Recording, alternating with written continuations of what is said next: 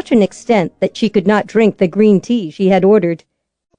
Even if she had not seen photographs and read articles about Elizabeth Glazebrook and her wealthy, influential family in the Arizona newspapers and House and Garden magazines, she would have recognized her the moment she walked through the door. It certainly wasn't because there was much in the way of family resemblance, Clare thought. At 5 feet 3.5, she was accustomed to having to look up not only to most men, but to many women as well. She was aware that, like Napoleon, she sometimes tended to overcompensate. Friends and those who were fond of her called her feisty. Those who were not friends tended to go for other descriptors: difficult, stubborn, assertive, and bossy. On occasion, the words bitch and ballbuster had been used, often by men who had discovered the hard way that she was not nearly as easy to get into bed as they had assumed. Elizabeth was her polar opposite, tall and willowy, with a cloud of honey-brown, shoulder-length hair brightened by the desert sun and the discreet touch of a very expensive salon. Her features had a lovely patrician symmetry that gave her an elegant profile. But what one noticed most of all about Elizabeth was her style. Her half-sister did not have merely good taste in clothes, jewelry, and accessories, Clare thought. She had exquisite taste. She knew the precise colors to wear to enhance her natural good looks, and she had an unerring eye when it came to detail. Until her recent marriage to Brad McAllister, Elizabeth had been one of the most successful interior designers in the Southwest. Things had changed dramatically in the past few months. The once thriving business had fallen apart. Elizabeth hesitated briefly in the doorway of the cafe, searching the small crowd. Clare started to raise a hand to get her attention. There was no reason why Elizabeth should recognize her. After all, she had never had her work featured in glossy, high-end magazines, and she'd certainly never had her wedding photograph for the society pages of a newspaper. She'd never had a wedding, but that was another issue. To her amazement, Elizabeth stopped scanning the room the instant she noticed Clare sitting in the corner. She started through the maze of tables. My sister, Clare thought. She knows me, just as I would have known her, even if I had never seen a photograph. When Elizabeth drew closer, Clare saw the barely veiled terror shimmering in her hazel eyes. "Thank God you came," Elizabeth whispered. The beautifully crafted leather handbook she carried shook a little in her tightly clutched fingers. Clare's anxiety and uncertainty vanished in a heartbeat. She was on her feet, hugging Elizabeth as if they had known each other all their lives. "It's all right," she said. "It's going to be okay." "No, it's not," Elizabeth whispered, tears drowning the words. "He's going to kill me. No one believes me. They think I'm crazy. They all say he's the perfect husband." "I believe you," Clare said. Chapter 1. Jake Salter was standing in the shadows at the far end of the long veranda, all his senses, normal and paranormal, open to the desert night, when he felt the hair stir on the nape of his neck. It was the first warning he had that something was about to put his entire, carefully laid strategy in jeopardy. The hunter in him knew better than to ignore the disturbing sensation. The ominous indicator of disaster took the shape of a small, nondescript compact car turning into the crowded driveway of the big Glazebrook house. Something wicked this way comes. Or something very, very interesting. In his experience, the two often went together. "It looks like we have a late arrival," Myra Glazebrook said. "I can't imagine who it is. I'm sure that everyone who was invited tonight is already here or sent regrets." Jake watched the little compact crawl slowly forward. The driver was searching for a parking place amid the array of expensive sedans, heavy SUVs, and limos that littered the drive. Like a rabbit approaching a desert watering hole that had already attracted a lot of mountain lions. Good luck, Jake thought. There was no space left in the wide circular court that fronted the big house. The Glazebrooks were entertaining this evening. Archer and Myra Glazebrook called their annual July cocktail gala the Desert Rats Party. This evening, everyone who was anyone in the affluent community of Stone Canyon, Arizona, who had not fled the merciless summer heat for cooler climes, was here. Must be someone from the caterer's staff, Myra said. She watched the compact with growing disapproval. The little car finished one complete circle of the drive without finding a place to alight. Undaunted, it scurried around for a second attempt. Myra's jaw firmed. The caterer's people were told to park at the back of the house. They're not supposed to take up space in front. That's for the guests. Maybe this particular member of the staff didn't get the word, Jake said. The compact was sweeping toward them again, headlights bouncing off the gleaming fenders of the larger vehicles. Jake was sure now that the driver was not going to give up. Sooner or later, he's going to realize that there is no room left in the drive. He'll have to go around to the back. Don't bet on it, Jake thought. There was something very determined about the manner in which the driver was searching for a parking space. The compact abruptly came to a defiant halt directly behind a sleek silver-gray BMW. Out of all the cars here tonight, you had to pick that one to block, Jake thought. What are the odds? The part of him that he did not advertise to the world, the not-quite-normal part, was still running hot, which meant he was flooded with parasensory input in addition to the information collected by his normal senses. When he was hot, data came to him across a spectrum of energy and wavelengths that extended into the paranormal zones. He was aware of the wild, intoxicating scents and the soft sounds of the desert night in a way that he would not have been if he were to close down the parasensitive side of himself. And his hunter's intuition was operating at full capacity. He certainly can't park there, Myra said sharply. She looked down the veranda. Where is the attendant who was hired to handle parking this evening? Saw him go around to the back a few minutes ago. Probably had to take a quick break. I can handle this for you. Oh, yeah, he thought. I want to handle this. No, that's all right. I'd better deal with it. There's always the possibility that it's someone who was accidentally left off the guest list. Once in a while that happens. Excuse me, Drake. Myra went briskly toward the veranda entrance, fashionable high-heeled sandals clicking on the tiles. Jake clamped down on his eager senses. Try to act normal here. He could do that fairly well most of the time. He had learned long ago that people, especially those who possessed a measure of psychic ability and who understood exactly what he was, got nervous when he didn't. Others, which included the majority of the population, most of whom would never admit to believing in the paranormal, simply became uneasy for reasons they could not explain. He wondered which group the new arrival fell into. He leaned against the railing, absently swirling the whiskey that he had not touched all evening. He wasn't here tonight to relax and enjoy the hospitality. He was here to gather information with all his senses. Later, he would go hunting. The door of the compact popped open. A figure emerged from behind the wheel.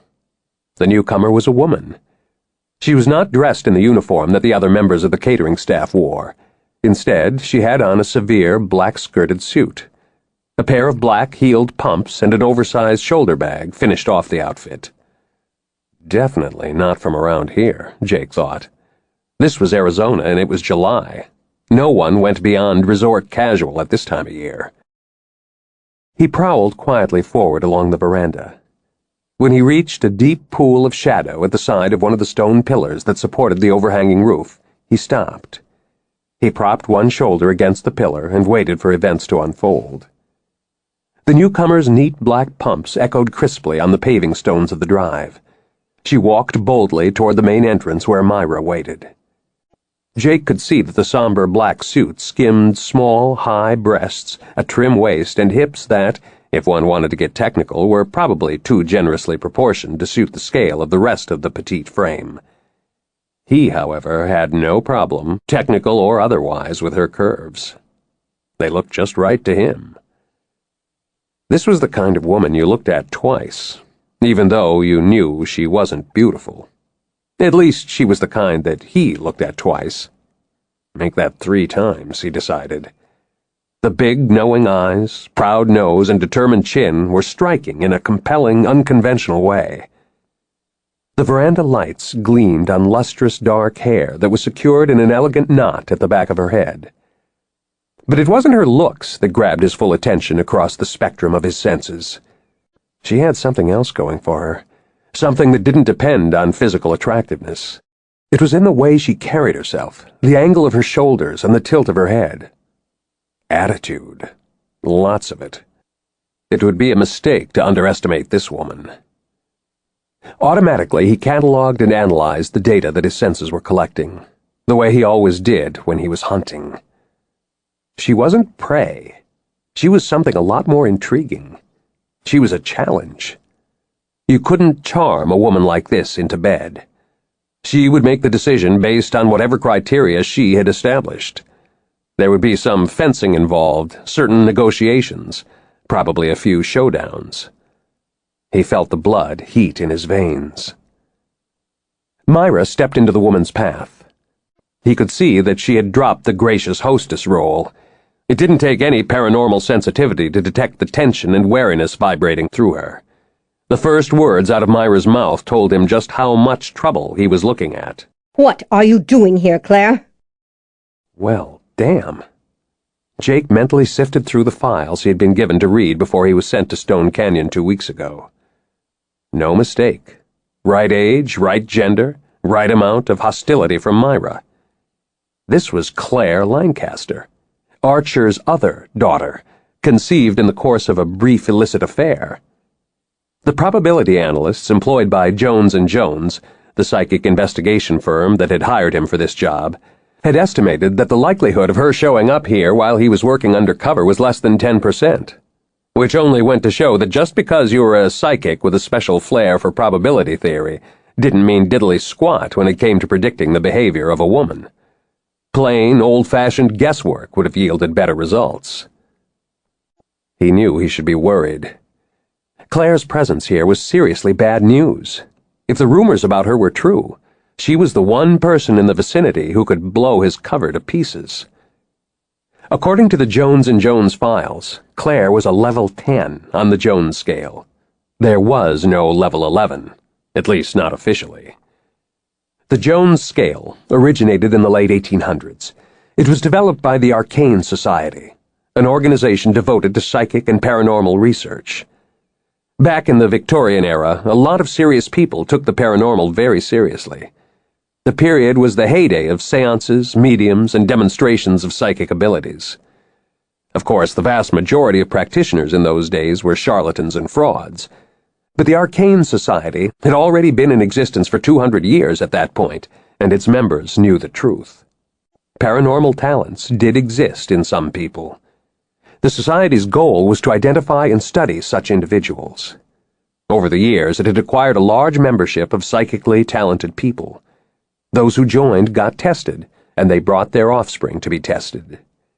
The Jones scale was designed to measure the strength of a person's psychic energy. It was continually being updated and expanded as modern experts in the Society created new methods and techniques. It wasn't just the knowledge that Clare was a strong sensitive that raised red flags. According to the files, her talent was extremely rare and highly unusual. The strength of a person's pure psychic energy was fairly easy to measure these days, within limits at least. Identifying the exact nature of an individual's talent was often far more complicated. In the vast majority of cases, psychic abilities fell into the realm of intuition. Those endowed with a measurable amount of paranormal talent were often good card players. They got lucky when they gambled, and they were known for their very reliable hunches. But there were some major exceptions. Among the members of the Society, such exceptions were usually termed exotics. It was not a compliment. Clare Lancaster was an exotic. She had a preternatural ability to sense the unique kind of psychic energy generated by someone who is attempting to prevaricate or deceive. In other words, Clare was a human lie detector. Hello, Myra, Clare said. I can see from your expression you weren't expecting me. I was afraid of that. All I can say is that I've had a bad feeling about this right from the start. Sorry for the intrusion. She didn't sound sorry, Jake thought. She sounded like a woman who expected to have to defend herself. A woman who had done just that frequently in the past, and who was fully prepared to do so again. A scrappy little street fighter in conservative pumps and a badly wrinkled business suit. He was a little surprised that she didn't have "Don't Tread on Me" tattooed across her forehead. Did Elizabeth ask you to come here tonight? Myra demanded. No, I got an email from Archer. He said it was important. Now that was interesting, Jake thought. Archer had said nothing at all about his other daughter, let alone bothered to warn him that she might show up unexpectedly. Claire turned her head quite suddenly and looked straight into the pool of shadow where he stood. A small shock electrified his senses. Something had alerted her to his presence. He hadn't intended for that to happen. He knew how to blend into the background. He had a predator's talent for concealment when he chose to use it, and he had been using it instinctively for the past couple minutes. Aside from the rare handful of other sensitives who possessed exotic psychic abilities similar to his own, other hunters, there were very few people who could have detected his presence in the shadows. Claire's intuitive awareness was especially impressive given the amount of highly charged emotional electricity that was vibrating in the air between her and Myra. If nothing else, the tension alone should have distracted her. Yes, indeed, here comes trouble. Can't wait, he thought. I was not aware that we had gotten a call from the guards at the front gate, Myra said stiffly. Claire turned back to her. Don't worry, there was no major breach of security. The guard called the house before he waved me through the gates. Someone on this end vouched for me. I see. Myra sounded uncharacteristically nonplussed. I don't understand why Archer didn't tell me that he invited you. You'll have to take that up with him, Claire said. Look, it wasn't my idea to come all this way for a cocktail party. I'm here because Archer said that it was very important. That's all I know. I'll go and find him, Myra said. She turned and walked quickly across the veranda, disappearing through the open French doors. Claire made no move to follow. Instead, she switched her attention back to Jake. Have we met?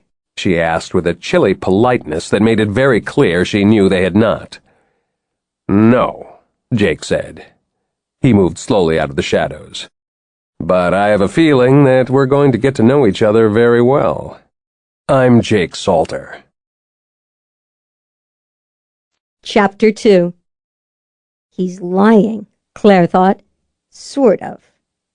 She should have been prepared. She was always prepared for a lie.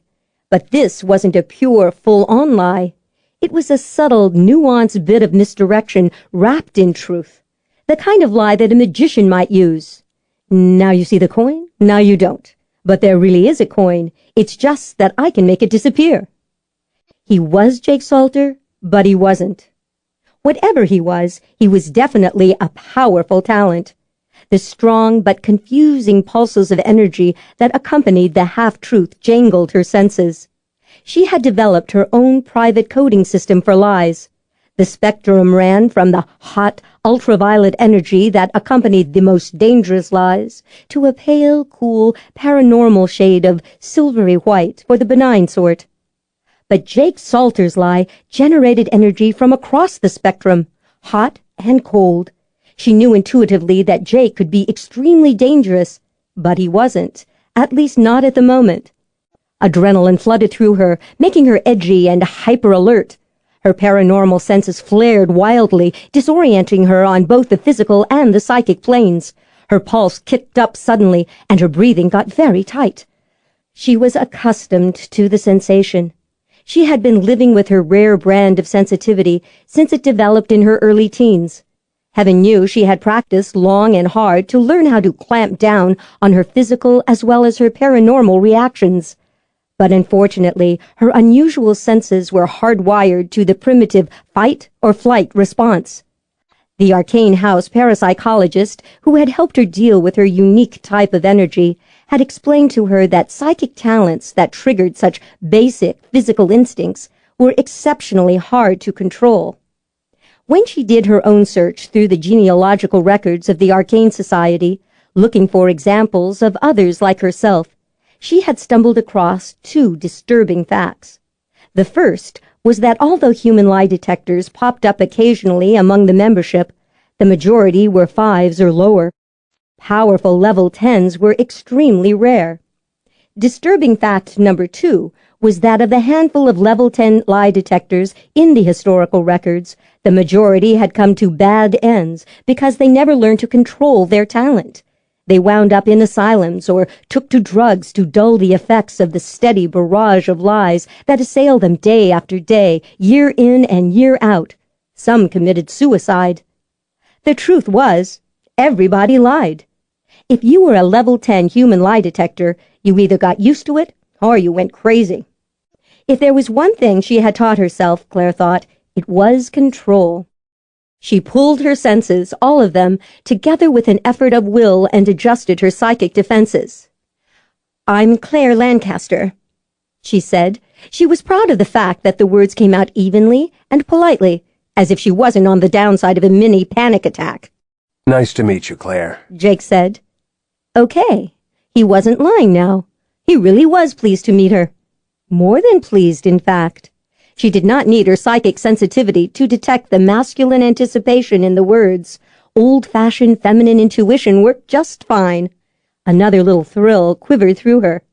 He prowled toward her, a half-filled glass in one hand.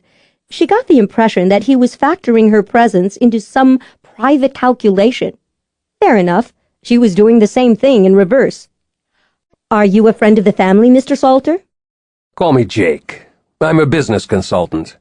Archer hired me to consult on a new pension and benefit plan for Glazebrook." Another lie wrapped in truth. Wow, this man was scary good. And scary interesting. He had moved into the light cast by one of the wrought iron veranda lamps, allowing her a good look at him for the first time. She had the feeling that had not been by accident. He wanted her to see him. She understood why.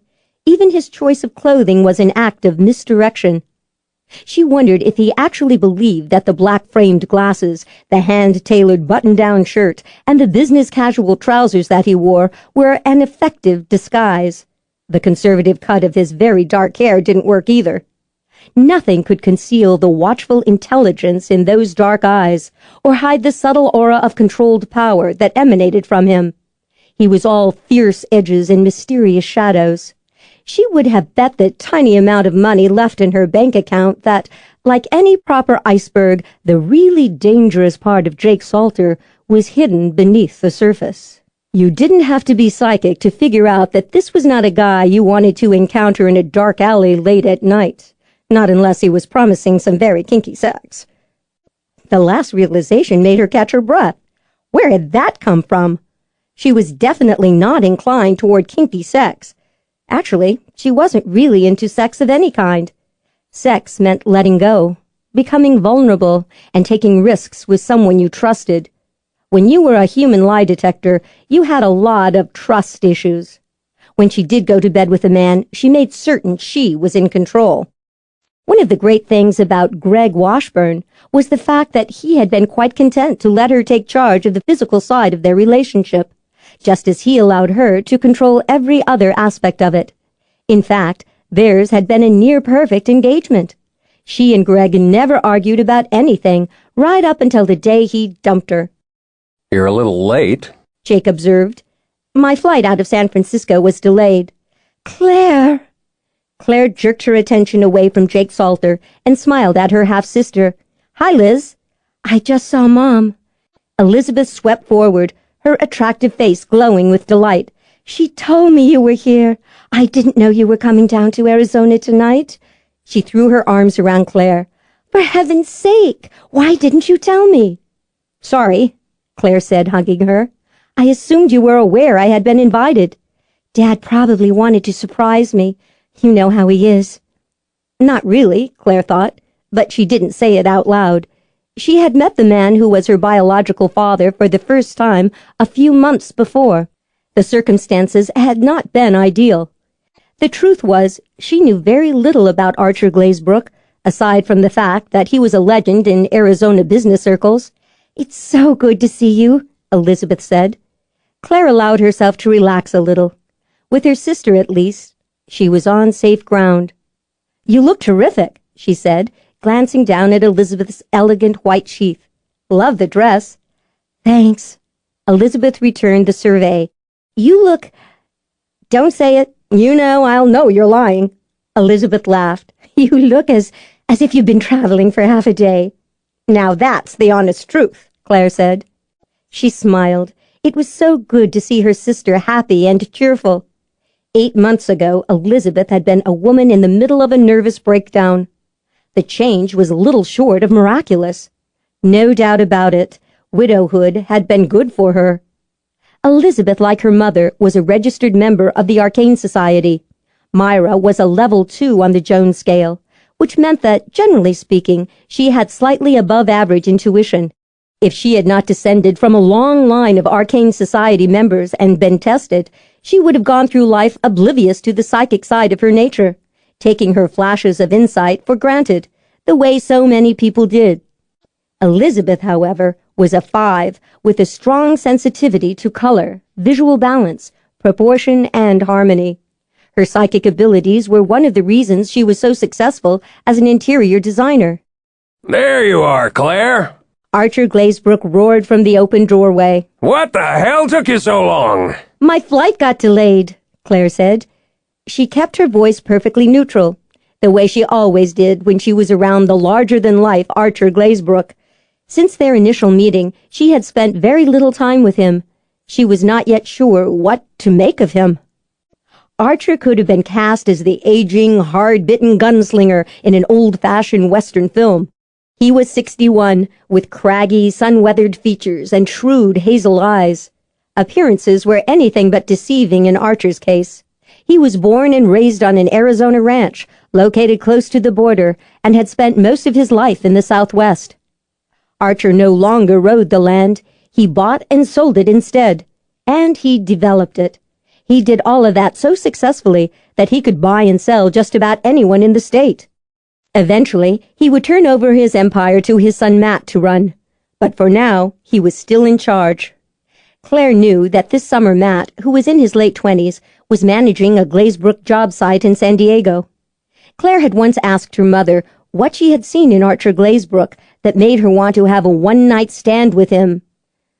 "Power is an incredible aphrodisiac," Gwen Lancaster had said simply. There was no doubt that Archer wielded power, not only through his business empire, but also on the paranormal plane. In fact, one was linked to the other. He descended from a long line of Arcane Society members. His particular psychic ability allowed him to map strategies in unique ways. Many sensitives with similar talents wound up in the military or in politics. Archer had applied his psi senses to the world of high-stakes deal-making. The results had been spectacular.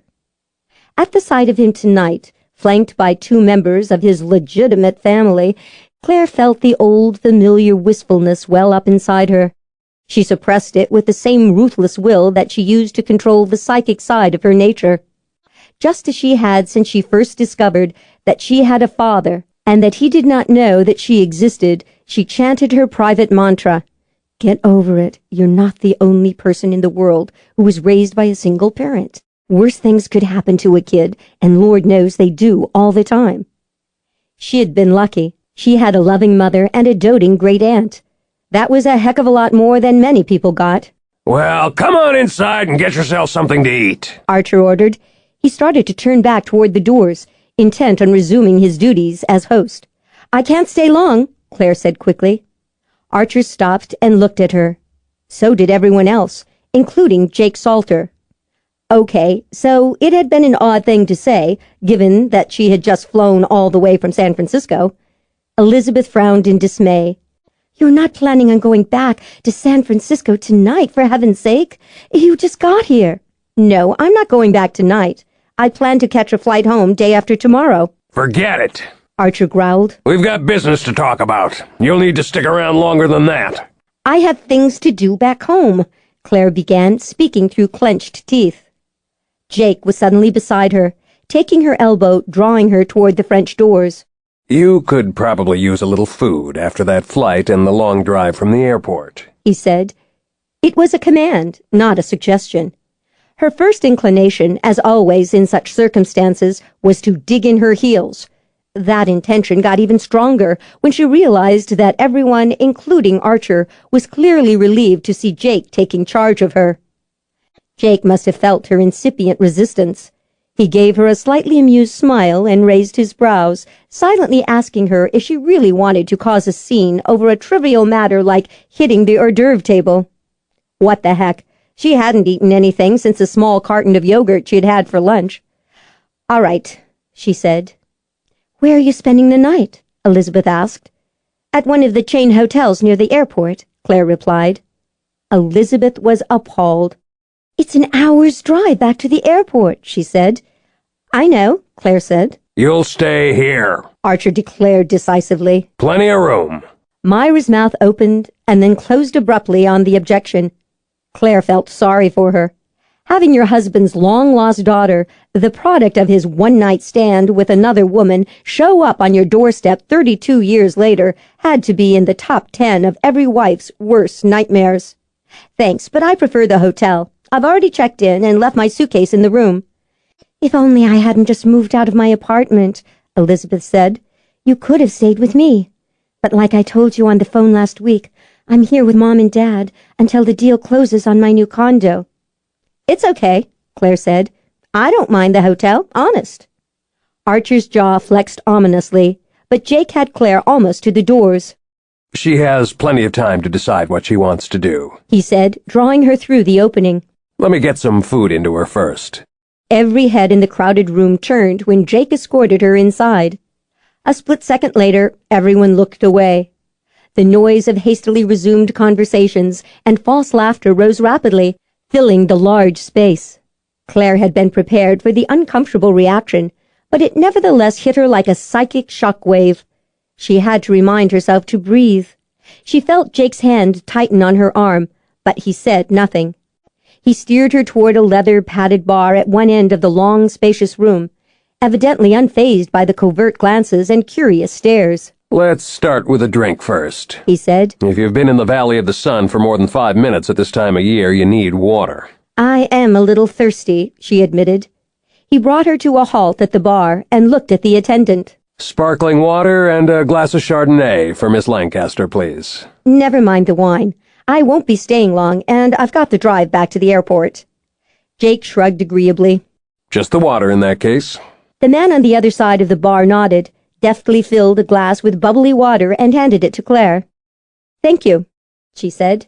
"Now we do a surgical strike on the buffet," Jake said. He guided her to a rustic wooden plank table that looked as if it dated from the early 1800s, when Mexico controlled a large chunk of what was now Arizona. She knew the table was probably a genuine antique. Myra had excellent taste and could afford the best. The buffet was decorated with colorful, hand-painted pottery dishes that incorporated a variety of southwestern motifs.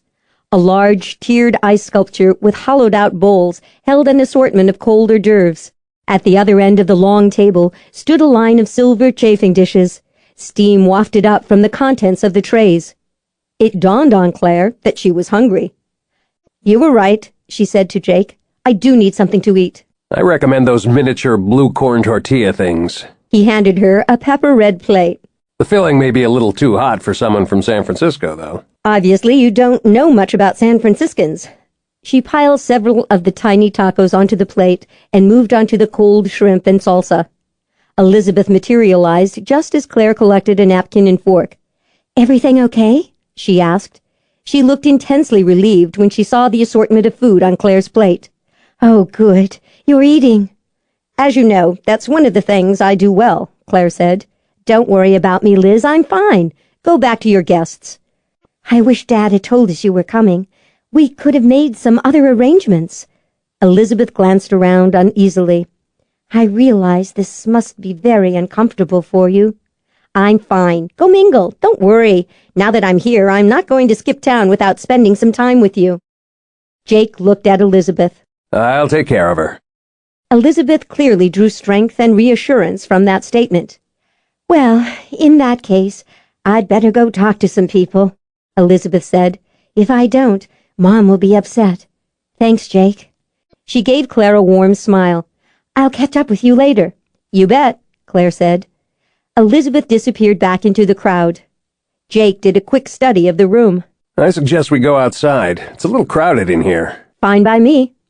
She munched a mini taco, feeling remarkably better, and let him pilot her out a door on the far side of the room and onto another long veranda. This one fronted an elegantly curved pool. The underwater lights made the water glow a strange shade of turquoise. They left the veranda, walked across the patio, and sat down at a round table that overlooked the pool. "Nice night," Claire said around a mouthful of taco. Hit 105 today. Supposed to be hotter tomorrow. "Yeah, well, it is Arizona. And it is summer." She drank some of the sparkling water and lowered the glass. "Any idea what Archer wants to talk to me about?" No, I didn't even know you'd been invited to this party.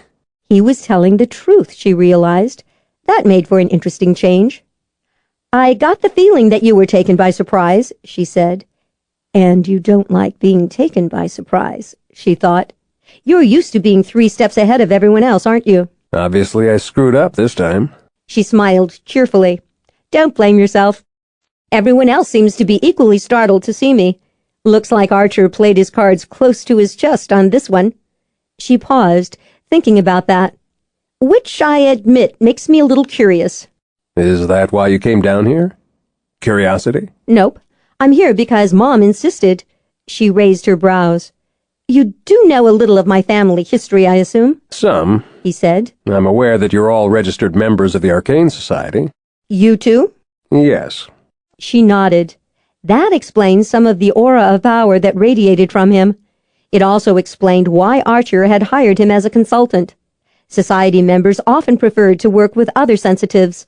They tended to choose their closest friends and their spouses from the arcane community as well. "Actually, I was referring to the somewhat complicated aspects of my parentage, not our society affiliation," she said to Jake. I know something about that, too. "The thing is, I never met Archer or Myra or Elizabeth or Matt until this past year. We're all still feeling our way. Elizabeth and I get along great, and Matt is friendly, but my presence upsets Myra for obvious reasons, so I try not to inflict myself on her very often."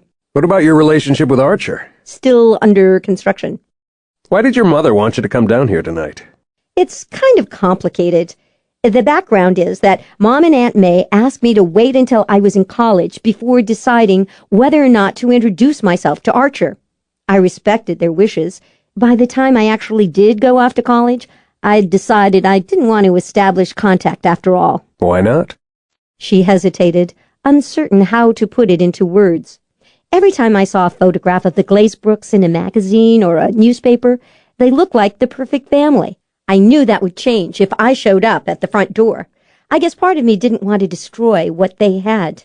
No such thing as a perfect family. "Maybe not, but the Glazebrooks sure looked like they had come mighty close.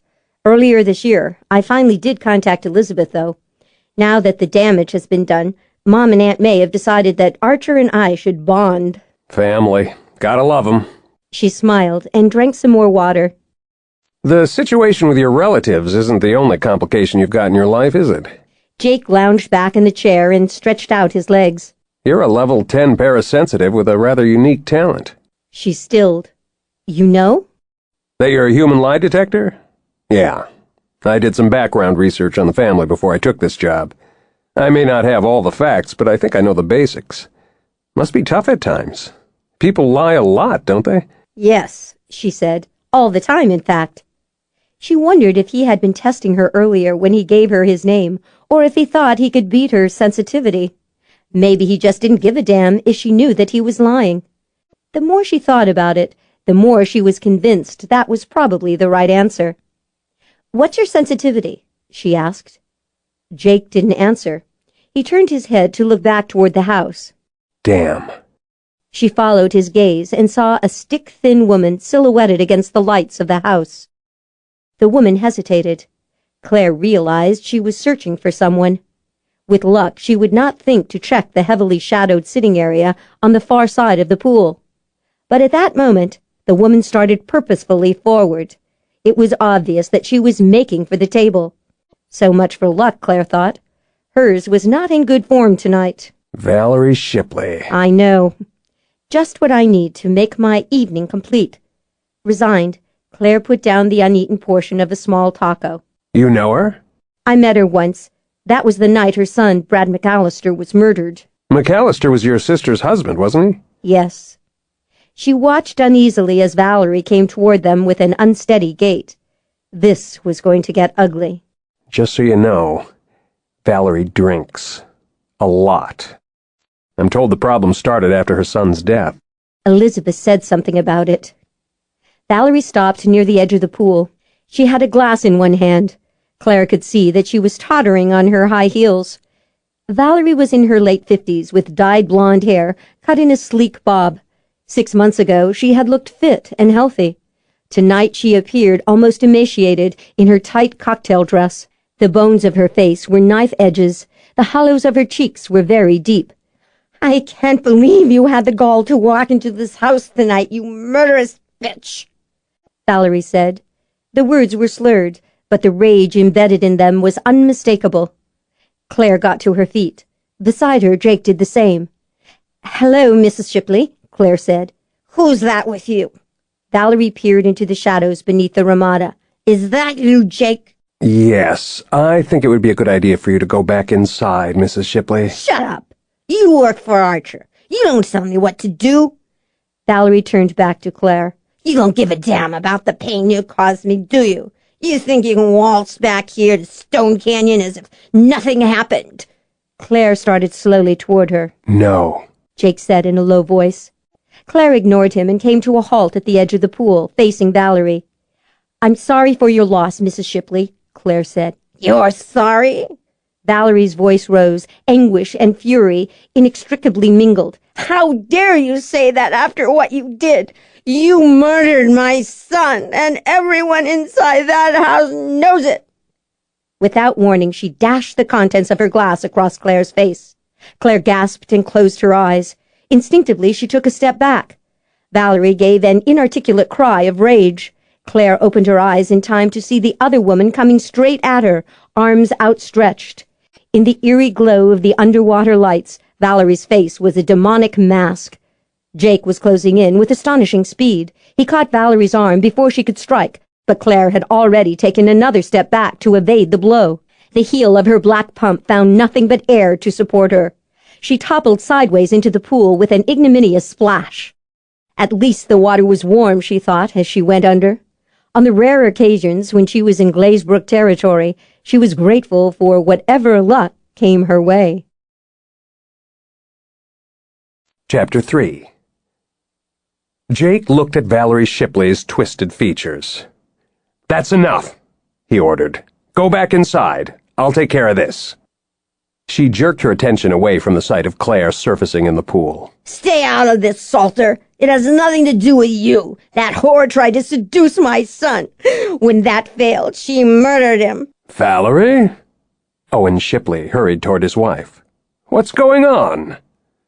Valerie started to cry. The bitch came back here. I can't believe it. She actually came back. After what she did, it's not right. She covered her face with both hands, whirled unsteadily, and rushed toward the veranda. Owen came to a halt. He was an athletic man in his early 60s with strong features and a ring of neatly trimmed gray hair. Under most circumstances, he appeared relaxed and confident, but at the moment he looked awkward and helpless. Jake felt some sympathy for him. Years ago, Shipley had helped Archer found Glazebrook Incorporated. The two men had been partners for nearly 3 decades until Archer bought out Owen's share of the business. The pair were still close friends and golfing buddies. A year ago, Owen met and married Valerie. It was a second marriage for both of them. Archer had told Jake that Owen and Valerie had met through the auspices of ArcaneMatch.com. Jake had a hunch that the matchmaking computers at Arcane House, designed to help single members of the society find life partners from among the community of sensitives, had failed to allow for the possibility that Valerie would morph into a full-blown alcoholic.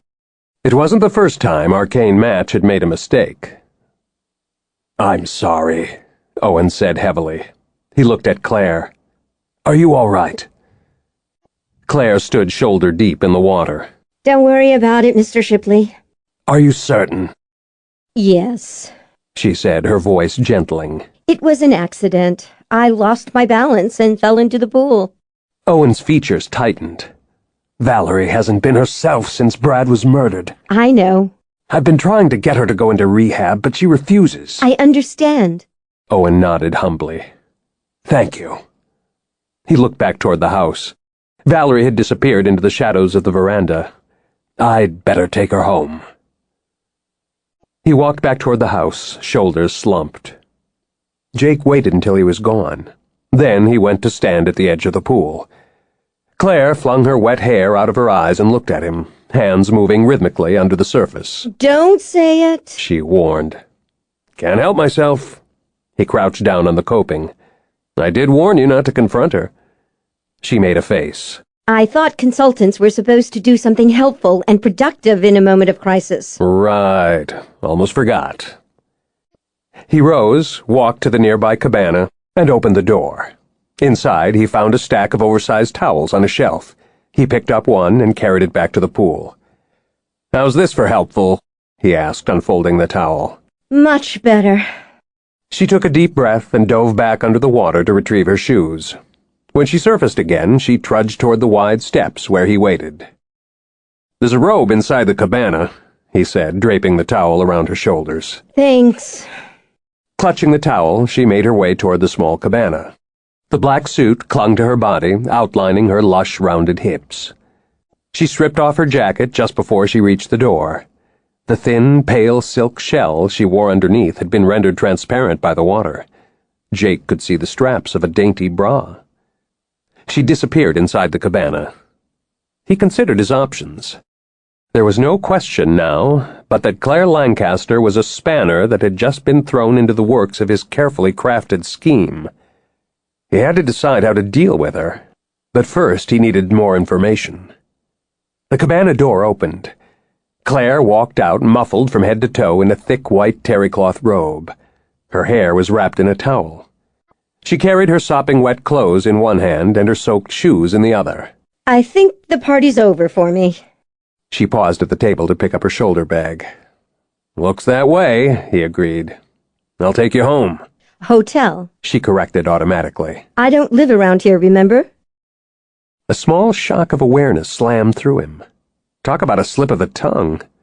He had spoken without thinking, meaning his home, or rather the house he rented. What the hell was that about?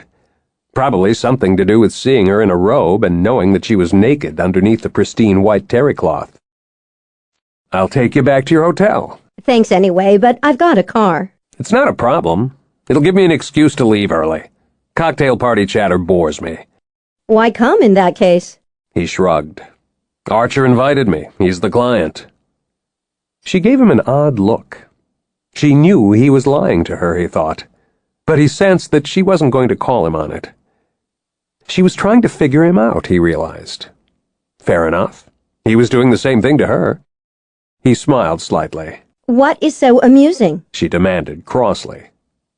We're like a couple of fencers, testing each other's defenses, looking for openings. Makes for an interesting game, don't you think? She went very still. I didn't come here to play games. I know, but sometimes the game finds you. I don't know what you think you're doing, Jake Salter, but whatever it is... He took her arm.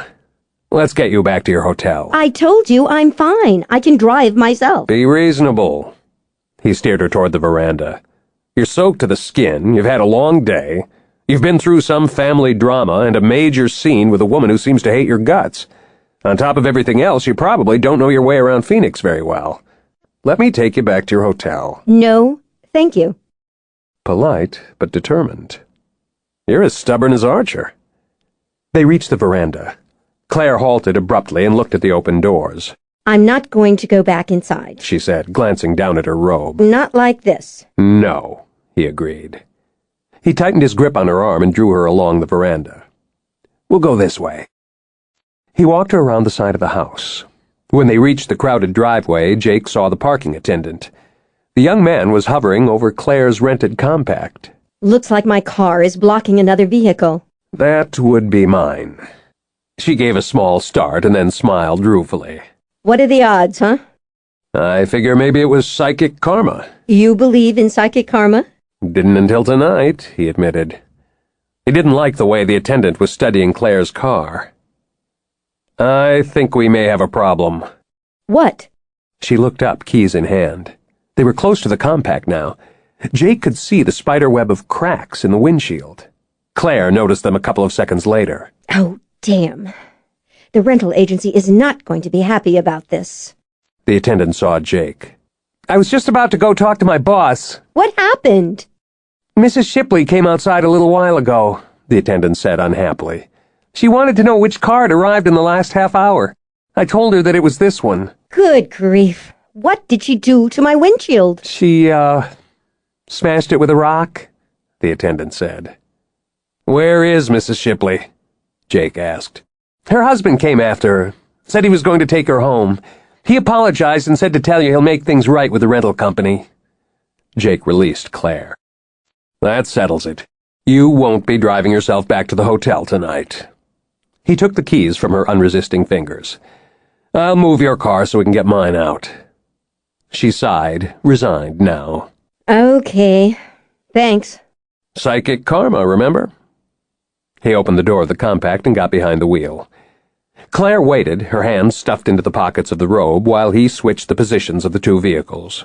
When he had reparked the compact, he settled Claire into the front seat of the BMW and went around to the driver's side. He got behind the wheel and drove down the drive out onto the road that looped through the gated golf course community. The security guard waved him through the massive wrought iron gates. Claire looked out the window, evidently absorbed by the night and the lights of Phoenix in the distance. I knew that Brad McAllister was murdered 6 months ago, he said after a while. Archer mentioned that the cops believe he interrupted a burglary in progress at his home here in Stone Canyon. That's the official theory.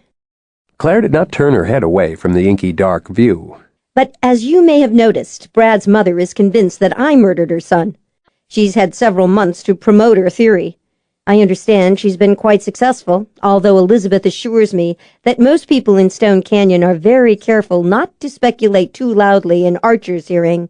Archer sure as hell wouldn't want that kind of gossip going around. She turned her head to look at him. The police did question me, you know. Be surprising if they didn't. You were the one who found the body. Yes. He glanced at her. She had gone back to studying the night. Must have been bad, he said quietly. It was. He said nothing for a moment. How did it happen that you were first on the scene?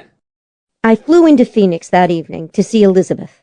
There was a mix-up with the message I had left for her. She thought I was due in the following morning. She was out attending a reception for the Stone Canyon Arts Academy when I arrived. I drove straight to her place. The front door was open. I walked in and found Brad's body. He didn't need his parasenses to pick up the lingering traces of shock and horror under the simple, straightforward words.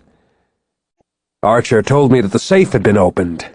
It certainly sounds like an interrupted burglary scenario. Yes, but that hasn't stopped Valerie from concluding that I was the killer. She thinks I was having an affair with Brad and that I murdered him because he refused to leave Elizabeth. Elizabeth and McAllister were separated at the time. Any idea what he was doing at her house that evening? No. He did not want to ask, but the hunter in him needed to know. Were you sleeping with McAllister? He asked without inflection. She shuddered. Lord, no. There's no way I could have been attracted to a man like that. Brad McAllister was a liar. His stomach clenched. She probably hated liars. Everyone lies at one time or another, he said. Including me, he thought. Well, sure. She sounded startlingly casual about that simple fact. I don't have a problem with most lies, or the people who tell them. At least not since I learned how to handle my talent. Heck, I tell lies myself sometimes. I'm pretty good at lying, actually. Maybe it goes with having a gift for detecting lies. He was dumbfounded. That did not happen very often, he reflected wryly. It took him a couple seconds to regroup. Let me get this straight.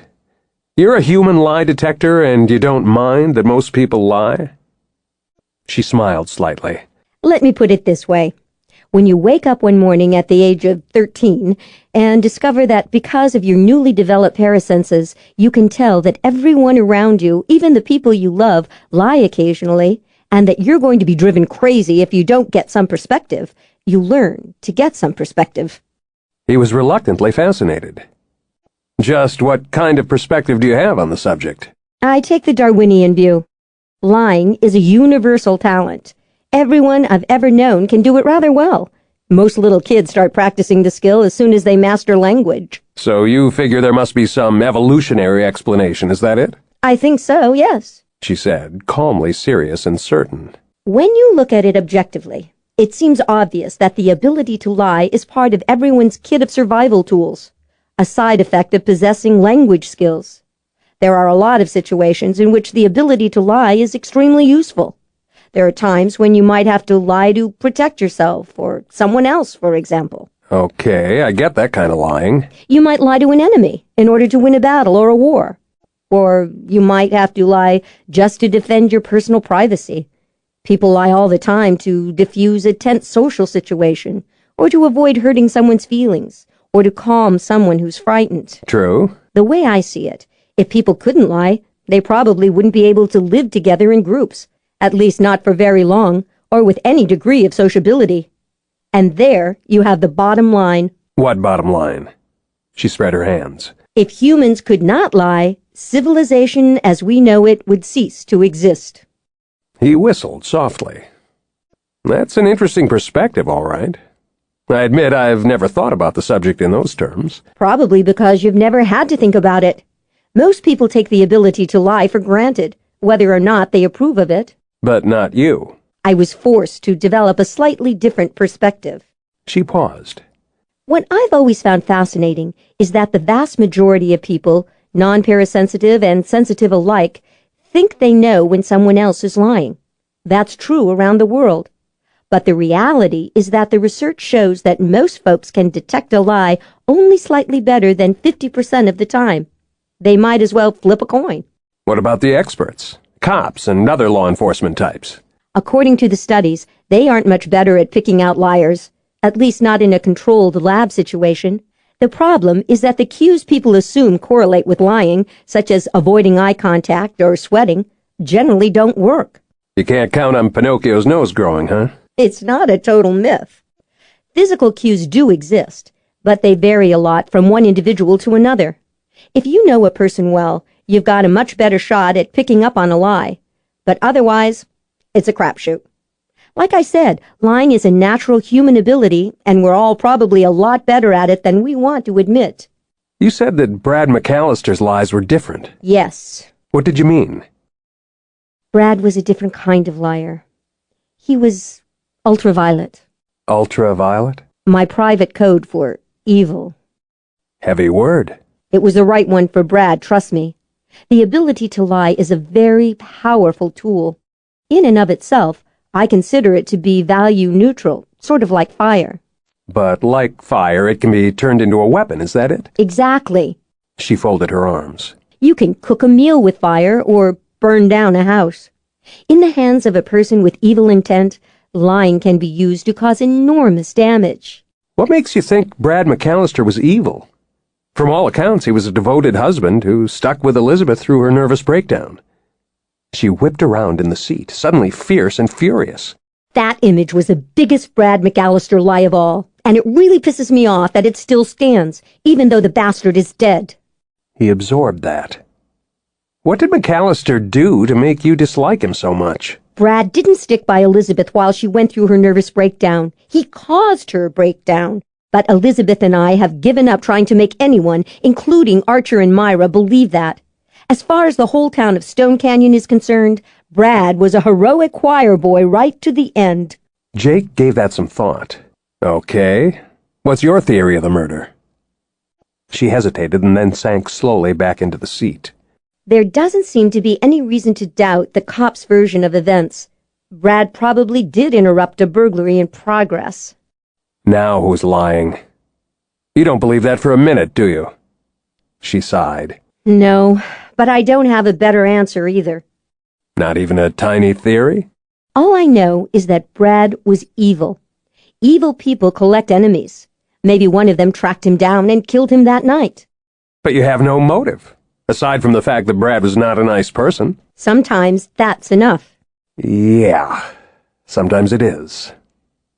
There was a short silence. By the way, Claire said after a moment, we need to watch for the Indian School Road exit. Why? Because my motel is on a street off Indian School Road. She said patiently. Thought you said your hotel was out at the airport. I lied. Chapter 4. The best that could be said about the Desert Dawn Motel was that it made no pretense of being anything other than what it was, a run-down, low-end, budget-class establishment from another era. The two-story structure was badly in need of a coat of paint. Rusted air conditioners thundered in the night. Most of the landscaping had died back in the Jurassic.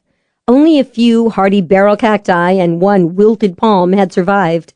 The letter S in the red and yellow neon sign snapped and crackled and blinked annoyingly. Claire felt a distinct pang of embarrassment when Jake eased the BMW into a parking space near the entrance to the shabby lobby. She suppressed it immediately. Jake turned off the engine and regarded the limp palm tree that graced the cracked concrete sidewalk. You know, if you had mentioned that you were coming into town this evening, the Glazebrook Travel Department would have been happy to make reservations for you at a slightly more upscale hotel.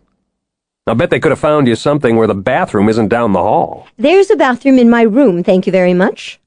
She unclasped the seatbelt and opened the door. Jake got out and took her wet clothes out of the trunk. Together they walked toward the lobby. Mind telling me why you chose this place? He asked politely.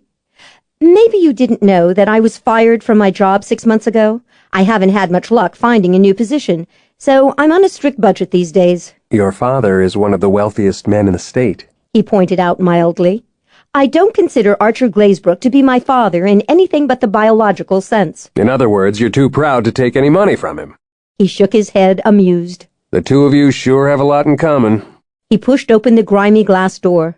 Claire went past him into the postage stamp-sized lobby. The desk clerk stared at Claire, taking in the sight of the bathrobe and towel turban. You okay, Miss Lancaster? He asked uneasily. Late night swim. I'm going to see Miss Lancaster to her room. The clerk sized him up and then shrugged. Sure, whatever. Just keep it quiet, will you? There's a couple from the Midwest in the room next door. Claire frowned. What are you talking about? Why should I care if there are people next door? The clerk rolled his eyes. Jake grabbed her arm and hauled her toward the stairs. What's going on here?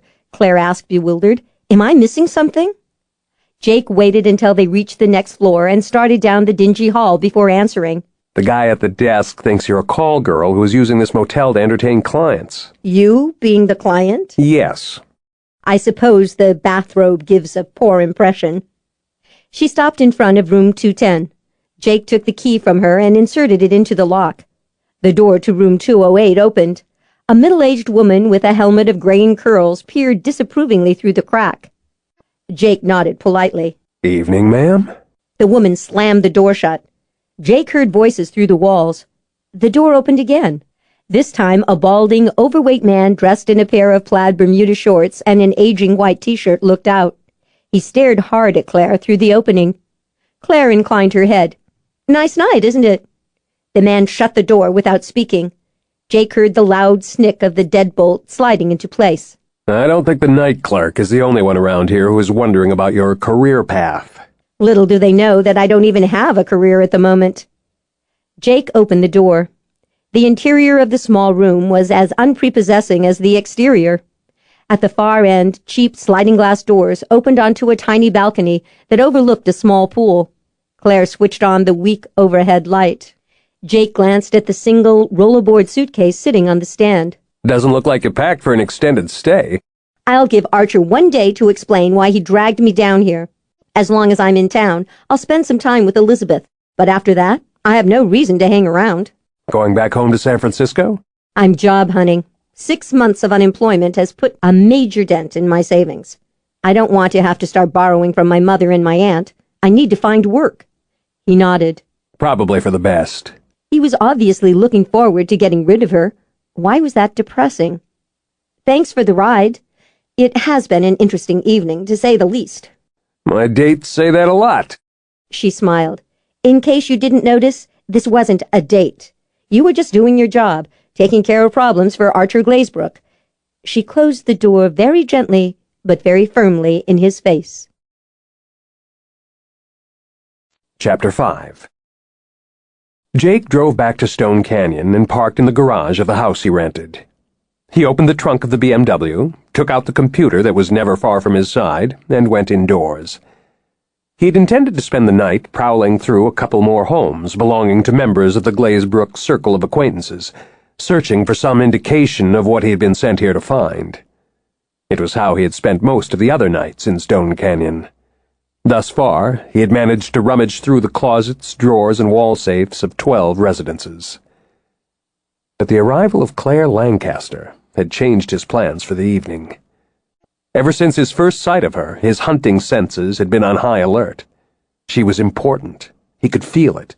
And not just because he wanted to take her to bed, although that was pretty damn important, too. In the kitchen, he flipped on a light and set the thin laptop on the table.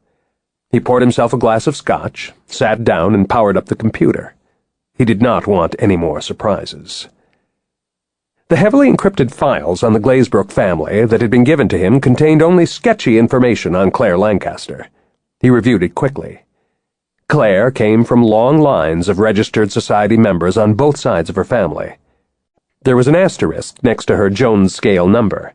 That meant that although she had been assigned a 10, her particular type of sensitivity was so rare that the researchers did not have enough examples to guarantee that the rating was accurate.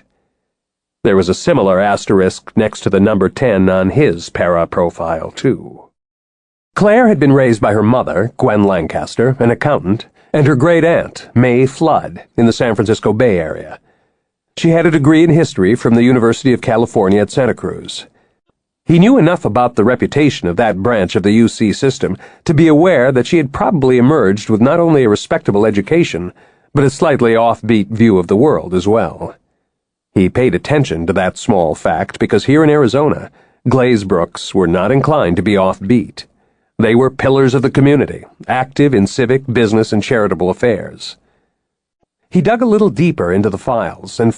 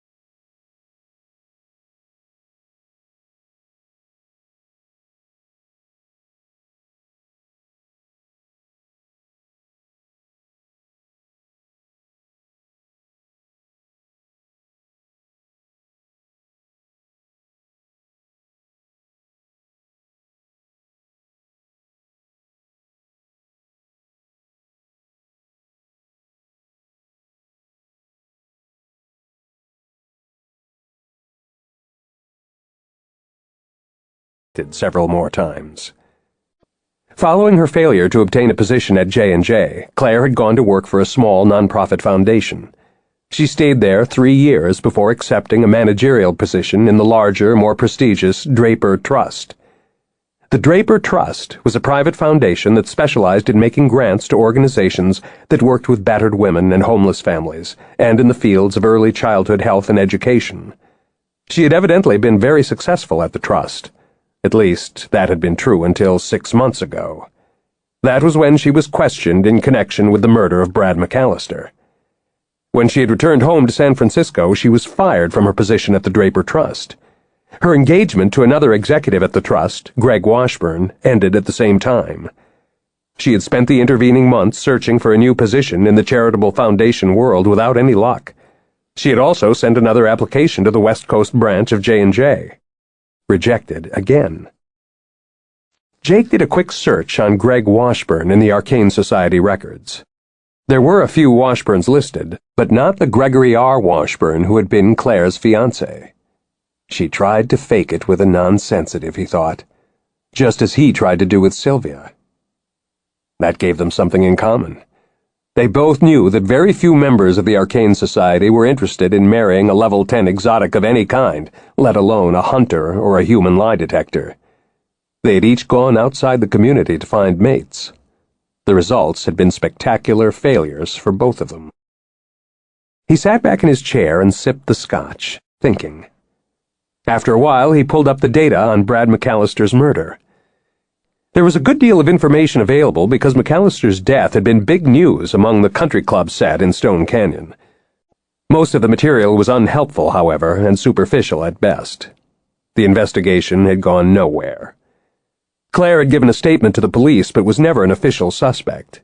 It didn't take much imagination to figure out why she was cleared so quickly, he thought. She was, after all, Archer Glazebrook's daughter. No one affiliated with the Stone Canyon Police Department would have been eager to press an investigation without solid evidence. It would have been a career-breaking move. He sipped more scotch and thought about what Clare had told him. She had called Brad evil and claimed he was responsible for Elizabeth's nervous breakdown. That was pretty heavy stuff. It was also the first hint of negative gossip he'd picked up concerning Elizabeth's sainted husband. As far as the rest of Stone Canyon was concerned, Brad had been a damn near perfect husband. But what if Archer Glazebrook had suspected that Elizabeth had been abused? Jake didn't doubt for a moment that Archer was capable of gunning down a son-in-law if he thought said son-in-law had done something terrible to one of his children. Archer grew up on a ranch and spent time in the military. He knew guns. The problem was that Archer, Myra, and Elizabeth had all been seen at the Arts Academy reception that evening. There was no shortage of witnesses. Then again, how hard would it be to slip away from a crowded reception long enough to kill someone who was only a couple of miles away? Jake pulled up the Bradley B. McAllister file. There wasn't much of interest in it. McAllister and his mother Valerie were both members of the society, but neither had tested high on the Jones scale. Valerie was a 2 and Brad a 4. Both had been rated as possessing generalized parasensitivity, with no special aspects. As a 4, Brad had probably been a very good card player. The talent also explained his success as an investor. McAllister had been a very wealthy man. The Arcane Society members were statistically more inclined to possess varying degrees of paranormal talents because of the group's long history of encouraging marriage between psychically talented people. Like every other human trait, genetics played a role. He went swiftly through the rest of the information Jones & Jones had on McAllister. Brad appeared for the first time in the local area a few months after his mother married Owen Shipley. Brad had no previous marriages, according to the file. He was well-educated, had a flair for the financial world, and had worked for a medium-sized brokerage house before going out on his own as a private investor. By the time he arrived in Stone Canyon, he had amassed a sizable fortune.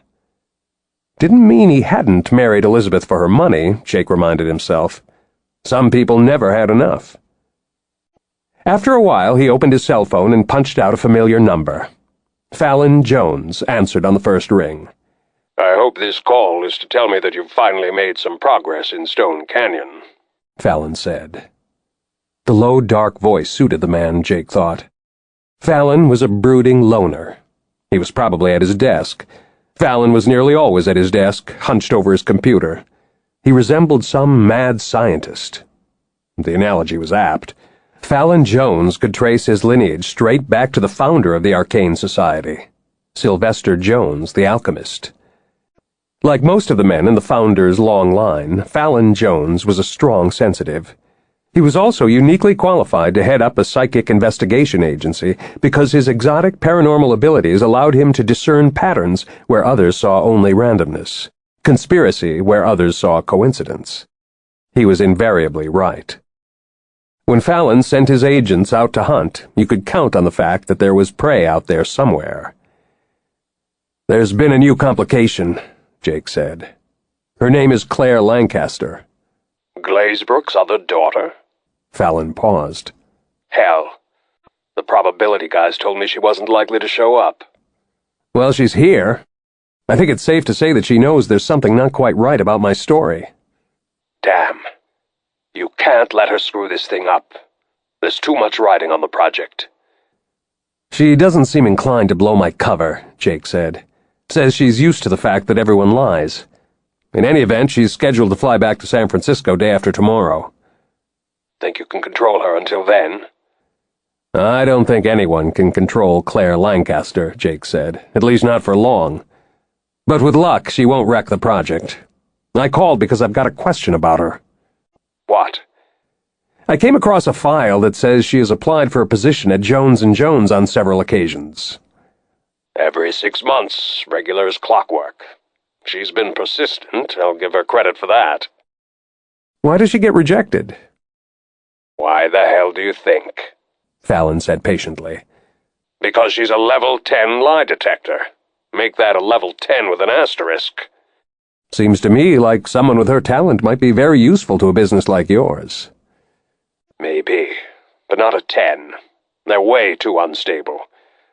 When her first application came in, I had one of the analysts do some background research on other members with her kind of talent.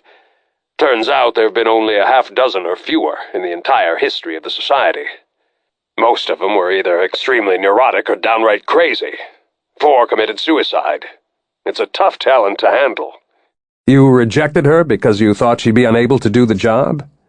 This is an investigation agency, Jake, Fallon pointed out dryly. You know as well as I do that in our business everybody lies. The clients, the suspects, and the J&J agents. No level 10 with an asterisk lie detector could last long under that kind of pressure. She would have been a risk to herself and others in the field. You may have underestimated her. It's possible, but I have to go with the probabilities, Fallon said philosophically. Whatever you do, don't let her mess up your assignment. I'll see what I can do. Chapter 6. Fallon Jones got up from behind the battered mahogany desk and went to stand at the window. He was always aware of the weight of Jones' family history when he was in his office. The desk, like the distinctive glass-fronted bookcases and the Egyptian motif wall sconces, was in the Art Deco style. They had been among the original furnishings in the West Coast branch of Jones & Jones when it opened for business in Los Angeles back in 1927. Eventually, Cedric Jones, one in a series of Joneses to head the branch, had made the decision to move the office to the secluded beachside town of Scargill Cove on the Northern California coast in the late 1960s. Cedric had brought most of the L.A. furniture with him. When Fallon inherited the job, he kept everything, right down to the wall sconces. Back in the 1960s, Scargill Cove had been a remote village populated by an eclectic group of hippies, New Age types, artists, craftspeople, and others seeking refuge from the relentless forces of the modern world. A psychic detective agency fit right in with the rest of the neighborhood. Not much had changed in Scargill Cove over the years. It sometimes seemed to Fallon that the town was trapped in a time warp. That was one of the things he liked about it. He worked here alone, supervising his far-flung team of part-time investigators, analysts, and lab techs via the internet and his cell phone. Once in a while he considered hiring an assistant, but had yet to act on the notion. He knew what Jake and the others thought about his decision to run his empire from this hidden place on the coast. But he needed his privacy in ways the others could never understand. Virtually all the members of the Jones family were strong sensitives of one kind or another, but his particular talent was unique in the Jones line. No one else understood it. He didn't understand it himself most of the time. All he knew was that to do his best work, he needed the solitude and tranquility of Scargill Cove. It was late. The fog-shrouded moon illuminated the looming outlines of the Natural Foods grocery, the craft galleries, and a handful of other shops that composed the town's tiny commercial district. This was July, but the windswept cove, with its slice of rocky beach and looming cliffs, attracted few tourists. Those who found their way into town never stayed long, primarily because there was very little in the way of lodging. The Scargill Cove Inn had only 6 rooms. Visitors hung around just long enough to browse the arts and crafts galleries. They left before sunset in search of accommodations and restaurants farther down the coast. Cedric Jones, with his level 10 intuition, had sensed that Scargill Cove would stay undiscovered for a long, long time. He had been right. Jones & Jones was a family business with branches in the United States and the United Kingdom. It was founded in the aftermath of the first cabal in the late 1800s. All the branches were headed by members of the Jones family who had descended from the alchemist founder Sylvester Jones. Most of the time, the firm's various offices were kept busy handling a wide range of security and investigative work for members of the society and others in the general population who chose to seek the assistance of psychic detectives.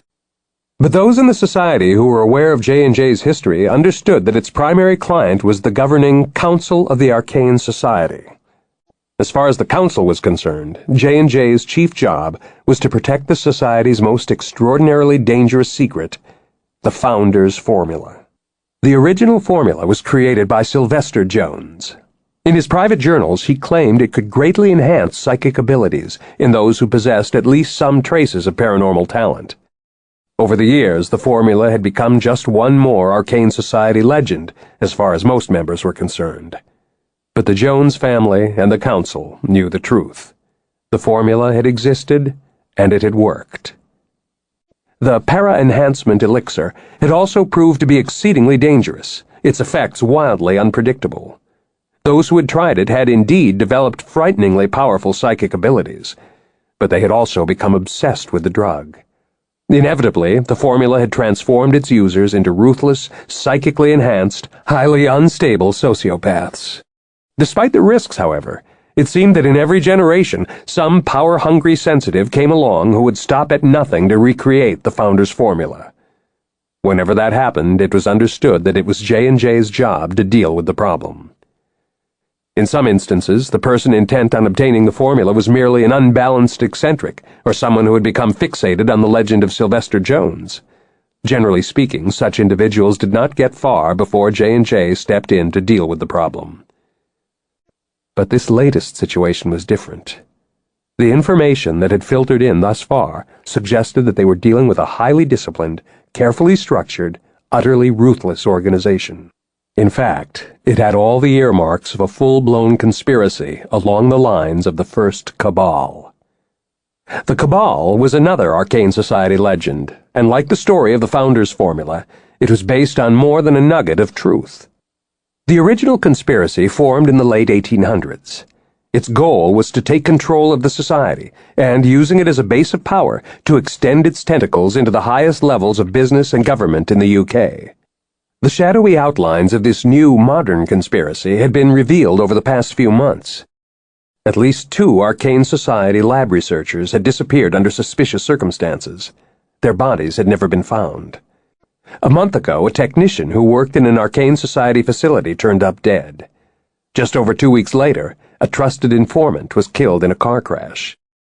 In addition, Fallon was certain that some of the Society's carefully guarded computer files had been hacked into by someone who was very good when it came to not leaving tracks. The new conspiracy appeared to be centered on the West Coast. That meant that he was in charge of stopping it. He had a dozen agents working on various leads, but he desperately needed a break. His best hope at the moment was Jake. The arrival of Clare Lancaster was not a good thing. Chapter 7. Claire closed the lid of her laptop, got up from the chair, and went to the balcony door. The slider did not want to move in its metal track. Eventually, she was able to force it open. It made a harsh, grating, grinding sound as it retreated, fighting her every inch of the way. She had a hunch the noise carried to the room next door. She went out onto the narrow balcony and stood looking down into the murky pool. According to what she had just learned from her online search, Jake Salter was exactly what he claimed to be, a successful pension and benefits consultant. She had found a few pieces and a brief profile on him in the financial press. There was also a small reference to a marriage that ended in divorce after less than a year. She remembered the little frissons of energy that had whispered across the nape of her neck during the drive back to the Desert Dawn Motel. Unlike most people, Jake didn't just tell lies. He was living a lie. Chapter 8. The cell phone rang just as Claire emerged from the shower.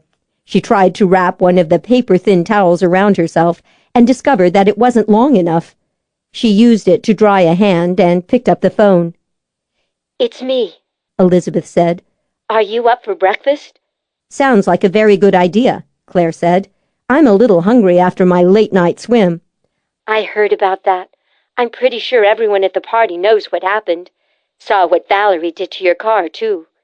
Dad said that Jake took you back to the hotel last night." "That's right." "Look, since you don't have your car, Why don't I drive out there to the airport and pick you up? We can have breakfast at one of the resorts on Camelback Road. Afterward, I'll take you out to Stone Canyon so you can deal with the rental car situation." Claire surveyed the seedy-looking motel room. She really did not want Elizabeth seeing the Desert Dawn motel.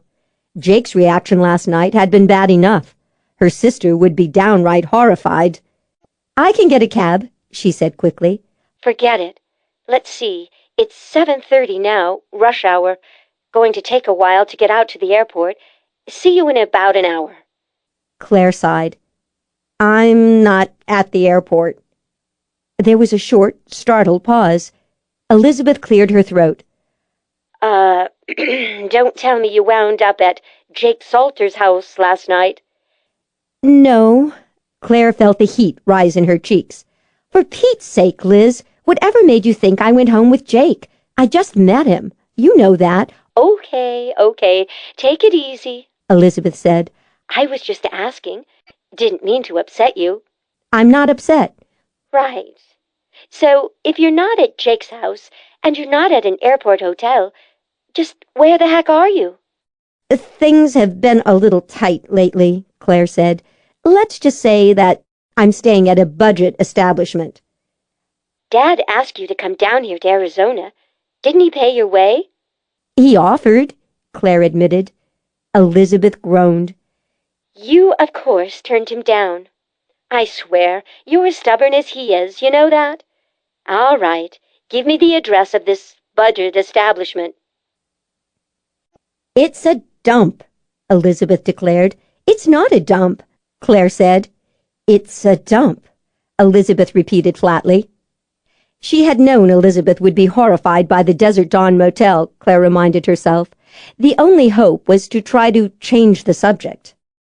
They were eating breakfast on the outdoor dining terrace of one of the luxurious golf course resorts near Scottsdale.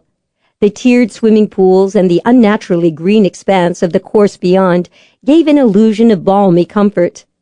In reality, although it was only 8:45 in the morning, the heat was building fast. It would have been uncomfortable sitting outside had it not been for the awning, the overhead fans, and the misters that spewed forth a cloud of tiny water drops that evaporated almost immediately. "Are you sure I can't convince you to stay at Mom and Dad's place?" Elizabeth asked one more time. "No," Claire said. "I'll be there, don't forget." "It wouldn't be fair to Myra.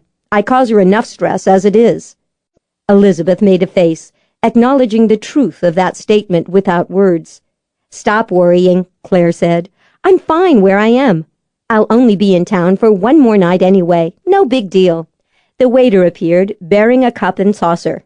"Your green tea?" he said to Claire. Claire looked at the bag perched on the saucer. The tea was a generic brand, and she was pretty sure the water was going to be lukewarm. "Thank you," she said. She unwrapped the little bag and lowered it into the cup. She had been right about the water. Elizabeth chuckled. "You ought to know better than to order green tea in Arizona.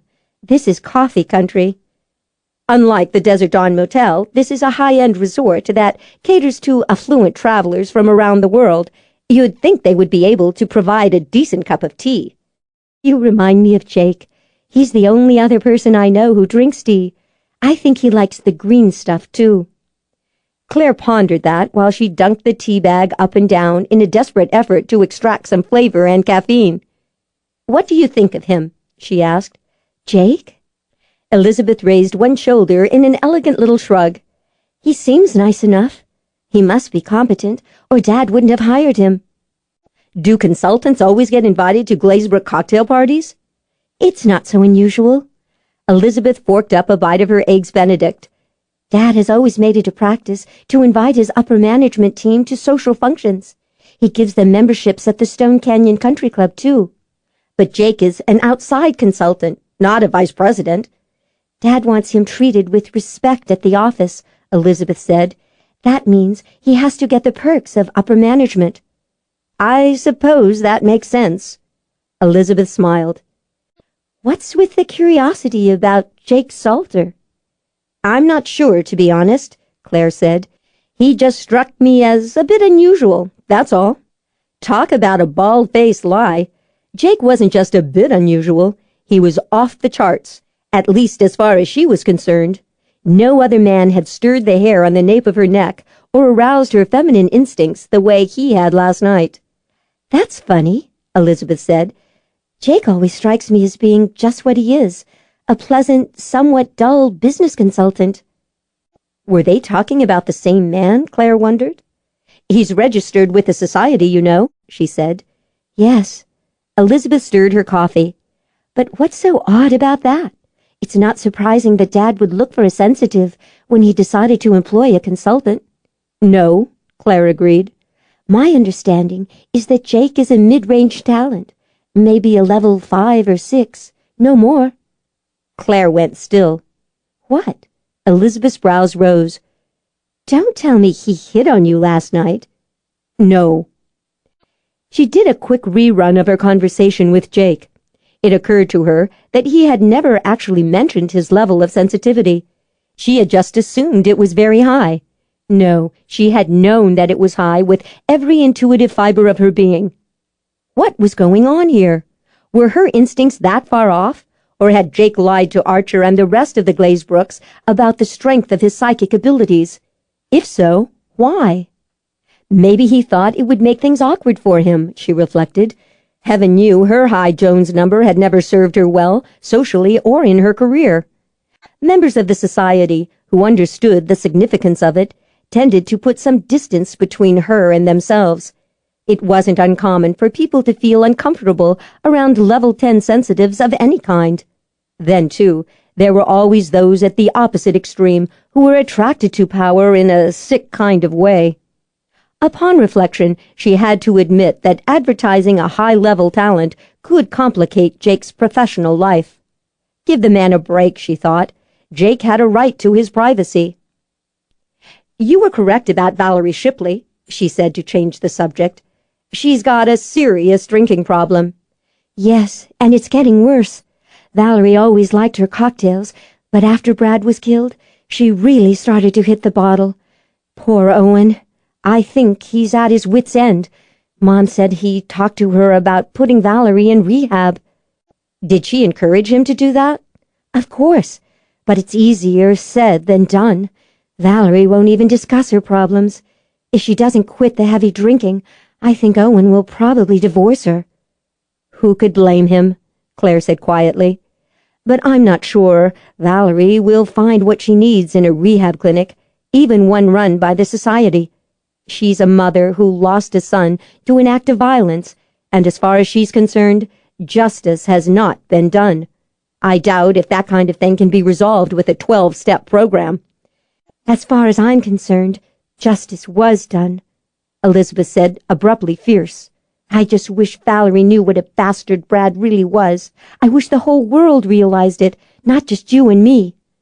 "How do you tell a mother that her dead son was a sociopath? Your own parents wouldn't even believe it when you tried to explain to them that you had married a handsome monster. Archer and Myra thought you were having some sort of mental breakdown." "Brad could be unbelievably convincing." The fork in Elizabeth's hand trembled a little.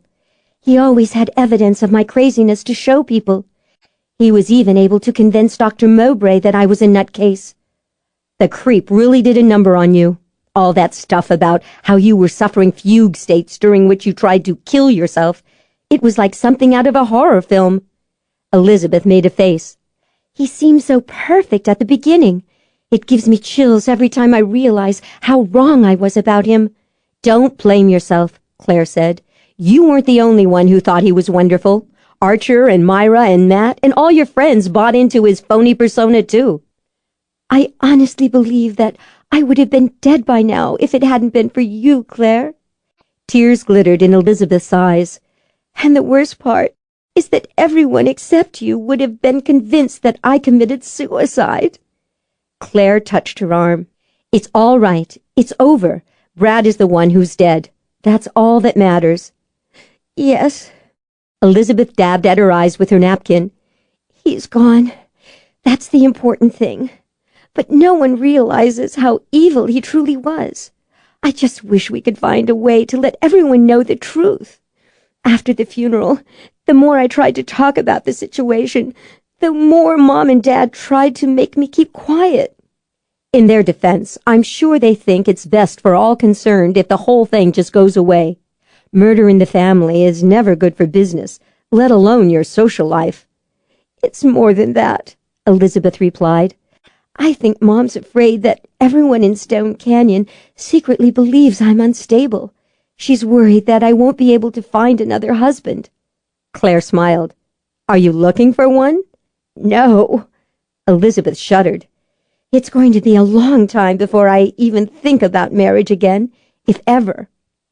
You'll get past what Brad did to you. You just need a little time. Elizabeth put her fork down. Actually, I'm more concerned about you than I am about myself. You paid a very high price for rescuing me from Brad. First you got dumped by your fiancé, and then you got fired. We both know it was because of the gossip that went around after the murder. What the heck? Claire reached for the small blue ceramic pot that contained salsa. Screw 'em if they can't take a joke. She concentrated on spooning salsa over her scrambled eggs. It took her a couple seconds to realize that Elizabeth was staring at her. Claire looked up. What? Elizabeth shook her head and then unexpectedly started to giggle. The giggles turned into laughter. She clapped a hand across her mouth in a vain attempt to stem the tide. Claire ate her spiced-up eggs, waiting for Elizabeth to get herself back under control. Eventually, Elizabeth sobered and reached for her coffee cup. Thanks, sis. I needed a good laugh. Happy to be of service. Elizabeth tipped her head to the side. Are you really that laid back about what happened to your career and engagement? I wasn't at the time, but in hindsight, it did not turn out to be the end of the world. As far as the engagement goes, I was having a few doubts anyway. I don't think Greg and I would have made it for the long haul. I agree. You didn't even feel that you could confide in him about the paranormal side of your nature. That was certainly part of the problem. You couldn't have kept that secret forever. Sooner or later it would have come out, and Greg probably would have assumed that you were delusional. That's how most non-sensitives react when told that someone has psychic abilities. True. Claire hesitated, thinking. But there was another aspect of our relationship that was starting to worry me, too. What? In the whole time we were together, we never had a single fight. What's wrong with that? I'm not sure, Claire admitted, but it started to get irritating. We always did what I wanted to do. I made all the decisions. I picked the restaurants where we ate. I chose the shows. He always let me set the pace in bed. It got old. Whoa, whoa, whoa! Elizabeth waved her hand in Claire's face. Back up to the part where he always let you set the pace in bed. I thought that was one of the things you liked about him. You told me you appreciated the fact that he let you control things in that department. Sometimes you just want someone else to take charge for a while. Really? Elizabeth smiled knowingly. And just when did you come to that little epiphany? I don't know, Claire admitted. The thing is, I could only allow someone else to take charge if I trusted him completely. You will recall that I did warn you that it was probably a mistake for someone with your level of talent to marry someone who could never in a million years understand your true nature, Elizabeth said. It seemed like a good idea at the time. Famous last words. In fairness to Greg, my paranormal issues aside, I'm just not the type who can hand over the reins to someone else. You can say that again. In your case, I think someone will have to come along who's strong enough to take the reins away from you. Claire winced. Not sure I like the sound of that. See? You're resisting the very thing you say you want. That control streak in your personality probably goes with your level 10 trust issues. Probably. Catch-22, I guess. Elizabeth sobered. Well, I, for one, will always be profoundly grateful for your particular talent. I don't want to think about what would have happened if you hadn't seen through Brad's wall of lies. Luckily, we don't have to worry about Brad anymore. Thank heavens. But I'm starting to get concerned about Valerie Shipley. I think it was seeing me last night that set her off. Once I'm out of town, she'll calm down. I'm not so sure of that. In fact, I wouldn't be surprised to find out that she's the one who picked up the phone and spread the gossip that got you fired and caused Greg to end your engagement. I wouldn't dream of arguing with your intuition, Claire said. You may be right that Valerie got me fired from the Draper Trust, but I don't know for certain that it was the rumors about my connection to Brad's murder that caused Greg to dump me. Ha! You asked him why he was ending things, remember? Yes, Claire admitted. And what did he do? He told me there was someone else. Which was? A lie, Claire said. I rest my case. Chapter 9. The voicemail message from Jake was waiting for Claire when she turned on her cell phone after leaving the resort restaurant. It was brief and to the point. This is Jake. When you're ready to pick up your car, let me know. I'll come and get you and take you out to Stone Canyon. Claire punched the key to erase the message. Talk about a take-charge type, she said. I think Jake Salter could give me lessons. Elizabeth pulled dark glasses out of her purse. What was that all about? He just left me a message telling me, not asking, mind you, telling me that he will come and pick me up and take me back to Stone Canyon. I'm sure he was just trying to be helpful. Oh, yeah.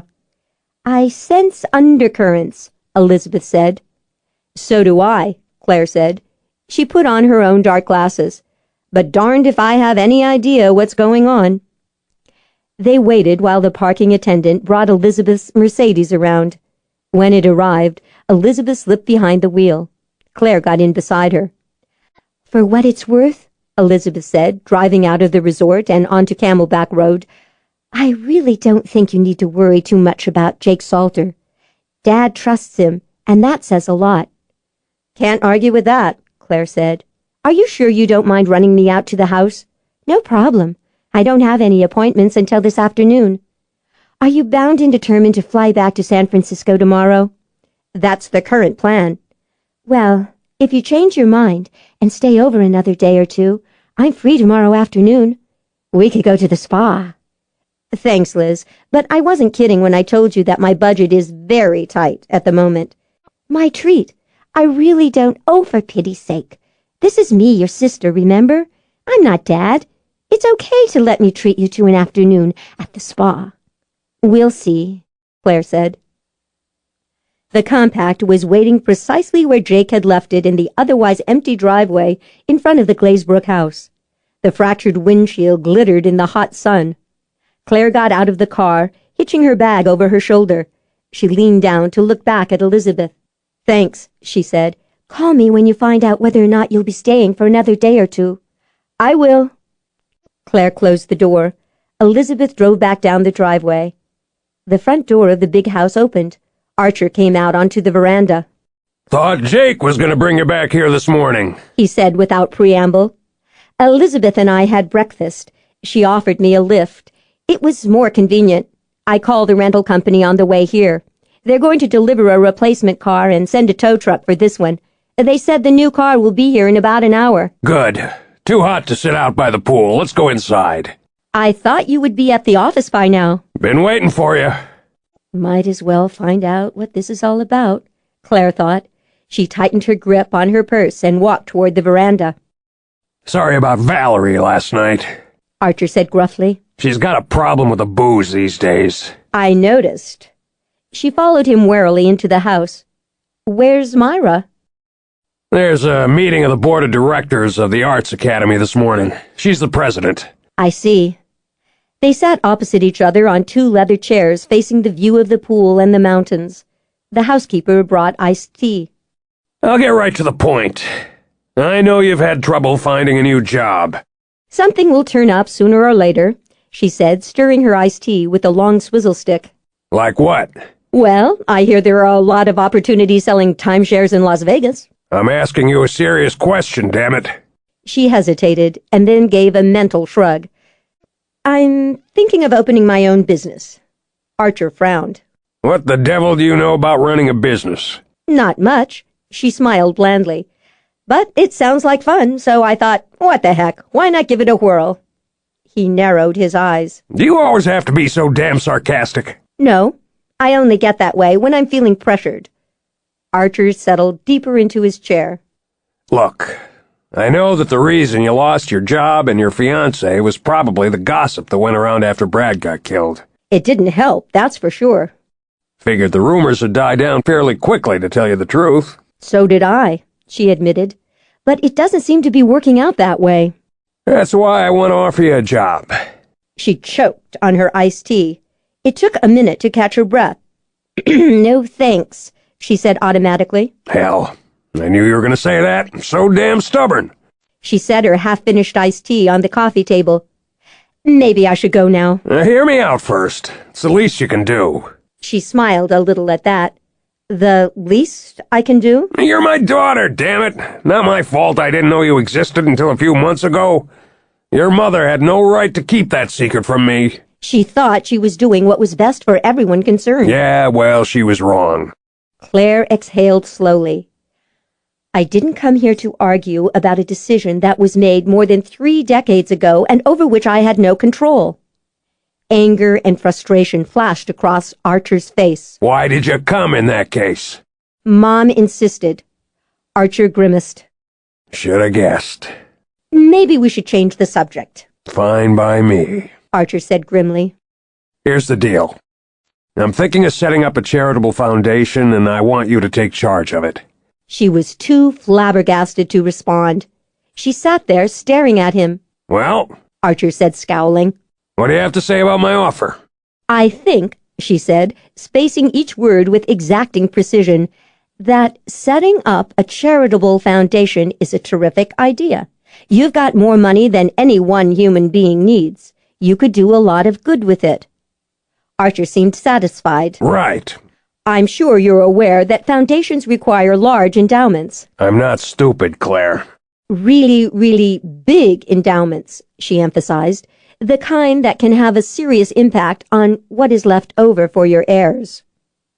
For the first time, he seemed amused. Starting to worry about your inheritance after all. I thought you told me you weren't interested in my money. Now who's being sarcastic? He made an obvious bid for patience. Yes, Claire, I'm aware that setting up a well-endowed foundation will cut into the inheritance I plan to leave for my heirs. Don't worry about it. There will be plenty left over for them and for any children they might have. Matt will take the company into the future and make even more money for the next several generations. Trust me, I can afford to fire up a foundation. Have you discussed this with Myra? No. I talked it over with Owen, but I asked him to keep quiet about it until I had a chance to discuss it with you. Why this secrecy? Claire asked, opening her parasenses cautiously. Because I wanted to get you on board first. The pulse of truth reverberated in the words. You're not planning to set up this foundation of yours just so you can give me a job, are you? It's something I've been thinking about for a while. Not an outright lie, she decided. But Archer was not telling the whole truth either. Since when? His mouth twitched a little. You're the skeptical type, aren't you? I have trust issues. The idea came to me a few months back. Right after you found out that I got fired from my job at the Draper Trust, and it became obvious I was having trouble finding a new position? Archer moved one hand negligently. I'm not saying that there was no connection. I'm telling you that it all came together in my head a few months ago. Far be it from me to discourage you from giving away some of your money, but I honestly don't think it would be a good idea to put me at the head of your new foundation. Why the hell not? Well, for starters, you'd want to be in charge. My ultimate goal has always been to be my own boss. I'd give you your head. It's not like you haven't had plenty of experience in the field. You know what you're doing. Let's not kid each other, Archer. We both know that you've dedicated your life to building your empire. You'll certainly want the final word when it comes to deciding who gets your money and what they spend it on. He snorted. Well, it would be my foundation, after all. I ought to have some say in where the money goes. She picked up her tea. I agree. Doesn't mean you wouldn't be in charge. Yes, it means exactly that. Annoyance hardened Archer's sun-weathered face. Doesn't look to me like you're going to get a better offer anywhere else. Claire's stomach nodded. Please don't tell me you're the one who's been calling every potential employer I've contacted in the past 6 months and warning them not to hire me. Hell no! Archer slammed his hand flat on the table. You really think I'd do something low down and nasty like that just to get my way? If it was sufficiently important to you, yes. For a few seconds, she thought he was going to explode. Then he heaved a heavy sigh. Your mother told you a little about me, huh? She said you could be ruthless. At least you were in the old days. You don't build the kind of company Owen and I built unless you're willing to play hardball. I don't doubt that for a minute. I did what I had to do. But I had my own rules and I stuck by them. As God is my witness, I never took advantage of anyone who was weaker than me or anyone who didn't know how to play the game. He was telling the truth, Claire decided. That sounds fair enough to me, she said quietly. But you have to admit those rules do leave some wiggle room. Won't argue with that. But I didn't use that wiggle room to call up people in San Francisco to tell them not to hire you. Okay, I believe you. He looked at her. Be reasonable, Claire. Doesn't look like you're gonna get a better offer anywhere else. I know. That's why I'm thinking about setting up my own business. Why did you get into the charitable foundation field? It wasn't my first choice, but I have to admit that it turned out to be a reasonably satisfying alternative. She paused. At least until recently. What was your first choice? She hesitated, and then decided there was no harm in telling him the truth. For the past several years, I've dreamed of going to work for Jones & Jones. Archer was clearly taken aback. Your goal was to become a psychic investigator for J&J? I thought it would be exciting, and a perfect way to use my talents. I've sent in applications to the West Coast office every 6 months for the past few years. No luck, I take it. The dumbass who heads up the regional office, Fallon Jones, always rejects my applications. Archer blinked. Dumbass? I assume that is an appropriate description because he is obviously too dumb to realize how much I could contribute to J&J. I see. Every time I apply, I get a letter informing me that there is no position available. Doesn't take a human lie detector to know that's a bunch of bull. Fallon Jones has decided my sensitive nature is too delicate for the work. How do you use your talent in the philanthropy field? Lots of frauds and scammers out there who will go to any lengths to get their hands on the foundation's money. It just so happens that I am uniquely qualified to detect frauds and scammers. Until 6 months ago, that's what I did for my employers. Archer turned thoughtful. Must have been tough all these years, living with that lie detector talent of yours, though. Mom and Aunt May saw to it that I got some help from a really insightful parapsychologist. Dr. Oxlade helped me figure out how to control my sensitivities. That fiancé of yours, was he a member of the society or a sensitive? No. You ever figure out there was something a little different about you? I don't think so. At least not in the way you mean. You're better off without him, then. Anyone as strong as you would have been miserable with a non-sensitive. She said nothing. Given that it was unlikely she would ever find a sensitive who was willing to risk marriage with her, there didn't seem to be much to say. What makes you so damn sure we couldn't work together on my foundation? Archer asked after a while. Intuition? She paused a beat. Archer, if you're making the offer because you feel guilty about the past, forget it. It's not your fault you didn't know I existed. Yes, it is. Startled, she looked at him. Why do you say that? Mom told me that she quit her job and left Arizona 48 hours after the two of you had your one-night stand. She said she never contacted you again. I should have checked up on her. Made sure she was all right. But the truth was, her quitting like that made my life a whole hell of a lot simpler. I had enough problems on my plate at the time. I concentrated on dealing with them. What kind of problems? The company was going through a bad patch. Myra and I were having trouble. By the time I had my head above water again, a year or so had gone by. So you concentrated on the future, not the past. I don't look back too often. Not my way. I told myself it was highly unlikely your mother got pregnant that one time, and that if she did, I sure as hell would have heard from her. Most women in her situation would have come looking for the kid's inheritance, and she'd have had every right to do just that. Mom's a very proud and independent woman. I remember. Archer smiled wryly. Probably why I was attracted to her. That and the fact she was a hell of an accountant. At any rate, She never got in touch after she left, so I figured that was the end of it. What's done is done. I understand and accept that you feel some responsibility to take care of me financially. I respect that. I appreciate it. But it's not necessary. I can take care of myself. I never said you couldn't. But what the hell is wrong with taking the job from me? She heard a car in the drive. That will be the guy from the rental car company. You didn't answer my question. She collected her purse and stood. It wouldn't work. He got up and faced her. Before you run off, give me your word that you'll at least think about taking the position I'm offering. It's not a good idea. Trust me. I hit you with it cold today. You haven't had a chance to give it serious consideration. I don't think... 48 hours. He said, cutting in swiftly. And stay here in Phoenix while you're thinking about it. Is that too much to ask? Why do I have to stay here while I'm mulling over your offer? Because if you go back to San Francisco, you'll find it easier to say no. Besides, like it or not, I'm your father. You owe me some consideration. She smiled in spite of herself.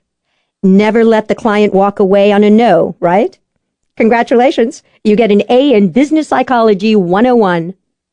For the first time, Archer's eyes gleamed with amusement. He grinned. Honey, I've been doing deals since before you were born. She realized she had just caught a glimpse of the Archer Glazebrook her mother had known. 3 decades ago, he would have been hard for any young woman to resist. She hesitated. It was a mistake. 48 hours. Archer urged softly. That's all I'm asking. As long as you've come all the way down here, you'll want to spend some time with Elizabeth anyway. Just give me a couple of days to show you some of my ideas for the foundation. You're serious about establishing one, aren't you? Yes. All right. I'll stay a couple of days. You can show me some of your plans, but I'm making no commitments. Is that understood? Understood. Goodbye, Archer. A few minutes later, she was behind the wheel of the replacement compact. On the way down the drive, she glanced in the rearview mirror a couple times, contemplating the sight of the big house where her sister and brother had grown up. Archer watched the little compact turn onto the main road. All his life he'd known exactly where he was going, he thought. His goals had been clear: money, success, power, the woman he loved, and heirs to whom he could leave what he had built. He had acquired everything he set out to get, never questioning any of the decisions he had made along the way. He was not proud of some of the things he had done in the past, but what the hell, he wasn't a saint. Saints didn't put together financial empires. Saints usually came to bad ends. He went back inside and stood looking out at the pool. As he had told Claire, it was not his habit to contemplate the past. He got through life by staying focused on the future. But he could no longer pretend that what he had come to think of as his lost year had never taken place. He had been married to Myra for 2 years when the company he and Owen had worked so hard to get off the ground started to implode. The economy went south. Business was almost non-existent. Bankruptcy loomed. Myra's father, the senator, who had been dubious about the marriage from the start, was dropping heavy hints to his daughter about the wisdom of divorce. To make matters worse, Myra had been upset when he told her he wanted to wait until the company was on its feet before they started a family. She became cold and withdrawn in bed. He was pretty sure she had begun to turn to Owen for sympathy and understanding. Myra had dated Owen before he succeeded in sweeping her off her feet. When things turned bad, he wondered if she regretted her decision. Somewhere in the midst of that jumble of impending disasters, he had found himself on a business trip with his young, attractive head of accounting, Clare Lancaster. Gwen was a strong parasensitive with a talent for finding the patterns in financial data that eluded most people. She was the reason he was on the business trip. Gwen had located a possible contract opportunity. If they moved fast, and if Archer could convince the client to go with Glazebrook Incorporated, it might be possible to avoid going off a financial cliff. Archer had closed the deal, dazzling a reluctant client with a strategy for developing a high-end shopping mall. That evening, alone together in the restaurant of the cheap hotel where they were staying, he and Gwen had toasted the future of Glazebrook Incorporated. One toast led to another, and before he realized it, he ended up telling Gwen that he was pretty sure his marriage was falling apart. Gwen commiserated with him. They wound up in bed together. In the morning, Gwen realized the enormity of the mistake even before he did. You called out her name, Gwen said, looking at him in the cracked mirror over the dressing table as she put on an earring. She smiled wistfully. You love her. You'll always love her. Go back to her. What about you? He said, feeling helpless.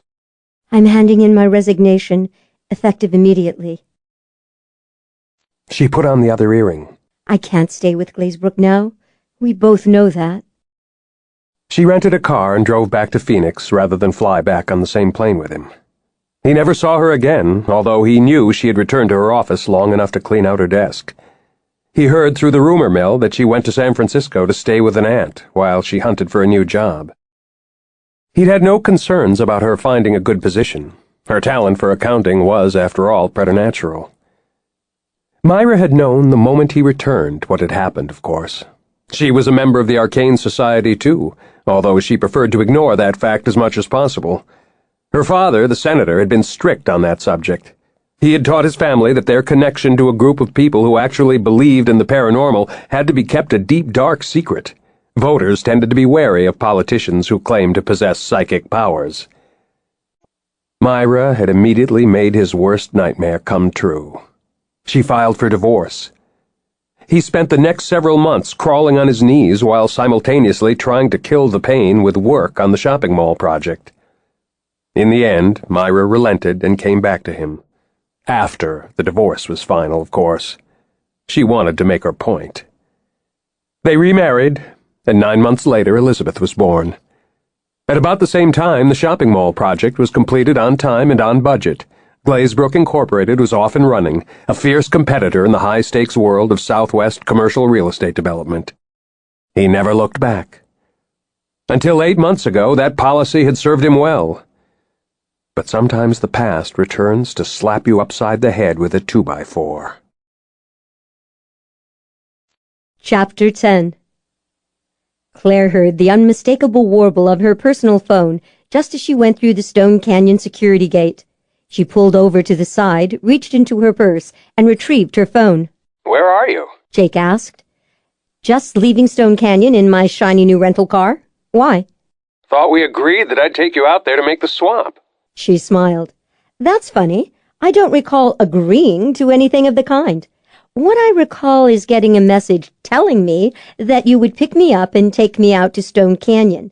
As it happens, I had breakfast with Elizabeth. She very kindly drove me out here. Silence hummed while he processed that. She couldn't tell if he was irritated, amused, or merely surprised to discover that she had paid no attention to his instructions. You don't take direction well, do you? He said eventually, sounding thoughtful. I'm usually okay with directions. It's orders that I don't take well. How about invitations? You accept those? A light, fluttery sensation sparkled through her.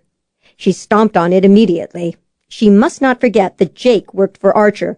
She was dealing with not one, but 2 strong-willed men, each with his own agenda. This was cowboy country, and she was the tenderfoot from San Francisco. Depends on the invitation, she said carefully. Will you have dinner with me tonight? Her mouth went dry. Still there? He asked after a while. Yes. Do I get an answer? Yes. Thank you. I'll have a car service pick you up at that flop house where you're staying at 5:30. It'll take you close to an hour to get back out here. Wait, she said quickly. I meant, yes, you get an answer. I didn't say yes was the answer. What is the answer? Before I give it to you, will you swear on your honor as a consultant that this invitation is coming from you and you only, and that you are not doing this because Archer asked you to do it? My honor as a consultant? He sounded amused. I give you my word that I am inviting you to dinner because I want to have dinner with you, not because your father asked me to entertain you. He sounded sincere, she thought, but when it came to her type of paranormal sensitivity, nature had not allowed for the complications of modern technology. She had learned the hard way over the years that phones, email, and the other varieties of electronic communication rendered her talent unreliable. Nevertheless, anticipation welled up deep inside. Some risks were definitely worth taking. All right. Yes, thank you. I'll look forward to it. So will I. She cut the connection. When she glanced in the rearview mirror before pulling back onto the road, she was startled to see that she was smiling. Then the horrifying truth struck her full force. She had not come to Arizona prepared for a date with a fascinating man. The only clothes she had with her were the severe black business suit that had been ruined by the dunk in the pool, 2 pairs of black trousers, and 2 t-shirts. She needed to go shopping. Her phone rang again 2 hours later, just as she emerged from the stairwell into the deep gloom of the mall parking garage. It took some major scrambling to locate the device in her purse because she was clutching 2 shopping bags. She finally got the phone open. "Hello?" she said. It's me, Elizabeth. Where are you? "At a mall." You went shopping without me? How could you? "It was an emergency. I got invited out to dinner tonight." Who do you know down here except for me? Elizabeth demanded. "Turns out I know Jake Salter." Oh, my God! Yes, that was my first reaction, too. I was sure that Archer put him up to it for devious reasons, but Jake swears that's not the situation. Do you believe him? He made the invitation by phone. You know I can't trust my senses unless I'm face to face with the person. Guess I'll find out the truth tonight. You know, this is all very interesting. I certainly thought so. I wouldn't have thought that Jake Salter was your type. Who knows what my type is? Okay, there is that, Elizabeth admitted. Take notes tonight. I want a full report in the morning. Of course. Did you find out what Dad wanted? He plans to establish a charitable foundation. He wants me to run it. You're kidding. He hasn't said a word about a foundation. Wonder if Mom knows. He told me that the only person he's discussed it with is Owen. Well, that's not surprising, Elizabeth said. After all their years together in business, he trusts Owen's opinion on anything involving money. Claire started down the long aisle between rows of parked cars, trying to recall the precise color of her new rental. It was some silvery gray shade that was both exquisitely neutral and completely forgettable. Why didn't they paint rental cars shocking pink or emerald green so you would remember them and locate them in alien parking garages? "I'm not sure what the driving force is behind Archer's decision to establish a foundation," she said into the phone. "Like a lot of wealthy people, he probably thinks it's a great way to be able to control his fortune even after he's gone." Sounds like Dad. If that's the case, I've got some bad news for him. A charitable trust or foundation has a way of taking on a life and an agenda of its own after the founder has passed. Maybe he thinks he can control the future if he puts you in charge. Maybe, Claire said. She spotted a familiar-looking compact and started toward it. What are you going to do? Elizabeth asked. My first inclination was to say not only no, but hell no. Naturally, Elizabeth said dryly. Appointing me the director of his foundation is his way of making up for what happened in the past. That bothers me on some deep level. That's your pride talking. I realize that, and after spending the past 2 hours doing some serious retail therapy and running myself deeper into the black hole of credit card debt, I've had some second thoughts. Claire, that's wonderful. I love the idea of you running the Glazebrook Foundation. Not about taking the director's job, Claire said hastily. I know that wouldn't work. Archer and I would be at loggerheads every minute.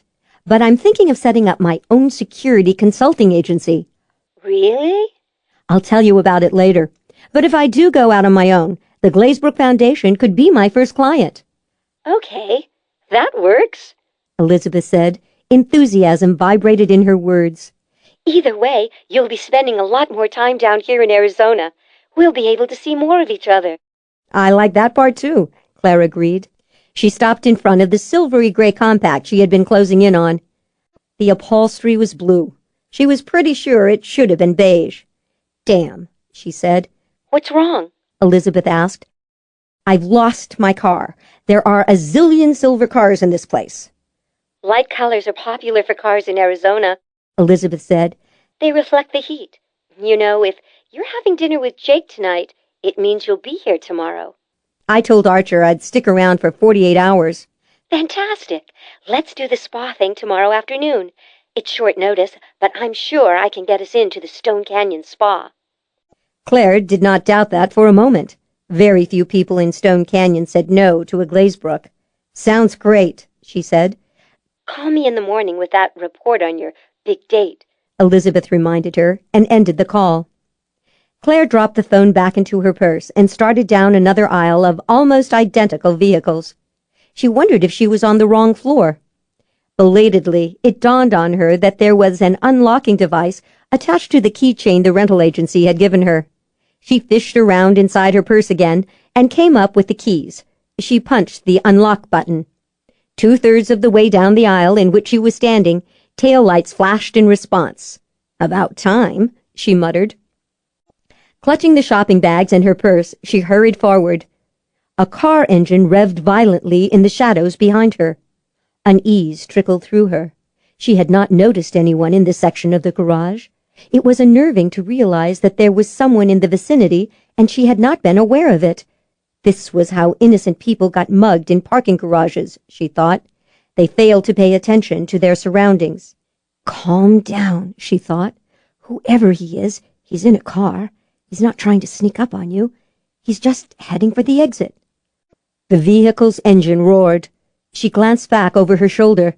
A massive, late-model SUV was bearing down on her. Behind the heavily tinted windows, the driver's face was only a dark silhouette. Shock flashed through her. The SUV was not slowing down. The driver evidently didn't see her. Probably had his sunglasses on in preparation for heading out into the intense midday light. Or maybe the idiot was talking on the phone.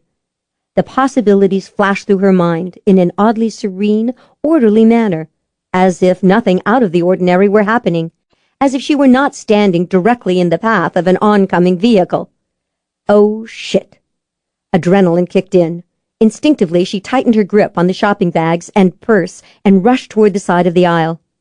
The SUV abruptly swerved toward her as though in pursuit. "Teen's gone bad," she thought.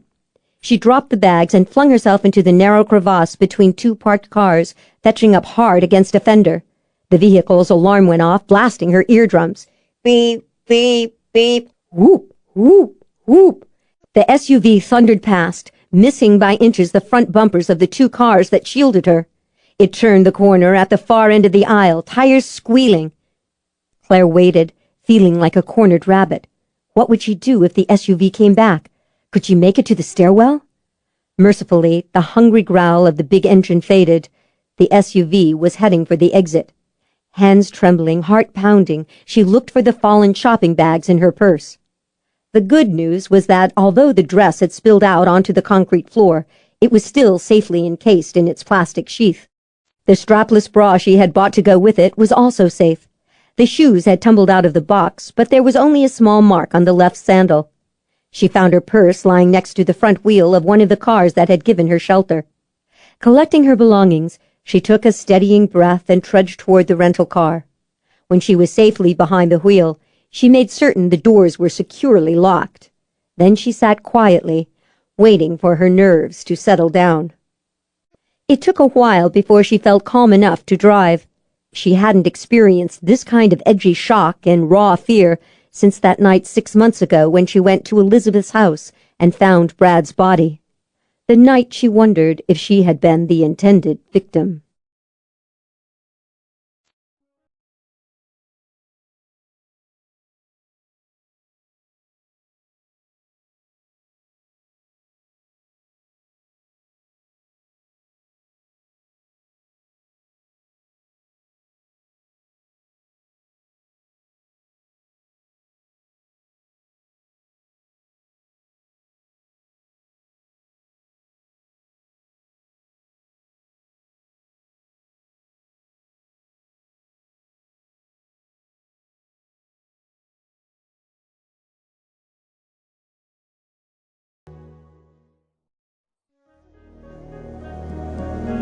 This is disc number 3.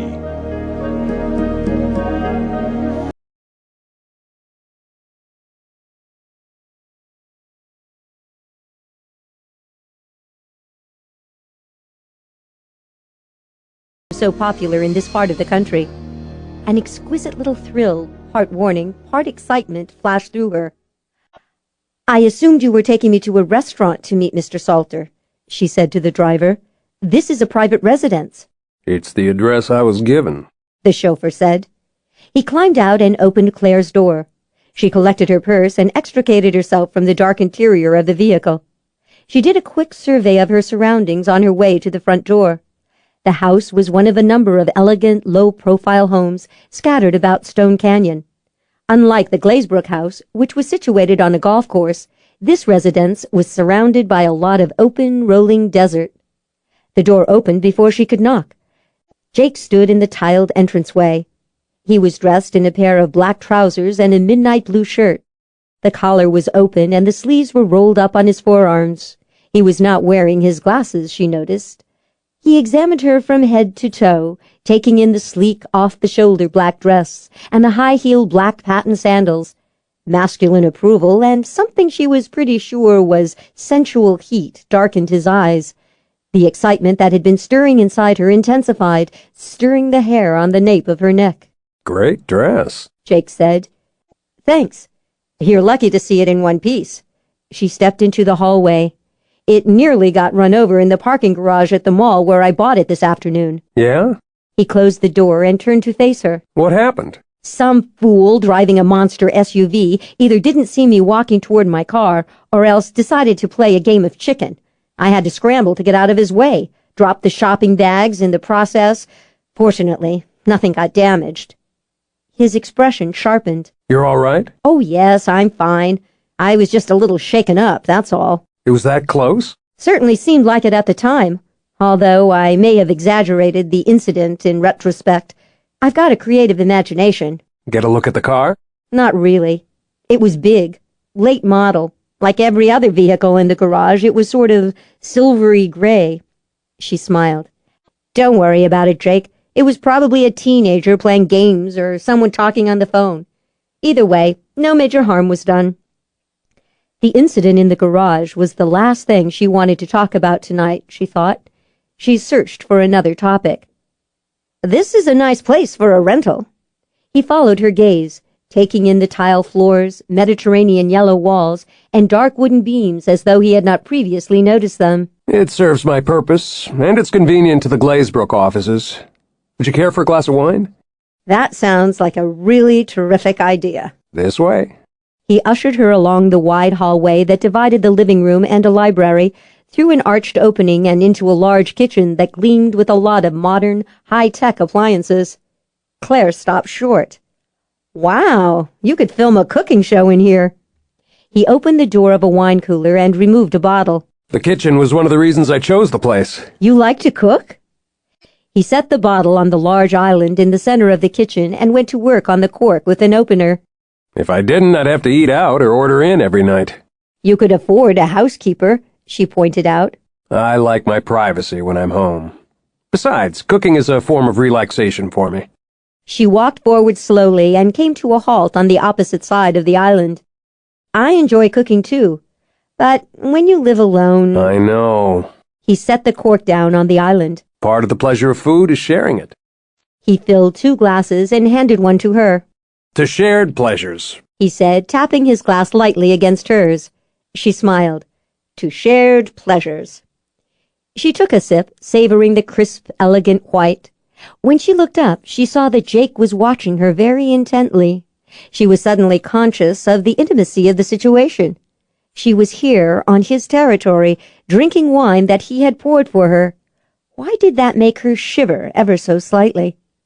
He handed her his glass, breaking this small spell. if you'll take this outside for me, I'll get the bruschetta. She carried his glass and hers through the open sliding glass doors. The wings of the house framed the pool and patio on 3 sides. On the 4th side, a decorative wrought iron fence and gate were all that stood between the house and the wildness of the desert landscape. Jake followed her, carrying a wooden tray. They settled into a pair of cushioned patio loungers. The heat of the day had faded to a comfortable temperature. Beyond the wrought iron fence, the desert was cloaked in the long shadows of twilight. Claire helped herself to some bruschetta, wondering why something as simple as a slice of grilled bread, topped with excellent olive oil, a little salt, and delicately chopped tomato and basil leaves could taste so good. Wonderful, she said, munching happily. Absolutely fantastic. Glad you like it. Jake leaned back in the chair and cocked one ankle over a knee. How did the talk with Archer go? I'm not sure. Archer wants to establish a foundation. He wants me to run it. I told him no, but I agreed to hang around here in Arizona for another 48 hours. I'm very sure I don't want to run his foundation, but I might consider consulting for him. What kind of consulting? Well, since you ask, getting fired from the Draper Trust has pushed me into making a decision that I've been considering for quite a while now. You want to set up an independent consulting firm? Not exactly. I'm going to establish my own psychic investigation agency. Detecting scam artists and frauds for private foundations and charitable institutions will be one of the services I'll offer. Jake just looked at her. Huh. Oh, thanks for the enthusiastic encouragement. Huh. Jake said again. You want to be a private investigator? It's been my dream for a while now. I've applied several times to the West Coast office of Jones & Jones, but the dumbass who runs the firm won't hire me. Dumbass? Jake repeated neutrally. Fallon Jones. She made a face. I know those Jones men are legends in the society. At least the Joneses who trace their descent back to Sylvester Jones are. But if you ask me, Fallon Jones is a narrow-minded, hidebound, dumbass jerk who can't see past the myths about my kind of talent long enough to realize that all human lie detectors are not the same. Huh. Honestly, you'd think that of all the people in the society, a Jones would be especially open-minded. I mean, it's not like a lot of the Jones men haven't been pretty extreme talents now, is it? No. Jake admitted, sounding very cautious. No, it's not as if there haven't been some exotics in that family. Exactly. A Jones should be able to look beyond the myths and stories and rumors about certain kinds of unusual talents. But dumbass Fallon Jones obviously can't do that. Huh. He said again. She smiled, satisfaction bubbling up inside her. So, I'm going to start up my own psychic investigation agency and give J&J a little competition. Should be interesting. I expect it will be. Getting fired unexpectedly from the trust kind of put a crimp in my business plan. I had intended to work for another year in order to put together enough capital to open my agency. I was also hoping to persuade the trust to become my first big client after I left. But that all went up in smoke when the rumors about my connection to the McAllister murder reached management. So, to make ends meet, I tried to find another position right away. But that didn't work out. No, she admitted, and now I think it was for the best. As I said, it's given me the impetus to take the big leap out on my own. She polished off the rest of a piece of bruschetta. Speaking of your professional activities, Mr. Salter, I went online and did a little research on you. Learn anything interesting? She cleared her throat. Came across your website and some personal stuff. That's all. Personal stuff. He crunched bruschetta. That would be an oblique reference to my divorce? As you can see, I have a natural talent for inducing people to give up information. Probably be useful in the investigation business. What do you want to know about my divorce? It's not really any of my business. True, but that doesn't alter the fact that you're curious, does it? Okay. I wondered if your ex was a sensitive. No. He turned the wine glass in his hand, studying the contents. That was a deliberate choice on my part. I thought maybe she wouldn't notice my little eccentricities. She watched him closely. They're not so little, are they? He did not respond immediately. For a few seconds she wondered if he was going to lie. He met her eyes. I'm a level 10 parasensitive. The truth at last. She whistled softly. Well, that explains a lot. Such as? Such as why you let everyone think you're a mid-range strategy talent. Level 10s of any kind tend to make a lot of people nervous. He watched her with an unwavering gaze. It doesn't bother you? I'm a 10 too, remember? What happened to your marriage? Let's see. He stretched out his legs and assumed a reflective air. As I recall, about 3 months into the marriage, she started to complain that I was being overprotective and that I was trying to run her life. Let me guess. Before the marriage, your protective streak seemed very romantic to her. Don't know about that. All I can tell you is that she didn't mention the problem until 3 months into the marriage. Any other complaints? I believe she may have mentioned that I was overly demanding. Overly demanding?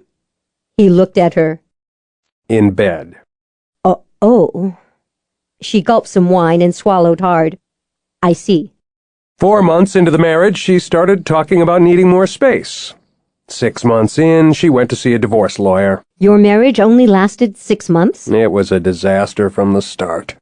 He drank some more of his wine. I should have known better. The experts always tell you that strong parasensitives don't do well with people who are not also sensitive. Hate to admit it, but I think they're right. Maybe. She settled back in her lounger. The wine was starting to have an effect. She was feeling much more relaxed than a few minutes before. A lot more insightful, too. But in your case, I'm not so sure that your marriage went on the rocks just because you married an outsider. He raised one brow. Got a better theory? She contemplated the glowing pool. You're the take-charge type. Not your fault. It's part of who you are. Jake made no comment. Inspired by his lack of argument, she warmed to her theme. The way I see it, your ex-wife was probably telling you the truth when she said that you were trying to run her life. Running things is what you do. Claire raised a finger. But your instincts weren't the problem. Neither were your intentions. The real issue was that she didn't know how to hold her own with you. Think that was it? Jake asked in an odd tone of voice. She probably couldn't set boundaries, and when necessary, put you in your place. So in the end, she panicked and fled the scene, leaving you confused and bewildered and wondering what the hell you did wrong. You sound very certain of your analysis. Yep. She nodded, feeling very sage now. You are what they sometimes call an alpha male, leader of the pack. Trouble is, in the modern world, there aren't a lot of packs to lead, so your natural talents get applied to whatever comes into your orbit. Family, spouse, business, whatever. Silence greeted that statement. Claire turned her head to see how he was taking her brilliant insights. A cold shock went through her when she realized that he was watching her with an unnervingly enigmatic air. How did you know? He asked evenly. She cleared her throat. Sorry, just a wild hunch. Honest. How did you know? This time the question sounded distinctly dangerous. That you are a much stronger talent than you lead others to believe?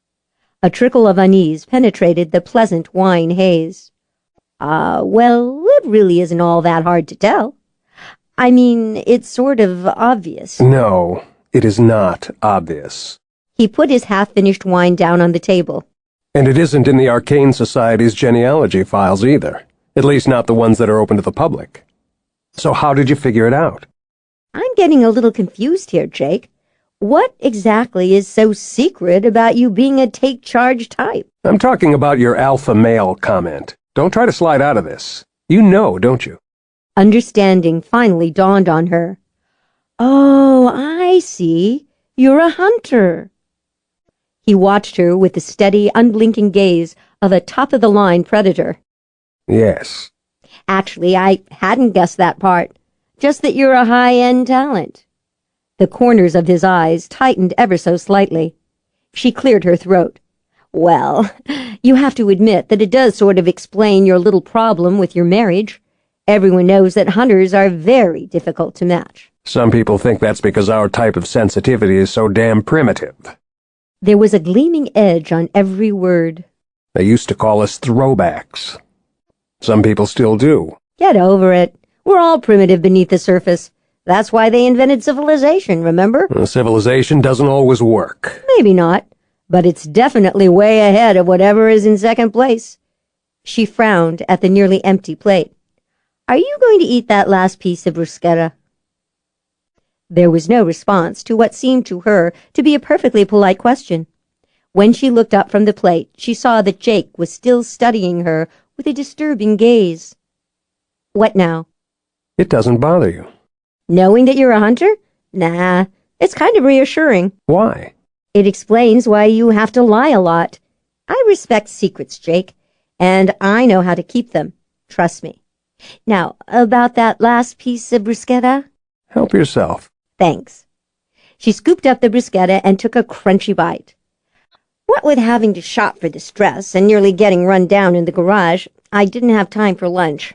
I'm starving. Dinner will be ready soon. Lovely. She drank a little more wine, ate the last of the bruschetta, and settled back to enjoy the descent of the desert night. Level 10 hunters often make other sensitives nervous. Jake said after a while. Hey, you want to narrow your social life down to a humiliatingly small vanishing point? Try telling everyone you know that you're a human lie detector. I can see where that might do the trick. I blame the whole negative attitude toward hunters on the Jones men. The Joneses, who are the direct descendants of the founder, that is. Why do you hold them responsible for the bad image? They haven't all been what we call hunters by any means, but some of them were, and over the years that bunch managed to make themselves legends in the society, right? I've heard that. Well, that's all well and good. Every community needs its legends. But the problem with a powerful legend is that it usually consists of a little dollop of truth, surrounded by several layers of fluffy lies. After a while, the lies conceal the truth at the core, and everyone starts to believe the lies. In the case of hunters, there's been a decidedly dangerous image associated with that type of talent, because so many of the stories connected to the Jones men who were hunters involve violence. So? She took another sip of wine. The way I see it, hunters in general get a bad rap simply because of those darn Jones men. If they had pursued normal, ordinary careers the way you have, instead of chasing after bad guys, no one would think twice about a sensitive who happened to be a hunter today. You don't think that answer might be a little too simplistic? Makes sense to me. He let that one ride for a while. Did your engagement end because of your sensitivity? He asked eventually. Nope. I did a pretty good job of covering that up. It ended because of what happened here in Stone Canyon. The McAllister murder? Uh-huh. Between you and me, I think someone right here in Stone Canyon phoned Greg and warned him that he was engaged to an axe murderer. McAllister wasn't murdered with an axe. Details. She waved that off.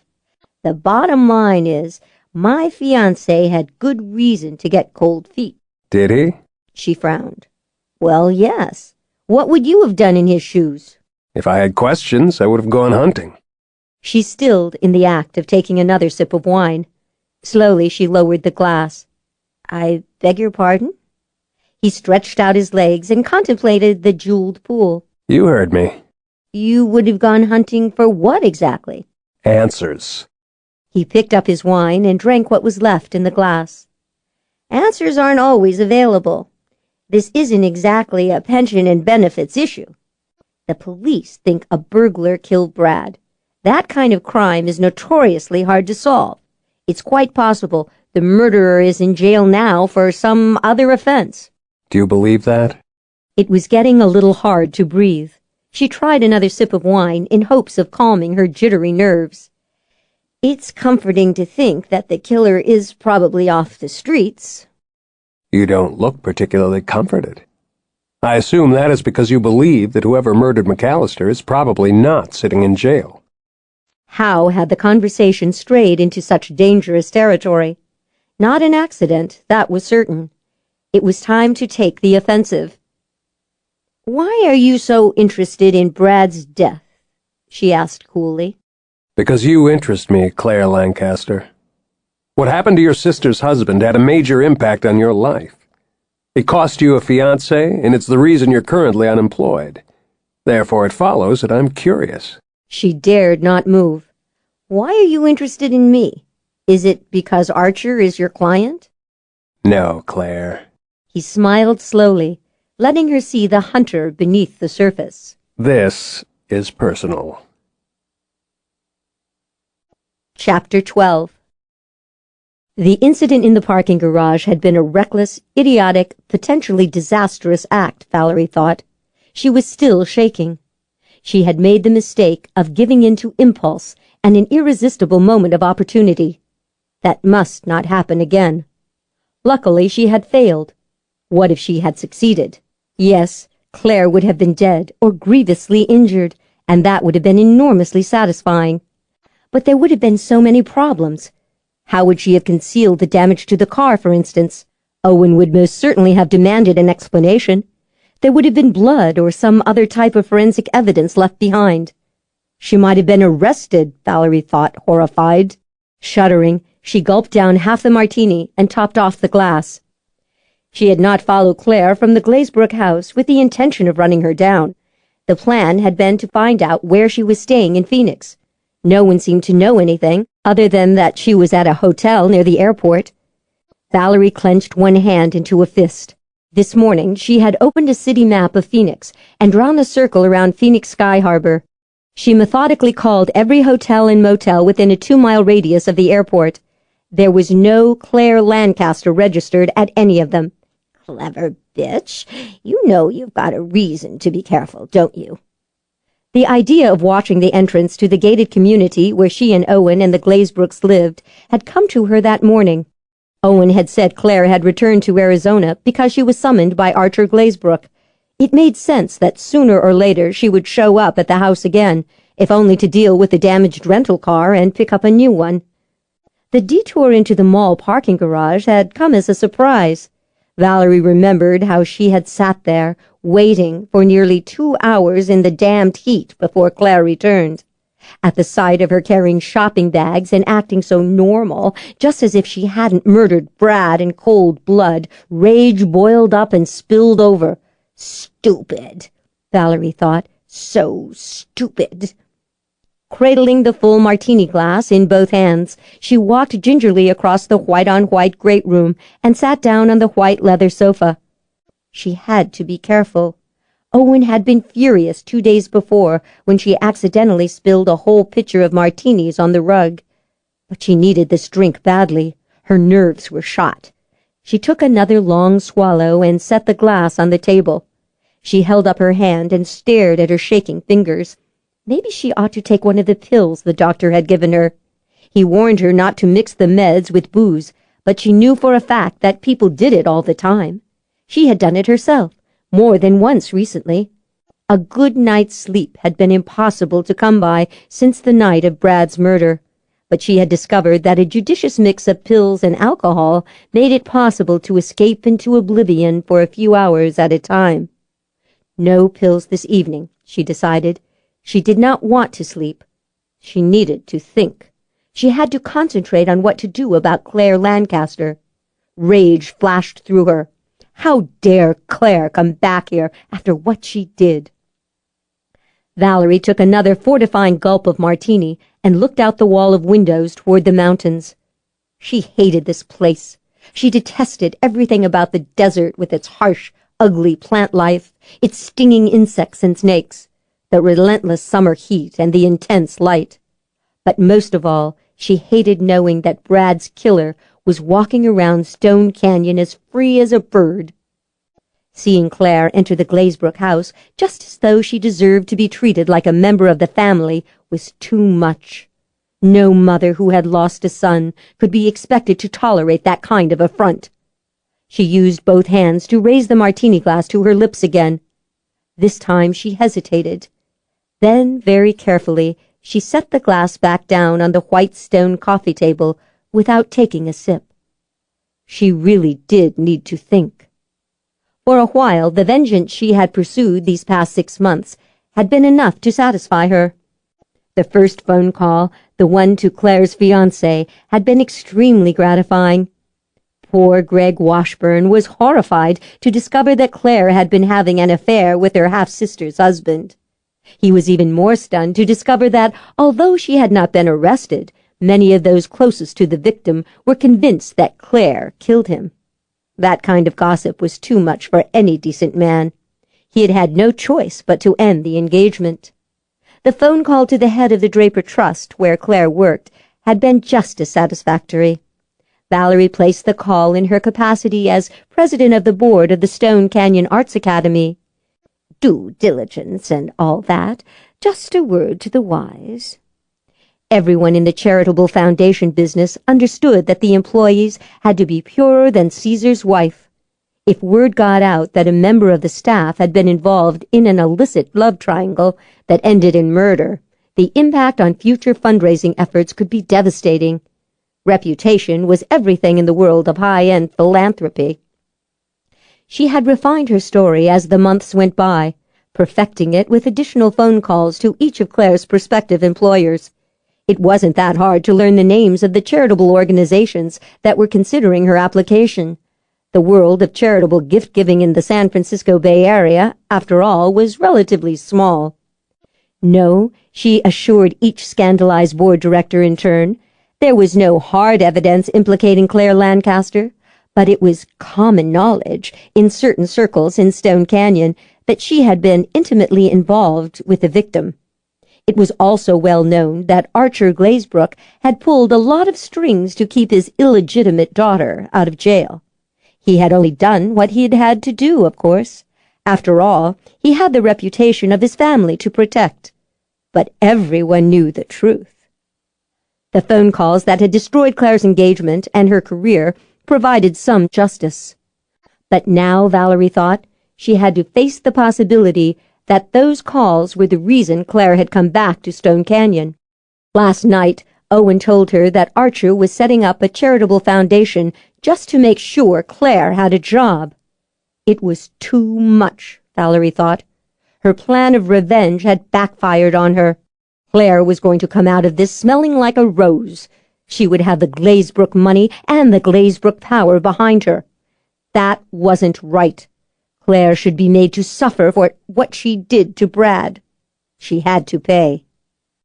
Valerie focused on the mountains, trying to concentrate. It was so hard to keep her thoughts clear these days. She desperately needed to talk to someone. There was only one person who understood the pain she was going through. Only one person on the face of the earth who had suffered as she had suffered when Brad was killed. She reached for the cell phone. Chapter 13. This is personal. That was nothing short of the truth, the whole truth, and nothing but, Jake thought. Way too much truth, probably. He had a strict policy when it came to dealing with the truth.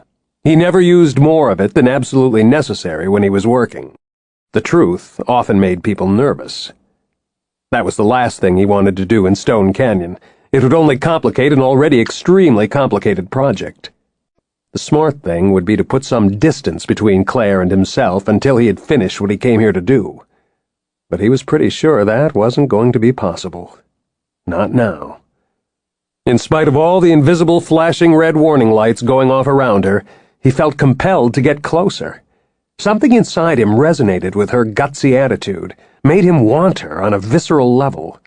He had an overwhelming urge to find out how a woman who was clearly accustomed to fighting for everything she wanted responded when she went to bed with a man who applied the same technique to life.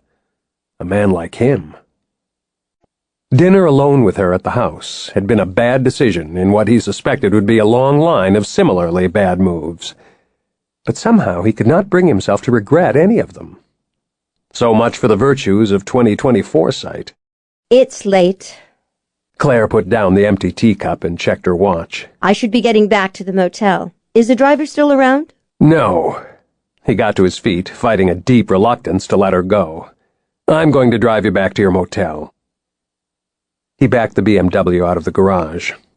When he bundled Claire into the front seat, he experienced a proprietary satisfaction from the small act. His woman in his car, and they were going to drive off into the night together. When he got behind the wheel, the dark, intimate confines of the front passenger compartment closed around him, sealing his doom. So why wasn't he a lot more worried?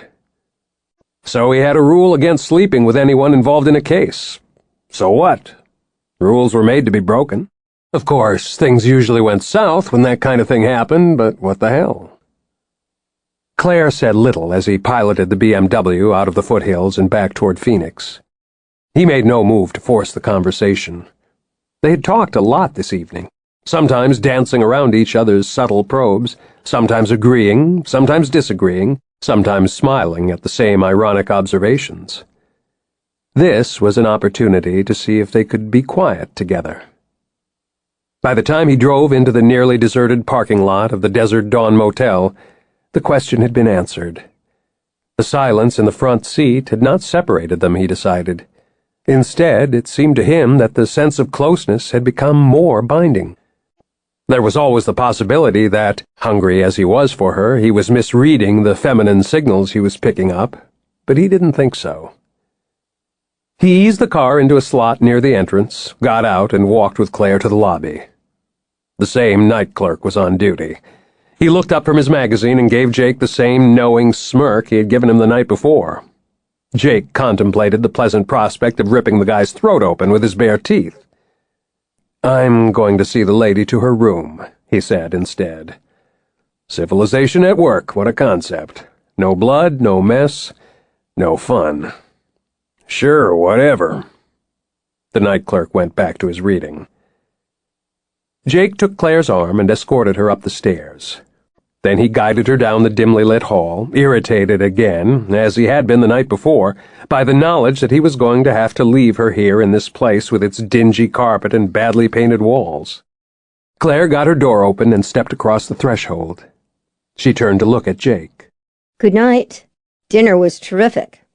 Glad you enjoyed it. He braced one hand on the door jamb. Now, promise me you'll check out of this place tomorrow morning. I'll only be here tonight and tomorrow night. No point moving. You are stubborn, hard-headed, and you don't take good advice well. I like that in a woman. She opened her mouth to respond. But there's such a thing as too much of a good thing, he added before she could say a word. I want you to check out of here tomorrow. She gave him a long, considering look. I realize that you're accustomed to giving orders, but there's something you're forgetting here. What's that? I don't work for you. Probably just as well, because I've got a feeling that I'd have to fire you. For being stubborn and hard-headed? No, so that I could do this. He gripped the door jamb, leaned into the opening, and kissed her. He was very careful not to touch her with his hands. This way she had the option of stepping back out of range. She didn't step back. Her mouth was soft and welcoming under his. She knew what he was, and she wasn't afraid of him. In fact, she seemed to like what she saw. Desire arced through him, hot and exultant. He went through the opening, never taking his mouth off Claire's, and kicked the door closed with one foot. Now he did put his hands on her, pulling her close so he could deepen the kiss.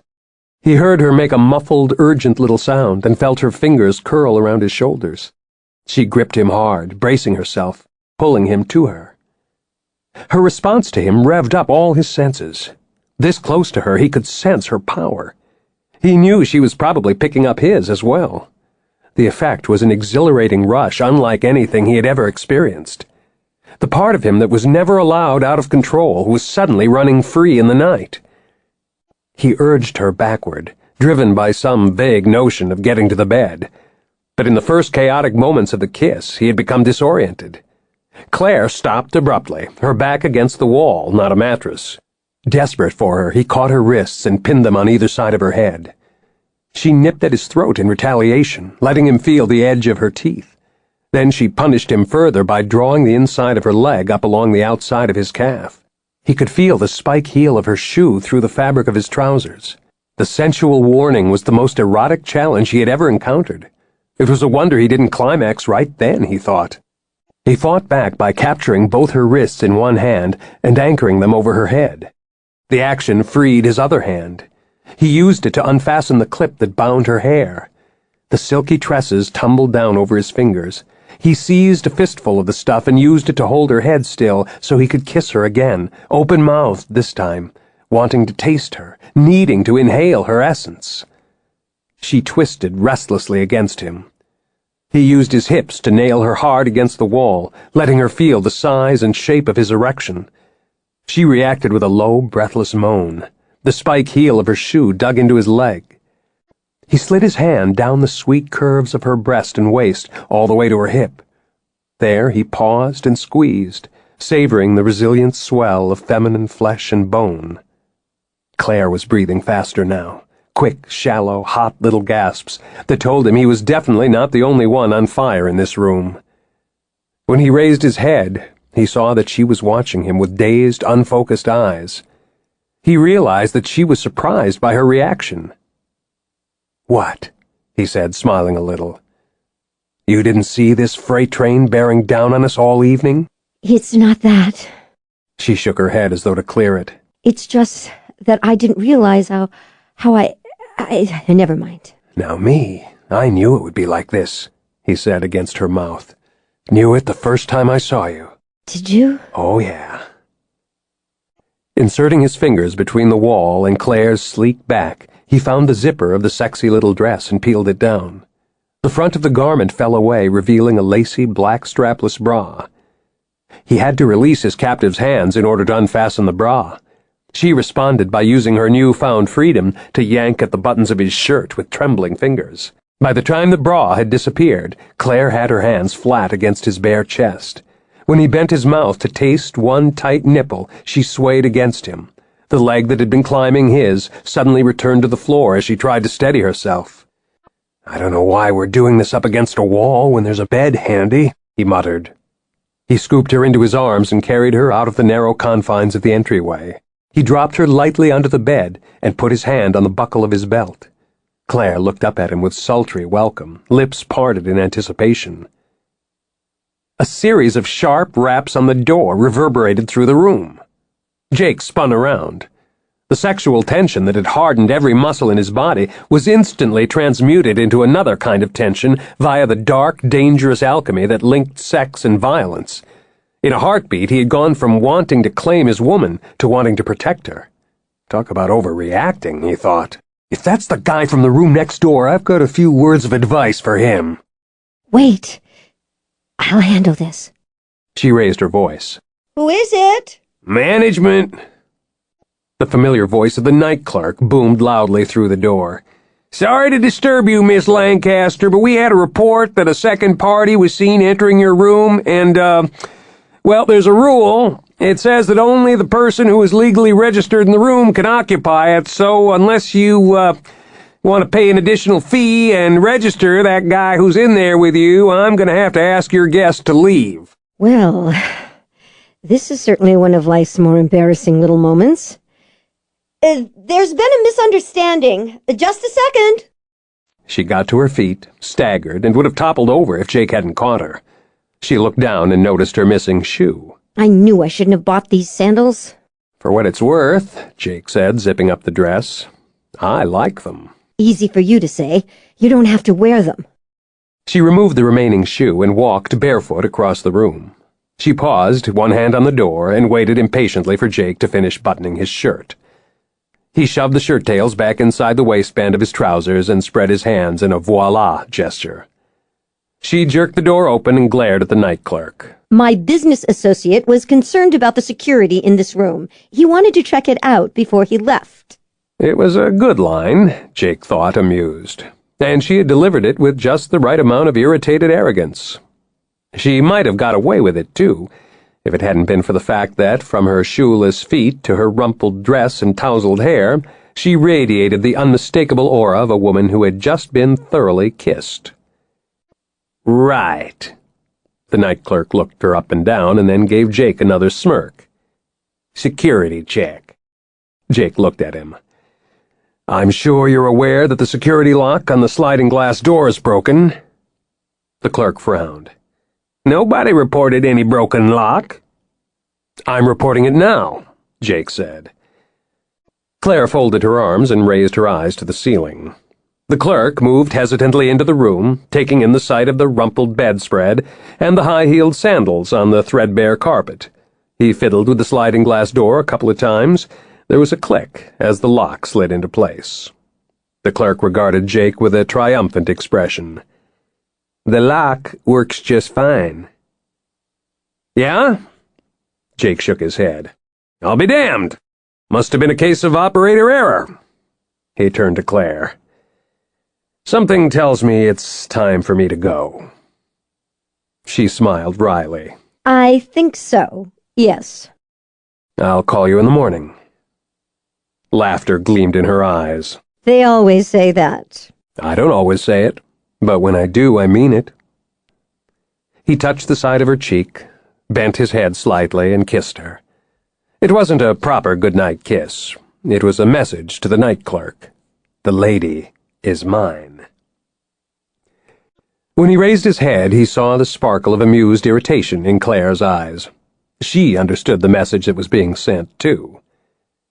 He went out into the hall and waited for the clerk to join him. Clare closed the door firmly behind them. Jake started down the stairs. The clerk hurried to catch up. "I'm just doing my job," the clerk said apologetically.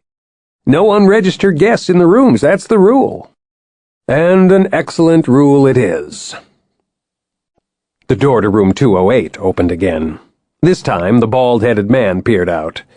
His gaze went first to Clare's door, but when he saw Jake, he hurriedly ducked back inside his room. "I think I can guess where the complaints came from," Jake said to the clerk. "The wife in 208 is a little on the uptight side." Jake went down the stairs, thinking about the two things that had been bothering him all evening. The first was Clare's effort to ensure that everyone in Stone Canyon, with the exception of himself and Elizabeth, believed that she was staying out at the airport. The second was the serious scare she had received in the mall parking garage that afternoon. Taken independently, neither fact was enough to generate a great deal of concern, he thought. There were reasonable explanations for each.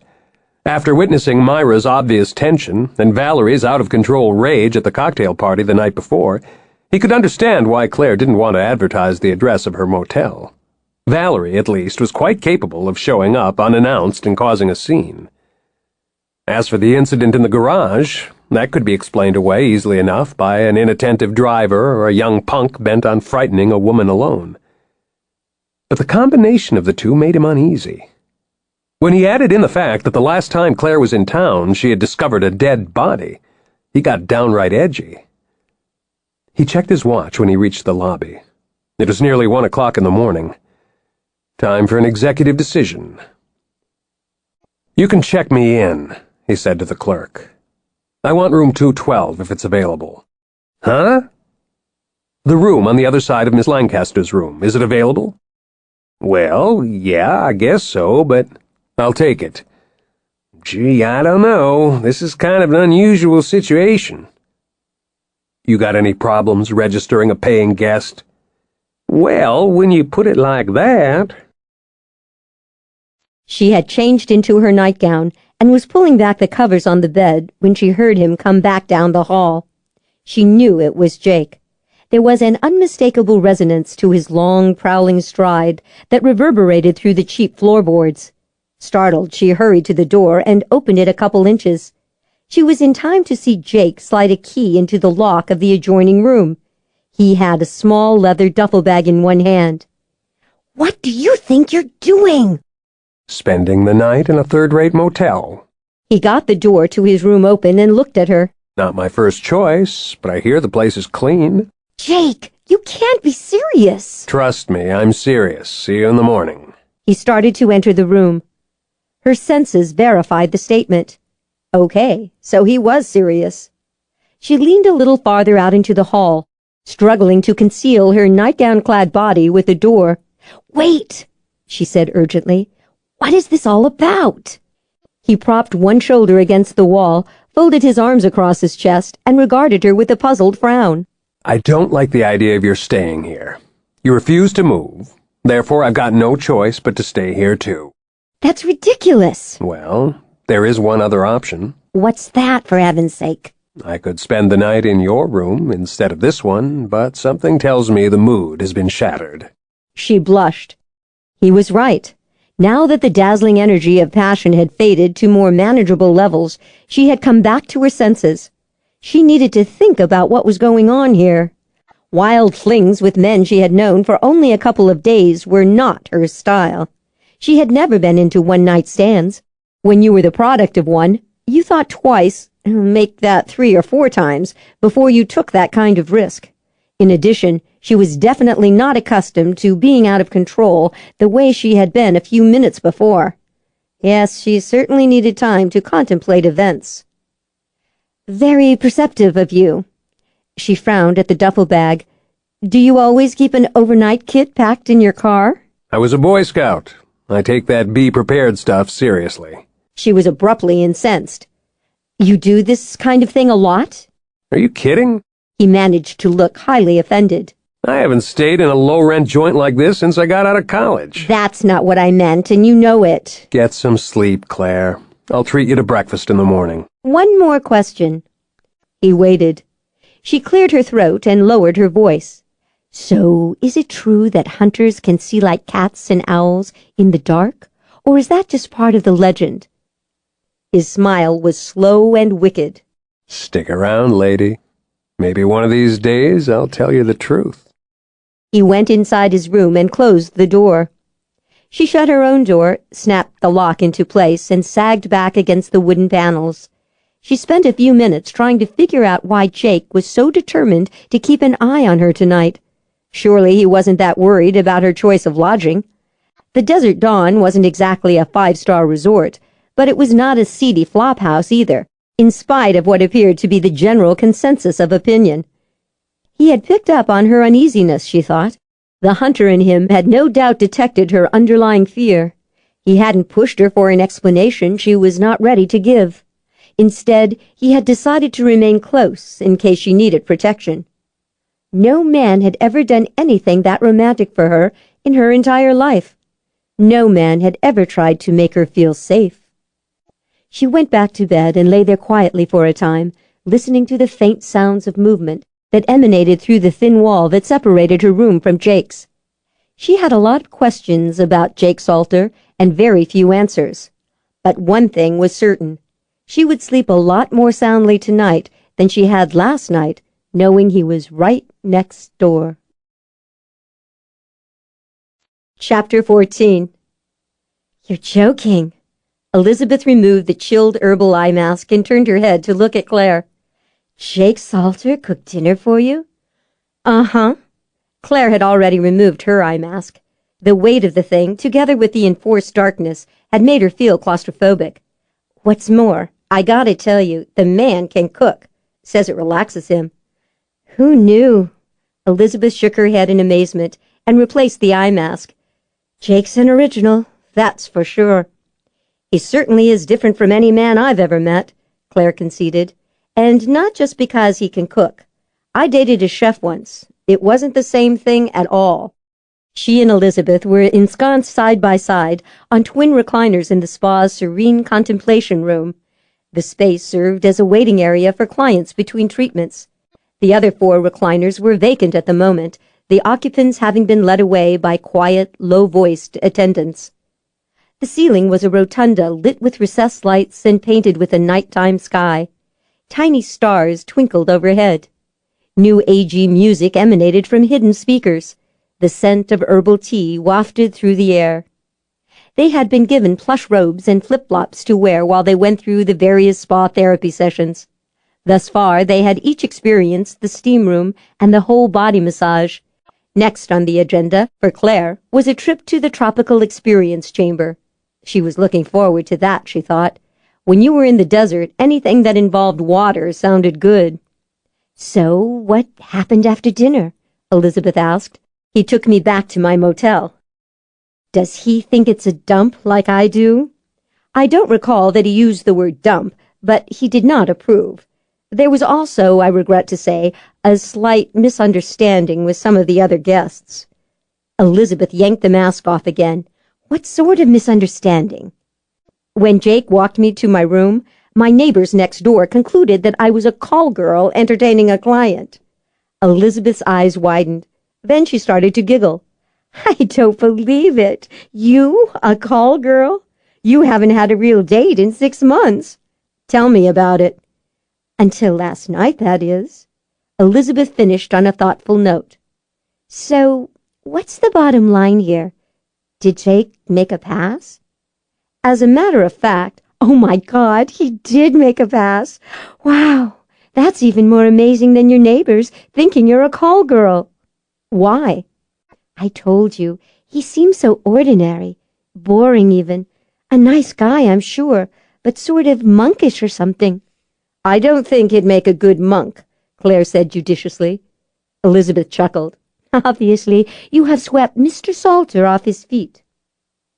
Something tells me Jake doesn't get swept anywhere he doesn't want to go. Okay, I can't stand it any longer. Elizabeth said. "I have to know. Did you and Jake spend the night together?" "No. I slept alone."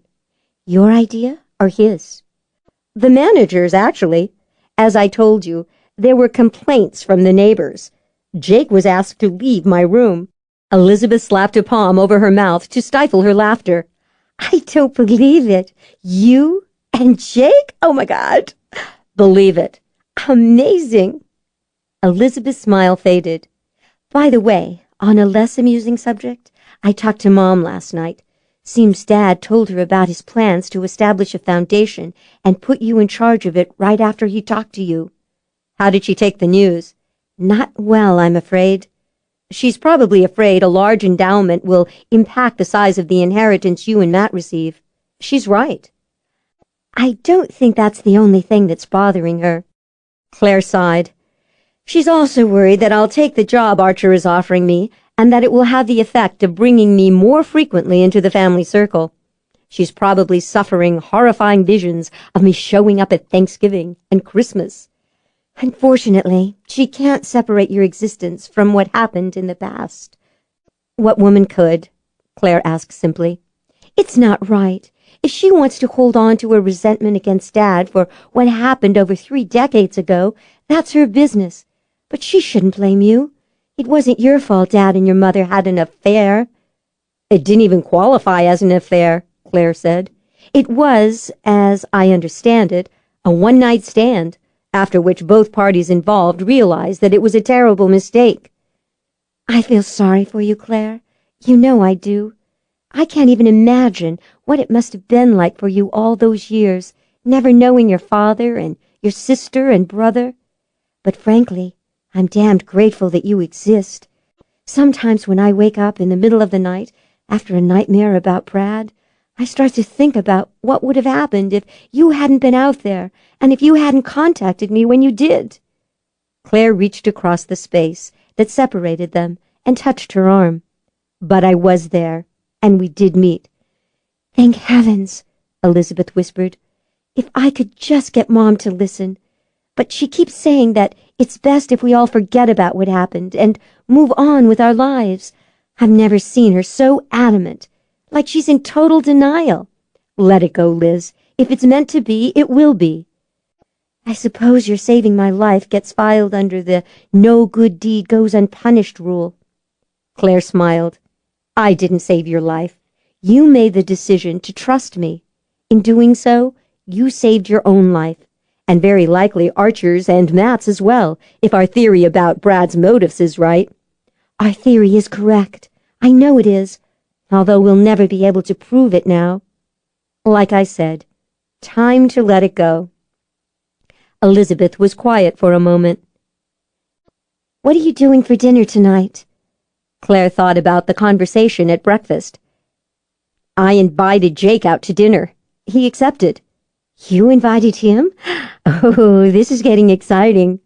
"Well, actually, he asked me out again, but I declined." "For heaven's sake, why?"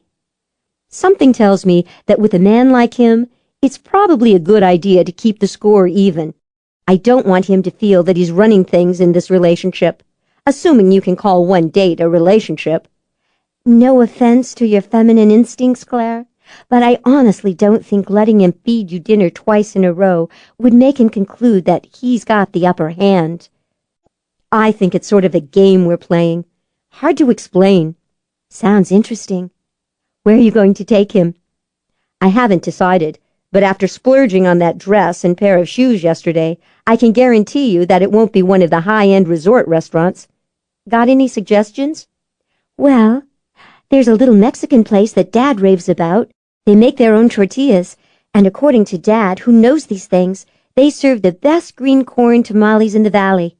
He and Owen go there a lot after a round of golf. It's right here in Stone Canyon." "Sounds like just what I'm looking for." "I'll give you the address. They don't take reservations, so you may have a wait in the evenings." Hushed footsteps sounded on the tile floor behind the recliners. 2 spa attendants garbed in the establishment's pale green and brown uniforms and soft-soled athletic shoes appeared. "Miss Glazebrook, it's time for your facial," one of them said. Elizabeth rose from the recliner. See you in an hour, Claire. Enjoy the tropical experience chamber. The second attendant smiled at Clare. If you'll follow me, Miss Lancaster. Clare accompanied the woman down a tranquilly lit hall. What's this tropical experience thing exactly? The brochure said something about waterfalls. It's one of our most popular therapies, the attendant assured her. I think you'll enjoy it. She opened a door and ushered Clare into a small slice of a lush tropical paradise. Palms, ferns, and exotic blooming plants framed a large spa tub disguised as a rocky grotto. A waterfall shower cascaded into the tub, creating a low, rushing, churning sound. The ceiling was decorated with a mock canopy of dark green leaves. The low, ambient lighting gave the room the aura of a jungle at dawn. I like it already, Clare announced. She untied the sash of her robe. This is going to be fun. Take your time and relax, the attendant said. This is a 40-minute experience. I'll come and get you when it's finished. She let herself out into the hall and closed the door. Clare hung the robe on a convenient hook and went up to the spa steps. She stepped gingerly into the fake grotto pool. The jetted water was warm and fragrant. She lowered herself onto an underwater seat, stretched her arms out on either side, and prepared to savor the good life. It occurred to her that the imitation grotto was large enough to hold 2 people. She allowed herself to slip into a pleasant fantasy that involved sharing the delightful tropical setting with someone interesting. Jake Salter, for instance. Probably not a good idea to be fantasizing about Jake, she thought. But fantasies were notoriously hard to control. That's why they call them fantasies, she reminded herself. No problem. As long as she kept Jake in the fantasy realm, she was safe, right? Something told her that nothing connected to Jake Salter was safe. Not for her, at any rate. Last night she had played with fire. Tonight she was planning to do it again. After a lifetime of caution around men, the uncharacteristic streak of recklessness made her smile. The water splashed and bubbled around her. She rested her head against a towel-covered pillow attached to the back of the spa tub and watched the waterfall. The cascading water was soothing, almost hypnotic. She had no idea how much time had passed when she heard the door open behind her. Is my 40 minutes up already? She asked. There was no reply. Clare heard the sole of a hard leather shoe slap against the tile floor. A leather shoe. That was wrong. Everyone around here wore slippers or athletic shoes. The same panicky awareness that had hit her the day before in the parking garage flashed through her again. It was as if someone had traced the length of her spine with a sliver of ice from an ancient glacier. Intense cold chilled her to the bone. Acting on her fight-or-flight impulse, she shoved herself away from the side of the tub into the middle of the grotto pool. She whipped around in the water, turning to face the door. She had a split second to register the bizarre sight of a figure garbed in a spa robe and towel turban standing at the far end of the tub. The intruder's features were obscured by a green-tinged, mud-like facial mask. The robed figure had a heavy-looking object clutched in both hands and was propelling it downward with ferocious energy. A dumbbell! Clare realized an instant before it crashed against the pillow, precisely where her head had been resting a second before. Shocked, she instinctively threw herself farther back out of range. The movement took her under the waterfall. A heavy rush of water pounded down on her, obscuring her vision. She reeled away from under the cascading water, groping blindly for the steps and something, anything, she could use as a weapon. Her hand closed over a towel. Useless. She opened her mouth to scream. The intruder whirled and ran from the room, pausing just long enough to slam the door shut. Clare scrambled up the spa tub steps, grabbed the robe off the hook, and raced toward the door. The hall outside the spa room was empty. Chapter 15. The assistant manager's name was Karen Trent. She was a very buff, very toned, very attractive blonde in her early 30s. She was also very concerned and very unhappy. "Are you absolutely certain about what happened, Miss Lancaster?" she asked for the 3rd time. Clare, dressed once more in the black pants and brown t-shirt she had worn to the spa, faced her from the other side of the desk. Elizabeth, also dressed in her street clothes, and tight-lipped with anger, sat beside her. "You saw that 8-pound dumbbell in the pool for yourself. How do you think it got there?" Claire said. "I'm not saying that someone didn't accidentally drop it into the spa tub," Karen said soothingly, "but I'm sure that it wasn't intentional." Claire's senses stirred. Karen was lying. But that was hardly a surprise under the circumstances. The assistant manager obviously suspected that something unpleasant had happened in the tropical experience chamber, but she was going to remain in denial if at all possible. A lot of folks in her position would have done the same. No one wanted this kind of trouble, especially in an upscale spa. Bad for business. "You weren't there. I was. I know what I saw," Claire said. "I'm not disputing the events, only your interpretation of them," Karen said quickly. "I think it is much more plausible that one of the clients opened the door of the tropical experience room by mistake, got disconcerted when she realized that the grotto was already occupied, and dropped the dumbbell." The energy of the lie was tinged with desperation. Claire wondered if Karen was worried that her job might be at stake. "The intruder tried to crush my skull with that dumbbell," Claire said evenly. "Trust me, it was no accident." Elizabeth glowered at Karen. "Why do you think someone in the middle of a mud-pack facial would go down the hall to the gym and borrow an 8-pound dumbbell in the first place?" "Our clients are allowed free use of all the facilities, including the fitness center," Karen said. "You know that, Miss Glazebrook. Sometimes people get bored waiting for a mud-pack therapy to conclude. They wander into the contemplation room or the tranquility room or the fitness center." "You're not going to call the police, are you?" "I really don't see any reason to do so." Karen widened her hands. "Of course, you and Miss Glazebrook are free to do as you wish. If you do choose to file a report, however, please be aware that you have no evidence to back up your version of events except the dumbbell. As I just said, its presence in the pool can be explained in other ways." This was a waste of time, Claire decided. Now that she had had some time to calm down, she was starting to think more clearly again. It dawned on her that most of Stone Canyon still wondered if she had killed Brad McAllister 6 months ago. Karen Trent was probably lying because she was afraid she had a murderer sitting in her office. There was another factor working against them, too, Claire thought. She exchanged a glance with Elizabeth and saw grim comprehension in her sister's eyes. They both knew that the rumors of Elizabeth's nervous breakdown had never gone away entirely. Neither of them would be viewed as a star witness. The Glazebrook name would ensure that they were treated politely by the cops, but that was as far as the investigation would go. Claire got to her feet. "Let's go," she said to Elizabeth. Elizabeth rose, stiff with anger, and followed her.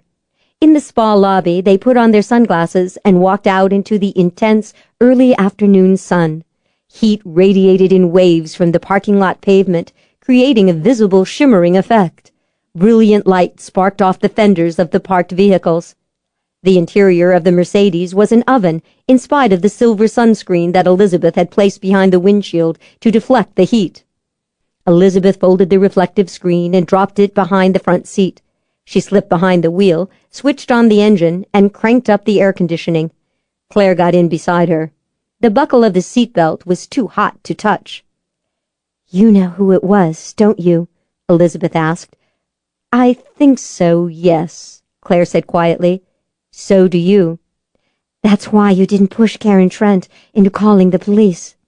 "That, and also because she had a point. I have zilch in the way of proof." Claire gingerly fastened her seatbelt. "Let's face it, we both know that I don't need any more trouble with the local authorities." "What are we going to do?" Elizabeth turned urgently in the seat. "She just tried to murder you. We can't ignore that." "It would probably be smart if I left town as soon as possible. It was my presence here that set her off." "Valerie Shipley is just like her son." Elizabeth's voice was dull with dread. "She's crazy." "I agree. But we couldn't prove that Brad was a whack job, and I don't think we'll be able to prove that his mother is either." Chapter 16. A light gold Jaguar was parked in the drive of the Shipley home. Claire halted the rented compact behind it and turned off the engine. She looked at the double front doors at the entrance to the large, sprawling house. Raw determination warred with a morose sense of futility. What she planned to do probably wasn't going to work, but it was the only option left. She could not think of any other way to get Valerie off her back. She got out of the car and slung her purse over her shoulder. She gripped the strap so tightly she had a hunch she was leaving nail marks in the leather. She hadn't told Elizabeth of her scheme because she knew that, at the very least, her sister would have insisted on accompanying her. But if the strategy failed, Valerie might decide to turn her rage on Elizabeth. That would only make the situation worse. After all, Elizabeth had to live in this town. She stopped on the tiled entranceway, stomach clenched as though anticipating a blow, and rang the doorbell. No footsteps sounded in the entry hall on the other side of the door. She leaned on the bell a second time. Still no answer. She stepped back, not knowing whether to be relieved or disappointed. Unfortunately, postponing the confrontation with Valerie Shipley was not going to improve matters. It only delayed the inevitable. She left the entranceway, walked to where the gold Jaguar was parked, and looked through the windows. She had no idea what she expected to see. A crumpled white terry-cloth turban lay on the floor on the passenger side. It looked as if someone had discarded it hurriedly, perhaps while fleeing the scene of an attempted murder. Claire's stomach fluttered unpleasantly. It shouldn't come as a surprise, she thought. She had known deep down that the intruder in the tropical experience chamber was Valerie. Nevertheless, the little piece of confirming evidence was disturbing. Morbid curiosity compelled her to walk across the driveway to the three-car garage. One of the garage doors was open, revealing an empty space that was no doubt meant for the Jaguar. She stepped into the shadowy gloom, took off her sunglasses, and surveyed the interior. The second space inside the garage was also empty, but parked in the third space at the far end was a large, silver-gray SUV. It was identical to the one that had nearly run her down in the mall garage. A shivery sensation swept through her. She had to remind herself to breathe. She left the garage, wondering what to do next. 2 of the Shipleys' 3 vehicles were here. Owen was probably gone, but the odds were that Valerie was inside the house, not answering the door. What would an alcoholic most likely do after a failed attempt at murder? Go home and have a stiff drink or 2, or 6, Claire decided. Actually, it seemed like a reasonable thing for anyone to do under such circumstances. She stopped and looked toward the far end of the breezeway that separated the house from the garage. She could see a wrought iron gate set in the high stone wall that enclosed the pool terrace and garden behind the house.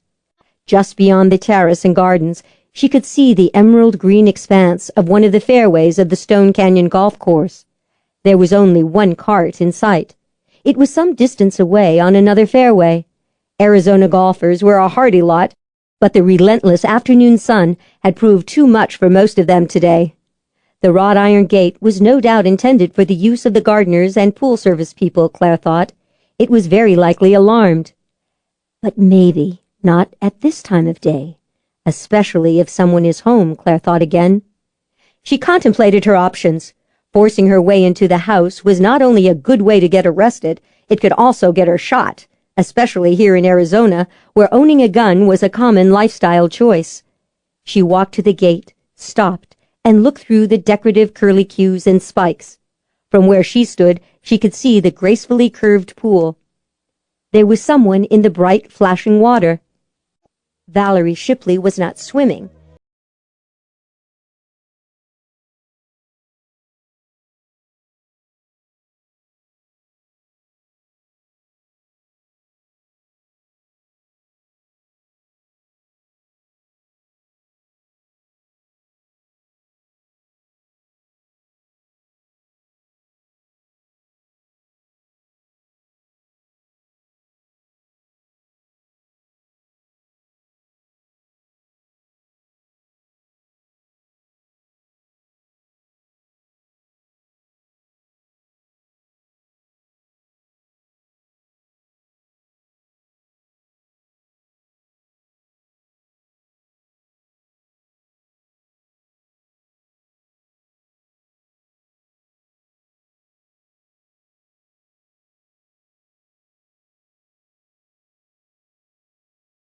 down.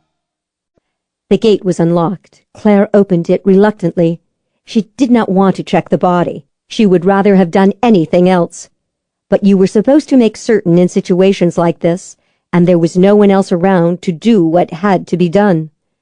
She dropped her purse and phone beside the pool and waded into the water.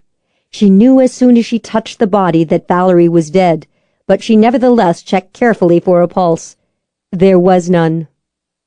That was enough, she told herself. She did not owe this woman anything more. She climbed back up the pool steps. Dripping wet, she opened the door of the small cabana. There was a stack of clean towels on a rack. She helped herself to one. When her hands were dry, she left the cabana and made the 911 call. "There's an aid car on the way," the operator assured her. There was a distinct pause. "Did you say your name is Clare Lancaster, ma'am?" Yes. Clare Lancaster, Stone Canyon's all-purpose suspect, she thought. She ended the call, finished drying herself off as well as she could, and then went inside the house to unlock the door for the medics. There was a cell phone on the white stone coffee table next to a half-empty pitcher of martinis. It would be a few minutes before the aid car arrived, Claire thought. She grabbed a couple paper napkins off the liquor cabinet and used them to pick up the phone. It probably wasn't legal to take a quick look at the victim's phone log, but she promised herself she would be very careful not to taint any evidence. After a moment, she realized she needed a pen and paper to jot down the numbers. She went back outside to get the items from her purse. She was disappointed to discover that there were no calls, either incoming or outgoing, logged for that day. So much for being a psychic detective, she thought. She could hear sirens in the distance. She still had a couple minutes. Unable to think of anything else to do, she jotted down numbers that Valerie had stored in the cell's phone book. Chapter 17. "Don't leave the motel," Jake ordered, speaking into his cell phone. "It will take me about half an hour to get there. Stay right where you are." "I'm sorry," Claire said, sounding unutterably weary. "but I'm going to have to cancel our arrangement for this evening. I don't think I'd make very good company for dinner." Jake was on his feet, heading toward the door of his office. "Forget it," he said. "A dinner date strikes me as the least of your concerns at the moment." There was a short pause on the other end. "Things aren't that bad," Claire said, rallying somewhat. "They didn't arrest me or anything.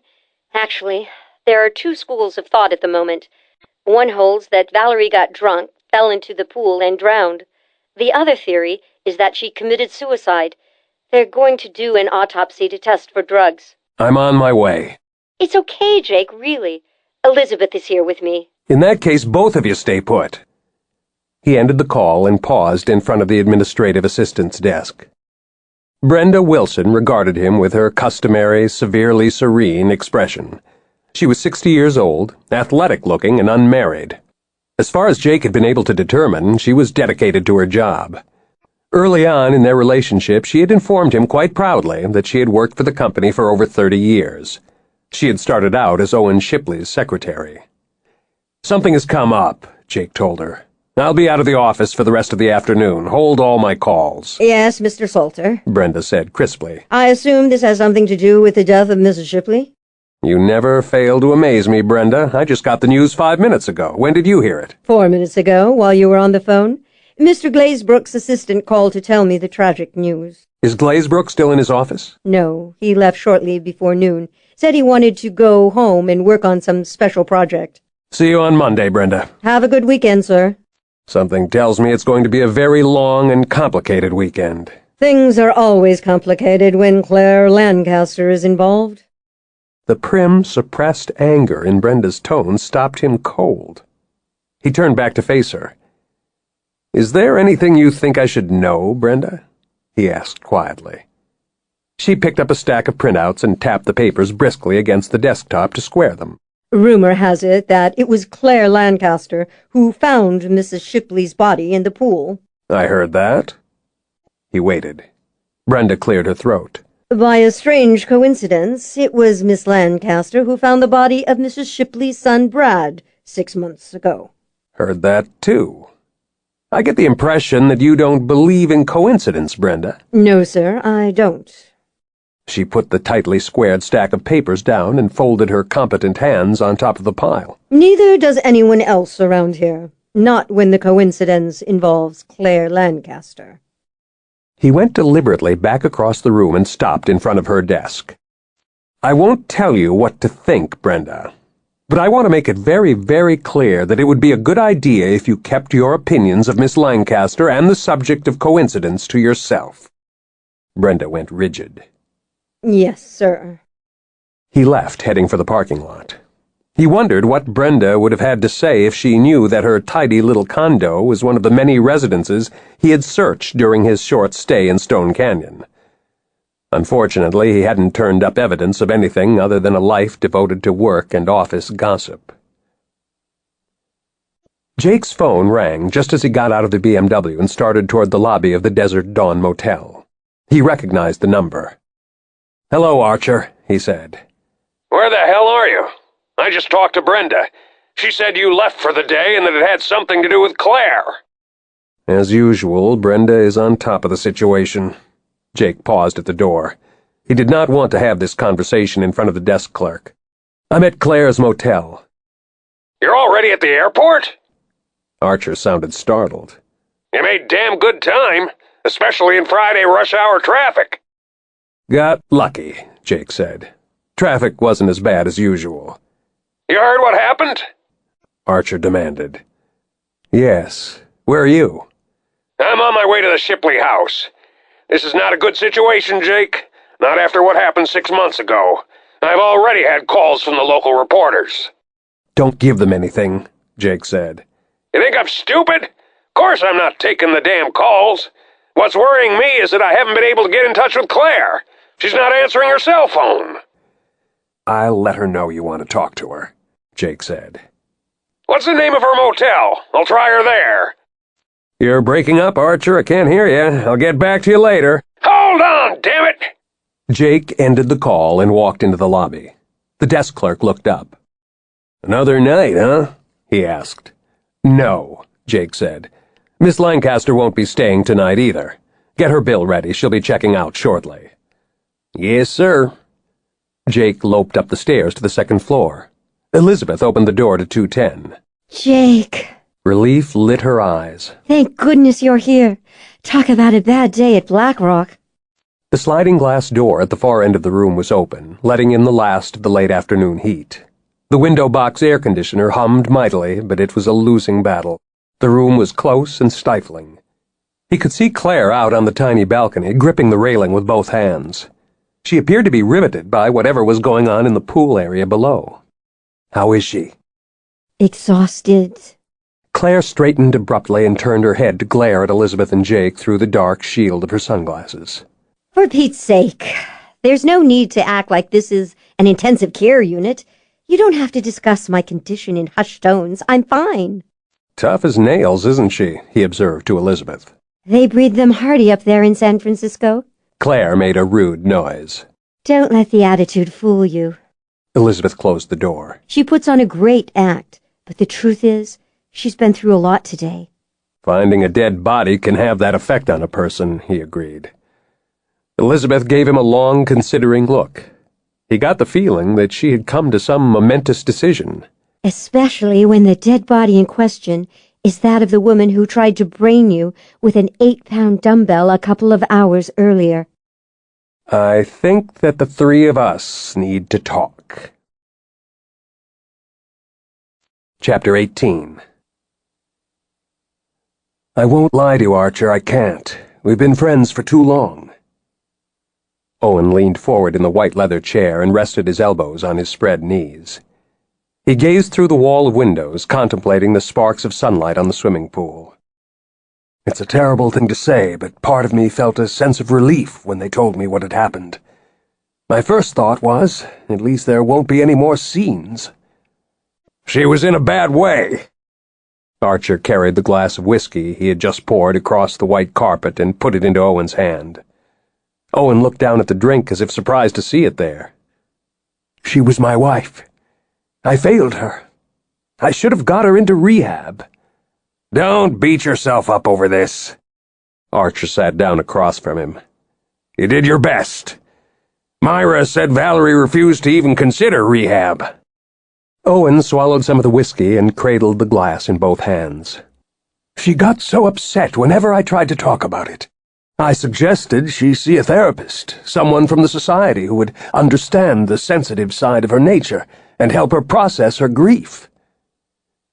Archer wasn't sure what to say, so he sat quietly, just trying to be there for the man who had been his partner and friend for so many years.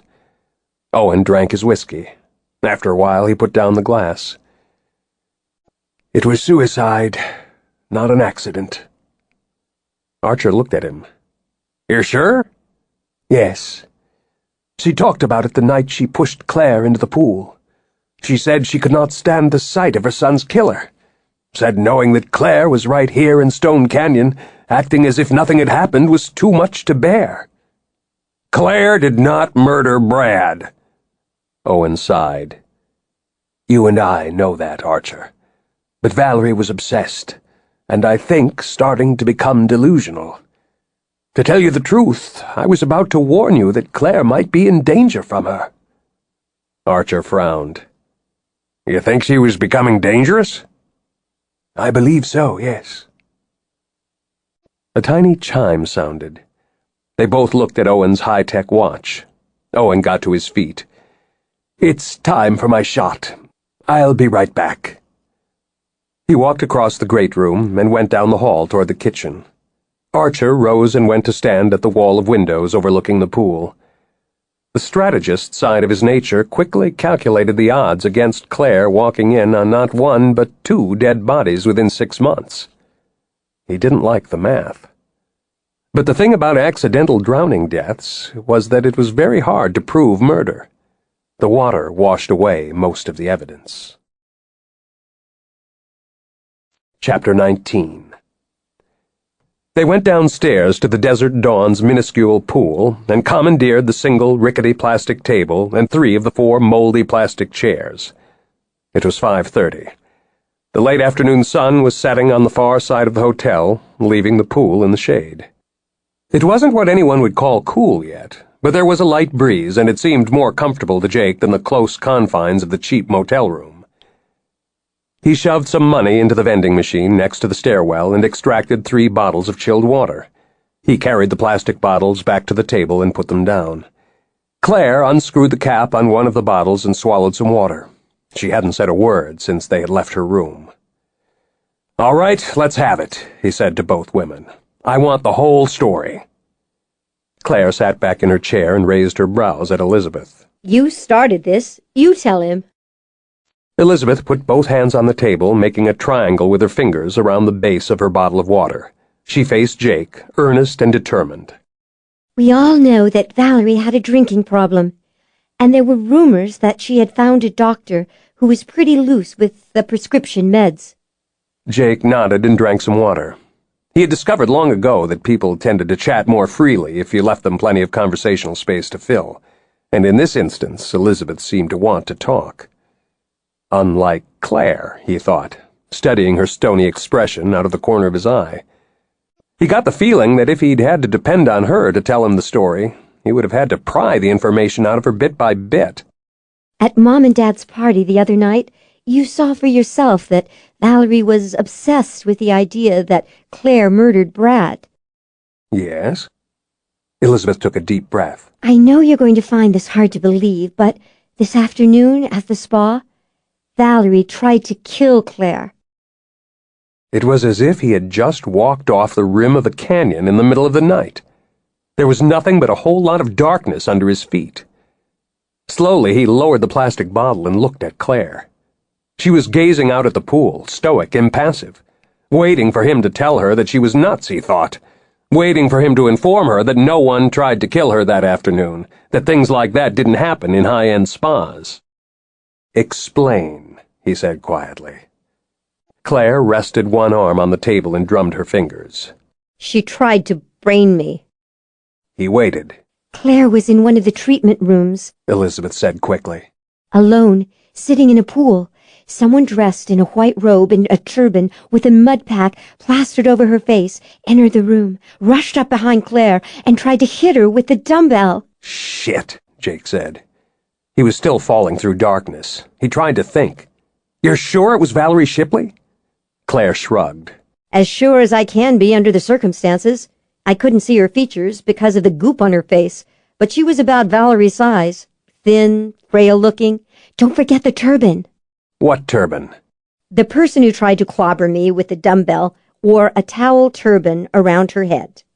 When I went out to the Shipley house this afternoon, I found a turban just like it in the front seat of Valerie's Jaguar. She must have tossed it there when she was driving away from the spa. Take me through it, step by step. She looked at him. He saw a barely veiled surprise and uncertainty in her eyes. She hadn't expected him to believe her, he thought. It was just like Elizabeth said. She tightened her grip on the bottle of water. I was alone in the grotto tub. I heard the door open behind me. I thought the attendant had come to tell me my time was up. But I heard the person's shoe on the tiles. Her shoe? It was a street shoe. You know, one with leather soles. Everyone in the spa wore soft-soled shoes or slippers, but this person was wearing regular shoes. My first thought was that someone had walked in on me by mistake, and there I was, stark naked in the hot tub. And then I got a panicky feeling, like something terrible was about to happen. Your intuition kicked in, Elizabeth said wisely. That, and the fact that the street shoe just sounded so wrong. Claire agreed. Go on. I leaped for the middle of the pool. Valerie was already swinging the dumbbell. She had it clutched in both hands. It crashed into the pillow and fell into the pool. Claire came that close to having her skull crushed. She would have been dead or horribly injured by now if she hadn't moved when she did. What did you do next? Jake asked Claire, careful to keep his voice neutral. Leaped out of the tub, of course, but Valerie was already off and running before I could grab my robe. By the time I got to the door, she had disappeared. You reported this, I assume. Claire and Elizabeth exchanged glances. We did tell the assistant manager. He called the cops? Jake pressed. She. Elizabeth corrected. Her name is Karen Trent, and no, she did not call the police. She didn't believe us when we told her what had happened, claimed we misinterpreted events. The dumbbell? Jake said, thinking. Was still in the pool. Claire nodded. But Miss Trent seemed to think that it had been accidentally dropped by whoever mistakenly opened the door of the treatment room. Did you two call the police? Claire said nothing. Elizabeth pressed her lips together. Jake exhaled slowly. You didn't call the cops. I have some issues with the Stone Canyon Police Department. Claire said. Because of what happened to Brad. Elizabeth explained hurriedly. And no one would have taken me seriously without some hard evidence because everyone believes I had a nervous breakdown a while back. Claire lowered her bottle and looked at Elizabeth. There's also the little fact that you didn't actually see anything. You were in another therapy room at the time. It would have been my word against Valerie's. True. Elizabeth turned back to Jake. The Stone Canyon cops would have gone through the motions because of Dad, but they wouldn't have turned up anything. The bottom line is that what evidence there was got washed off the dumbbell when it went into the water. Maybe not all the evidence, Jake thought. He slouched back in his chair, stretched out his feet, and drank some water. The SUV that tried to run you down in the mall yesterday, he said after a while. Think that was Valerie? There was an SUV parked in the Shipley's garage this afternoon that looked identical. Let me clarify. You went out to the Shipley house this afternoon all by yourself to confront this obsessed, crazy woman. Claire blinked and then flushed a dull, angry pink. She did not take criticism well, he noted. I thought I might be able to talk to her. Get her to see reason. Claire didn't tell me what she was planning to do, Elizabeth put in quickly. Or I would have gone with her. Claire slumped deeper into her chair. Okay, in hindsight, going to see Valerie alone was probably not the smartest thing I've ever done. He let that go. Snarling at her now probably wasn't going to accomplish much. Besides, the main reason he wanted to read her the riot act was because he couldn't think of any other way to work off some of the tension chewing up his insides. Nothing he said was going to change what had happened that afternoon, he reminded himself. It was time to focus on a plan of action. Where exactly do you stand with the Stone Canyon police on this thing? I'm not an official suspect, if that's what you mean, but I was asked not to leave the Phoenix area for a while, just until the medical examiner makes an official determination of accidental drowning or suicide. That shouldn't take long. After all, Valerie Shipley's death is a very high-profile case for the Stone Canyon police. I'm sure the authorities will rush the autopsy. Meanwhile, it looks like I'm going to have to do a little hand laundry in my bathroom sink tonight. I'm out of clean clothes. Elizabeth frowned. I can take some of your things back to the house and have the housekeeper do them for you. That's okay. Thanks anyway. I'm sure the management of the Desert Dawn Motel won't mind me hanging a few hand washables out to dry on the balcony. Jake glanced up at her room. The sight of your lingerie hanging from the railing would probably add a certain colorful charm to this establishment. But I think there is a better solution. I know. Go shopping again. She made a face. It may come to that if the Stone Canyon police won't let me leave town soon, but I'd like to avoid running up any additional expenses if possible. This trip has already cost me a lot more than I intended to spend. Send the bills to Dad. He's the one who asked you to come down here. I know, but I have this policy. Never take money from Archer Glazebrook? Yes, I'm well aware of your dumb policy, but if you won't let Dad help you out, you'll have to take the money from me. Claire sighed. I'll keep the offer in mind. With luck, it won't come to that. I'm still hoping to be on my way back to San Francisco in a couple of days. Jake set his water bottle aside, sat forward, and folded his arms on the table. One thing's for sure, you're not spending the next few nights here at the Desert Dawn. Claire gave him a quelling look. Elizabeth brightened. I agree with you, Jake. This place is the pits. It's clean. So is my place. Both women looked at him, lips parted in surprise. I've got plenty of room. And here's the clincher. I've got a washer and dryer. Something that might have been relief lit Elizabeth's eyes. It's not a bad idea, Claire. Claire pulled herself together, straightening abruptly in her chair. I really don't think. It's settled.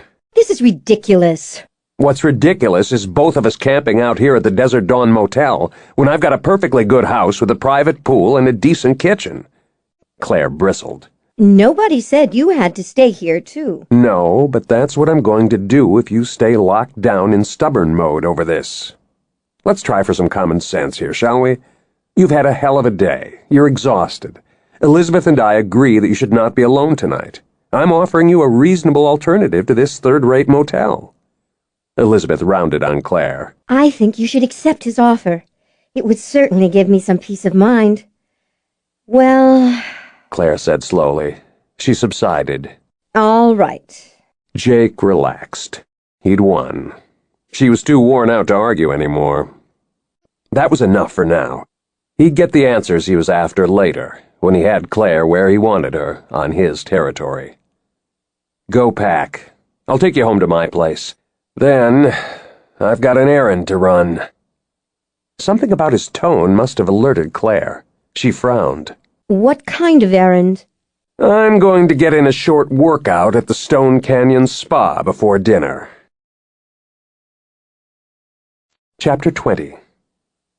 The gym at the Stone Canyon Spa was crowded with a trendy-looking after-work crowd. Every treadmill, stationary bicycle, and rowing machine was occupied by someone wearing the latest in snappy workout attire.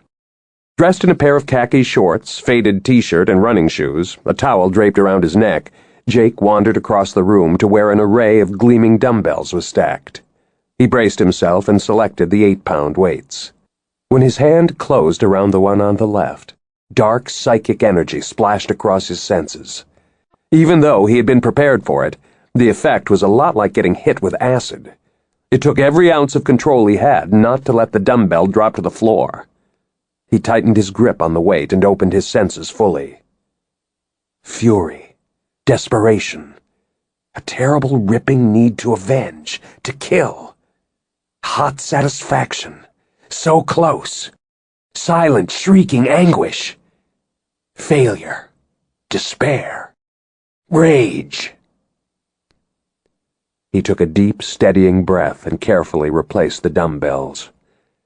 The disturbing waves of energy ceased affecting his senses the instant he released the weight. The ice-cold anger that took its place would last a while. Chapter 21. Claire unzipped the small overnight suitcase and studied her extremely limited wardrobe. The rules of engagement between Jake and her had changed, she decided. The slinky dress she had worn the night before was out of the question this evening. She was a house guest now, not a date. The hard fact was that she had no clothing options. The pool-ruined black suit was out. She'd lost another pair of pants and a t-shirt when she waded into the pool to check Valerie's pulse. That left her with the pants and t-shirt she had on now. Forget changing for dinner. She crossed the bedroom to the sliding glass door. Through the floor-to-ceiling glass, she could see the kitchen and the other wing of the house across the pool courtyard. Jake had the kitchen sliders wide open. He was working at the center island. He must have sensed her watching him because he raised his hand in a casual wave. Probably real hard to sneak up on a hunter. This was to have been her night to do the entertaining, she thought. She had known from the outset that it would be a bad idea to let Jake get the upper hand. But here she was, in his house, getting ready to drink his wine and eat the food that he prepared. Jake was once again in charge. She decided she was in no condition to analyze all the possible ramifications of that situation. It had been a very long day.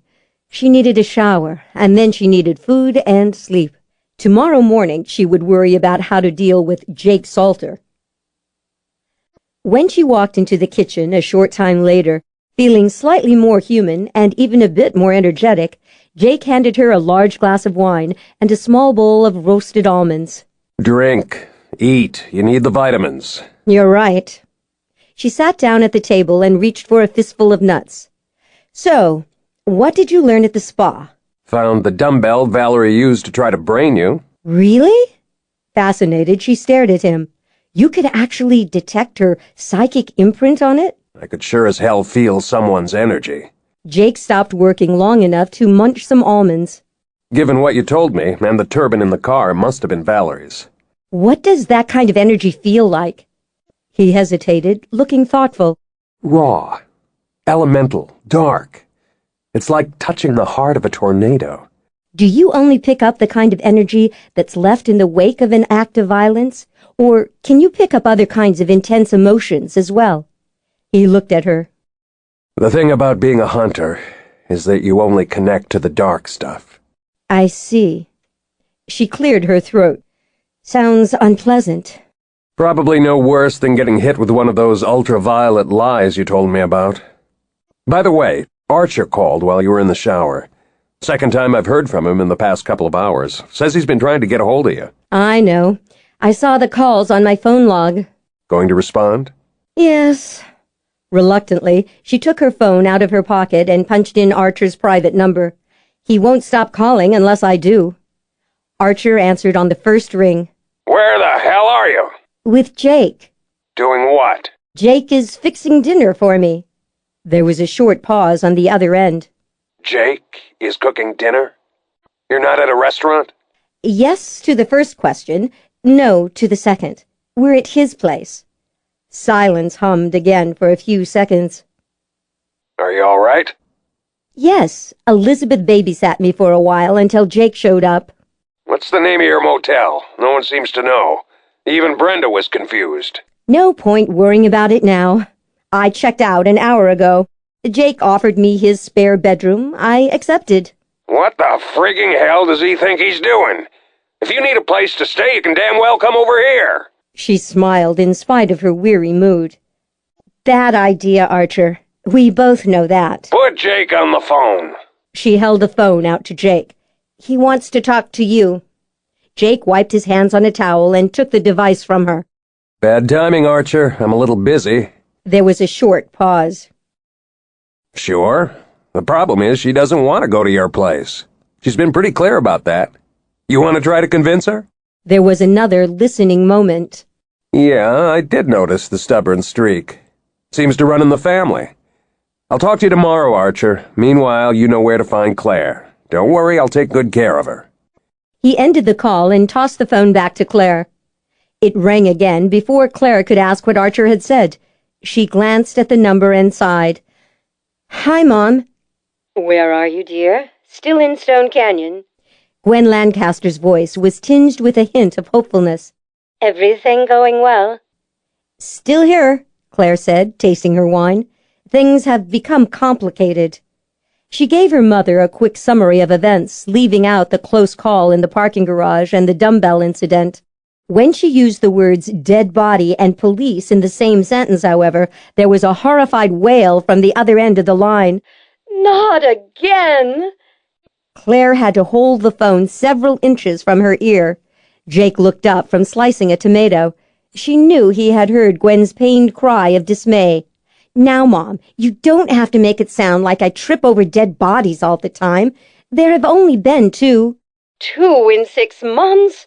Do you know what the odds are of that kind of thing happening if you're not a cop or in some sort of emergency work?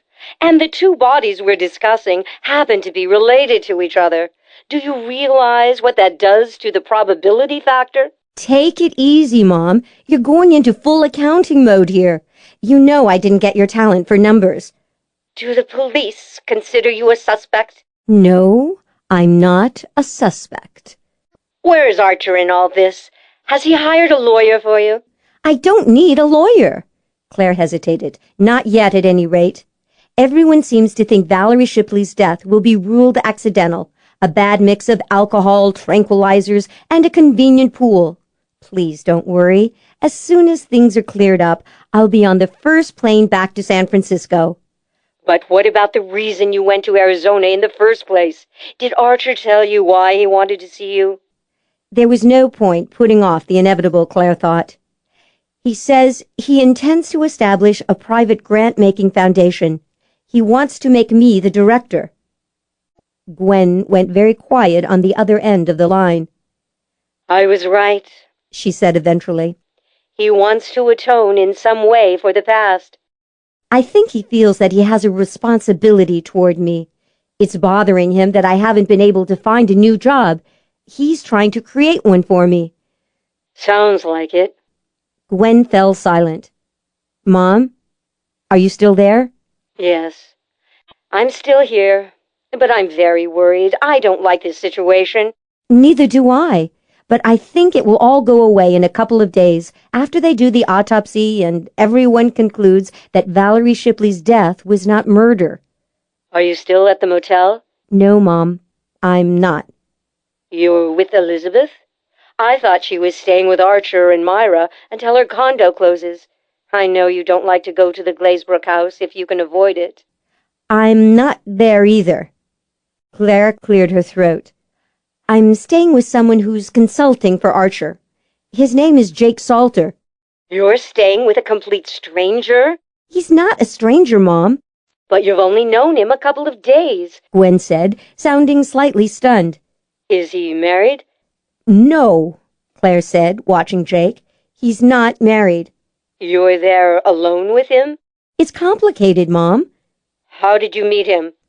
"At the Glazebrook cocktail party. I guess you could say that Archer introduced us." No, I introduced myself. I heard that. Is that him? "Yes. He's cooking dinner." Do you think it's wise to be staying at his house? "To be honest, at the moment, I'm too tired to care." Claire, "It's been a very long day, Mom. I'm going to have a glass of wine, eat dinner, and fall into bed." Jake was dousing the vegetables with olive oil. She saw his mouth curve faintly in a very male smile. It dawned on her that the last part of her sentence left a lot to the imagination. "Alone," she added hastily. Claire, I'm not sure about this. "I love you, Mom, but I'm going to hang up now. I'm beat. Bye." She ended the call and set the phone on the table. "I'm 32 years old. I can't believe I'm still having conversations with my mother about where I will sleep. Do men have conversations like that with their mothers?" Can't speak for all the other males on the planet, Jake crunched a chunk of blood-red bell pepper between his teeth. but I sure as hell don't. "Lucky you." He sprinkled salt over the vegetables. Doesn't mean there isn't some pressure, though. She almost laughed. I find it very hard to believe that anyone, even your own mother, could apply serious pressure to you, Jake Salter. Never underestimate a mother when it comes to that kind of stuff. What pressure does your mother apply? She'd like to see me get married again. She's after me to register at arcanematch.com. Are you going to do it? I've been thinking about it. It's not like I've got anything to lose, right? Her heart sank. He might just as well have come straight out and told her that he didn't see any future for the two of them, she thought. Guess not. Ever register yourself? Tried it once. She drank some wine and lowered the glass. I'm getting a bad feeling here. I take it the matchmakers at Arcane House didn't come up with a match. She wrinkled her nose. Let's just say that being told that you are unmatchable with any other member of the society is hard to take, even for an optimistic, upbeat, positive thinker like myself.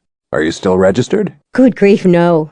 It was too depressing getting that stupid little "Welcome to ArcaneMatch.com, Clare Lancaster. Sorry, no match yet. Check back later" message.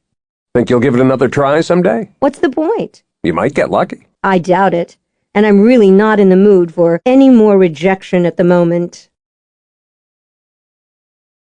Chapter 22.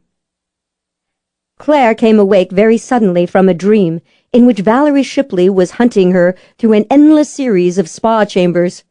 Each room contained a bottomless pool.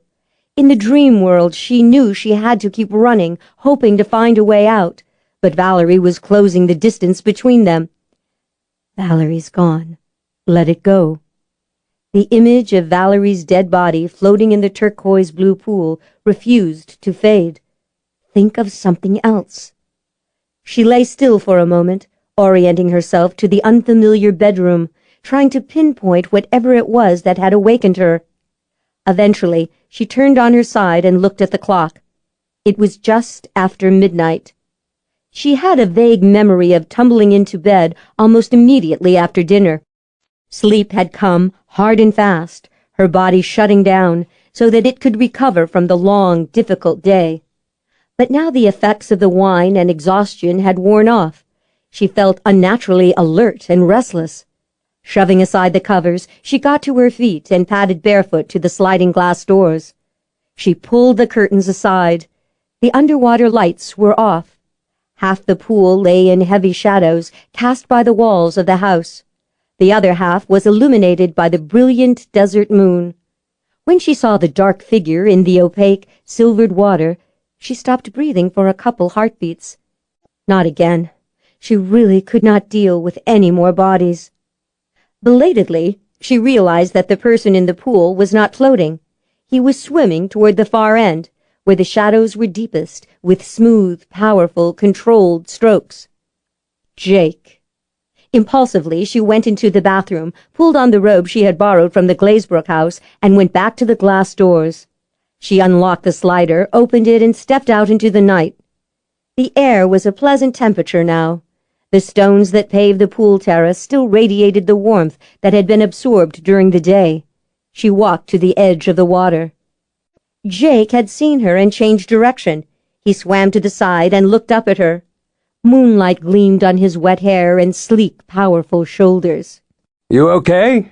Yes, slept like a log until a few minutes ago. Bad dreams? She hesitated. Only to be expected under the circumstances. A swim might relax you so you can get back to sleep. I didn't bring a swimsuit with me. You don't need one. The lights are off. You can't see anything under the surface at night. Automatically, she glanced down into the water below his chest. He was right. She could not even see the dark outline of his body.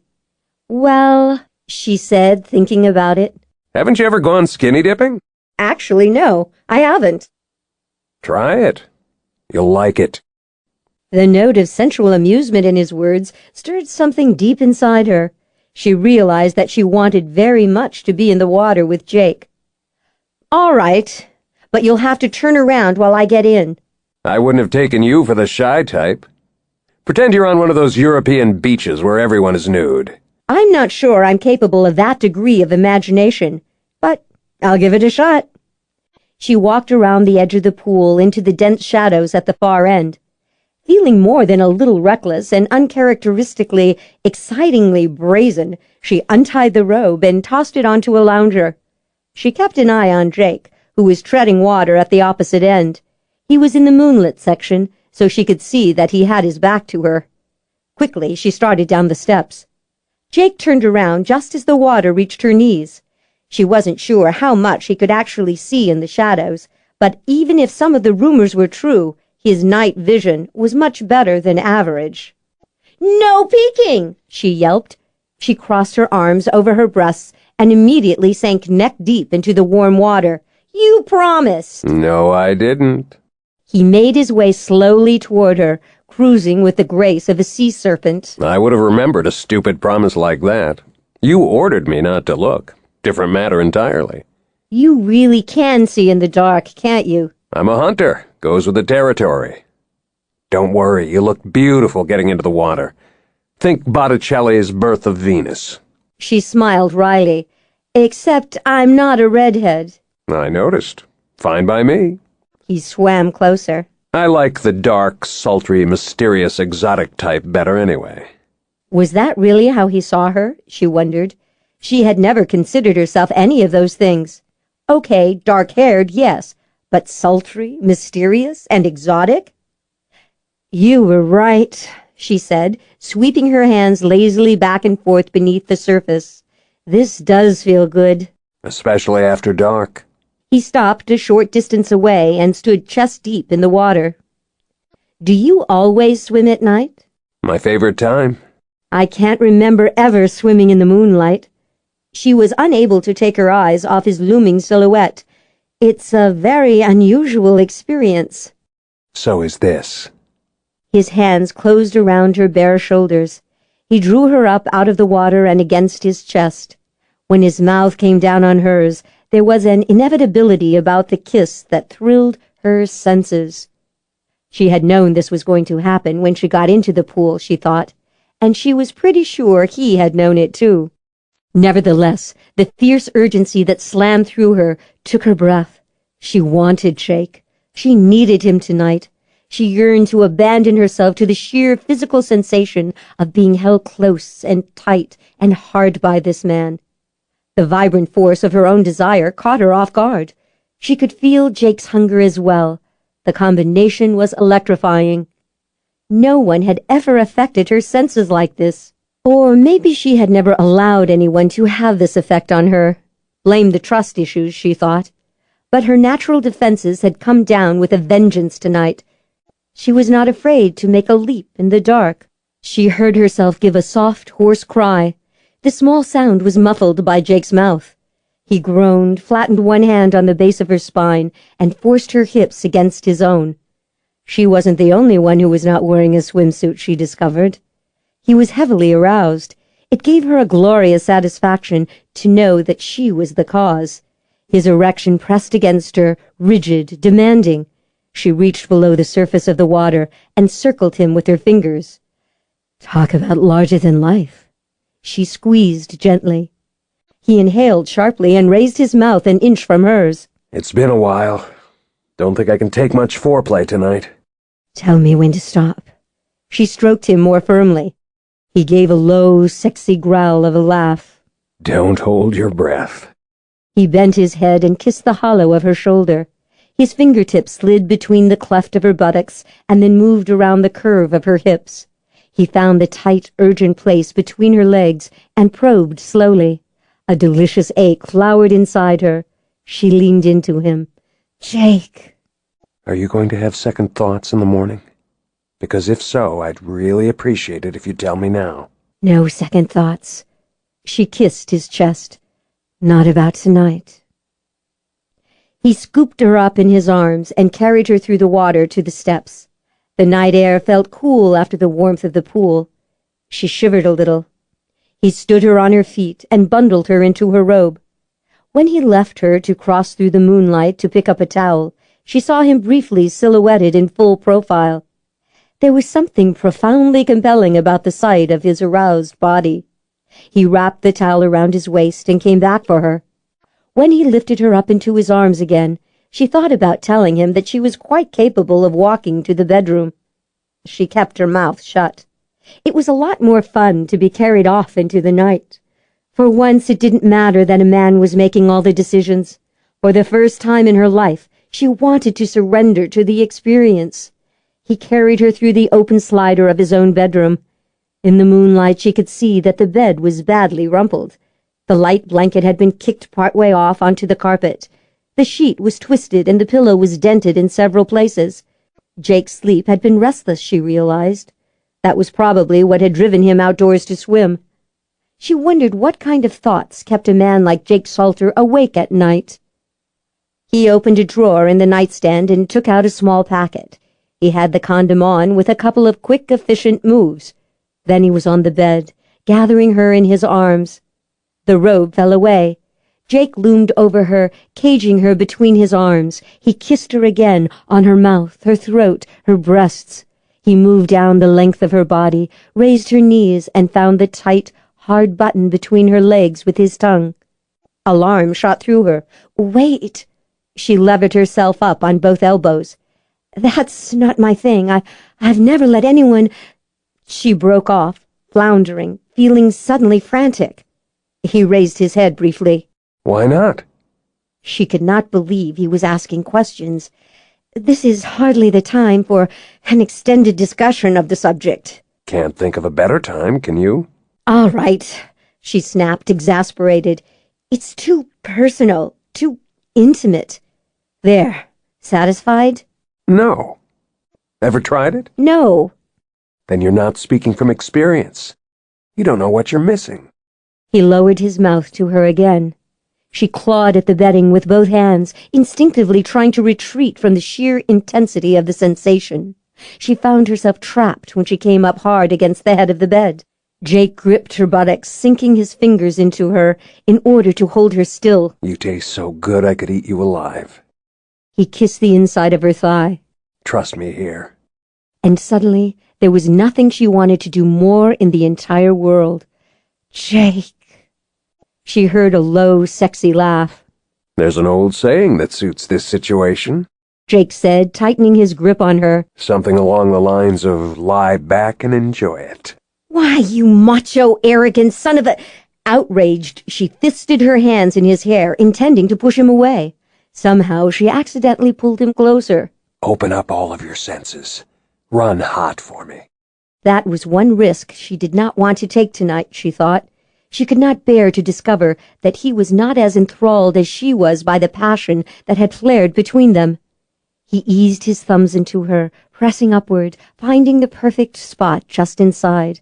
At the same time, his tongue stroked the sensitive bud. She was suddenly clenched so tightly she had nothing left for the battle. She did the only thing she could do under the circumstances. She surrendered. The climax rolled through her, sweeping away the last of her control. All her senses flashed into full awareness. Power danced in the shadows around her, hers and Jake's. She realized dimly that he was running wide open too. Her heels dug into the mattress. She heard a high, exultant shriek. She was screaming. She never screamed in bed. Then again, she had never had an orgasm with a man either. Jake moved swiftly up her body and sank deep inside her with a long, heavy thrust. But she was impossibly sensitive now, and he was much bigger than any of the handful of men she had gone to bed with in the past. The result was an overwhelming storm of sensation. A second series of small shock waves reverberated through her. Instinctively, she wrapped her legs around his hips. Yes, just like that. Tight and hot. The muscles of his back went rigid beneath her palms. His skin was damp, not from the pool water, from perspiration. He drove himself into her again and again, hard and fast. Seconds later, his release slammed through him. She felt every wave. When it was finally over, he collapsed on top of her, pinning her to the bed with the weight of his utterly relaxed body. Knew it was going to be like that, he said into the pillow beside her. He was telling the truth. Chapter 23. Jake finally gave up trying to ignore the pushing and prodding. He roused reluctantly, opened his eyes, and levered himself up onto his elbows. The sight of Clare sprawled beneath him, Her hair a tangled cloud, her face still flushed, filled him with a bone-deep satisfaction. "What?" he asked, lazily kissing her nose. "I'm trying to get some sleep here." I noticed, but I want to get up. "So get up." I can't. You're on top of me. He looked down at her breasts. "Huh. You're right." Off. Okay. He flopped down to his back, folded one arm behind his head, and admired the sweet, full globes of her rear as she disappeared into the bathroom. "You know, you have a really terrific butt," he called out after her. There was a short, startled silence from inside the bath. Gosh, thanks. Yours isn't bad either. He grinned, too relaxed to move. "I can't believe you've never gone skinny dipping until tonight." Claire reappeared, enveloped in his robe, probably because hers was still damp, he decided. He smiled at the sight. She looked like she belonged to him, he thought. She watched him steadily for a moment, thoughtful and sultry. I can't believe I let you do what you did to me. She said finally. And swimming naked was the least of it. He rolled off the bed and started toward her. "Let's get something straight here, lady. You didn't let me do anything. I had to fight you every inch of the way, remember? We even had an extended debate at one point." Yes, we did, didn't we? She tipped her head slightly to one side. I think I lost. He stopped directly in front of her and planted both hands against the wall on either side of her head. "You were just overcome by my irrefutable logic." That's right, I remember now. Your brilliant arguments consisted of trust me and lie back and enjoy it. How could I have failed to be swayed by that kind of snappy logic? He smiled slowly. "So, was it good for you?"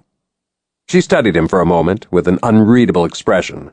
If I tell you that this is the first time in my life that I have never had to fake an orgasm, will you become insufferably egotistical? "No, honest."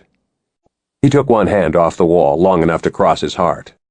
"I will be proud, of course, but very, very humble." Gee, why does that statement lack the ring of truth? Probably because I'm lying through my teeth. You know, it's downright scary to think that if I hadn't come along, you might have spent the rest of your life never knowing the joys of sex with me. Think maybe I should get down on my knees and thank you at some point in the near future? She asked with perfect innocence. "Oh, wow," he breathed reverently. "The image that comes to mind is enough to make me feel a trifle faint." She punched him lightly in the ribs. You keep forgetting you're talking to someone who always knows when you're fibbing. He laughed. "Want to know what really scares the hell out of me?" What? "The thought of never having met you." Is this your way of saying that it was good for you, too? "The best." He was telling the truth again. She was flabbergasted. She reminded herself that at that particular moment, awash in post-coital afterglow, he might actually believe what he had just said, in which case it was the truth. But only for tonight. People always assumed that the truth was never as complicated as a lie. They were wrong. He straightened and walked into the bathroom. "Now that we've got that settled, let's get back to your suggestion." What suggestion? She asked from the doorway. He turned on the faucet. "I'm not sure of all the details, but I believe it involved getting down on your knees to thank me personally for the best orgasm of your life." It's kind of late. I wouldn't dream of keeping you up past your bedtime. "Not a problem. I'm already up." She looked down at his heavily aroused body. Yes, I can see that. Well, Mom always told me that good manners are important. Nice to know that there are still some standards left. Chapter 24. She felt him leave the bed shortly before dawn. There was the smallest of rustling sounds. A moment later, she heard the soft slide of a zipper. The door slid open. He had gone outside onto the patio. She wondered if he had left something out there last night, his watch or shoes perhaps. When he did not return immediately, curiosity got the better of her. She sat up to see what he was doing. The curtains were open. From the bed, she had a clear view of the pool and the wrought iron fence beyond. Jake had opened the gate. He stood at the edge of the patio, looking out at the rolling desert landscape. The calm, alert stillness of his stance told her that he was watching something very intently. She rose from the bed and pulled on his robe. Tying the sash, she crossed the room and stepped outside onto the patio. The exhilaration of the pre-dawn atmosphere struck her full force. The sweet scents, the perfect temperature with the promise of the heat to come, the exotic light, all combined to give her an odd, thrilling rush of awareness. Halfway across the patio, she saw the first coyote. It was a few yards from where Jake stood, watching her with an unwavering gaze. After a few seconds, she saw the second and then the third. The trio regarded her for a long moment, and then, evidently concluding she was not a problem, they went back to prowling the underbrush. She came to a halt beside Jake. He put an arm around her shoulder and pulled her against his side. What's going on out here? Those three are hunting breakfast. She winced. I hope they don't find it while I'm standing here watching. Something tells me they don't eat a lot of soy burgers. At this hour, they're probably after rabbits. What about you? Staking out your territory? Marking your boundaries? In a way. It better not involve peeing on the fence. I don't mind a little back-to-nature stuff, but I'd have to draw the line at that. Go ahead, take all the fun out of it. She laughed and turned into the curve of his arm. He kissed her there in the light of the desert dawn, sending energy splashing across all her senses. When he raised his head, at last, she could see the exciting heat in his eyes. I didn't buy you dinner last night, so I'll make you breakfast instead. Works for me. He walked into the kitchen sometime later, showered and shaved and aware of a hungry anticipation that had nothing to do with food. Clare was at the center island, cracking eggs into a bowl. He could see that she had just come from the shower herself. Her hair was held back in a ponytail. She had on a pair of black pants and a rust-colored t-shirt. Both looked good on her. Both looked familiar. He stopped in the doorway, giving himself a chance to enjoy the sight of her there in his kitchen. She looked up from the eggs, smiling a little shyly. Hungry? Oh, yeah. I meant for breakfast. That, too. He went around the counter, picked up the teapot, and poured Dragonwell Green into a heavy white ceramic mug. He lounged back against the counter and watched Clare work on breakfast. She seemed to have made herself very much at home, he noticed. He liked that. Too bad he was going to have to ruin the warm, romantic atmosphere. I'd like to take you up on that offer to make use of your washing machine and dryer after breakfast, if you don't mind. No problem. A nonstick frying pan was heating on the stove. Clare put a teaspoonful of Dijon mustard into the egg mixture and added some chopped fresh dill and a large dollop of ricotta. Something I need to ask you. She picked up a wire whisk and went to work on the egg mixture. Mm-hmm. Who do you think killed Brad McAllister? She stopped whisking very abruptly. I told you, I have no idea. But you're not buying the interrupted burglary theory, are you? No, I didn't buy it 6 months ago, and I really can't buy it now. Not after what happened to Valerie Shipley. Got a theory of your own? She concentrated very hard on putting a dab of butter into the hot pan. Then she added the eggs. He could tell that she was choosing her words carefully, deciding what and how much to tell him. The truth, Clare. She exhaled slowly. I don't know who killed Brad, but I'll tell you one thing. What? Until yesterday, I was very grateful to that person. Because the killer came up with a permanent fix for Elizabeth's problem? That too. But there was another reason. What? Clare looked up from stirring the scrambled eggs. I think he or she probably saved my life. A chill went through him. What are you saying? I'm sure that Brad intended to kill me that night. Someone else got to him first. Chapter 25.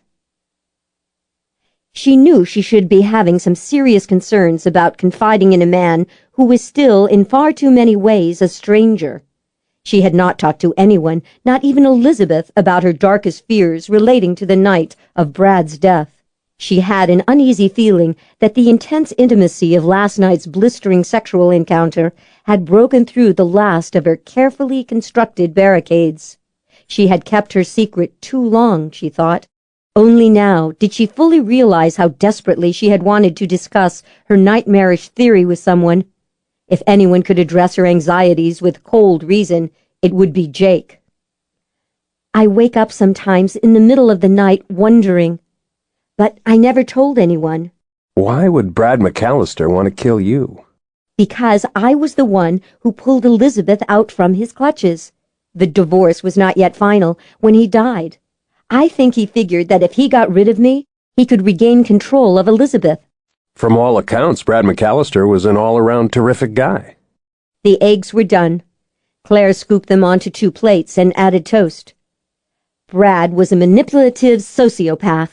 Make that a manipulative parasociopath. And he was so good-looking and so charming and so damned smart that he got away with it. Elizabeth is sure he was having an affair while they were married, but she could never prove it. He was a member of the society. Archer checked that out. Yes, but I'm positive that Brad lied, not only about the level of his parasenses, but the type as well. I think he was a lot stronger than he let anyone know. Maybe he found some way to fake the society testing process. What kind of talent do you think he had? My guess is he was a hypnotist or something along those lines. It would certainly explain how he managed to fool everyone, including Archer. He sat down at the kitchen table. But not you. She shrugged. I am what I am. He wasn't able to fool Elizabeth indefinitely either. Not even the best hypnotist can keep someone in a trance 24/7 for months on end. So how did he manage to keep her under control as long as he did? Drugs. She sat down at the kitchen table. He convinced a shrink that she was going crazy. I wouldn't be surprised if it turned out that Brad used his hypnotic talents on the doctor to encourage him to prescribe the meds. Then again, maybe he didn't have to work that hard. Like I said, the bastard was incredibly charismatic.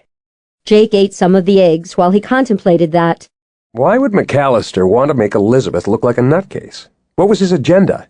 Our theory is that he did it to get control of her inheritance. Liz will eventually receive half of Glazebrook, Inc. But not until Archer dies. He looks to be in really good health. She poured the tea and sat back. He was listening, she thought. He might not be convinced yet, but at least he was paying attention. All right, here's the rest of the conspiracy theory that Elizabeth and I concocted. Neither one of us thinks that Archer would have been long for this world if Brad had lived. You think he intended to murder Archer? Yes, eventually. An accident of some sort, no doubt. McAllister.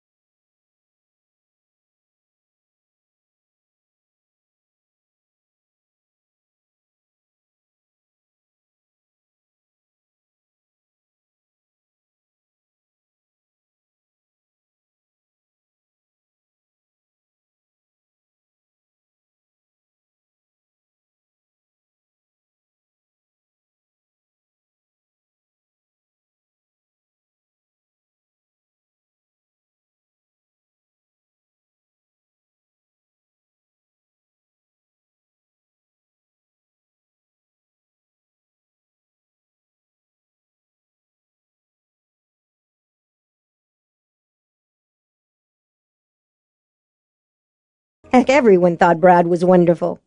I can see why you didn't go to the cops with this theory of yours. I know. It's pretty bizarre, isn't it? The cops would have laughed. And as for other members of the society, well, they're already strongly inclined to believe that people like me are mentally unstable. I didn't want to add anything to that image. I've got my future as a psychic investigator to consider. He nodded, saying nothing, and finished his breakfast. Great eggs, he said finally, putting down the fork. Thanks. It's the ricotta. I'll remember that. He picked up his tea. All right, for the sake of argument, let's come at this another way. Everyone says that Brad was a wealthy man in his own right. Why go to all the trouble and risk of driving his wife mad and killing a couple of people in order to get his hands on Glazebrook ink? Claire sipped some tea. This was admittedly one of the weak points in the theory. Some people never have enough. True. Still, you have to admit the scenario you described is pretty extreme. Yes. How did you and Elizabeth first make contact? I told you, I never intended to show up at the front door of the Glazebrook home and ruin their perfect family thing. But I kept track of all of them, especially Elizabeth, from a distance. I couldn't help myself. She was the sister I never had. Literally. Go on. Her wedding to Brad McAllister was photographed for one of the glossy Phoenix area house and garden magazines. The spread was beautiful. Elizabeth was so lovely. Gorgeous gown, of course. Everyone looked so happy and pleased. But when I looked at the picture of Brad toasting the bride, I got a cold chill. He raised his brows. You can detect someone lying in a picture? It's dicey at best. But there was something about the way he was looking at her that scared me. The wedding had occurred a few months before the photos appeared in the magazine, of course. By the time I saw them and contacted Elizabeth via email, she was already well into her supposed nervous breakdown. But she managed to get back to me with a single word. What was the word? Help. That was all? Yes. I emailed her back immediately and said that I would be in Phoenix on the 3:40 p.m. flight from San Francisco that day. She said she would meet me at a bookstore in a mall. Turned out that was one of Brad's afternoons for visiting his girlfriend. He didn't know what had happened until he got home. By that time, Elizabeth and I were on a plane headed back to San Francisco. How did you end up in Stone Canyon on the night Brad was murdered? By then, Elizabeth had recovered from the drugs and was herself again. She stayed with Archer and Myra and made it a point never to be alone with Brad while they went through the divorce proceedings. I kept an eye on things from San Francisco. It all seemed to be going well. Brad didn't fight the divorce. He made a few attempts to convince everyone that he loved Elizabeth and didn't want the divorce, but he must have realized that there was no chance of salvaging the marriage. She paused. At least not as long as I was in the picture. He had to know that if the situation changed in any way, I'd come back to Arizona in a flash. Did you ever meet McAllister in person? Yes, once. I went with Elizabeth on the one occasion when she and Brad met with the lawyers together. She wanted me there in case Brad tried anything. But everyone was very nice and polite and civilized. I swear, there was something about McAllister that was colder than ice, though. Was that the first time you met Archer? No. He flew up to San Francisco as soon as he found out that I had spirited Elizabeth away. Did he try to talk you out of encouraging Elizabeth's divorce? She tipped her head to one side, thinking. No, he didn't, as a matter of fact. Elizabeth was very firm about the decision, and Archer and I were both stepping very cautiously around each other at that point. Go on with your story. A couple of weeks after that, Elizabeth invited me down for a long weekend. I was due to arrive Friday evening, but that afternoon, Elizabeth got an email telling her that something had come up on my end and I wouldn't be able to get to Stone Canyon until the following morning. She attended a reception for the Stone Canyon Arts Academy with her parents instead. The email changing your arrival time was not from you, I take it. No. I arrived on schedule Friday evening, picked up a car, drove to the house, and found Brad's body. What about the email message you supposedly sent? It looked perfectly legitimate. The return address was mine. He contemplated her across the table. You think Brad sent the fake email, don't you? It isn't that difficult to use a phony email address. Spammers do it all the time. You think he wanted to lure you to the house that night in order to murder you because you were ruining his scheme? Jake's voice was disturbingly cool and very, very neutral. She gripped the tea mug tightly. Maybe he wasn't going to believe her after all. Well, she could hardly blame him. Yes. But someone else got to him first. Yes. Sort of a large coincidence, isn't it? Not if you go with the possibility that Brad's murder was deliberately timed to take place while I was here in town. You think someone wanted to throw suspicion on you? Maybe. Or maybe the killer staged things that way in case the police didn't buy the interrupted burglary scenario. Maybe I was just the fall gal. If you're right, it means that both Brad McAllister and his killer knew your flight schedule that Friday. I'm sure it was no secret around Elizabeth's office that I was coming into town to see her. It also implies that someone knew Brad was planning to kill you. Someone he trusted, she agreed. A partner in crime, maybe, who betrayed him that night. You've really been working on this theory, haven't you? I've had 6 months to think about it, but I had nothing to go on until now. You're referring to Valerie's death. She nodded. I don't care what the autopsy says. I'm going to have a hard time believing it was an accident or a suicide. Murder by drowning is notoriously difficult to prove. Just ask any insurance company. I know. Okay, how about a motive? Got one of those? Not for Valerie's death, she admitted. All right, moving right along. I'll grant you that it's theoretically possible that Brad and his partner killer knew your schedule 6 months ago. But how could anyone know that you were planning to go out to Valerie's house this afternoon? Restless, she stood and went to the window to look out at the pool. I think that my finding the body this time probably was a genuine coincidence. The killer didn't have to worry about pointing suspicion elsewhere.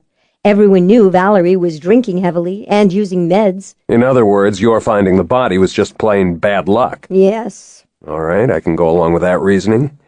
Still, if Valerie was killed, it's damn interesting that the murderer chose to do it while you were here in town. I know. I've been thinking about that a lot. Why kill her now? Why kill her at all? She turned suddenly to face him. Jake, you were right the other night when you said that someone should have gone looking for answers 6 months ago. It's a little late, but I'm going to do it now. His eyes narrowed faintly. I was afraid you were going to say that. The problem is, I'm not sure how to go about it. I don't have the cash to hire a private investigator, and even if I did, I doubt he'd get far in Stone Canyon. That's a given. I can't see the fine folks out at the Stone Canyon Country Club talking to a PI, especially if they think it might involve them in a murder investigation. There's a lot of money in this town, and that means there's a lot of dirty laundry. No one is going to want it aired. He looked thoughtful. Maybe you should talk to Archer before you do anything rash. She shook her head. He made it clear 6 months ago that he wants this whole thing to go away. I can't blame him. You're serious about looking for answers, aren't you? Yes. In that case, I'll help you.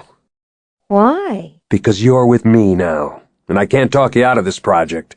Doesn't leave me much choice. You don't have to do this. Yeah, I do. I don't know what to say. Tears welled up in her eyes. Thank you. Don't thank me yet. Got a feeling we're going to be opening up a jar of scorpions here. We'll probably both regret it. Claire waited. But Jake did not say anything else. Instead, he reached for the morning paper lying on the table. He opened it to read the headlines. Claire cleared her throat. Got any idea where we should start? Sure. He turned to the business section. First, we find out who Brad was sleeping with last year when he was killed. Chapter 26.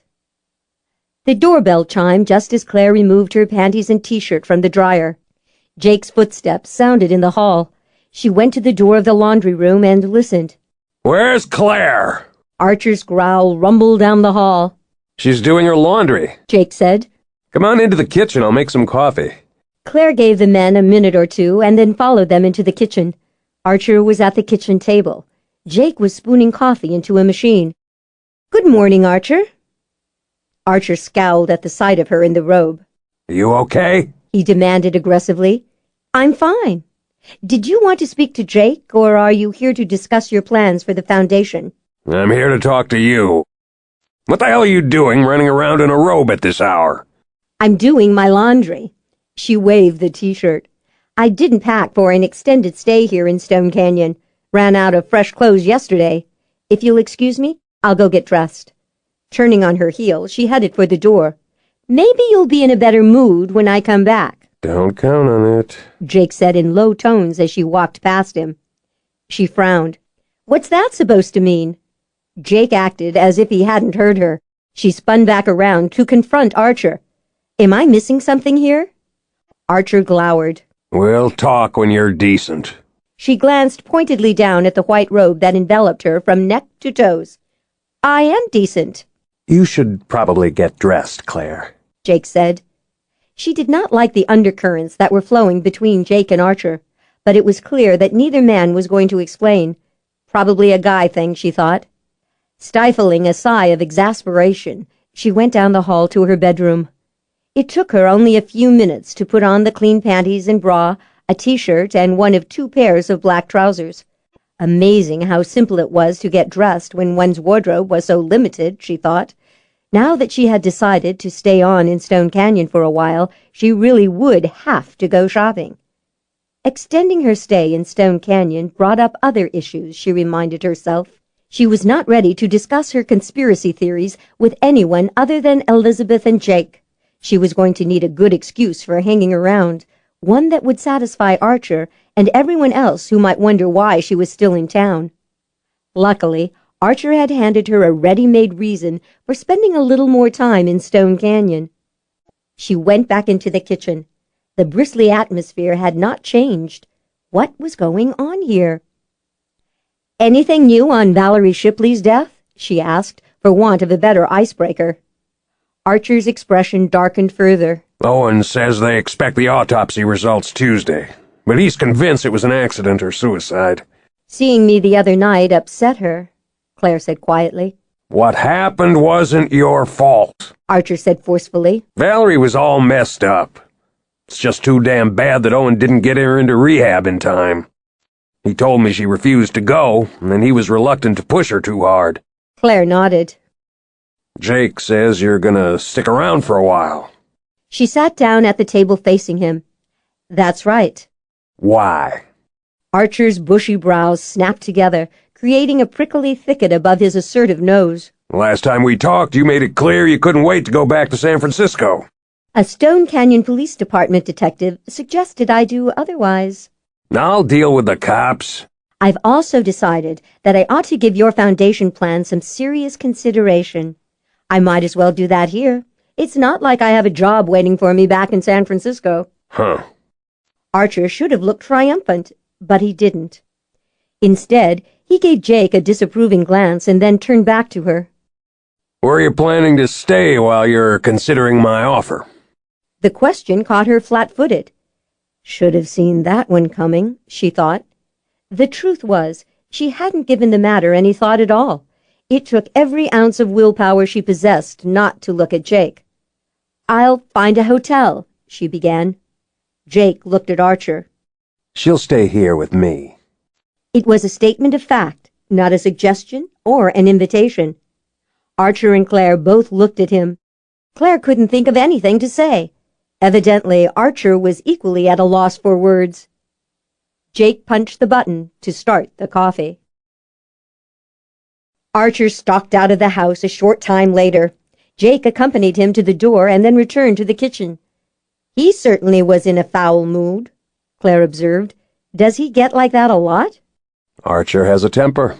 She slouched in her chair and jammed her hands into the pockets of her trousers.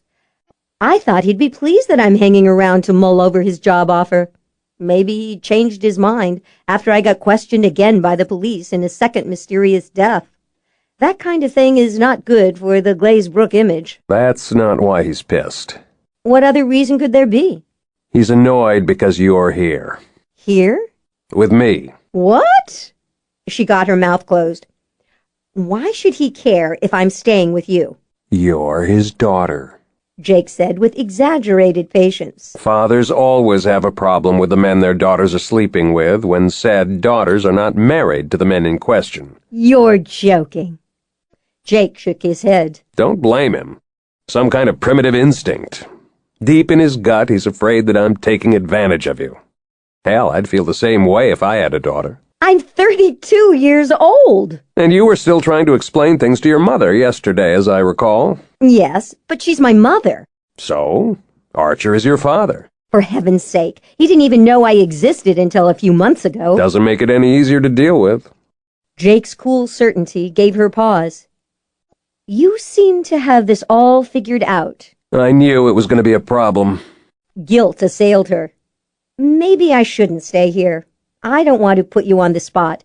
You're working for Archer, after all." You're staying. He sat down at the kitchen table and took out a notebook. There's no point in arguing about it. Archer will do whatever he thinks he has to do. I'll deal with it when the time comes. She eyed the notebook. What's that for? Are you going to make notes about my conspiracy theories? He looked at the notebook. I was thinking more in terms of a grocery shopping list. Now that I've got a guest in the house, I'm going to need more food. Chapter 27. You want to know who Brad was sleeping with? Elizabeth leaned back in the clean-lined red leather office chair, clearly startled by the question. Why? They had agreed to meet at Elizabeth's office, even though it was a Saturday afternoon and Glazebrook Interiors was technically closed for the weekend. There were a couple of reasons for that decision. Claire knew that Elizabeth would not be comfortable discussing her relationship with Brad in front of Jake, which nixed Jake's house as a meeting place. The second reason was that Claire had no desire to go back to the Glazebrook estate. Elizabeth's elegant business was located in a modern upscale shopping arcade filled with high-end gift shops, exclusive furniture galleries, and a variety of boutiques that featured one-of-a-kind accessories for the home. Because I've decided that I need to know more about what really happened when Brad was killed. Alarm flashed across Elizabeth's face. I thought we agreed that it would be best if we both kept quiet about our conspiracy theories.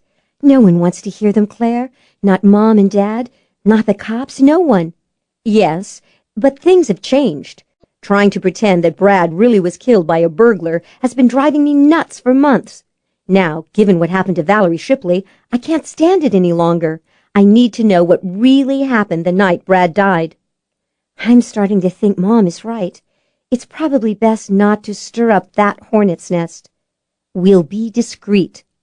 There was a short pause. We?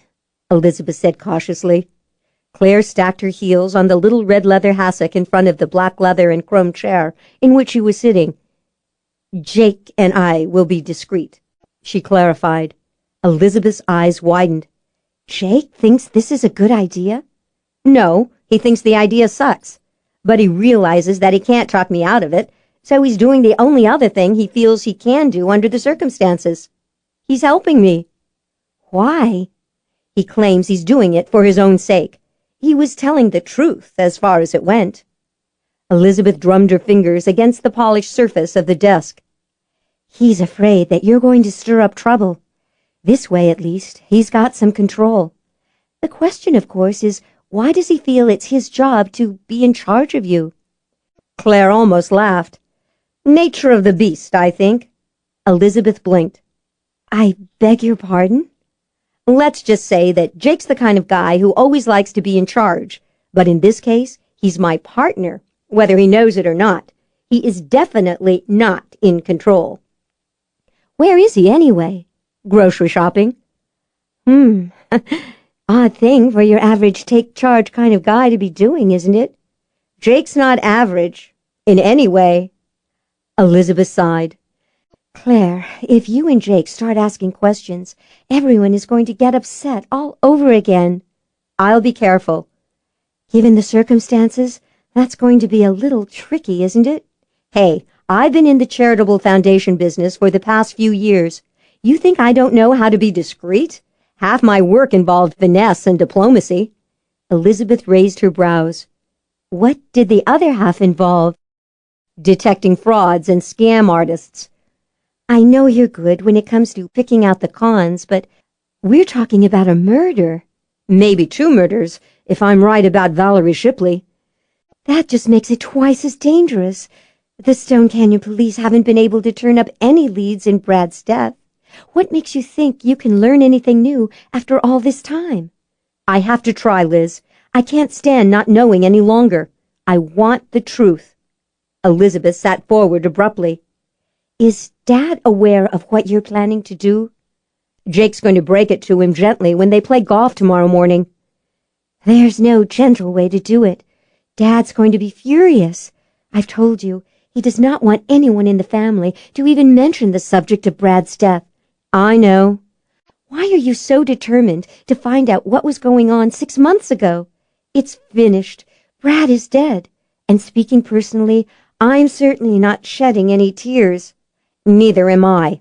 But I told you, I've got a feeling that Valerie's death is linked to it. So what? Let the authorities deal with it. They're going to conclude she drowned accidentally. You know they are. I hate to sound cold-hearted about all this, but do either of us really care?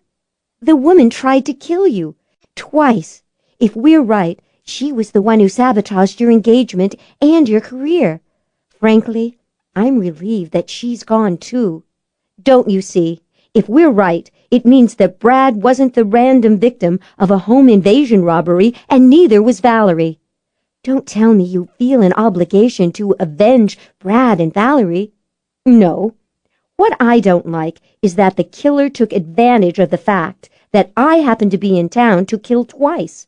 Whoever he or she is, the murderer had to know that if there were any suspicions about either death, they would point toward me. I think I was the fallback plan in the event that questions were asked. Elizabeth winced. But it turned out okay in both cases. You're not a suspect. Thanks to the Glazebrook name, probably. Trust me, there's nothing I'd like more than finding out that I'm wrong and that there's no conspiracy. I'll sleep a lot better at night if that is the case. I have a feeling this is a really, really bad idea. Claire smiled ruefully. Wouldn't be my first. Elizabeth turned thoughtful. What about you and Jake? I beg your pardon? Don't give me that whatever are you talking about look. Something is going on between the two of you, isn't it? I can tell. You're guessing. No, Elizabeth said firmly. I am not guessing. Claire nodded. Well, you are a level 5 sensitive. That means you get lots of points for intuition. You're sleeping with him, aren't you? Let's just say I've discovered a new hobby. What kind of hobby? Skinny dipping. Now, will you answer my question? About Brad's girlfriend? Elizabeth swiveled back and forth a couple times in her chair. I don't know who she was. I certainly don't have a name to give you. To tell you the truth, I was so doped up most of the time, and so afraid I was having a real nervous breakdown, that I didn't really care who she was. I just knew that he was seeing someone. Do you remember how you first found out? Elizabeth massaged her temples with her thumbs. Brad and I stopped having sex about a month and a half into the marriage. I told you before the wedding and for a while afterward, he was the perfect lover. He used his sexual skills the way he did his looks and charm. To manipulate people. Elizabeth nodded. Yes, but he also liked sex. A lot. That part of our life came to a halt, although Brad acted as if we had a normal relationship. He claimed that I forgot our lovemaking the next morning, that I was somehow blocking it psychologically. The fugue state thing. Yes, that was when he insisted that I start seeing Dr. Mowbray. Elizabeth shuddered. It was awful. Brad used to wake me up in the morning with coffee in bed and tell me how passionate I'd been during the night. Then he would act hurt and concerned when I couldn't remember the sex.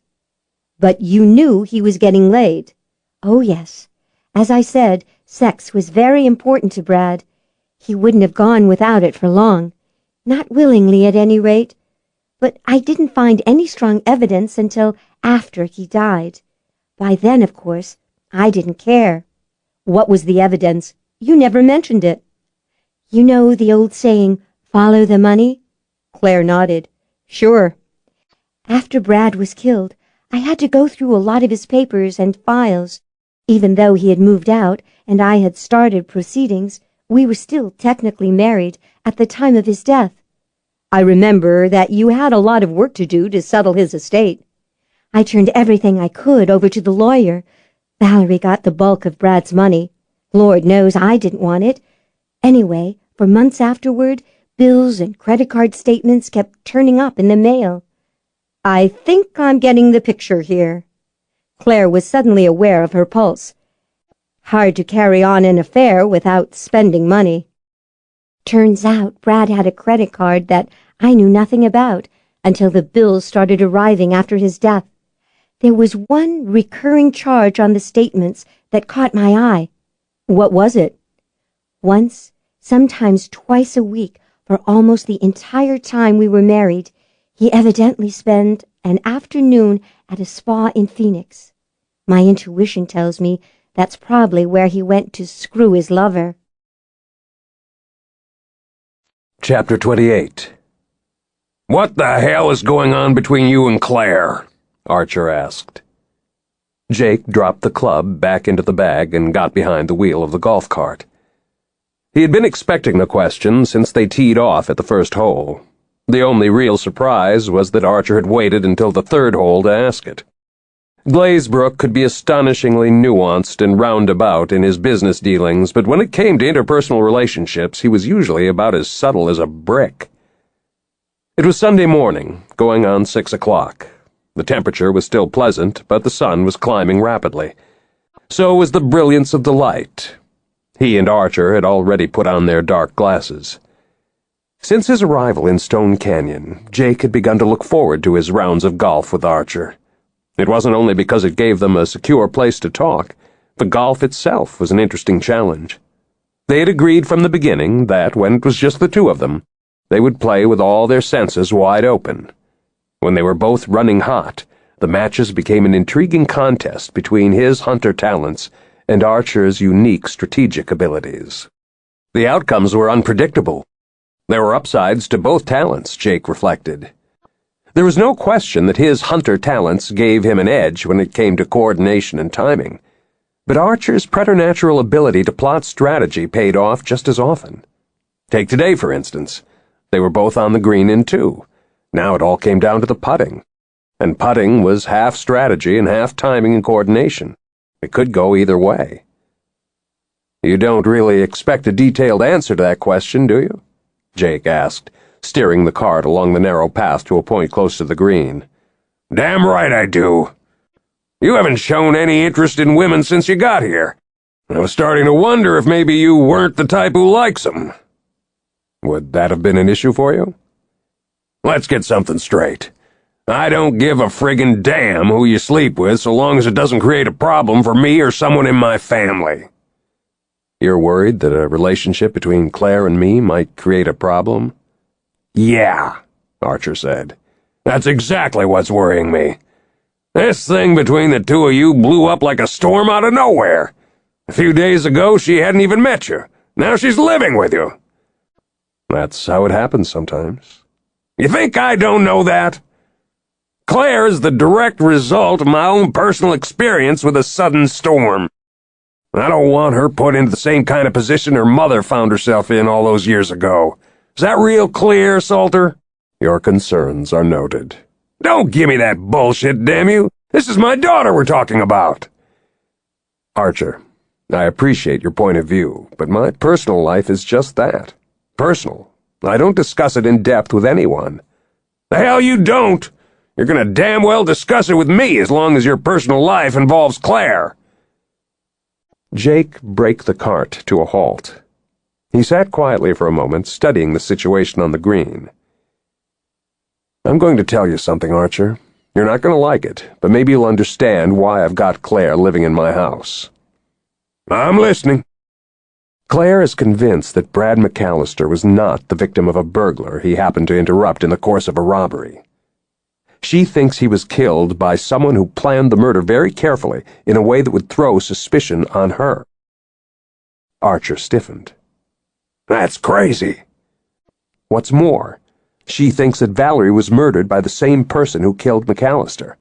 Someone who knew that if the authorities did have any questions about the death, they would be inclined to look at Claire, who just happened to be back in town. Shit.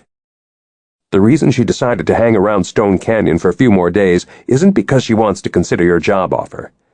She's staying because she plans to dig into the facts surrounding McAllister's death. She needs to prove to herself one way or another if her conspiracy theory is valid. Archer looked as if he had taken a body blow. Claire said that? She wants to find the killer?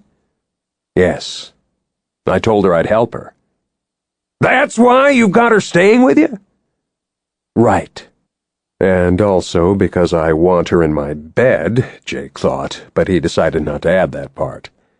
Sweet hell, Archer whispered, sounding as if he had just been blindsided. Talk about a major screw-up. She's made up her mind. I can't stop her, Archer. Neither can you. But at least this way I can keep an eye on her." "I never even thought about that possibility," Archer said. His voice was so low he might have been talking to himself. "Never dawned on me that it was someone else. Thought I had it all figured out." "What are you talking about?" Understanding crackled through Jake. "Damn. I should have known. That's why you steered the Jones & Jones analysts away from the McAllister situation. And they bought your take on the murder because they knew what a hell of a strategist you are. If you didn't see a connection between McAllister and the other problem, everyone assumed there probably wasn't one." "Yeah, well, even a superior strategist can make mistakes when there's personal stuff involved. It was just that I had it figured, see? Everything fell into place. When that happens..." Archer broke off, shrugging. "You know how it is." "When everything fits, you stop looking for other answers." "Damn right. When Elizabeth came back from her stay in San Francisco and filed for divorce, she was a changed woman. She was normal again. You don't recover from a nervous breakdown that fast. I realized then that McAllister had done something terrible to her." "Claire thinks he may have been a powerful hypnotist. In addition, he had a doctor feeding Elizabeth drugs." Archer nodded somberly. "Didn't think about the possibility that McAllister was a hypnotist, but that would explain a lot." "Including why no one saw through him." "Except Claire," Archer said. Except Claire. Jake turned slightly in the seat to look at Archer. "I see where this is going. You came to the conclusion that Elizabeth wasn't going to be safe as long as Brad McAllister was alive." "Bastard was too damn clever. And he had targeted my family for some crazy reason. Once the scales fell from my eyes, I figured I had to get rid of him." "But when he turned up dead, you assumed Claire got to him first, didn't you?" Jake asked. "I knew she was feeling very protective of Elizabeth. Knew she didn't trust McAllister at all." Jake whistled softly. "All these months you used your influence to squelch the Stone Canyon police investigation, and you stonewalled Jones & Jones as well." Archer studied the green. "Didn't see any option, to tell you the truth." "You thought Claire really did kill McAllister. You've been trying to protect her." "I reckon I leaped to the conclusion that she killed McAllister because I was already locked into the same strategy myself. Once I realized what he was capable of, I figured it was the only way to be sure that he didn't cause any more trouble for my family. But I was thinking of something more along the lines of a convenient accident." Jake smiled appreciatively. "Yeah, I'd expect that kind of plan from you. Never did like the notion of you gunning him down." Archer's brows rose. "You figured I might have been the killer?" "Crossed my mind a few times." Archer exhaled heavily. "Looks like I may have caused you some unnecessary problems, Jake. Didn't mean to mess up your project." "You had your reasons, but it does leave us in an interesting situation." "What do you mean by interesting?" Archer asked, wary now. "My gut tells me that the McAllister murder is related to my case here in Stone Canyon." "How the hell you figure that?" "It's been bothering me from the beginning because it's the only thing that stands out as an anomaly in this situation. But J&J was so damn sure there was no connection, I've been looking at other possibilities instead." Jake shook his head, disgusted. "Waste of time." Archer frowned. "No luck with any of those late-night searches you've been doing, huh?" "None. But from the moment Claire arrived the other night, my senses have been running a little hot. I'm half jacked up all the time, know what I mean?" "Sure," Archer snorted. "In my day we had other words for it, though." "Believe it or not, this isn't just about the fact that I'm attracted to your daughter, Glazebrook. What I don't like is her connection to McAllister's murder." "I don't like it either. What's that got to do with this?" "It all comes down to one thing. Given the low crime rate in this burg, what are the odds that she would find the bastard's body if she wasn't the one who murdered him? Not good, Archer admitted. That's why I tried to point you in another direction. But I don't see any way there could be a link between whatever the new cabal has going down here in Stone Canyon and my family. I don't have all the answers yet, but McAllister was involved in this mess somehow. I can feel it. Archer was quiet for a couple beats, looking thoughtful. Instinct? He asked finally. Among the members of the society, instinct carried a lot of weight. Hunter's instinct, Jake said. Chapter 29. Claire was in the kitchen when she heard the sound of a car in the drive. Hoping that it was Jake returning from the early Sunday morning golf game, she went down the hall to the front door and peered through the peephole. Myra got out from behind the wheel of a sleek Mercedes and walked determinedly toward the front door. Claire wondered if she could get away with pretending she was not at home. But even as that plan popped into her mind, she saw Myra glance at the rented compact sitting in the drive. Resigned, Claire opened the door just as Myra put her finger on the bell. "Good morning," Claire said, summoning a polite smile. "If you're here to see Jake, he's not home. He's out on the golf course with Archer." "I'm aware of that," Myra said evenly. "I came to talk to you." "I'm not sure that's a good idea," Claire said. "You and I don't get along very well, remember?" "I need to discuss something with you," Myra said through set teeth. Claire gave up. "Okay." Myra moved past her into the hall and looked around with absent curiosity. "First time you've been here?" Claire asked, closing the door. "Yes, as a matter of fact, it is. Jake and Archer have met here on a few occasions to discuss business, but I've never been in this house. I got the impression that Jake is a very private person." "He is.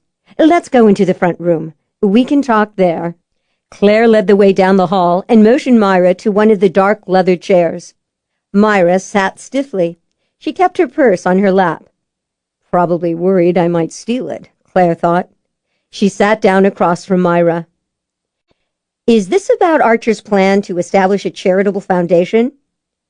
"Was it your idea?" Myra demanded in a tight, accusing voice.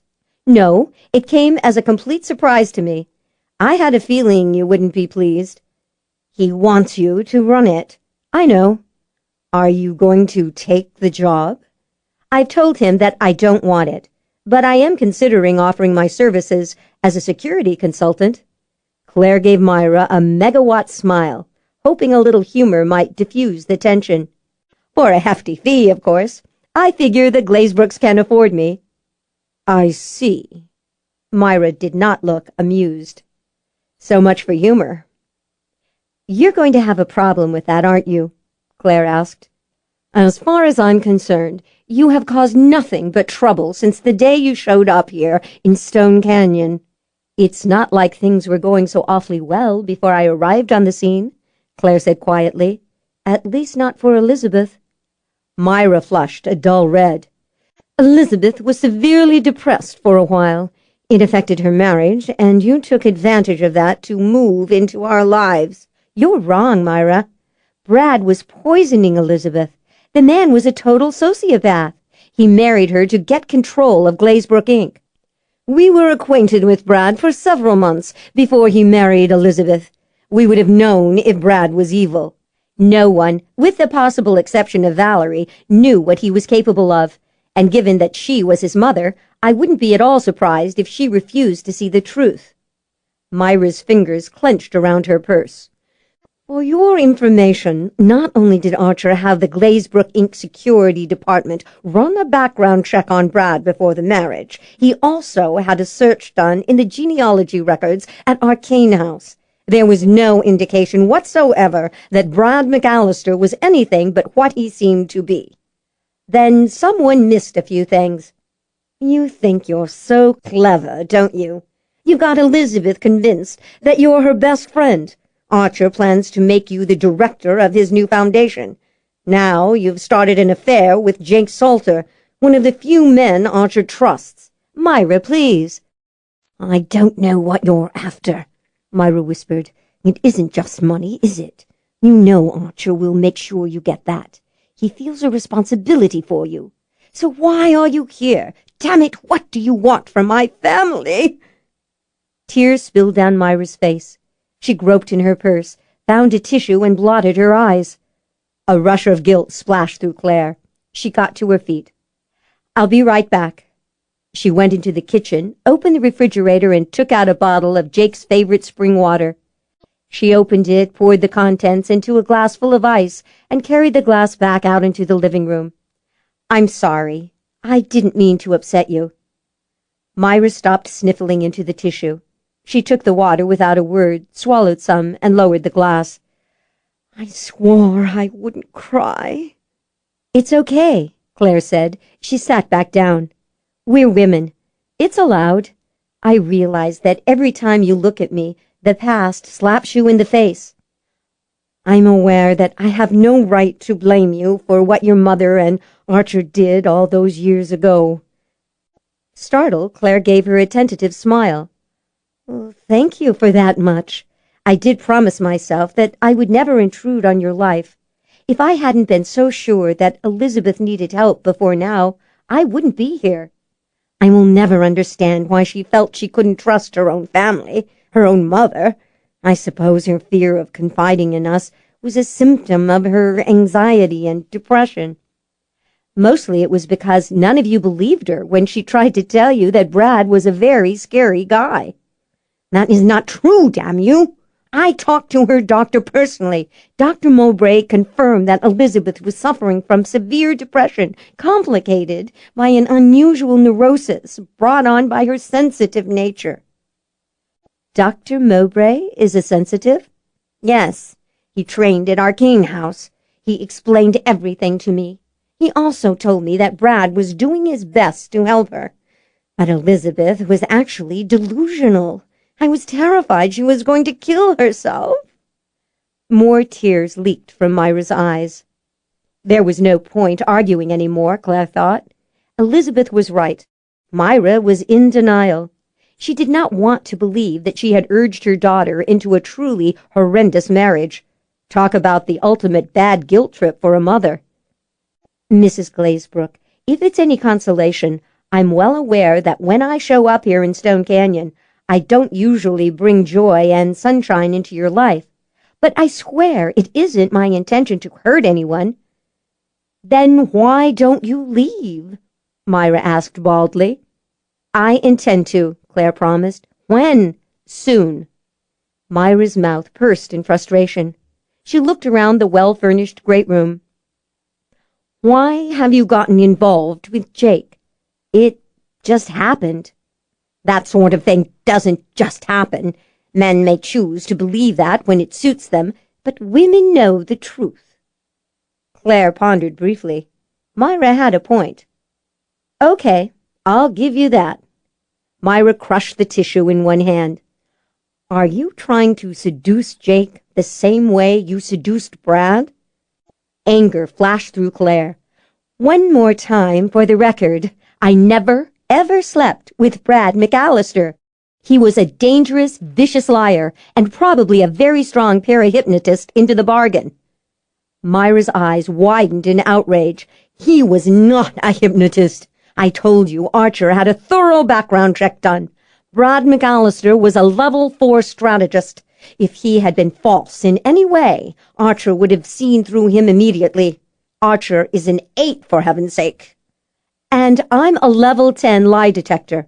Trust me, I know a liar when I meet one." Myra rose suddenly. "There is an old saying in the society, no one can tell a lie as well as a human lie detector." Clare stood. "I am not here to hurt your family." "You want revenge, don't you? For all the things you missed because you didn't grow up as Archer Glazebrook's daughter." "That's not true." Myra ignored that. "What else are you after, Clare? Why have you set your sights on Jake Salter? Do you think you can use him somehow to further your own agenda?" Clare tightened her hands into fists at her sides. "That's enough, Myra. I'm giving you fair warning, Clare. I will do whatever I must to save my family." Myra turned and walked very quickly across the great room, heading for the front hall. Claire hurried after her. "Listen to me, please." Myra wrenched open the front door. She stopped and looked back at Claire, radiating the fierceness of a lioness protecting her cubs. "I want to make one thing very clear. I promise you that I will not stand by and allow you to wreak any more vengeance on this family." She went out, slamming the door behind her. Chapter 30. Jake pulled into the drive, got out of the BMW, and started toward the front door. The door opened just as he reached for his key. Claire stood there. She had a glass of iced green tea in one hand. The black pants she had on looked familiar, but he was certain he hadn't seen the blouse before. He stopped a couple paces short of the door and let himself take in the sight of her standing in the opening, waiting for him. It hit him that he had been anticipating this moment ever since he left the clubhouse. "I heard your car in the drive. She held up the iced tea. Thought you might need this after dealing with Archer all morning." "You must be psychic." He moved into the hall and took the tea from her hand. She closed the door and turned to look at him. "How did it go? Did he give you the 3rd degree?" "Sure. I was expecting it." He kissed her on the mouth and then swallowed some of the cold tea. "Well, what did you say?" "I confirmed his worst fears.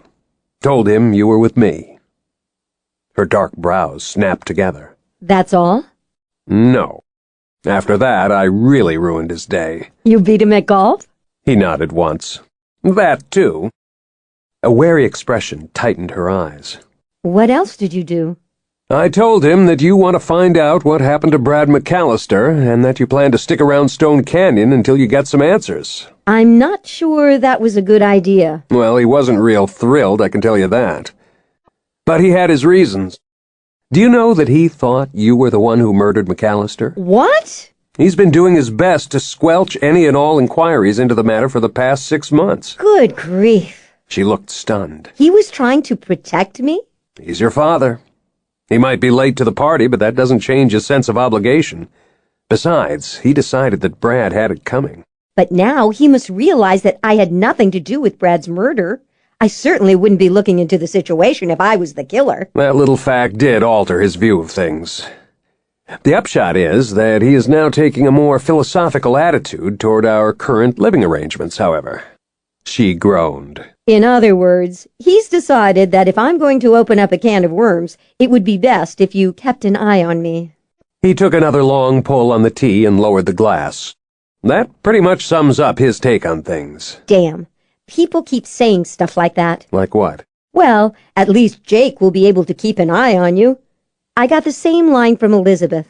She went past him along the wide hall, heading for the kitchen. "It's very irritating. The only one who doesn't see things that way is Myra." He followed her into the kitchen and sat down at the table to drink his tea. "You saw Myra today?" "About an hour ago." Claire opened the refrigerator, took out the jug of iced tea, and poured herself a glass. "Let me tell you, if you think my conspiracy theories are over the top, just wait until you hear hers. She thinks that I've worked my wicked wiles on you and have you in my power." He smiled. "That sounds interesting." She sat down across from him. "Turns out she's convinced that I'm determined to have my revenge on the Glazebrook family. First by destroying Elizabeth's marriage, and now by seducing you into assisting me with some diabolical scheme." He thought about that. She give any indication of what she believes the nature of this diabolical scheme might be? "No, she's still working on that part of her theory." Claire sat back, drank some tea, and lowered the glass. "But she knows that whatever it is, it will be bad for the Glazebrooks." "Don't worry about Myra. She'll come around in her own time." "Maybe, maybe not. But on another front, I did accomplish one thing today. I made an appointment for myself this afternoon at the spa in Phoenix, where Elizabeth thinks Brad went to meet his girlfriend." An icy chill gripped Jake's insides. The cold had nothing to do with the iced tea. "You did what?" he said. Chapter 31. Jake hadn't actually raised his voice, but Claire winced anyway. "I thought it would be a discreet way to check the place out," she said, baffled by his reaction. You're not some kind of undercover cop, Claire. You can't just go marching in and start asking blunt questions about a sensational murder. She was starting to get irritated. It annoyed her that he did not immediately appreciate the cleverness of her scheme. "Give me some credit here. Until recently, I've made a pretty good living detecting frauds and scam artists. I'm not a complete amateur at this kind of thing." You may be good with scammers, but you're a total amateur at investigating a murder. I do not want you going to that spa alone. "Don't worry, I'll be careful," she said, striving to make her voice soothing. "What could possibly happen?" Let me think. Right, I remember now. The last time you went to a spa, you nearly got brained with an 8-pound dumbbell. She shuddered. "Okay, point taken. But the person wielding the dumbbell is gone, so dumbbells shouldn't be a problem. Besides, no one at the Phoenix Spa knows me. I've never been there before in my life." You can't be sure you won't be recognized. "I booked my appointment under a phony name," she said, proud of that bit of initiative. "I'm going to pay in cash. No one will see a credit card." I still don't like it. "I appreciate your concern. It's not concern you're hearing, it's panic. I'm sure that expensive business consultants do not panic. Look, I just wanted to let you know where I'm going to be this afternoon in case I'm late getting back here.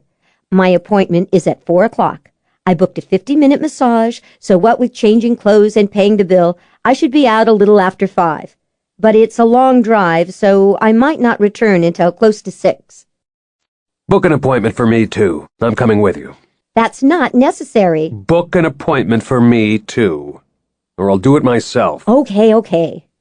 What kind of treatment do you want? Massage? Steam? I don't give a damn as long as you don't sign me up for anything that involves wax. Jake was still in a grim mood when he drove the BMW into the parking lot of the Secret Springs Days Spa. "You know, if you're going to get like this every time I make a decision you don't approve of, we may have a problem with the partnership." Relationship. He unsnapped his seatbelt, got out, and closed the door a little too deliberately. She scrambled out and looked at him over the roof of the car.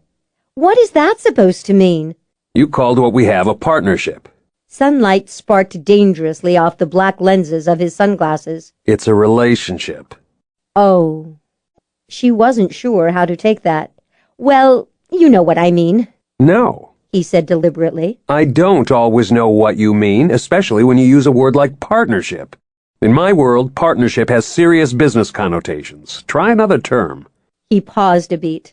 Unless, of course, you want to sign a written contract with me. She blinked, feeling more than a little flummoxed. Then, out of nowhere, laughter bubbled up inside her. "Something tells me I'd be a fool to sign a contract with you, Jake. You're a business consultant. I'm sure that when it comes to wheeling and dealing, you're way out of my league." His jaw tightened. His face was now a stony mask. So much for trying to coax him out of a bad mood with a little humor, she thought. She hadn't had much luck with Myra, either. Obviously, she wasn't going down well as a stand-up comedian today. Then, to her astonishment, the corner of Jake's mouth edged upward in a humorless smile. You can bet I'd enforce every damn clause. He delivered the warning in soft, ice-and-lava tones that gave her the exciting little hair stirring on the nape of her neck sensation. She could not come up with an adequate response, so she decided to keep her mouth shut. Jake opened one of the heavy glass doors, held it for her, and then followed her into the air-conditioned, artistically lit reception area. She took off her sunglasses and surveyed the polished stone floors, the long, gleaming granite desk, and the 2 generically beautiful receptionists, one male, one female. The male receptionist smiled at her, showing perfect white teeth. May I help you? "We're the Smiths," Claire said smoothly, moving toward the granite desk. "We have an appointment." Smith? Jake muttered in a voice that did not reach beyond Claire's ear. That's the best you could come up with? She ignored him and came to a halt in front of the desk. Something about the extraordinarily warm, welcoming smile the female receptionist was bestowing upon Jake irritated her. The name on the little bronze and black tag pinned to the woman's obviously enhanced chest was Tiffany. I have you right here, Mrs. Smith. the male receptionist said. His name tag read Harris. You're booked for the ritual of renewal treatment, and Mr. Smith will be enjoying the ritual of relaxation massage. Harris paused briefly, checking his computer screen. It says here that you requested a female therapist, Mrs. Smith. That's right. Tiffany brightened her smile for Jake. Do you have a preference, Mr. Smith? Well, Mr. Smith wants a masseur, Claire said quickly. She frowned at Tiffany.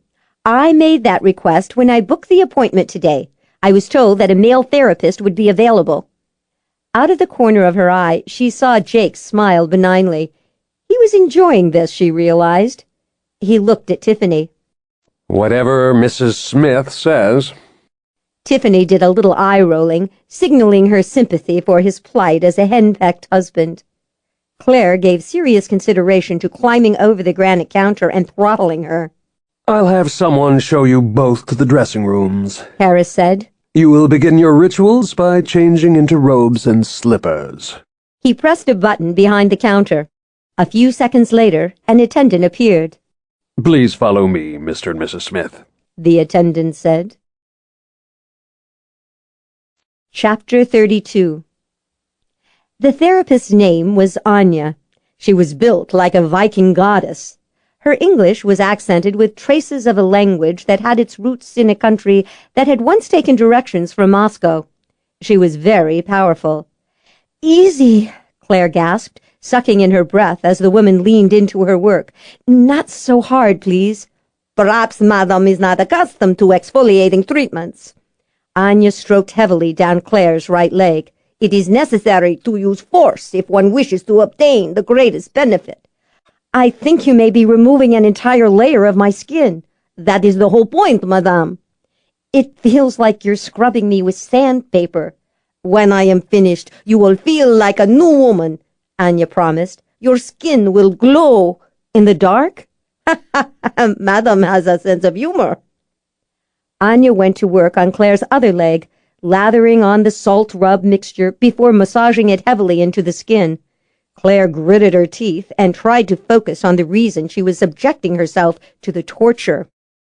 Have, you been at the spa long, Anya? 5 years, Madame. Anya's voice rang with pride. She scraped the salt concoction off the back of Claire's calf. I was among the first therapists hired. Really? Impressive. I've always heard that there's a high turnover in your profession. That is true, but I am happy here. This spa has an excellent reputation. I know all about the spa's reputation. In fact, I've been looking forward to this experience for months, ever since I made plans to come to Phoenix. Madame is not from around here? No, I'm visiting from San Francisco. You have picked the wrong time of the year. It is very hot now. I noticed. She felt Anya take hold of her right foot. She cringed. You should come back in the winter or early spring, Anya said, kneading the sole of Claire's bare foot with her knuckles. The climate is much better then. Perfect, in fact. Claire inhaled sharply, wondering if Anya had broken something in her foot.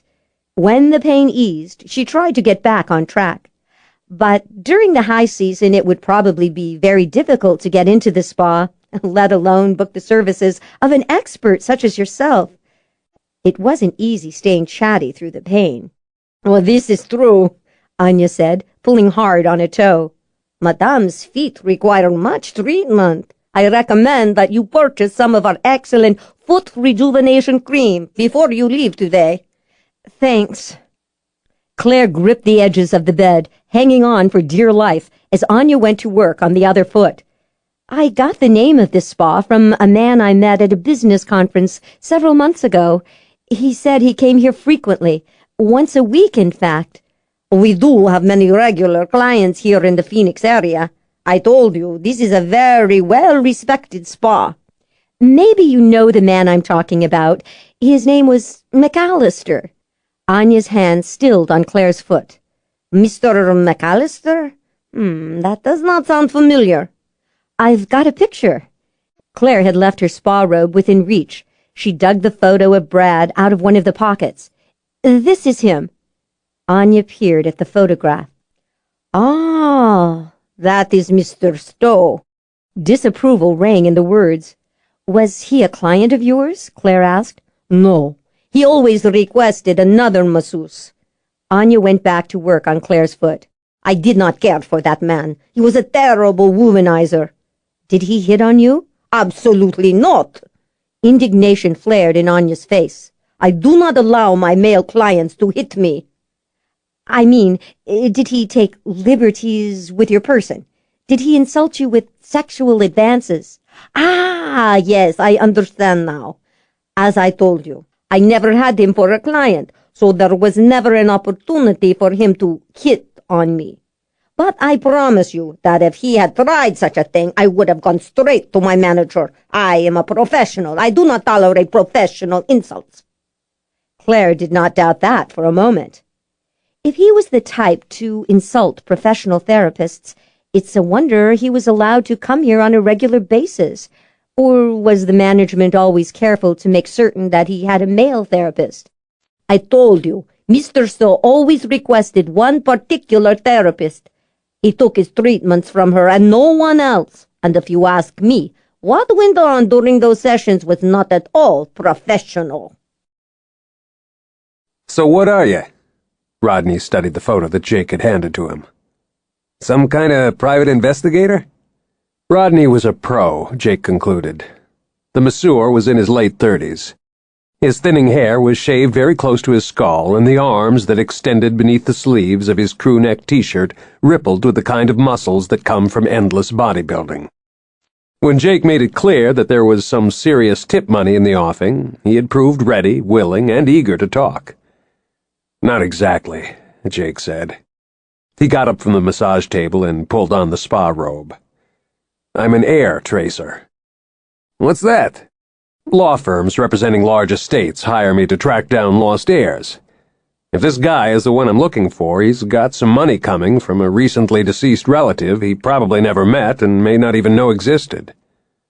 Rodney snorted. If you ask me, the last thing Stowe needs is more money. You should have seen the guy's clothes. Those jackets had to come from Italy. Shirts and shoes, too, probably. He drove a Porsche. That's how it goes. The rich get richer, usually because of inheritances. You said the man's name is Stowe? Yeah. Rodney gave him an odd look. Why? There seems to be some confusion. The name on the paperwork I was given is McAllister. Well, all I can tell you is that the guy in that photo is Stowe. No mistaking that jacket. I lusted after that jacket. Maybe he changed his name for some reason, Jake said easily. People do that sometimes. Is Stowe a regular here? Used to be, but he stopped coming around about 6 months back. Rodney chuckled. No coincidence there. Why do you say that? Stowe always requested Kimberly Todd. The two of them went at it like bunnies back there in the ocean garden room. Everyone on the staff knew what was going on. After she left, he never returned. People in your line get hit on a lot? Hazard of the trade. Rodney assumed a philosophical air. But it's not so bad here at Secret Springs. It was a lot worse at the spa where I worked in Vegas. You wouldn't believe some of the things the clients did there. Vegas is Vegas. Some people think anything goes. Tell me about it. Rodney looked knowing. Here in Arizona, people tend to be better behaved. Most of the time, that is. You say Stowe stopped coming here about 6 months back? Rodney nodded. Didn't see him again after Kimberly quit. My guess is he followed her to wherever she went after she left this place. Todd moved to another spa? We all assumed that's why she quit. It's the usual reason. Massage therapists move around a lot. Here in the valley, there's always a new high-end spa opening up, often in conjunction with a new resort. First thing a new operation does is lure away the top therapists from other spas. Better money? The more upscale the spa, the bigger the tips. In this business, that's what it's all about. Rodney watched the Smiths drive out of the parking lot. After a few minutes, he went back into the empty therapy room, took out his personal phone, and called the number he had been given. Is the office still good? He said. Someone asked about Kimberly Todd. Not more than 20 minutes ago. 2 people, a man and a woman. Did you get a description? The curt question was laced with tension. Sure, Rodney said. And a license plate. The money will be waiting for you in an envelope that will be left at the front desk in the morning. 500? As promised. Rodney gave the descriptions and the license plate and ended the call. In this business, it was all about the tips. Chapter 33. Claire picked up the notepad and pen and settled deeper into the pool lounger. The blast furnace, the locals fondly referred to as the sun, had finally been extinguished for the day. The seductive desert night had descended. She could get used to being able to wear sandals and a t-shirt after dark, she thought.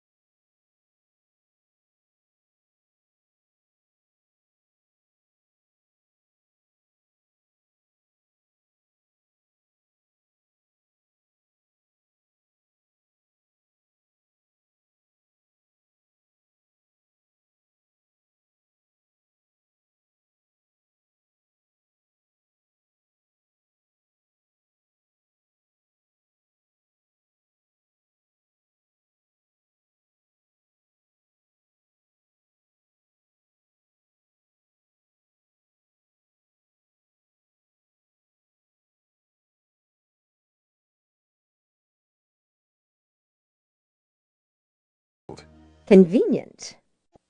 She watched him put a tray down on the patio table. Arranged on the tray were a bottle of chilled Chardonnay, 2 glasses, and several small dishes, containing a variety of interesting tidbits. The selection included 3 kinds of olives, crackers, some artichoke and parmesan dip that Jake had made the day before, a hunk of rich, crumbly English cheddar, radishes, raw snow peas, and some crusty sourdough bread. The one thing that all the items had in common was that none of them had required cooking. Neither she nor Jake had felt like going to the trouble of preparing a meal after returning from the spa, so they raided the refrigerator and the pantry together. I don't know. Jake poured wine into the glasses. Some might see Kimberly leaving her job as a reasonable response under the circumstances. Broken-hearted lover plunges into despair upon learning of the death of her boyfriend, quits job, and goes back to wherever she came from? Maybe. But my instincts tell me there's more to the story. So do mine. Jake handed her one of the glasses of wine. We really need to find Kimberly Todd. It shouldn't be too hard. Unless she's trying to hide because she's a potential witness or maybe even a suspect in an unsolved murder. That could complicate things. But I know someone who's very good at tracking people online. I'll give him a call tonight. Someone back at your home office? Sort of. When he did not offer anything further, she decided to move on to another subject. Elizabeth and I are going to talk to Dr. Mowbray tomorrow. He was the one who treated her during her so-called depression episode. Did you make an appointment? No, I thought we might have better luck if we surprise him. I don't want to give him time to prepare. If he saw Elizabeth's name on his schedule, he might be worried that she's contemplating some legal action for the lousy diagnosis he gave her and call his lawyer. Jake leaned back in the lounger. I like the way you think. Thanks. She was oddly pleased by the compliment. He drank some wine and munched a cracker saddled with a slice of cheddar. Gotta say that you really do have a flair for this kind of work. I told you, I've had some experience with scam artists, and when you come right down to it, that's what Brad McAllister was. Looks that way. But the thing that's bothering me is why he was willing to go to so much trouble to get control of Glazebrook, Inc. It was a huge gamble at best, not a sure thing. And it involved a hell of a lot of risk, what with trying to make Elizabeth think she was crazy, and then planning a couple of what would have been very high-profile murders. Brad wasn't a typical scam artist, that's for sure, she said slowly. They usually hang around just long enough to collect the money, and then they vanish. She put down the notepad and pen. Maybe he just liked the idea of being a major player in the business world. If he had gained control of Glazebrook Inc., he would have commanded a lot of power and respect here in Arizona. Or maybe he had another agenda. One we haven't figured out. She waited for him in a swath of moonlight. He turned off the bathroom light and walked toward her, a towel around his hips. When he reached the bed, he stopped, indulging himself in the sheer elemental satisfaction the sight of her gave him. Her hair was a dark wave on the white pillow. In the shadows, her eyes were even deeper and more mysterious than they appeared in daylight. She smiled, welcoming him. He did not try to examine too closely the unfamiliar hunger and urgency that drove him. He accepted the sensations, the same way that he accepted the predictability of the sunrise. He got rid of the towel, pulled back the covers, and looked down at her. The nightgown reached just to the top of her thighs. He could see dark, inviting shadows between her legs. He lowered himself slowly on top of her, opening up his senses to fully savor the moment. The world around him took on another dimension. He became aware of colors that had no names and sounds that were otherwise muffled. Sensation intensified. The heat of Claire's body compelled him. Her scent was a powerful, arousing drug. But it was the knowledge that she wanted him as much as he wanted her that had the most exhilarating effect. Energy pulsed in the atmosphere around them. "You're running hot, aren't you?" he asked, sinking down along the length of her body. Yes. "Then you'll know I'm telling you the truth when I say I want you so badly I think I would go crazy if I couldn't have you tonight." Jake. Her arms went around him. He felt her nails sinking into his back. He liked the fact that she was leaving her marks on him. He intended to leave his own on her tonight. The need to bind her to him, to imprint himself on her in such a way that she never forgot him, was vital. He wanted her and she wanted him. That was all that mattered. He slid one hand down her side and up under the hem of the nightgown. He kissed her long and deep and cupped her firmly. It took only a few strokes of his fingers to bring forth the telltale dampness that let him know she was aroused. His body ached with the need to sheathe himself inside her tight, wet heat, but he forced himself to wait until she was twisting beneath him, until her soft pleas became sharp commands. Now. She clutched him. Do it. Now. Glorying in the small triumph, he rolled onto his back, dragging her with him. When she was astride his body, he used both hands to tug off the nightgown. He dropped the garment on the rug beside the bed and gripped her waist. The feel of her inner thighs pressing warmly against the sides of his body was enough to push him to his limits. It took everything he had to stay in control. He was about to guide her onto his erection when she surprised him by changing position. Leaning forward, she kissed him lightly on the mouth. Then she moved her lips to his chest. He was enthralled by the sight of her dark hair spilling across his bare skin. Her mouth was wet and hot. He shuddered. "I think I know where you're going with this," he managed. "But now isn't a good time." She raised her head and looked at him through a veil of silken hair. Why not? It was, he realized, the same question he had asked her when she tried to resist. He wanted to laugh, but the sound came out as a husky groan. "Because I'm already on the edge.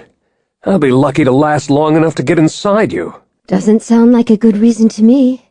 Got any other excuses? I thought that was a pretty good one. Nope. Speaking as one control freak to another, may I suggest that you just lie back and enjoy it? You're going to make me pay for that crack, aren't you? Oh, yeah.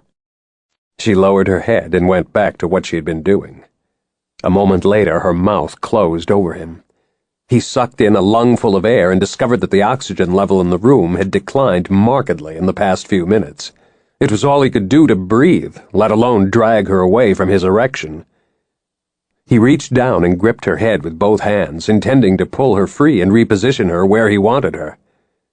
But her tongue was coiling around him, and she was stroking the tight, sensitive skin at the base of his erection with her fingertip. He hovered on the precipice, knowing he could not last much longer. He was torn between the fierce need to take her and the unfamiliar, equally urgent desire to let himself be taken. The hot urge to brand her as his own won out. He tightened his grip on her head, hauling her up the length of his body. She struggled, but he could tell that the erotic combat was only making both of them more excited. It was one of those situations where sheer muscle power dictated the outcome. He knew from the expression on Claire's face that she understood that as well as he did. But it only made her more determined. He heaved upward and forced her down onto her back, pinning her to the bed. You ever hear of the concept of taking defeat gracefully? Heard about it. Her teeth gleamed in a wicked, seductive laugh. But I don't buy it. What about you? Can't say that I'm a fan of it either. I'll bet you like variety, though, don't you? Variety, huh? Now that sounds interesting. She smiled again. That's what I'm offering here. A little change of pace. Well, why didn't you say so? He rolled onto his back. She came down on top of him. It didn't take long. They were both too close. Jake. He felt her constrict around him and knew that she had made the leap. He wanted to luxuriate in the sensation of her climax, but the pulses of her release pulled him over the edge with her. Together they fell, weightless, into the night. Chapter 34. So, Brad was screwing his massage therapist? Elizabeth asked. By all accounts, yes, Claire said.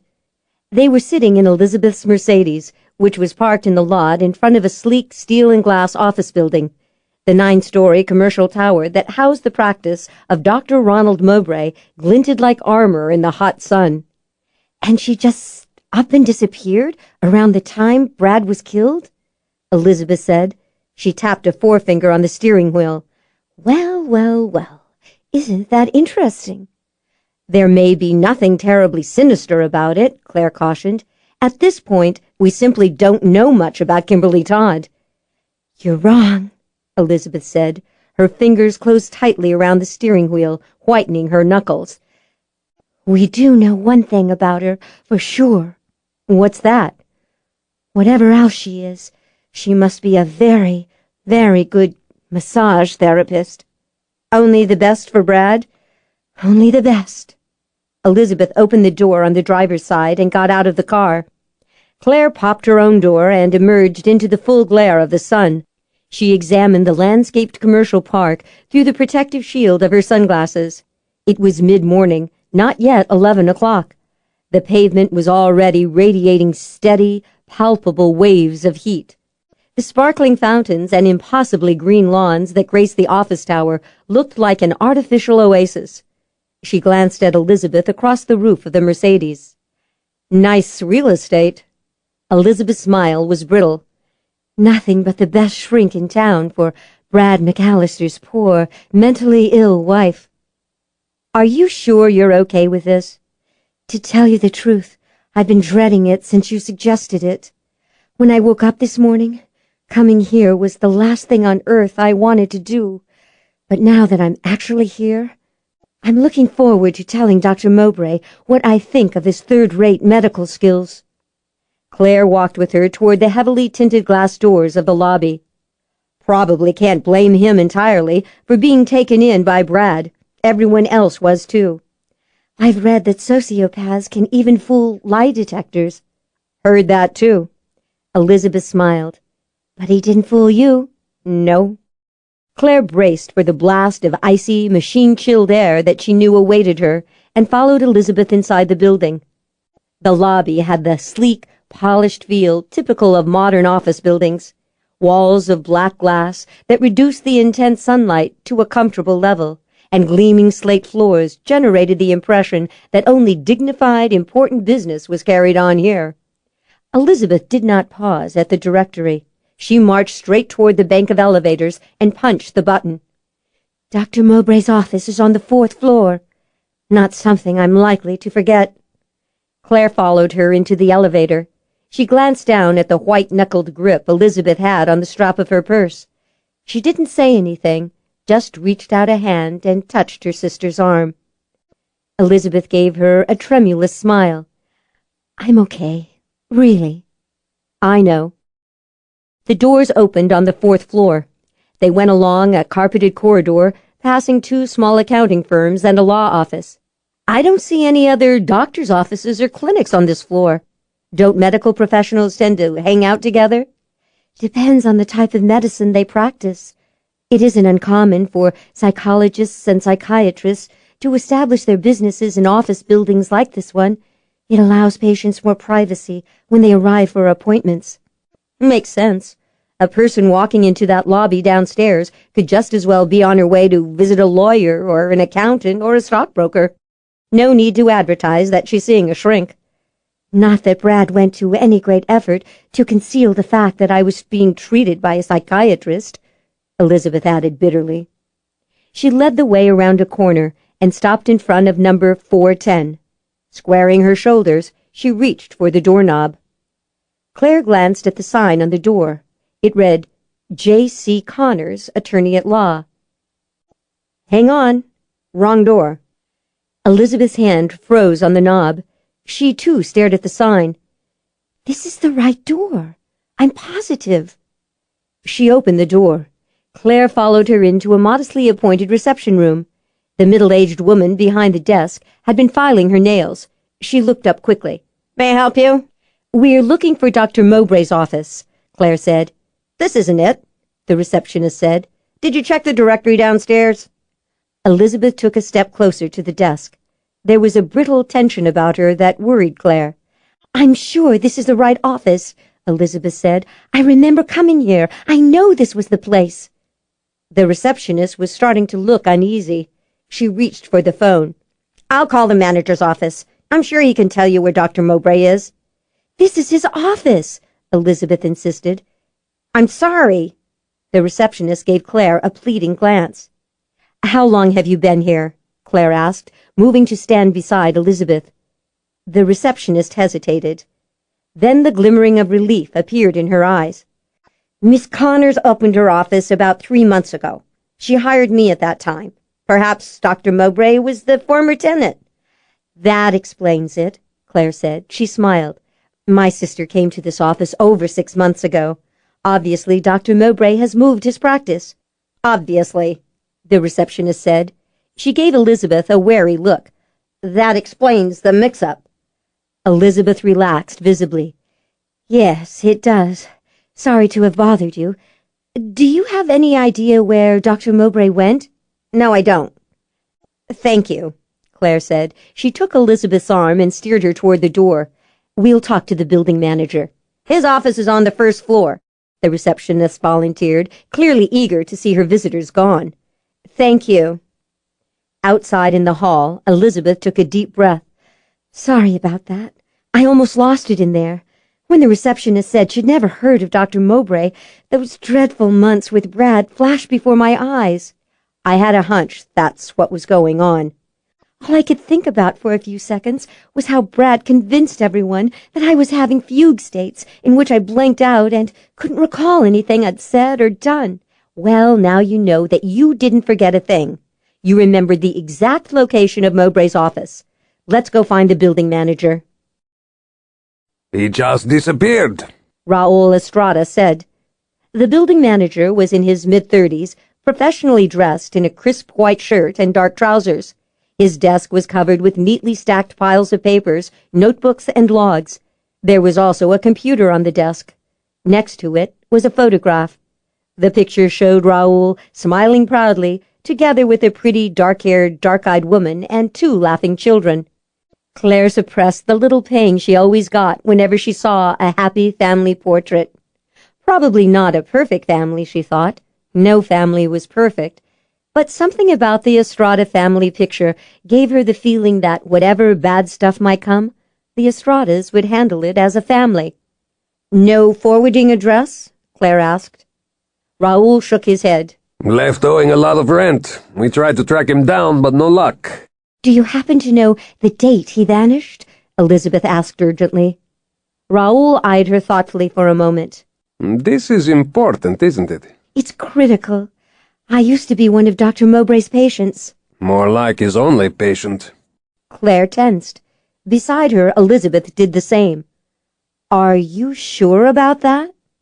Raoul nodded. After he vanished, I talked to some of the other tenants on that floor. They all said that Mowbray kept to himself. He spent very little time in his office. Folks up there on 4 could only recall seeing one couple who showed up on a regular basis. They assumed the woman was a patient and the guy with her was her husband. He had no other patients at all? I can't swear to it, but I think it's safe to say Mowbray didn't have a large practice. I can tell you this much. Until you two showed up today, no one has come around looking for him. Any mail or package deliveries? No. It's like the guy never existed. Elizabeth sagged back into her chair, stunned. He was a complete phony. Claire looked at Raoul. It would help us a lot if you could tell us the date he vanished. Raoul watched Elizabeth for a long moment. He swung around in his chair and pulled a logbook off a shelf. Swiveling back, he opened the log on the desk and flipped through several pages before stopping to examine one page more closely. Here we go. January 17th.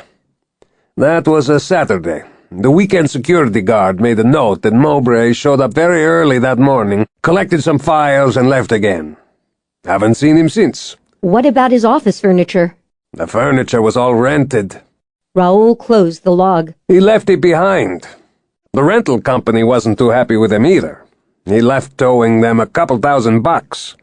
I checked with their accounting department a few months ago to see if they'd had any luck finding him, but they came to a dead end too. Claire couldn't think of anything else to ask. She rose from the chair. Elizabeth did the same. Thank you very much, Claire said to Raoul. You've been very helpful. Let me know if you find Mowbray. Raoul got to his feet and came around the side of the desk. He still owes us for breaking the lease. We'll contact you if we learn anything, Elizabeth assured him. Claire looked at the family picture on his desk. Cute kids. Raoul grinned. Thanks. My son's birthday is coming up next week. We're all going to San Diego to play on the beach for a weekend. It will give us a break from the heat. I've got a new camera I'm looking forward to trying out. Claire thought about the pictures that would be taken over the course of the weekend on the beach. There would be no doubt lots and lots of images of 2 happy kids frolicking in the surf with Mom and Dad. No such thing as a perfect family, she reminded herself, but what the Estradas had looked pretty good. Have fun, she said.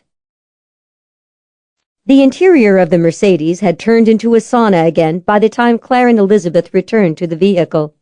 Elizabeth went through the ritual of lowering the windows, taking down the sunscreen, switching on the engine, and firing up the air conditioner. She pulled 2 bottles of water out of the small ice chest behind the seat and handed one to Claire. She opened her own bottle and studied the office tower with a strange expression. Okay, this is getting really weird. I'm not so sure about that. Claire reached for the seatbelt buckle. The metal edge was so hot it singed her hand. Ouch! She wrapped her fingers around the bottle of water to cool them. If you ask me, things are starting to fall into place.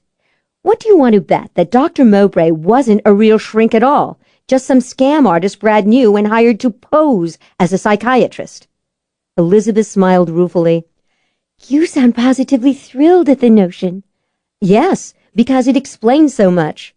Claire finally got the buckle fastened. Elizabeth exhaled slowly. Like why Mowbray was so quick to declare me a whack job. She paused. How was he able to get the drugs? Come on, Liz. A 14-year-old kid can buy just about any kind of drugs he wants on a street corner if he knows what he's doing. How hard could it be for a couple of professional scam artists to get hold of a few bottles of psychoactive meds? True. Elizabeth fastened her own seatbelt, put the Mercedes in gear, and reversed out of the parking space. Wonder where Dr. Mowbray is now. I don't know, but I'd sure like to find him. Me too, Elizabeth said with great depth of feeling. I have a few things to say to that bastard. Chapter 35. Jones and Jones had screwed up, Jake thought. He could feel it in his gut. It wasn't the analyst's fault, not entirely. They'd had a lot of help. The intelligence had been bad from the beginning, and Archer Glazebrook's efforts to protect Clare had sent everyone looking in the wrong direction. But the biggest problem of all was that no one knew what the enemy's real agenda was in Stone Canyon. Until he had that information, he was chasing phantoms in the dark.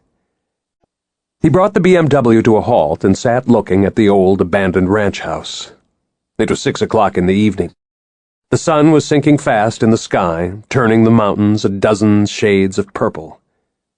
He got out and walked toward the skeleton of the old house. The soles of his low boots left little impression on the hard, dry ground. He had come across the tumble-down house shortly after arriving in Stone Canyon. The ramshackle structure was perched on a hillside overlooking the town and the valley beyond. Jake liked the view. He also liked the sensations he got here. The wildness of the desert was a stimulating balm to his senses, allowing him to think more clearly. He heard a soft rustling noise to his left. A covey of quail bolted out from the cover of some nearby brush and raced madly toward the safety of the shadows beneath the porch. He opened his senses, taking in the unseen energy of the desert. In this environment, life was reduced to its most basic elements. Small creatures darted, skittered, and slithered, intent on the next meal, or on not becoming a meal, or on mating. Nothing else mattered. Survival and reproduction were the only goals. He walked through the bones of the old house and out onto the remains of the front porch. When the quail heard his footsteps overhead, they scurried out from under the sagging boards and dashed for some other cover. He halted, studying the landscape. This afternoon he came out here because he needed to think without distractions. It was time to revise the strategy of the hunt. The problem was Clare. His instincts were to get her out of the picture entirely, to keep her safe. But that was not going to be possible.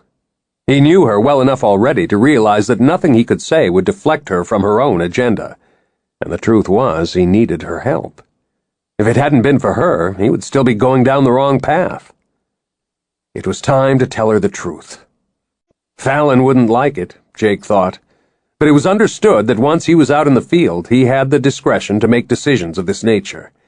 The reality of the situation was that, thanks to Clare, an entire new avenue of investigation had opened up. It was definitely time to bring Clare into the loop. Light glinted amid a mound of boulders on the hillside to his left. His hunter instincts, already fully aroused, reacted in less than a heartbeat. The speed of his reflexes was all that saved him. Even with that, he was not able to move fast enough to avoid some damage. The shot from the rifle seared his left shoulder instead of sinking deep into his chest. The impact spun him partway around and off his feet.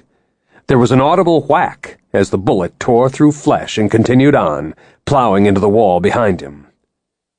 The initial sensation of icy shock in his shoulder gave way to fire. When he looked down, he saw that his shirt sleeve was already saturated with blood. Chapter 36. Where is he? I know he's here somewhere. Let me see him. I demand that you tell me his condition. Clare's voice reverberated through the thick glass doors that separated the emergency room reception area from the treatment rooms. Jake could hear her very clearly. He smiled. "Sounds like my ride is here," he said to the young ER doctor and the uniformed representative of the Stone Canyon Police Department who accompanied him. "That would be the lady out there in the waiting room?" Dr. Benton asked, watching Clare through the glass doors. "That's her," Jake said. Don't give me that privacy stuff. Clare leaned toward the hapless woman behind the desk. I'm the closest thing he's got to next of kin in this town. "Your wife?" Officer Thompson inquired politely. "No," Jake said. "Must be a good friend, then," Thompson concluded. "Oh, yeah," Jake said. "Sounds like she's real concerned about you," Thompson offered. "It does, doesn't it?" Jake said, pleased. Benton hit the code to unlock the doors. Jake and his two companions ambled out into the lightly crowded reception room. Clare had her back to him. She was still engaged in an intense conversation with the woman behind the desk. No, I'm not his wife. I'm a friend, The one who got the call from you a few minutes ago telling me that he had been injured. I'm sorry, ma'am, the beleaguered receptionist said. I can't authorize someone who is not a family member. She broke off at the sight of Jake. Relief brightened her face. Here is Mr. Salter now. Claire whirled around. Jake! Sorry I'm late for dinner, honey. Got held up at work. She rushed toward him. He had the distinct impression that she was about to throw her arms around him. But to his great disappointment, she stopped short, horrified at the large white bandage that enveloped the upper portion of his left arm. It dawned on him that he probably looked more than a little rough around the edges. The ER team had cut off his shirt. He was leaving the hospital bare to the waist. No one had bothered to clean him up, either. There was a lot of dried blood on his pants and boots. How bad is it? I probably won't be playing golf for a while, Jake said, feeling quite cheerful. You look lovely. Is that a new t-shirt? Claire frowned worriedly and turned to the doctor. He sounds out of it. He may be, Benton said, frowning a little. I gave him something for the pain. Some people react in odd ways to painkillers. Which reminds me. He pulled out a notepad. Here's a prescription for an antibiotic and some more pain meds. He's going to feel that arm when the local wears off. Are you sure he's ready to go home? Yep, Jake said, rocking a little on his heels. I'm ready. He'll be fine, Benton said to Claire. If I had any real concerns, I'd admit him for 24 hours. But as long as he has someone to stay with him, I don't see any problem. Keep Mr. Salter quiet for a couple of days and watch for a fever or any other sign of infection. There will be some seepage from the wound, but if he starts to bleed heavily, get him back here right away. How badly was he hurt? It was just a flesh wound, Jake assured her. You know, like in those old westerns where the hero gets shot from behind. Except I was shot from the front, sort of. More like on an angle, maybe. The guy was up on the hillside hiding in some boulders. He wondered if he had become invisible. No one was paying any attention to him. There's some soft tissue trauma, naturally, Benton said to Claire, but no damage to the bone. He did an excellent job of getting the bleeding under control right away. Thank goodness. Claire's shoulders relaxed slightly. Stitches, I assume? Sure, Benton said. Lots of them. He'll need to make an appointment to have them removed in a few days. Will you be the one changing the bandages in the meantime? Jake got a sudden visual of the gory state of his left arm. Hell no, he said loudly. I look like something that was sewn together by Dr. Frankenstein. I'll take care of my own arm. Neither Claire nor Benton looked at him. Yes, I'll deal with the bandages. In that case, here are the instructions for wound care, Benton said, handing her a sheet of paper and the prescriptions he had just written. Claire scanned the list of instructions. I assume I can get these things at any good drugstore? Shouldn't be a problem. Or you can pick them up at the hospital pharmacy on your way out. You can fill the prescriptions there, too. I'll do that. Claire folded the paper and tucked it into her shoulder bag. Thank you, Doctor. Hey, it's what I do, Benton said, smiling broadly. Gotta tell you, Mr. Salter was definitely one of the more interesting cases I've seen in a while. We don't get a lot of gunshot wounds here in Stone Canyon. They show up all the time at the big hospitals in Phoenix and Tucson, of course, but this town is not exactly crime central. He glanced at Thompson. Isn't that right? We like to think we have a nice, safe little community here. Thompson studied Claire with a considering expression. Haven't had a gunshot fatality in 6 months. Right, the McAllister murder, Benton said genially. I didn't start working here until a couple of months after it happened, but people were still talking about it. McAllister's death was a big sensation at the time. They never caught the killer, did they? Jake was starting to get irritated by the way Thompson was looking at Claire. Case is still open, Thompson said. Benton nodded thoughtfully. Officially, they chalked it up to an interrupted burglary, but as I recall, there were a lot of rumors going around. Everyone seemed to think the truth was that McAllister was murdered by his lover, who just happened to be his wife's half-sister. One of those messy love triangle situations. Something like that, Thompson agreed. I guess it only goes to show that just because a family is rich and powerful doesn't mean it can't be just as screwed up and dysfunctional as any other family, Benton said. He punched in the code to unlock the security doors again. Well, folks, you'll have to excuse me. Got a long night ahead. Lives to save and coffee to drink, you know? Hope I don't see you in here again any time soon, Mr. Salter. The doors closed solidly behind him.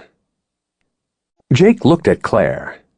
Her mouth was very tight at the corners. Thompson had removed a notebook from his pocket. "I didn't catch your name, ma'am." Well, damn, Jake thought. He could almost see Thompson's cop brain grinding away. He tried to shake off the fuzzy, disoriented sensation that had enveloped him. Clare Lancaster, Claire said politely. "Thought so," Thompson said. He made a note. "Hey," Jake growled. "Stop that!" Neither Thompson nor Claire looked at him. do you have any idea who shot Drake? "Not yet." Claire narrowed her eyes. Shouldn't you be out looking? "We're working on it. I just finished taking Mr. Salter's statement. Do you mind telling me where you were around 6 o'clock this evening, Miss Lancaster?" I was at Mr. Salter's house, cooking dinner. Jake put his good arm around her shoulders. "Nothing a man looks forward to more after a hard day's work getting shot than coming home to a nice home-cooked meal. What are we having, sweetheart?" Grilled salmon with pesto sauce. "Excellent." Jake winked at Thompson. "Fish is good for you, I hear." Thompson made a note, but Jake didn't think it had anything to do with the benefits of eating fish. Thompson was looking very hard at Claire again. "Anyone else there at the house with you?" No. "Make any phone calls?" No. This was not going well, Jake thought. Probably ought to do something. But it was hard to think through the murky haze the painkiller had created in his brain. Thompson wrote something else on his notepad. "Anyone call you, Miss Lancaster?" The only call I got was the one from this hospital telling me that Jake had been injured. Jake tried revving up his senses to beat back the pleasant, mushy-headed sensation. When the psi energy pulsed through him, he managed to glimpse some clarity amid the clouds. "Get a grip here, Thompson. I was shot with a scoped rifle, remember? You've got the bullet I dug out of that stud. You know as well as I do that you're looking for some guy who likes to hunt." Thompson nodded. "Yes, sir." "Well, then that proves it." Thompson's brow furrowed. "Proves what, sir?" "That Claire had nothing to do with my getting shot, of course." Jake gave her an affectionate little pat on the top of her head. "Doubt if my little Claire has ever hunted a day in her life, right, sweetie?" Claire stiffened. Hunting is certainly not my thing. "See there, Thompson? What did I tell you?" Thompson made the derisive snort all hunters make when someone informs them that not everyone considers shooting animals to be a fabulous way to spend an afternoon. "Feel sorry for Bambi?" Thompson asked Claire. I know that there are some legitimate reasons to hunt. Claire said through her teeth. Thinning the herds by removing diseased animals appears to be at the top of everyone's list of justifications. But why anyone would want to kill and eat a diseased animal is beyond me. Thompson scowled. "That's not the only reason." Well, I suppose there is the sport factor. She agreed politely. But in my opinion, gunning down unarmed creatures with a high-powered weapon does not strike me as something that a civilized person would do for the sheer fun of it. "She's not from around here," Jake explained confidentially to Thompson. "Yeah, I got that impression," Thompson said. "Comes from San Francisco." Jake patted Claire on the head again. "CFL territory." What Claire asked in a dangerous tone. does CFL stand for? "Certified Flaming Liberal," Jake explained. "Yes, sir," he said, turning back to Thompson. "I think it's safe to say that my little Claire is a genuine card-carrying member of the Bleeding Heart anti-gun lobby." Speaking of bleeding, Claire said, giving him a steely smile. we need to get you home and into bed. You heard what the doctor said. You're supposed to rest. "Okay." Jake looked around, trying to be helpful. Which way is home? This way. Claire took his good arm. She glanced at Thompson. Can we leave now? Jake looks like he might collapse at any moment. Ah, steady as a rock, that's me. The room tilted on its axis. Claire steadied him. The doc was right, Thompson said. Whatever was in that pain shot is hitting him hard. Yes. Claire steered Jake toward the door. You know where to reach us if you have any more questions. You need some help with him? No, thanks. I can manage. Jake smiled benignly. She's stronger than she looks. He allowed himself to be maneuvered through another set of glass doors and out into a hallway. He was vaguely aware of Claire pushing him gently into a chair while she made some purchases at the hospital pharmacy. A few minutes later, she eased him carefully into the passenger seat of her rental car. He closed his eyes and leaned his head against the back of the seat. He heard Claire's door open and close. Then he felt her fumbling with his seatbelt. You know what Thompson was thinking, he said without opening his eyes. Not hard to guess. She fired up the engine. Another mysterious crime here in the fair town of Stone Canyon, Arizona, and what do you know? Clare Lancaster just happens to be in the vicinity again. You do seem inclined toward a lot of bad luck whenever you're in this burg. You're the one who got the rotten luck today. Dear God, Jake, someone tried to murder you. He forced himself to focus hard on the subject. Could have been a hunter's stray shot. I don't believe that for a second, and neither do you. It's connected to the fact that you're helping me find out what was going on in Brad McAllister's life at the time he was killed. It has to be. He opened his eyes. I'll admit that getting shot today did sort of strike me as something of a coincidence. Did you tell that cop that we're investigating the circumstances of Brad's death? Hell no. Why not? It's kind of complicated. I'm getting a bad feeling here. Define complicated. Time to level with her, he thought. This is Jones and Jones business. Damn. I knew you were lying right from the start. Jake felt that he should probably try to respond to that accusation, but he couldn't seem to think anymore. So he went to sleep instead. Chapter 37. She pulled into the drive, switched off the engine, and looked over at Jake. He was still asleep. The only thing that had kept him from sprawling forward against the dashboard was the seatbelt. Jake? She leaned around him to shake his right shoulder very gently. Wake up. We're home. He raised his lashes a little and looked at her with unfocused eyes. Home? Yes. She unfastened his seatbelt. Do you think you can make it into the house? He inhaled deeply. You smell good. Pay attention, Jake. You're going to have to help me here. I can't carry you inside. Too bad. Sounds like fun. Never been carried over a threshold before. She got out and went around to his side of the car. When she opened the door, he almost toppled out into the driveway. She barely caught him in time. Hang on. Let's try this. She inserted her arm between his back and the seat and maneuvered him out of the vehicle. When she got him on his feet, he gripped the edge of the car door to steady himself. He peered at the entrance. No sweat. Piece of cake. Good. She draped his good arm around her shoulder. Here we go. She was breathing hard by the time she got him into the front hall. When they finally reached his bedroom, he was leaning on her so heavily she was afraid she might go down beneath his weight.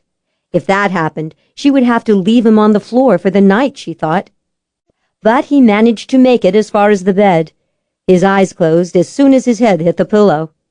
She took off his shoes and placed them neatly on the floor beside the bed. After briefly considering his blood-spattered pants, she elected not to remove them. He was asleep now, and she did not want to disturb him any more. Even an agent of the legendary firm of Jones and Jones probably needed a little rest after taking a bullet. She checked the bandage one last time. There was no sign of increased bleeding. Satisfied, she turned out the lamp beside the bed and went to the door. Claire? She paused and looked back at him. Yes? You'll be here in the morning? I'll be here. Good. She stood there for a long time, watching him sleep. Her insides were still tied up in the ice-cold knot that had formed when she got the call from the emergency room. She went into the kitchen and made a large pot of tea. When it was ready, she filled a mug to the brim and went back down the hall to Jake's bedroom. He was sound asleep. She put her palm on his forehead and then on the bare skin around the bandages. Satisfied that he was not in the grip of a raging fever, she sat down in the reading chair near the window, put her feet up on the hassock, and took a sip of tea. She did a meditation on the moonlit night and prepared to wait for the coyotes of dawn.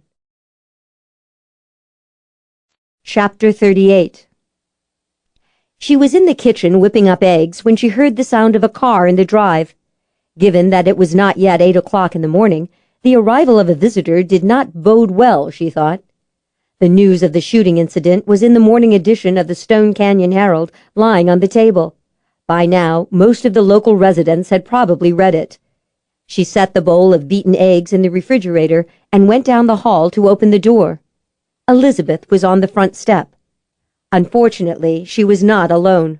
Archer and Myra were with her. What the hell is going on here? Archer demanded. Paper says Jake was shot last night. Is he all right?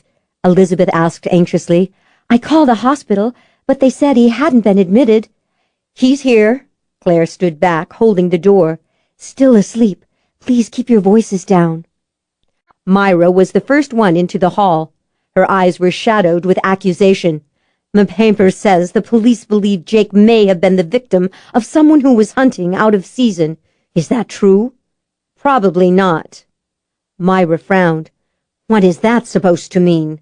Long story. What about you? Elizabeth said. Are you all right? You look terrible. Thanks. Claire managed a wan smile. One of the great things about having a sister. Total honesty. Myra gave her a second cursory glance. You do look a little pale. What's wrong? Nothing, Major. Claire closed the door. I didn't get much sleep last night, that's all. Why don't you come into the kitchen? I'll make some coffee. She got Elizabeth, Myra, and Archer seated at the kitchen table and went to the counter to make a pot of coffee. Let's have it. I think someone tried to murder Jake yesterday. Claire concentrated on spooning coffee into the filter. Probably the same person who killed Valerie Shipley and Brad McAllister. Archer blew out a long sigh. I was afraid you were going to say something like that. That's not possible, Myra insisted, sounding desperate. Brad was killed by a burglar. Valerie drowned accidentally. There isn't any connection. Elizabeth said nothing. Claire turned on the coffee maker. I think there is a link, Myra, Jake said from the doorway. Claire gave him a quick head-to-toe survey. He had run a comb through his hair and put on a fresh pair of trousers and a clean shirt. The shirt was unbuttoned, the left sleeve hanging empty. Jake had managed to drape the garment in such a way that it concealed the bandage on his arm. The clean clothes did nothing to soften the impression he made. The hard lines of his face were rendered more starkly ominous than usual by the dark shadows of his mourning beard. Archer whistled softly. Well, hell, Salter. You look like you just got back from the gunfight at the OK Corral. Feels that way, too. Elizabeth's eyes widened. How badly does it hurt? He rubbed the stubble on his chin. Let's just say that I'm aware that whatever the doc gave me last night has worn off. I'll get the pain pills. No, thanks. He shook his head. I need to do some thinking. That stuff fuzzes up my senses. Claire hesitated, saw the stubborn look in his eyes, and decided to abandon the argument. Are you sure you should be out of bed, Jake?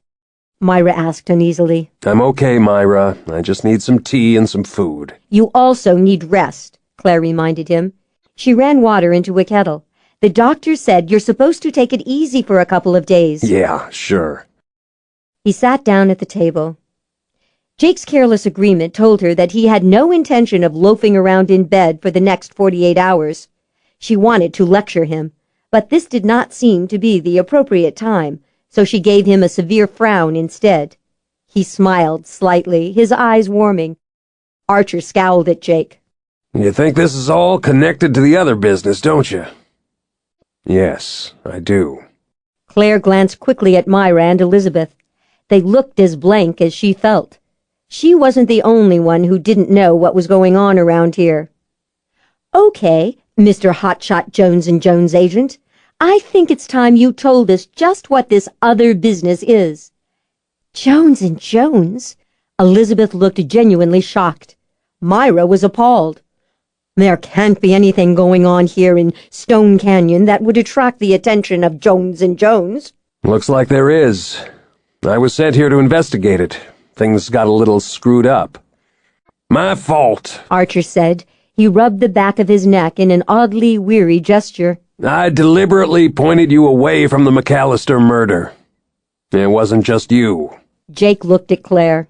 The intelligence J&J had pointed away from it, too. Claire groaned. "Jones & Jones thought that I killed Brad?" Your name came up at the top of the list of possibilities that the probability analysts put together. She frowned. What was number 2 on the list?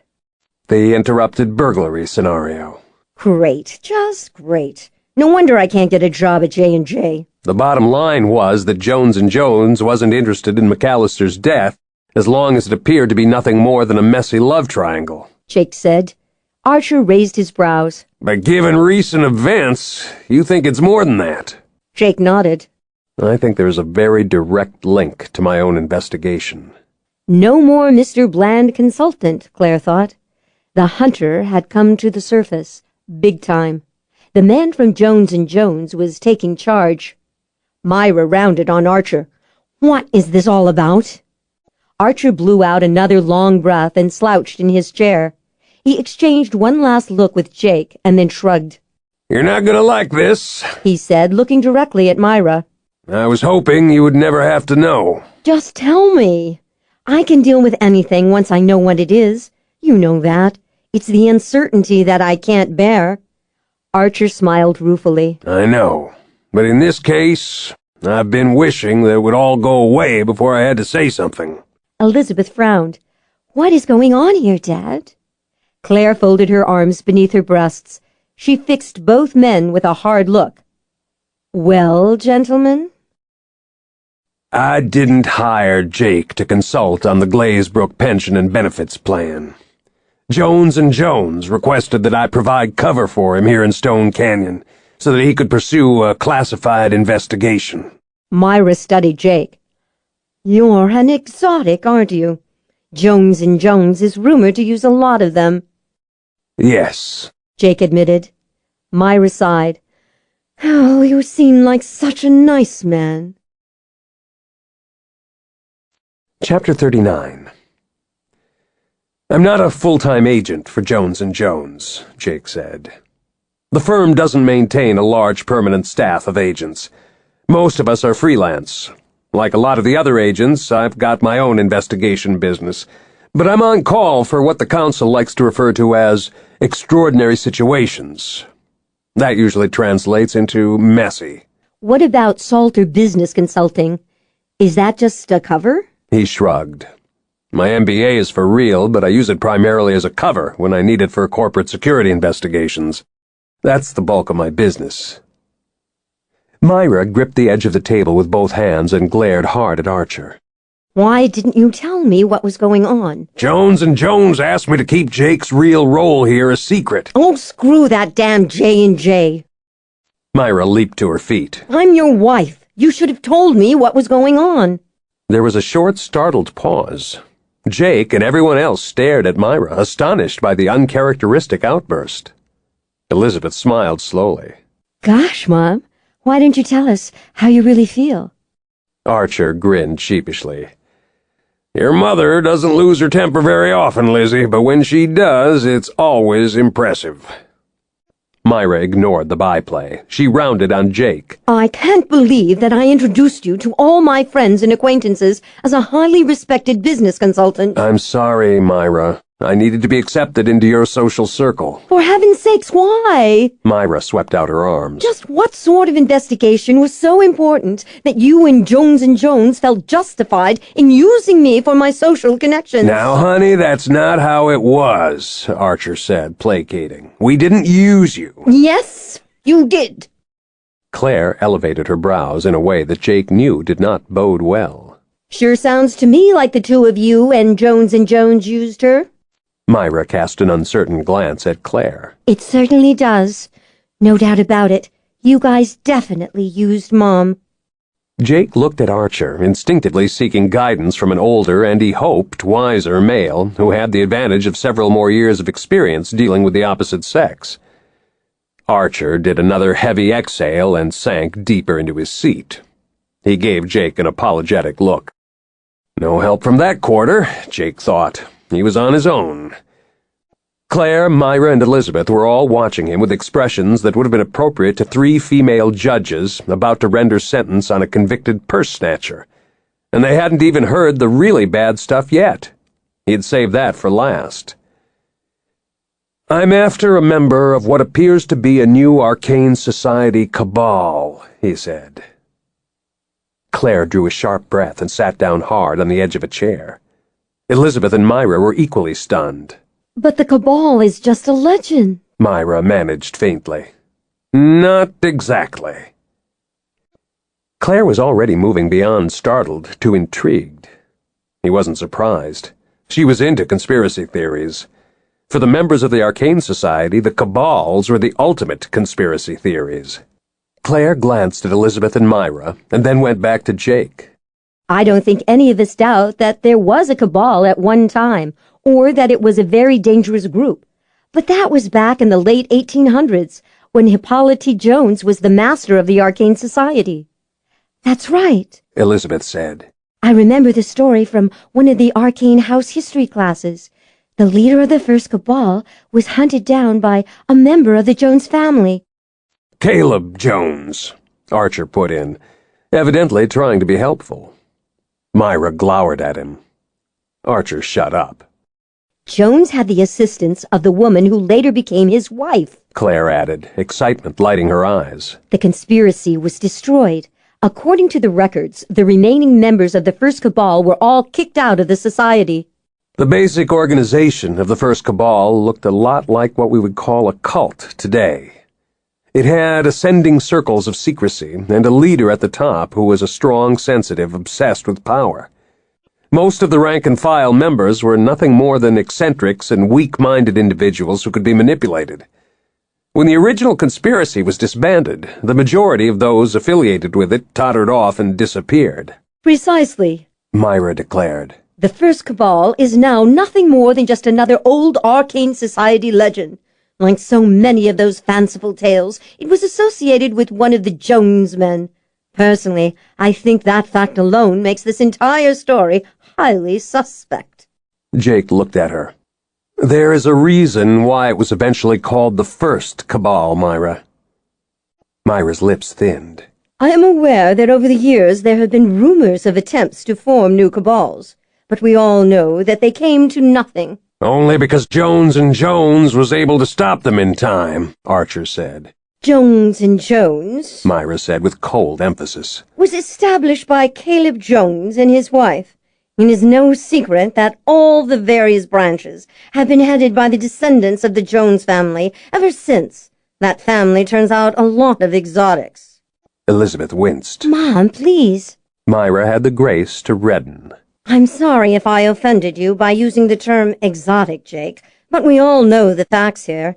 "Don't worry about it, Myra." He watched Claire pour boiling water into the pot. He really needed that tea. "You're right. In any event, I've got bigger issues at the moment," Go on, Jake. Elizabeth said. Like it or not, every so often some member of the society with a whacked-out psychic profile and usually a very high level of sensitivity to go with it gets inspired by the legend of the first cabal and decides to fire up a new version. Jones has reason to believe that has happened again. Myra continued to look stubborn for a moment.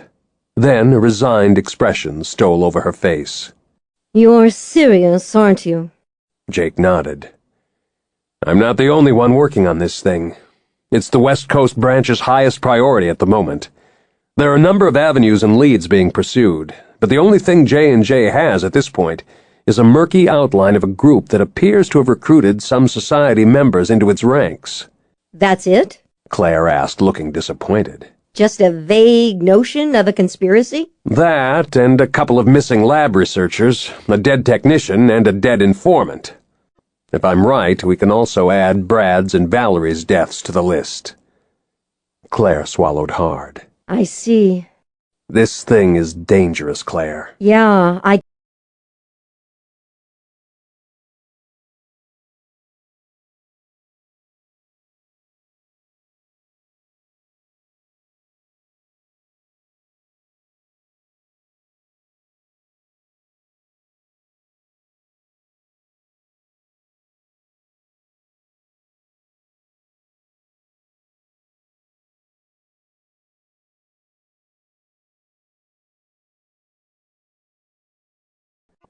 for one, have no plans to mention this little glitch to anyone, as it would make me look like a complete idiot. That's not true, Archer said. Yes, it is, Jake said. So, moving right along. Let's see if we can reconstruct this puzzle. In light of recent events, I'm going to assume, until proven otherwise, that Brad McAllister was murdered because of his connection to the new cabal. What about Valerie's death? Claire asked. That's still an open question as far as I'm concerned. I admit I don't like the coincidence of both Brad and his mother winding up dead. On the other hand, Valerie was clearly getting more and more obsessed, and everyone knows that she was using booze and pills. But the real piece of evidence that makes me doubt that she was connected to the cabal is that the 2 attempts she made on your life can only be described as clumsy. Oh, hey! You may have your definition of clumsy, but let me tell you, I've got my own. Archer looked at her. What Jake means is that neither attempt had the stamp of a sophisticated cabal operation. Claire looked at Jake for confirmation. He's right, Jake said. I know the incidents were frightening, but they were both the sort of actions you'd expect from a maddened crazy person acting on impulse, not a calculating killer. Okay, point taken. Claire looked at his arm. But what about what happened to you last night? Going to write that off as an impulse? I'm not sure yet. What do you mean? Someone shot you with a high-powered rifle, for heaven's sake. We're not talking parking garages and dumbbells here. The guy definitely knew what he was doing. He was a good shot, and he was careful to use a deer hunting rifle, not a weapon that might have made the local cops think they had a professional killer running around the neighborhood. It wasn't exactly an act of impulse, but I think it may have been a case of someone seizing an opportunity. There's a difference? Elizabeth asked. Yes. A guy who has a long-range plan in motion and thinks someone is about to put the strategy in jeopardy might look for an opening to take out the problem in the quickest, most efficient manner. Nothing more efficient than a rifle, Archer noted. Trouble is, here in Arizona, that leaves you with a whole lot of suspects. I know. Jake felt a pleasant tingle across his senses. But I'm going with a glass-half-full attitude here. Getting shot at last night is one of the few good breaks I've had since I arrived in Stone Canyon. Claire shuddered. If almost getting killed is your idea of catching a break, I'd hate to see what you call bad news. What happens next? Elizabeth asked. A whole lot of stuff, Jake said. First, I'll contact J&J and have the analysts take another look at the murder of Brad McAllister. I think it's a safe bet they missed something the first time around. Also, it probably goes without saying, but I'm going to say it anyway. No one in this room is to breathe a word of what we talked about here to anyone who isn't in this room right now, understood? There was a series of somber nods. Jake heard the burble of his cell phone. He took it out of his pocket and glanced at the coded identity of the caller. Jones and Jones, he said to the others. I asked Fallon to see if he could locate Kimberly Todd and Dr. Ronald Mowbray. Maybe we're going to get lucky again. He took the call. What have you got for me, Fallon? Not much on Kimberly Todd yet, Fallon said. All I can tell you at this point is that she isn't a registered member of the Society. But it wasn't too hard to track down Mowbray. He's a level 5 sensitive who makes his living fleecing seniors in various retirement communities. Looks like he's been working in Tucson for the past year. And before that, he was in Florida. He rarely stays more than a year in any one location. It takes that long to establish the scam, attract the victims, and persuade them to turn over their life savings. Jake took out a pen and reached for the notepad on the counter. What name is he using in Tucson? Nelson Ingle. Ingle Investments. Fallon rattled off the address. Thanks, Jake said. Keep looking for Kimberly Todd. She's important. I will, but at the moment she seems to have fallen off the face of the planet. Anything else? No, but someone took a shot at me last night, so I think we're finally making progress. There was a short pause. You okay? Fallon asked. A few stitches, that's all. Want me to send in backup? If you do, our guy will probably spot whoever you send. This is a small town. Tell you what, let me talk to Ingle first. Maybe afterward I'll have a better idea of what I'm going to need. All right. Stay in touch. I will. He realized that Claire was glaring at the phone. Hang on, Fallon said. one more thing. What about the Lancaster woman? Any problems there? Not for me, Jake said. But you may have one eventually. What the hell does that mean? Jake smiled at Claire. I think she's pretty well decided that there's no point sending in any more applications to J&J. She's going to open her own psychic detective agency. She's going to do what? Something about not wanting to work for you after all. She mentioned me specifically? Fallon said cautiously. Let's just say that the word dumbass and your name all appear in the same sentence with some frequency. She called me a dumbass? Fallon was clearly baffled. She's never even met me. You've never met her either, Jake said, but that didn't stop you from rejecting every application she sent in. That's it for now, Fallon. I'll call you later and let you know how things are going. Well, hold on here, just one damn minute. About the Lancaster woman. Gotta run! Don't hang up on me, damn it, Jake! Jake ended the call and looked at the others. They found Dr. Ronald Mowbray. He's in Tucson running a scam under the name Ingle. I'm going to track him down this afternoon. I'm coming too, Elizabeth announced. Archer got to his feet. I'll ride shotgun. Myra frowned. I will accompany you also. I have a few things to say to him. Jake surveyed the ring of determined faces. I usually work alone, Guess what? Claire said. This time you've got a team. Resistance was futile, Jake thought. There wasn't much that could stand up to a united Glazebrook front. The only thing he could do was try to stay in charge. All right, he said, but we do this my way. Claire smiled slowly. Actually, it might work better if we did it my way. I'm the expert when it comes to dealing with scam artists, remember? Chapter 40. The office of Ingle Investments was located in a strip mall on Tucson's east side. With its faux adobe architecture, red tile roof trim, shaded sidewalks, and acres of parking, the row of stores and boutiques looked like every other strip mall Claire had seen in Arizona. Not exactly upscale office space for an investment firm, she said, surveying the stores through the windshield. She could see a couple of casual clothing boutiques, a bakery, an ice cream shop, and some small eateries. But not cheap either, Jake said. He studied the door of Ingle Investments. Looks like he prefers to maintain a low profile. The trip from Phoenix had taken a good 2 hours. Jake would no doubt have made better time, but Claire had done the driving because of his injured arm. She had been intensely aware of the controlled anticipation simmering inside him every mile along the way. Something similar had sparked all her senses, too. They were both dressed casually. She was in what had become her Arizona uniform, black trousers and a t-shirt. Jake wore a denim shirt that covered the bandage and a pair of khakis. Aside from the fact that he kept his left arm close to his side, there was nothing to indicate he had been injured. He's trying to project an approachable, reassuring image, Claire said. His clientele consists of seniors who are living on fixed incomes and hoarding their savings for the kids.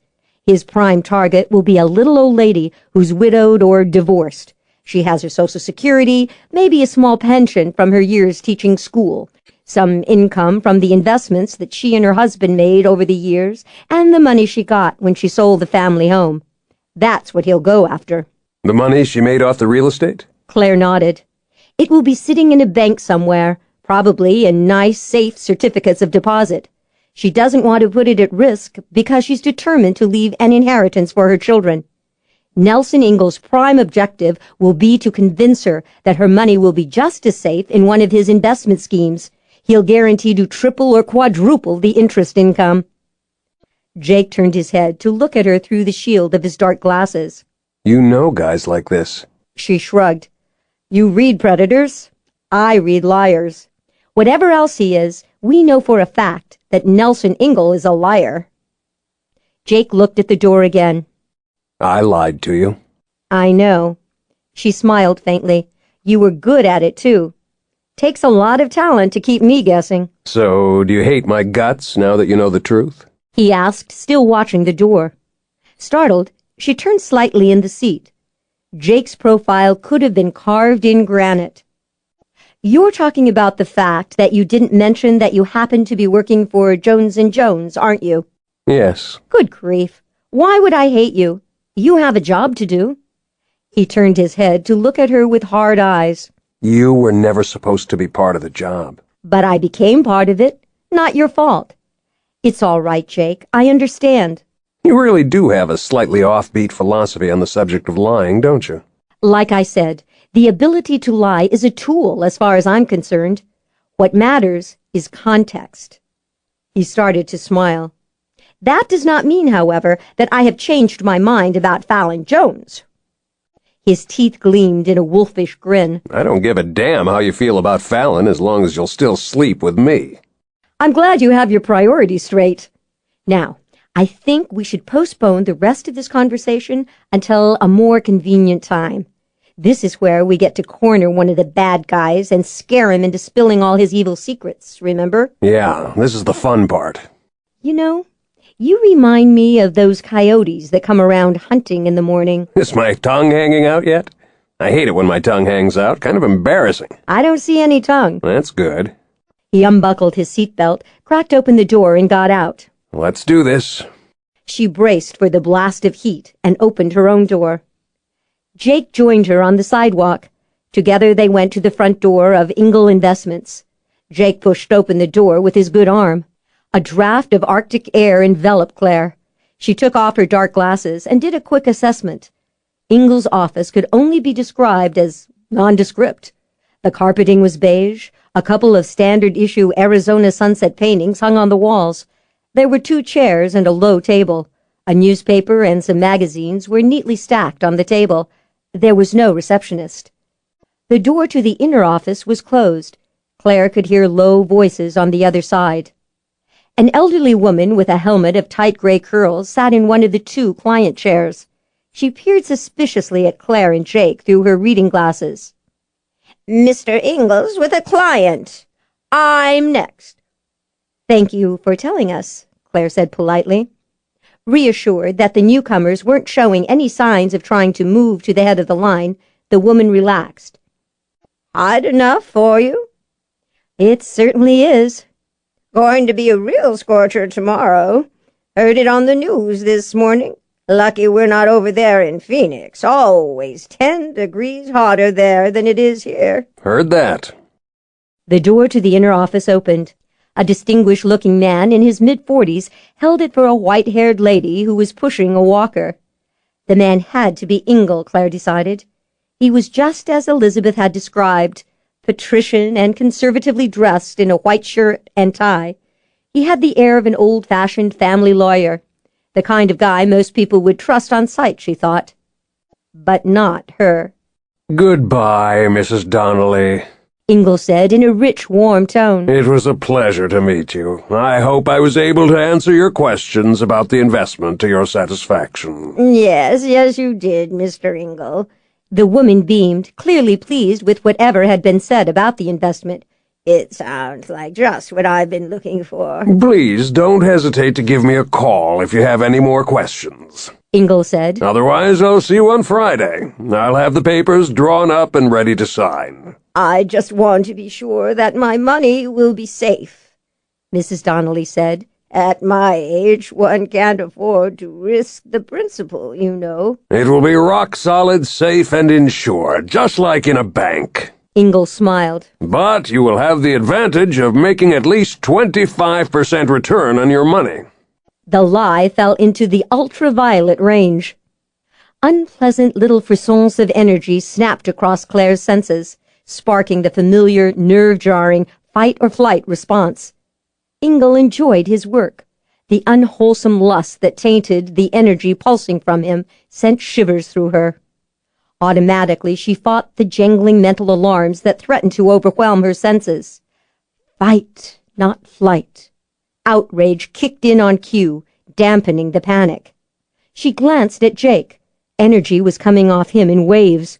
Of course, it didn't take any special sensitivity to recognize Ingle's blatant deception. No legitimate investment advisor could guarantee a 25% return on a safe, insured investment. Not in this market. That kind of profit could only be had at the price of taking a huge financial risk. Just the sort of risk that a person living on a modest fixed income had no business taking. In all fairness, Claire thought, as far as Ingle was concerned, the woman's money wasn't going to be put at risk. The senior's life savings were undoubtedly destined for Ingle's own private offshore bank account. Claire looked at Mrs. Donnelly. Never believe anyone who tells you he can get you that kind of return on a supposedly insured investment. Ingle is lying through his teeth. There was an audible gasp from the woman seated in the reception room. Mrs. Donnelly's jaw sagged. What on earth? Leave this to me, Mrs. Donnelly, Ingle said, righteously stern. He took an ominous step toward Claire. I don't know who you are, but I do know that you have no right to be here. I'm going to call the police. Suit yourself, but first you're going to talk to me and my associate. Ingle frowned at Jake. Jake smiled. Ingle took what looked like an unconscious step back. He glanced at Claire. Just who the hell do you think you are? She reached inside her purse, extracted her wallet, and flipped it open to display her driver's license. Clare Lancaster, Arizona State Anti-Fraud Bureau, she said briskly. She snapped the wallet closed before Ingle could get a close look at it. We're here to talk to you about a little matter of investment fraud, Ingle. Fraud? Mrs. Donnelly repeated, alarmed. What's this? The woman in the chair grabbed her cane and struggled to stand. Did you say fraud? Ingle's initial alarm gave way to anger. There is no such thing as an Arizona State Anti-Fraud Bureau. Okay, she said easily. Make it the Arizona State Anti-Fraudulent Licenses Bureau, Dr. Ronald Mowbray. See here, Mr. Ingle's not a doctor. He certainly isn't, Claire agreed, but he recently posed as one in Phoenix. Shock and something that might have been fear flashed across Ingle's aristocratic features. Now that was interesting, Claire thought. Ingle knew her license was a fake, but the mention of his stint as a phony shrink had unnerved him a lot more than the reference to his investment scams. Who are you people? He demanded. His gaze flitted uneasily back and forth between Claire and Jake. What do you want? We should probably have this chat in private, Jake said. He looked at the two seniors. ladies, if you'll excuse us. Now, hold on. Ingle said quickly. There's no need for them to leave. He really was afraid, Claire realized, so much so that he actually wanted the two women to stay. Maybe he thought their presence offered some protection. Jake moved, gliding toward Ingle with the lethal grace of the hunter closing in on prey. Claire felt the familiar brush of unseen energy lifting the hair on the nape of her neck. Ingle probably felt it too. He was a sensitive after all. He fell back another couple of steps. Jake pursued him into the inner office. Claire followed quickly, closing the door on the astonished faces of the two women. You can't do this, Ingle said. Panic roughened his voice. Sit, Claire said. You're the scam artist, not me. Ingle shot back, desperate. How dare you barge in here like this? You heard the lady. Sit. Ingle swallowed hard. He turned, went very quickly behind his desk, and sat down abruptly. Jake moved again, as fast or even faster than the first time. It seemed to Claire that in the blink of an eye he had circled the desk and grabbed Ingle's right wrist. No guns. He opened the drawer that Ingle had been reaching for and removed a pistol.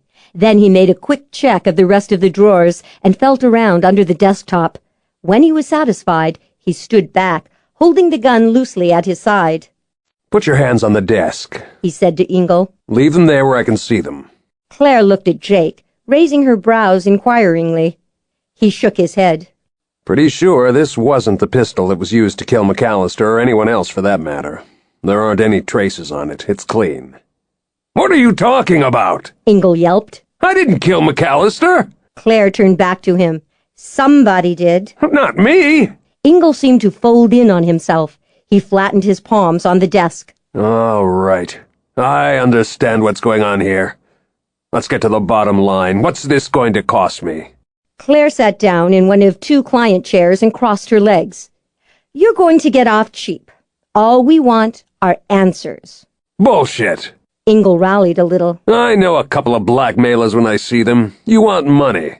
No, just answers. About what? He asked warily.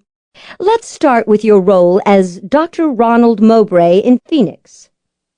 Ingle looked at her for a moment and then turned to Jake. First tell me who I'm dealing with. I'm with Jones & Jones. Ingle was startled. I haven't done anything to attract the attention of Jones & Jones. Yes, you have. Otherwise I wouldn't be here, would I? Ingle regarded him carefully. What are you? One of the throwbacks they say work for J&J? Claire was on her feet without conscious thought. She swept past Jake and came to a halt in front of the desk. Planting her palms on the gleaming surface not far from Ingle's hands, she leaned forward and lowered her voice. Mr. Salter is not a throwback. He is an investigative consultant. You will show him respect. Is that understood? Hell, everyone knows about the exotics Jones & Jones uses. Let me put it this way. If you do not show Mr. Salter the appropriate degree of professional respect, I will see to it that you are turned over to the Tucson police this afternoon, along with all the evidence they will need to send you to jail for fraud. Your name and face will be on the evening news and in tomorrow morning's papers. Do we have an understanding, Ingle? Ingle's jaw flexed a couple of times. Certainly, Miss Lancaster. Whatever you say. I am, of course, happy to cooperate with Jones & Jones. The sarcasm was only barely concealed, but she decided to let it go. Time was a factor after all. She took her hands off the desk, turned and walked back to her chair. Out of the corner of her eye, she could see that Jake was amused. She flushed. As if he needed her to defend him, she thought. For the second time, she sat down and crossed her legs. Now then, about your career as Dr. Ronald Mowbray, she said to Ingle. Ingle seemed to relax a little. He was obviously less concerned now that he knew Claire and Jake were connected to Jones & Jones. What did he fear more than the Arcane Society's investigators? Claire wondered. Brad McAllister contacted me. He told me that he wanted me to play the part of a shrink for a couple of months. Said it would only require 2 days a week and that it wouldn't interfere with my business here in Tucson. Were you two acquainted before he contacted you? No. He smiled humorously. We weren't exactly in the same league. McAllister was a major player. He must have made millions over the years. In case you didn't notice, my clients don't come from the higher tax brackets. How did McAllister know you'd be a good candidate for the scam in Phoenix? Jake asked. Ingle shrugged. He said he'd heard about me, admired my work. He made me an offer I couldn't refuse. When he told me he was running an operation involving the Glazebrook family, I had some second thoughts. Like I said, I'm not used to playing in those circles. But everything went off like clockwork, at least at first. Then what happened? Ingle smiled coldly. Then you showed up, Miss Lancaster. You snatched Elizabeth away so fast McAllister was left flailing. Took him a while to understand what had hit him. Congratulations, I doubt if many people were capable of taking him by surprise. Claire stilled. He talked to you about me? Yes. He told me that you were a problem that he had not anticipated, but eventually he indicated that he had a plan to deal with you. Frankly, I more or less expected you to suffer an unfortunate but highly convenient accident. When McAllister turned up dead instead, I figured you'd just moved a little faster than he had, that's all. You thought I killed McAllister? He elevated one brow. You were the one who found the body. I knew you had a motive. You wanted to save Elizabeth from McAllister's clutches. True, it wasn't the motive that the rumors attributed to you, but it seemed like a reasonable one to me. You knew that I wasn't having an affair with Brad McAllister. Didn't seem very likely under the circumstances. Jake watched him with a feral stare. You were aware that Miss Lancaster was in mortal danger from McAllister, but you made no move to warn her? I assure you it was just guesswork on my part. Ingalls said, politely innocent. He grimaced. Not like I knew what the guy was really thinking. I doubt if anyone knew what was going on in McAllister's head. The longer I worked with him, the more I realized he was some kind of whack job. Claire leaned forward slightly. Why do you say that? Hard to explain. Ingalls reflected briefly. At first he came across as another pro. Talked a lot about how we were in the same business. He said I was too good to be working at such a low level. Made me feel like I was his equal. I knew it wasn't true, but for some reason he actually convinced me that I could become what he was, a serious player. In other words, he conned you, just like he conned everyone else. Ingalls' mouth twisted. There's an old saying to the effect that the easiest person to sell to is another salesman. Or in this case, Claire said coolly, the easiest person to scam is another scam artist. I, of course, prefer the term salesman. I suspect that McAllister was a hypnotist of some kind, a powerful one. What do you think? That possibility crossed my mind after I saw how he had dazzled everyone in Stone Canyon, including Archer Glazebrook. Ingalls admitted. I once asked him about his particular talent. What did he tell you? He claimed he was a sensitive but not a strong one. A 4 on the Jones scale. Good with numbers and strategy. Everything he told you was probably a lie. But what about the things you observed? Ingalls' brows crinkled. I beg your pardon? You have been a successful scam artist for several years. You obviously have some talent for the business. His expression hardened. What are you implying? Only that you must be a very good observer of human nature. She injected a note of admiration into her tone. A pro on the opposite side of the fence, letting another pro know that she respected his skills. Don't tell me what he told you about himself. Tell me what you saw. If you were sizing him up as a prospect for your little investment plan, how would you approach him? Are you kidding? Ingalls uttered a short, harsh laugh. I wouldn't have touched him. Why not? Ingalls gave that a moment of serious reflection. Then he exhaled softly.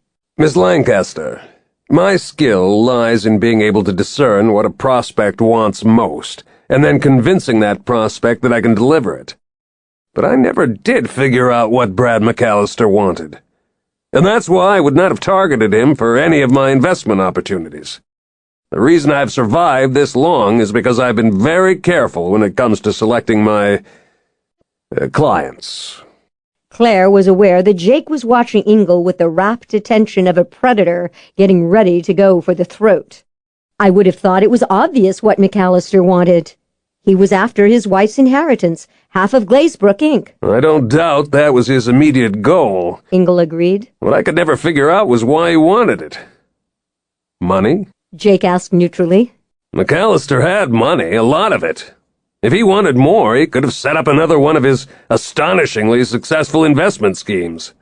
Trust me when I tell you that in our line he was considered a true artist. He also had a reputation for working alone. Why take on a risky project like going after Glazebrook, Inc.? I mean, think about it. Doping the daughter of a prominent family and trying to convince everyone that she was crazy? Talk about extreme. Yet he got you to assist him, Claire pointed out. Ingalls winced. When I look back on it, I still can't believe I allowed him to drag me into that project. He really must have been a hypnotist. A damn strong one, as you say. There are only a few objectives that would make a guy like McAllister go to all that trouble. Money, power, and love are the top 3. Ingalls nearly choked. You can forget love as a motivator. Believe me, McAllister didn't have anything resembling sentimental feelings for anyone. Not even his mother, Valerie Shipley? Ingle blinked and turned thoughtful again.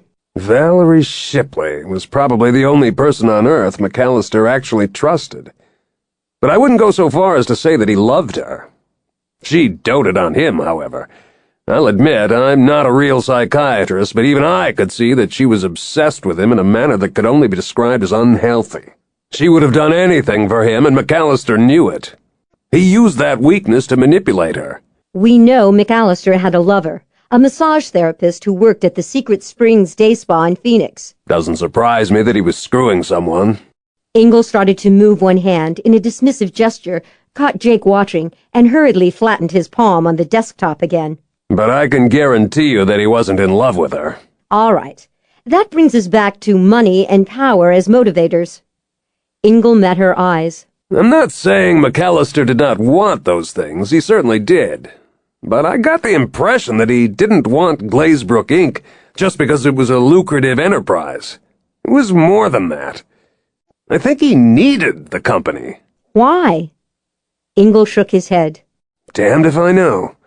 All I can tell you is that there was a lot going on beneath the surface with Brad McAllister. Speaking personally, I was not inclined to look too deeply. When did you start to get nervous? When you came along and it became obvious that things were falling apart. It made me extremely uneasy when I realized that McAllister wasn't going to do what most people in our profession do under those circumstances. Claire understood. He didn't shut down the operation and disappear. Exactly. When his wife left him and filed for divorce, I thought for sure McAllister would pull the plug. That's what I would have done. Instead... Instead what? Ingle made a small, fluttering motion with one elegantly manicured nail. Well, I won't say he panicked. He was too much of a pro for that. But he definitely became extremely agitated. He seemed absolutely obsessed with salvaging what was clearly an unsalvageable operation. I know this is going to sound weird, but it was almost as if... Jake's eyes tightened a little. As if? Ingle spread his hands. As if failure was not an option. But that should not have been the case, not for an expert. One must always be prepared to abandon a project if it turns sour. It is the first law of survival in the profession. Do you think he might have been working for someone else? Someone who would not tolerate failure? Ingle frowned. Hard to imagine McAllister taking orders, to be honest. I'll tell you one thing, though. What's that? If he was working for someone, it would have been because that person could give him something that he wanted very, very badly. Something he could not get on his own. And if you're not the one who killed him, Miss Lancaster? Wasn't me. Then the only other likely possibility is the one you hinted at. Perhaps McAllister was killed because he had failed. Jake looked at him. Does that mean you don't buy the interrupted burglary scenario either? No, I don't. You may have noticed that I closed down the office of Dr. Ronald Mowbray the morning after the news of his murder hit the papers. The only reason I went back at all was to make certain I'd not left anything behind that could be used to track me down. He grimaced. Clearly, I missed something. Mind telling me how you found me? The J&J analysts located you. Ingle sighed. Of course. Claire contemplated things for another moment, and then got to her feet. All right, I think that does it. Ingle watched her uneasily. We have a deal, right? You said you wouldn't go to the cops if I told you what I know. Relax. She slung her purse over her shoulder and nodded at Jake, indicating that it was time to leave. We're not going to report you to the local police. What about Jones & Jones? Ingle asked, darting an uneasy glance at Jake. Jake smiled his wide, cold, predator smile. It isn't Jones & Jones you have to worry about now, Ingle. You've got a more pressing problem. What the hell is that supposed to mean? Ingle demanded. Claire opened the door, allowing him a clear view of the three people waiting in his reception room.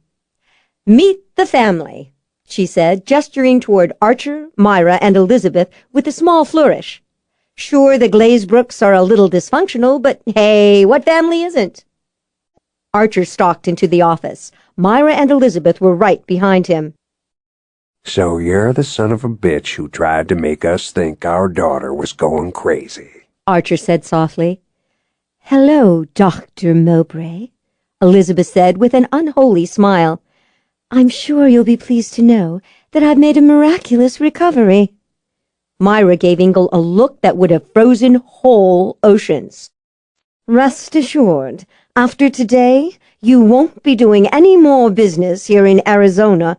No, wait! Ingle leaped to his feet, horrified. You don't understand. I cooperated with Jones and Jones. Here's the bad news, Archer said. We're not with Jones and Jones. This is personal.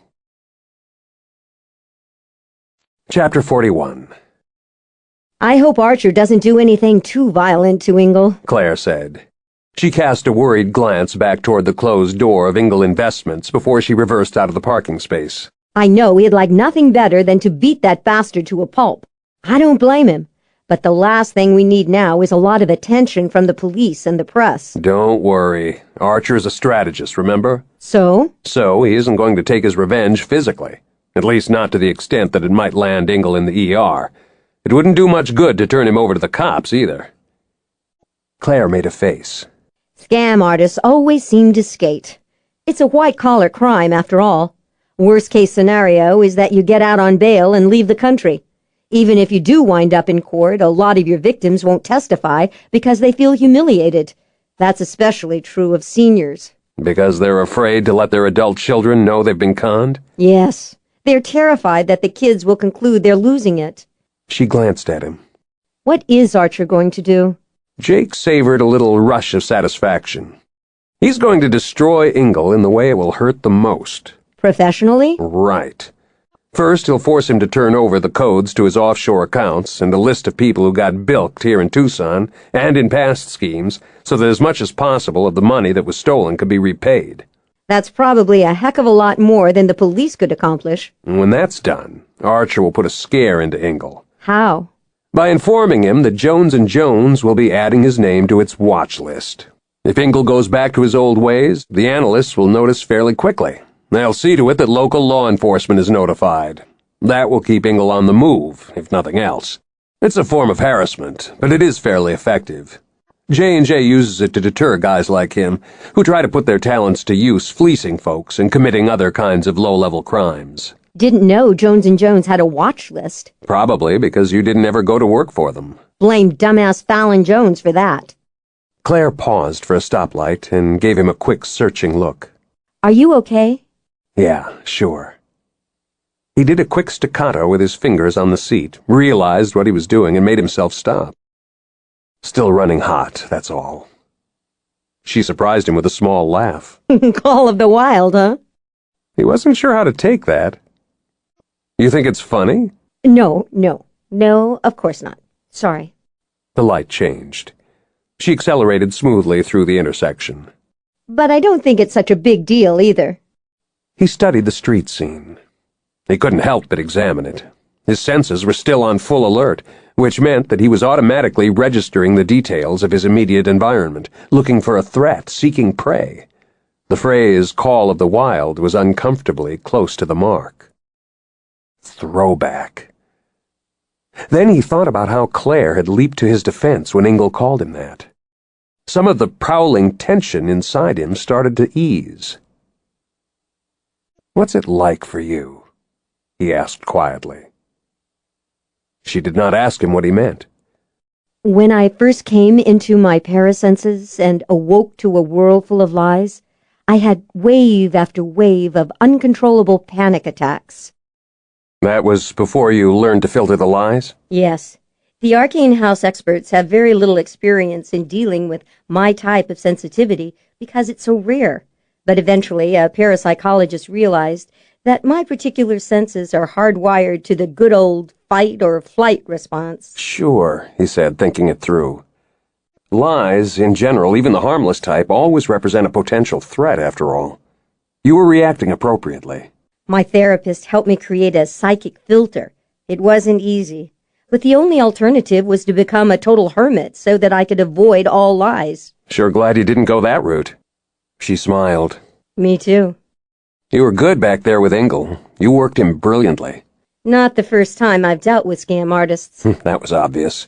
Fallon sure screwed up by not hiring you. That's certainly my opinion. Jake settled back a little, shutting down his senses with an act of will. He needed to think, and he didn't always do his best thinking when he was running hot, one of the downsides to being a hunter. You know, that part about McAllister getting agitated when the Glazebrook operation went south but refusing to call it off was interesting.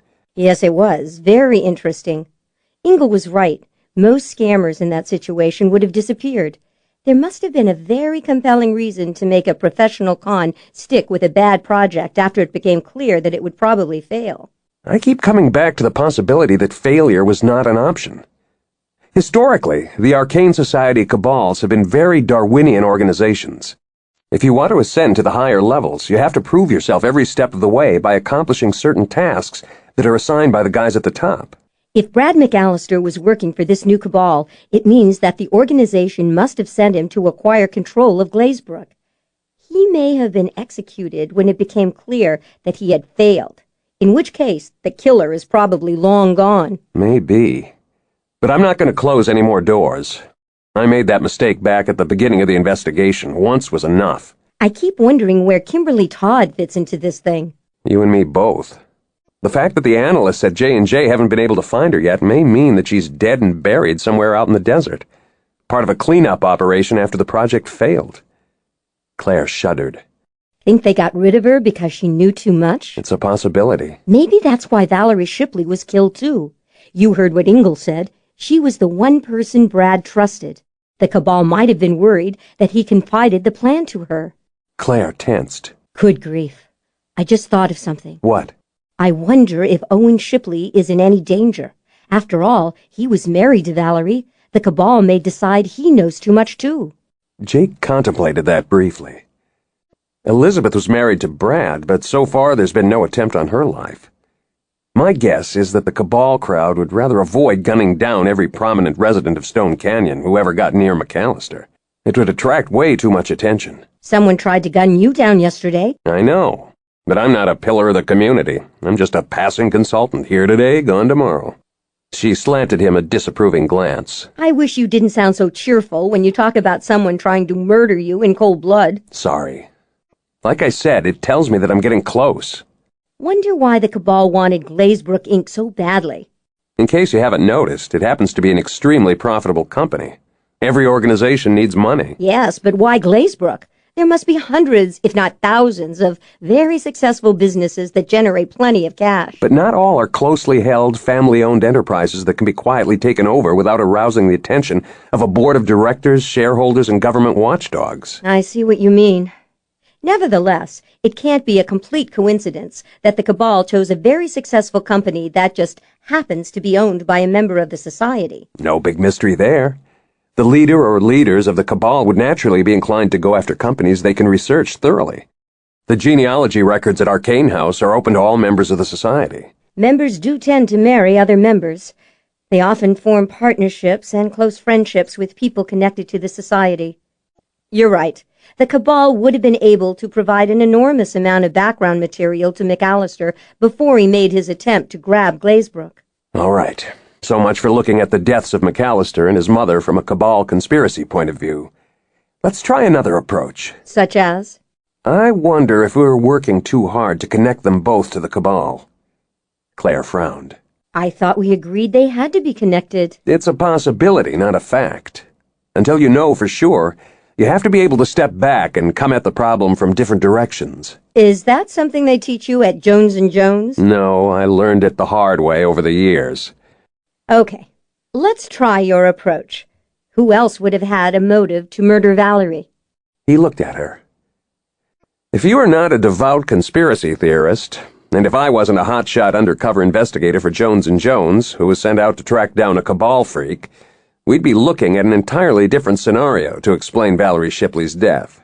Think she really did commit suicide? That is still a possibility. But if that isn't the answer, then we've been overlooking the most obvious suspect, the one person who is always at the top of everyone's list when a wife is murdered. Oh, Lord, of course. Claire's hands clenched around the steering wheel. The husband. Chapter 42. Moonlight glinted on the tile roof of the large house. Jake studied the Shipley residence from the cover of a shallow arroyo. The bright moon meant that he would have to take extra care approaching the residence, but once inside it would be an advantage. Together with his jacked-up senses, he would not even need the flashlight he had tucked into a pocket. Clare had spent the evening trying to talk him out of his plan to search the Shipley house, but he knew that, underneath the anxiety, she understood as clearly as he did that this was one of the few alternatives they had left. Tonight was the obvious night to do the job, because Owen had been invited out to dinner by Allison Henton, one of the many sympathetic, deeply concerned divorcees in Stone Canyon who were lining up to comfort and console him. Jake had seen enough of Allison in action at the country club during the past 2 weeks to know that Owen would be lucky to escape before midnight. He made his way along the dry wash to a point that was closest to the house. There he halted again, pushing his senses to the limit. There was, as always, a lot of activity going on in the desert at that hour, but as far as he could tell, nothing human moved in the vicinity of the house. His preternatural instincts objected to the short dash through the open to the sheltering shadows at the side of the house. He suppressed the atavistic dislike of being exposed in the moonlight long enough to get to his destination. His night vision was excellent. He could walk through the deepest shadows at the side of the house without fear of bumping into objects or tripping over a hose. Contrary to the rumors about his kind, it wasn't quite the equivalent of being able to see in the dark, and it wasn't like using night vision goggles either. His eyes were human, after all, not those of a cat or an owl. They could only do so much with minimal illumination. But his psychic abilities afforded him a different way of perceiving objects and other living things when there was little light available. He stopped at the side door. He had a clear idea of the layout of the interior of the residence because he had grilled Myra and Archer earlier that evening. Both had been frequent visitors to the Shipley home over the years. Best of all, the Glazebrooks had a key to the house and the code to silence the alarm. He could have gotten in without those assets, thanks to the small J&J toolkit he carried, but having them made things easier. Owen had given both the key and the code to the Glazebrooks years ago in the event of an emergency while he was out of town. He pulled on the plastic medical gloves he had brought with him and took the key out of his pocket. He opened the door and moved quickly into the hall. The alarm pad was right where Archer had said it would be. He closed the door and punched in the code, disarming the system. Slowly, he walked through the house, registering impressions on both the normal and paranormal planes. He was searching for the special emanations of psi energy that clung to scenes where violence had taken place. But that was not all he hoped to find.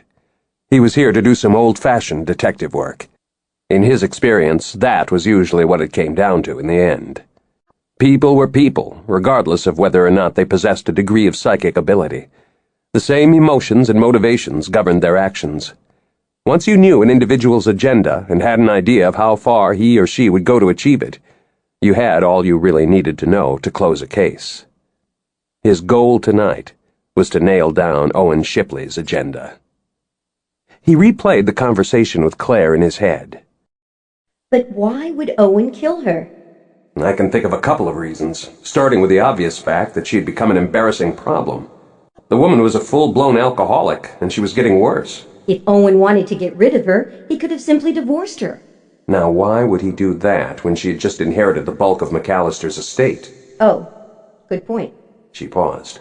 On the other hand, Owen doesn't need Valerie's money. He's rich in his own right. As we have observed on previous occasions, that doesn't mean he might not want to get richer. I don't know, Clare said, dubious now. Murder is a high-risk enterprise. Sure. So is sex with strangers, but people do it for money all the time. One more small problem. Owen has an alibi. He was playing golf the afternoon that Valerie died, remember? He was playing alone, in the middle of the afternoon on one of the hottest days of the year. He probably had the course to himself. And the Shipley house is located on the 12th fairway. All he had to do was drive the cart into an arroyo behind the house, go inside long enough to drown Valerie, and then return to the fairway to finish his game. Pretty cold. Yes, ice cold. Moonlight slanted through the windows of the pale great room. It didn't seem likely that Owen would conceal his secrets in such an open area where visitors came and went freely. but he decided to give the place a quick going over before moving into the bedroom wing. He studied the wet bar and the liquor cabinet. Chances were good that Valerie had made heavy use of those particular items of furniture. He checked the drawers beneath the small sink first. They were filled with the paraphernalia associated with the preparation of cocktails: bottle openers, corkscrews, napkins, and spoons. He closed the bottom drawer and reached for the handle of the small refrigerator. The faint but explosive traces of violent psychic energy crackled through him, leaving an invisible energy burn. His already heightened senses flared even higher, sharpening to a feverish intensity. The spore of violence was not fresh, but it was not very old either. He concentrated, trying to feel what the killer had experienced at the moment when he opened the refrigerator. Thirsty, heart-pounding, hot, dark excitement pumping through his blood. Suddenly he knew what had happened. Shipley had come in off the blistering hot golf course and found Valerie deep into a pitcher of martinis.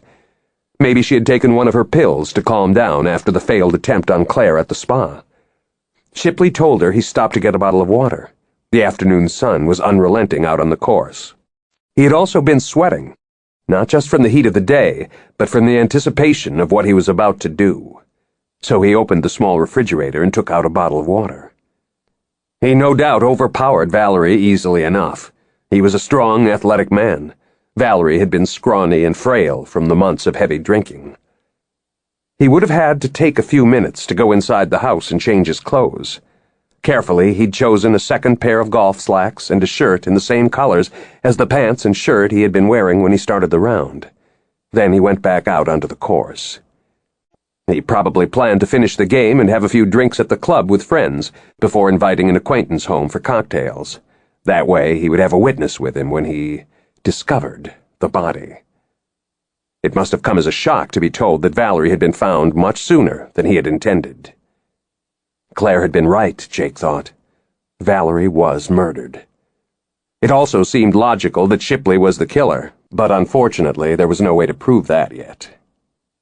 The psychic spore left by someone who had committed an act of violence was as distinctive as a fingerprint. But unlike a fingerprint, it was given off only when the individual was physically aroused by and in the grip of intense, violent emotions. The energy of such emotions was so strong that it resonated on the paranormal plane and clung to surfaces for a long time. Jones and Jones would take his findings seriously, but psychic traces were not much good in a courtroom. "Well, Your Honor, I was walking through the dead woman's house and I sensed the psi energy of her killer. Yeah, sure, I could identify him if he leaves any more of the same kind of energy behind, but he's got to be in a killing mood, if you see what I mean. What's that, Your Honor? Yes, as a matter of fact, I do think that I'm a psychic detective. Why do you ask?" There was a reason why members of the society who wanted to lead normal lives did not go around claiming a connection to a group of people who all believed they had psychic powers. That kind of thing came under the heading of family secrets. Now that he knew he was looking in the right place, it was time to find some more traditional evidence to turn over to the local police.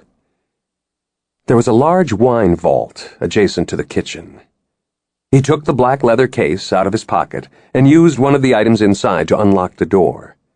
It took a few minutes to go through the rows of elegantly stored bottles.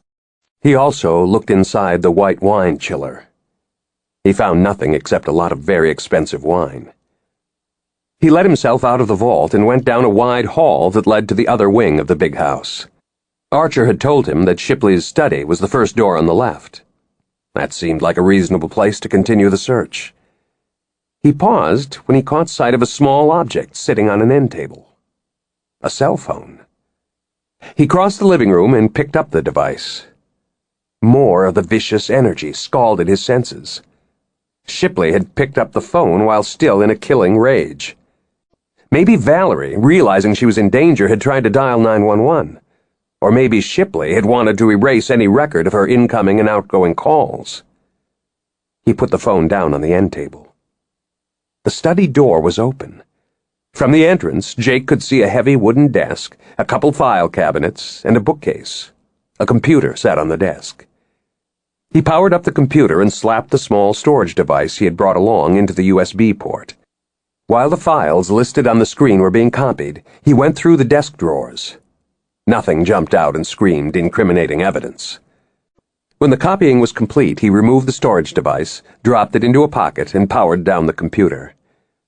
He went back out into the hall and started toward the master bedroom suite. The faint change in air pressure in the hall ruffled his senses. Someone had entered the house. Whoever he was moving in a stealthy manner. Another intruder. That was interesting. Who else had a reason to come here tonight? Hungry, predatory excitement splashed through him. He glided into the deep shadows of a bedroom doorway and waited. The other intruder might or might not be a sensitive, but either way, he would be jacked, too. Adrenaline was adrenaline, whether or not you were running hot. People got killed fairly easily, often accidentally, when the stuff was flowing. If the guy was any good, it wouldn't be long before the newcomer realized he was not alone in the house. Let the hunt begin.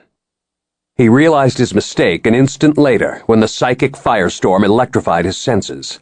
The ferocious energy forced him to his knees.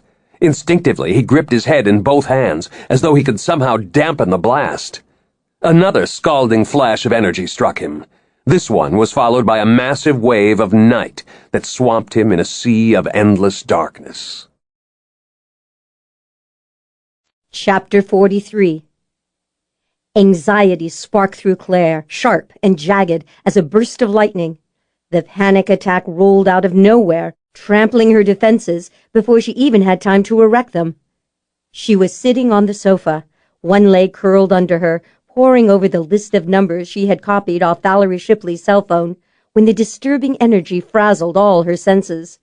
The clanging of every single one of her private alarm bells brought her to her feet, heart pounding, pulse racing, her palms went cold, adrenaline rushed through her bloodstream.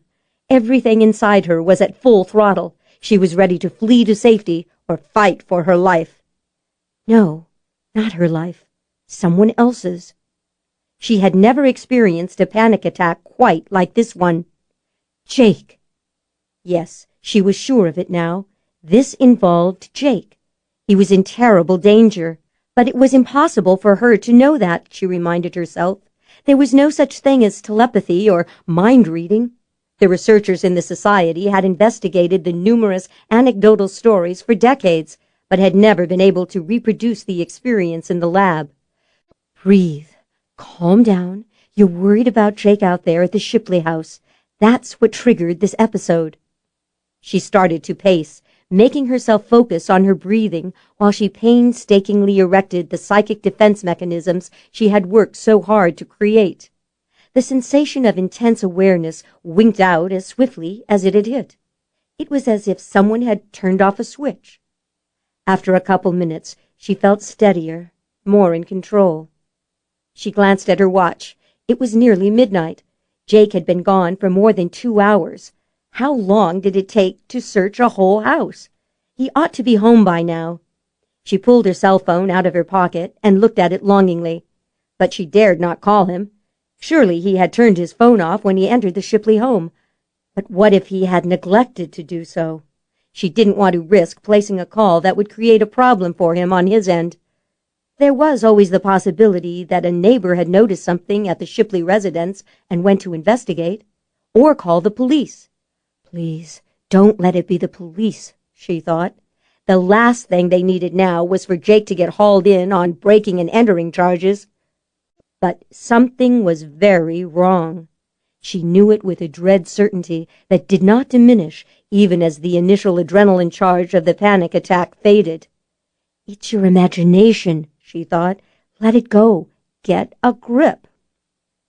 But she couldn't get past the absolute certainty that Jake was in trouble. No matter what the Arcane House experts claimed, everyone with half an ounce of sensitivity, members of the society or not, knew that once in a while, two people who had an intimate bond sometimes experienced brief flashes of psychic intimacy. When she and Jake made love, they shared some kind of psychic connection. Why would it be strange if she could somehow sense that he was in danger? Maybe she was coming at this from the wrong angle. It was possible that the panic attack had been triggered by what she had been doing a few minutes ago. The notebook had fallen to the floor. She scooped it up and looked at the numbers she had written down. When she had found the cell phone on the coffee table in the Shipleys' house, she was disappointed because there were no incoming or outgoing calls logged on the day of Valerie's death. In addition, none of the few numbers that Valerie had entered into the device's phone book seemed unusual. But tonight, when she had gone over the phone book list a second time, one jumped out at her. Valerie had evidently called it with some frequency because she had put it on speed dial. Take it easy, she thought. It was possible that a lot of women in town had the Stone Canyon Day Spa on speed dial. Nevertheless, there was one other person in the world who had evidently loved Brad McAllister, and Kimberly Todd was a professional massage therapist who had vanished from her job. Everyone at the Secret Springs Day Spa assumed she had found another position. What if that was precisely what had happened? What if her new position was right here in Stone Canyon? What were the odds? Probably about 1,000,000 to 1, Claire thought. She tossed the notebook on the coffee table and checked her watch again. What was keeping Jake? She was going to go nuts waiting for him. Light speared the night outside the window. A car was coming up the road. Relief flooded through her. Jake was home at last. She rushed down the hall and opened the door just as the vehicle pulled into the driveway. The car halted, but Jake didn't turn off the engine. The headlights blazed straight into her eyes. Instinctively, she put up an arm to cut the glare. The door on the driver's side opened. A figure got out. The blinding brilliance of the high-beam lights made it impossible to see anything more than a vague silhouette. Alarm flashed through her. "Jake, is everything okay? I was getting worried." "I'm afraid Jake has been badly hurt," Owen Shipley said. "I found him unconscious in my house when I got home tonight. He's in the emergency room. I'll take you to him." The ultraviolet lie ignited her already sensitized senses. The monster of all panic attacks arced through her. In the wake of the wave of terror that pounded through her, she fought to control her reaction. She could not succumb to the panic. She had to stay in control so she could help Jake. The searing blast of psychic energy came out of nowhere, frying her fully open senses. She felt herself falling through space, and then darkness descended. Chapter 44. The faint hissing sound finally became so irritating that Claire opened her eyes. She found herself gazing up into an eerie twilight sky. She could feel hard tiles beneath her back. Artistically arrayed benches designed to resemble rocky outcroppings rose up the walls. Oh, damn. "I think I said something similar when I came around a few minutes ago," Jake said. "Maybe a little stronger." Jake? She sat up suddenly. That proved to be a mistake. The interior of the Stone Canyon Day Spa steam chamber whirled precariously around her. "Take it easy." Jake crouched beside her, steadying her with a hand on her shoulder. "The dizziness will pass in a minute. At least it did for me. How do you feel?" Weird. Memory tore through her. She remembered Owen getting out of his car, lying to her about Jake. "I was so afraid he had killed you," she whispered. Her throat tightened. Panic flickered. "Breathe." She did, albeit cautiously, because she expected the action to fire up a splitting headache. To her enormous relief, there was no new wave of pain. The blast of psychic energy that had seared her senses had been intense while it lasted, but evidently it did not leave a residual effect. What did Owen do to us? "I'm not sure. Some kind of trick that temporarily shorted out our senses, I think." I've never heard of anyone being able to do that. There are some references to something similar in the old archives concerning the Founder's formula. She frowned. I've studied the history of the Society. I don't recall any stuff about mind blasts. The details are in the private archives of the Jones family. Those files aren't open to the regular membership of the Society. Only the Master and the Council have access. And the members of the Jones family, I suppose. How did you get to see them? It's sort of complicated. A J&J thing, huh? Never mind. Glumly, she surveyed the steam room. We've got other priorities here. Yes, we do. I don't suppose you have your cell phone. When I woke up, it was gone. Shipley must have taken it off me. You don't have one on you either. I checked before you opened your eyes. Not good. No. Jake straightened and began to prowl the chamber. Gotta tell you, this hunting cabal freak stuff is for the young hotshots. I'm too old for this kind of excitement. She couldn't help it. In spite of everything, a little laugh bubbled out of her. You're lying through your teeth, Jake Salter. You live for hunting bad guys. You need to hunt them. Maybe the old saying is right. There was no inflection at all in his words. It's in the blood. Yep. She struggled unsteadily to her feet. Just like lie detecting is in mine. He looked at her, not speaking. She spread her hands. Hey, we are what we are, Jake. A couple of exotics. We aren't the first in this society, and we won't be the last. I say ditch the angst. You know, we might make a good team. You offering me a partnership? Why not? If the two of us work together, we could not only handle a wider variety of cases, we could sell our consulting services to Jones & Jones as a package deal. Think about it. How many lie detector and hunter investigative firms are out there? Probably none. What we have to offer will be impossible to duplicate. There was a short, startled silence. Then Jake took 2 long strides across the chamber, wrapped a hand around the nape of her neck, and kissed her hard and deep. When he raised his head, she was a little breathless again, but not from panic. Damn. I really like the way you think. She smiled modestly. Guess a flair for business runs in the family. Guess so. He released her and went back to studying the ceiling. Where's Owen? Still here in the building. I can feel him. He's throwing off a lot of weird energy. Weird how? I can sense when someone else is running hot. Shipley is definitely at full throttle. But his energy waves feel distorted somehow. Abnormal, twisted. I don't know how to explain it. What's he doing? Waiting, probably. Waiting? For what? Well... Jake didn't finish the sentence. The temperature was starting to rise. Clouds of steam were forming. Claire looked around uneasily. Does it feel like it's getting warmer in here? Someone fired up the steam system after dumping us in here. Full blast. That can't be good. She rubbed her arms uneasily and looked around. Somehow I can't see Owen worrying about our personal comfort. No. She could feel her skin growing moist. Jake's shirt was already plastered to his back. I wonder how hot this room gets.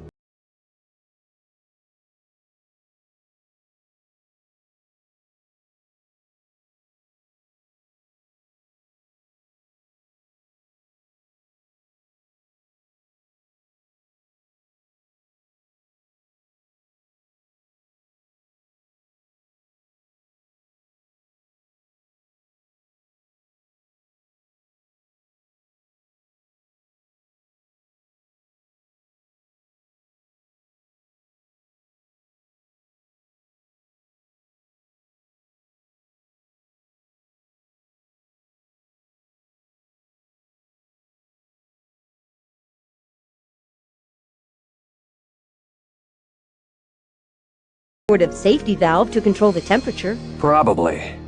What aren't you telling me, Jake? He vaulted up to the highest stone bench and stretched his arms straight up. She saw that his fingers just barely reached the surround that concealed the recessed lighting fixtures. The problem with any kind of mechanical temperature control is that there is almost always a way to remove it or override it. Why would anyone want to... She broke off, horror shafting through her. Oh, Lord, don't bother to answer that. Okay, I won't. She tried to take her mind off the implications of what he had just said. What are you looking for? An access panel. Given all the high-tech plumbing and the HVAC stuff in this chamber, there has to be one. HVAC? Heat, ventilating, and air conditioning. Oh, right. She shivered again in spite of the heat. You don't really think Owen plans to steam us to death, as if we were a couple of oversized artichokes, do you? If you put yourself in his position, that scenario does offer some distinct advantages. Describe your idea of advantages. When our bodies are discovered in the morning, it will probably look like we died of heat stroke. For crying out loud! People don't croak from sitting too long in a steam room. Sure they do. He glanced at the wall near the door. Why do you think they put up those little signs warning you not to spend more than a few minutes inside one? She swallowed hard. But if they find our bodies in here tomorrow morning, the first thing everyone is going to ask is what we were doing in the steam room after hours. The second question is going to be, why didn't we just open the door and walk out when it got too hot? Answer to question number 1 will probably be that we booked a couples special in this chamber last night in order to enjoy hot sex. Very hot sex. Nobody noticed that we hadn't come out by closing time. Maybe we were having such a great time we didn't want to be discovered. What about the answer to question number 2? We got accidentally locked in here when the staff closed up for the night. Terrific. What about the steam? Why didn't it shut off? Mechanical malfunction. Archer isn't going to believe that for a minute. Jones & Jones won't buy it either, but by then it will be too late for us. But Owen must know our deaths will only serve to bring the full resources of Archer Glazebrook and the firm of J&J down on his head. You're forgetting one very important thing. What? No one but you and I know that Shipley is the cabal freak. She felt a little flare of psi power. She was no hunter, but she was definitely becoming sensitive to Jake's energy, she thought. It had the same unique, intimate, compelling impact on her senses as his scent and the sound of his voice. Jake gripped the lighting surround with both hands and hoisted himself up into the shallow recessed area. She saw his face tighten into a stark, grim mask. A dark crimson stain appeared on his left shirt sleeve. "Jake, your arm!" Some of the stitch is ripped. I'm okay. The recessed lighting shelf was not very wide. Jake had to remain on his side to wedge himself into it. He probed the painted ceiling directly over his head. She had a hard time seeing exactly what he was doing with his hands because the clouds of steam had grown so thick. But a moment later, she heard him give a small sound of satisfaction. Got it. A section of the ceiling swung downward on hinges. He scrambled up out of sight through the shadowy opening. A rising current of steam followed him, billowing upward into the darkness. He reappeared, leaning partway over the edge of the panel. His belt dangled from a loop he had made around the wrist of his right arm. Grab the end with both hands, wrap it around one of your wrists, and hang on tight. She climbed up onto the highest bench as he had done, reached up and grabbed the end of the belt. He hauled her up swiftly. The leather strap burned into her wrist, but somehow the pain didn't seem like a big deal at the moment. She set her teeth and tightened her grip. When she reached the level of the lighting fixtures, she managed to find purchase with one foot on the surround. That took some of the pressure off her wrist. From that vantage point, Jake helped her slither awkwardly into the recessed opening. She became aware of the hum and whine of the building's air conditioning system reverberating through the darkness. "You're good," she whispered. "You're really good." I had some strong motivation. He leaned out of the opening again, caught hold of the panel, and pulled it closed. An intense darkness enveloped her. A tingle of panic, the non-psychic kind, flickered through her. With luck, Shipley won't check to see if we're fork tender for a while. She shuddered. "You can skip the visuals, but I think you're right. By now, he must know that you're a hunter, and that you're bound to be really pissed off. It would be dangerous to open the door until we're, done." That should buy us a little time. Wonder why he didn't tie us up. He wouldn't want the authorities to find any restraint marks on the bodies. She winced. Got it. Doesn't fit with the death by accidental steaming scenario. Right. Follow me. Glad to, but I don't think that's going to work. I can't see anything except the crack of light around the access panel. I can. His fingers closed around her wrist. Stick close. There are air conditioning ducts and pipes running everywhere up here, and whatever you do, try not to make any noise. Take off your shoes. We don't want any squeaking in the ceiling if we can avoid it. Hang on. What exactly are you going to do if you find Owen? Ripping out his throat comes to mind as an option. Jake sounded inordinately cheerful. Get a grip here. What about his psychic freeze trick? I'll take him down before he even knows I'm in the vicinity. His confidence worried her. She suspected that it was rooted in part in the fact that he was running hot. No offense, but I think we should have a plan B. Got one? I've been thinking. When Owen did his mind blast thing to you, were your senses wide open? Yeah, why? Mine were on edge, but I wasn't running hot. At least not at the moment when he got out of the car. I was expecting you. Then Owen spoke to me, told me a lie. That was when my senses kicked in, and that was when I felt the full blast of whatever it was he used to knock me out. You think his trick only works on our psi senses? Maybe. There's no way to know for sure without doing some tests, but it seems logical that since his power is generated on the paranormal plane, it would be most effective against that side of our natures, doesn't it? All right, I'll keep that in mind. But I still prefer Plan A, the one where I rip his throat out before he even knows I'm around. You don't like taking directions, do you? No, but on occasion I've been known to be reasonable. Oh, that's very reassuring. She slipped out of her loafers and held them in her left hand. Okay, I'm ready. She followed him through the inky darkness, aware of the objects in their path only when he altered course to avoid them. When they detoured around a large vibrating heat pump, she saw another rectangular crack of light, indicating another access panel. The room below was illuminated. Jake's fingers tightened around her wrist. The hunter had scented his prey. They crept closer. She could hear the low, muffled sound of voices now. Owen and a woman were speaking. The female voice sounded vaguely familiar. Jake put his mouth very close to her ear. Got a hunch we just located Kimberly Todd. I know that voice. I've heard it somewhere. Good grief. It's Karen Trent. Who? The assistant manager here at the spa. The one who didn't believe me when I told her that someone tried to brain me with a dumbbell. Like I said, I think we just found Kimberly Todd. Satisfaction reverberated through Jake's low voice. Damn, she was here at the spa all the time. All right, here's what we're gonna do. First, I want you out of this place.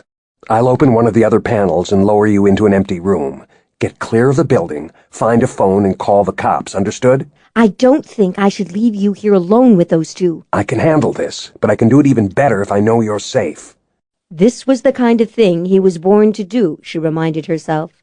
It was time to let Jake hunt. Chapter 45. He opened an access panel above a darkened massage therapy room. Taking hold of Claire's wrists, he lowered her until she could stand on the white-sheeted table. He was aware of the pain in his left arm, but with his senses wide open, he could push the sensation to the edge of his awareness, at least for a while. Claire found her footing on the table and looked up at him. He knew she could not see him in the dense shadows of the ceiling crawl space. Be careful, please. I will. Go on, get out of here. He waited until she had opened the door and slipped out into the hall. There was enough moonlight filtering through the skylights out there to illuminate her way to the lobby. When she was gone, he made his way back across the ceiling to the illuminated access panel. The voices of the two people in the room below were loud and clear, thanks to his jacked-up hearing. He realized at once that something had changed in the atmosphere. Shipley was throwing off even more of the disturbing, abnormal psychic energy. You bastard! Kimberly shrieked. What do you think you're doing? You can't kill me! Of course I can, Owen said calmly. In fact, it is absolutely necessary. I need to throw some red meat to Glazebrook and the local cops. You're crazy! You need me! We have a plan, damn you! I have a plan. Sadly, it is somewhat different from the one we discussed. You are going to commit suicide. No one will believe that. Of course they will. As the months went past, you became despondent after you murdered McAllister. The gun you used to kill him will be found in your desk drawer. I put it there myself a few minutes ago. You can't do this, Kimberly said, frantic now. Valerie's death will remain a probable accident as a result of drugs and alcohol. You will leave a suicide note on your computer explaining the other deaths, however. You murdered Brad McAllister because he dumped you in favor of Claire. When she came back to Stone Canyon, you couldn't stand it. You lured her here to the spa with the intention of murdering her tonight. Unfortunately for him, Jake Salter showed up with Claire, no doubt anticipating a couple's massage. You had no choice but to get rid of him, too. You locked them both in the steam chamber. We're partners in this, Kimberly pleaded. As I said, there has been a slight change of plan. You need me. Not any longer. In a few days, Archer Glazebrook will suffer a heart attack following the shock of Clare's death. His son Matt will die in a car crash on the way home to his father's funeral. And in their grief, Myra and Elizabeth will turn to me, an old friend of the family. I will take control of the company and lift that burden from their shoulders. Jake sensed movement in the room below. Kimberly was edging toward the door. She was probably going to make a desperate bid to flee into the hall. That would be good. He could use the distraction. You can't shoot me from across the room. No one will believe I committed suicide if you do. I am fully prepared to make adjustments to my plan. If you make me kill you this way, I will simply take your body into the steam room and stage what will appear to be a battle over the gun. You lost. Jake let the access panel swing open. He put one hand on the edge of the dropped ceiling and plummeted feet first straight down. Owen's head jerked up at the sound of the panel falling open. Startled shock and then rage flashed across his face. Instinctively, he brought the gun around, trying to aim for an impossibly awkward shot. Jake landed inches from his prey. He brought his hand down in a short chopping action, striking Owen's arm. The gun clattered to the floor. Owen skittered backward, clawing at the desk for support. "Son of a bitch!" Owen snarled, his face a demented mask. "You want to know how bad it can get? I'll show you!" Pain slashed across Jake's senses, enough to make him stagger, but not enough to cause the lights to go out again. It wasn't easy keeping his senses dampened when everything in him wanted to make the kill. "Claire's right," he said. "Your little psychic trick doesn't work nearly as well when I'm running cold."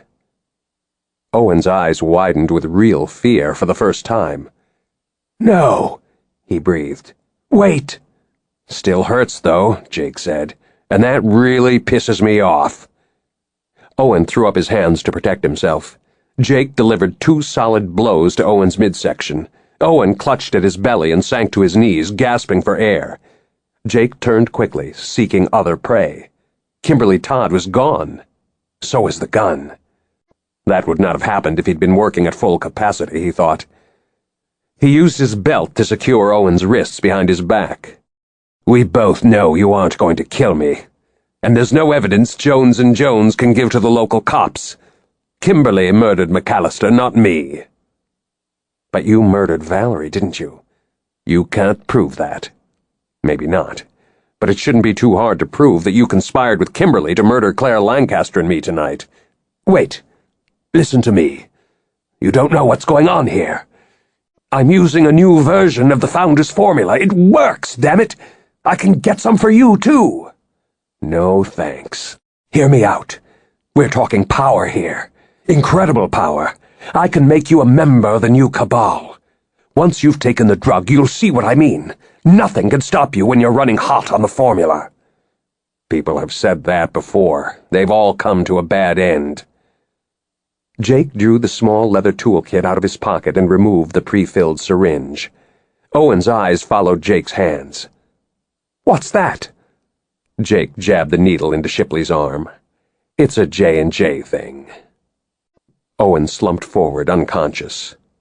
Jake headed out into the dark hall, all senses wide open. Time to continue the hunt. Chapter 46. Getting out of the building proved harder than Claire had anticipated. The heavy glass doors in the lobby were locked. There was a keypad on the wall, but she had no clue about the code. She swung around, searching for an emergency exit. There was a sign pointing the way over a door behind the long stone desk. Running footsteps sounded in the hall that led to the changing rooms. A woman, she thought. Kimberly. Something had gone wrong. She hurried around the desk and ducked behind the chest-high counter. The footsteps grew louder. She could hear panicky breathing. Not her own. A split second later, Kimberly pounded out of the hall. She headed straight for the emergency exit door behind the long desk. Intent only on escape, she never looked around. Claire straightened, grabbed the heavy glass bowl full of brochures off the desk, and swung it with all her might at Kimberly's head. At the last instant, Kimberly sensed movement and started to turn. The motion converted what would have been a solid crack to the skull into a glancing blow. But the impact was enough to make Kimberly stumble sideways and lose her balance. She sprawled on the floor. The object in her hand landed with a harsh clang on the tile. Claire looked down. There was just enough light to make out the gun. She crouched and grabbed the weapon in both hands. "Don't move. Trust me, after what I've been through lately, I am not feeling particularly squeamish. It won't bother me at all to pull this trigger." Kimberly looked up at her, enraged. "Bitch!" "You got that right." Jake materialized from the shadows of the hall. He took in the situation in an instant. You okay? "Yes. You?" Turns out you were right about Shipley's psychic blast thing. Running cold dulled the effects enough to keep me on my feet. Kimberly looked at each of them in turn. "What are you talking about? Psychic blast? You're crazier than Shipley." Claire ignored her, concentrating on Jake. "What did you do with Owen?" He's unconscious at the moment. "But when he comes around, he'll be dangerous to anyone who is a sensitive, even if he's tied up." Not for quite a while. I gave him a shot of a heavy-duty tranquilizer.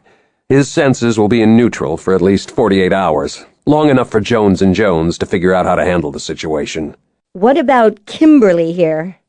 Kimberly jerked in alarm. "How do you know my name?" "We're good."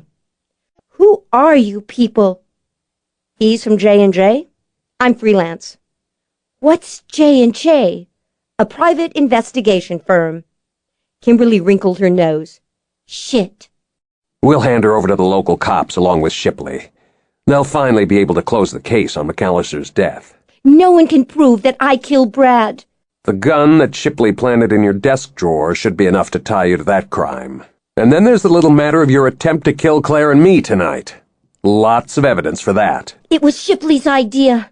He was trying to set me up to take the fall. Hell, he blackmailed me into this whole thing." "Because he knew that you murdered Brad?" "Was that what he used to force you to help him?" Kimberly stiffened. She said nothing. I'm sure the cops will enjoy hearing your version of events and comparing it to Shipley's. Nothing like a partnership gone bad when it comes to this kind of stuff. Both parties can't wait to spill their guts if it means ratting out the other person. Claire looked at Jake. "What are you going to tell the police?" That I'm a private investigator with the old and distinguished firm of Jones and Jones. I was hired by Archer Glazebrook to look into the death of his son-in-law. Claire smiled.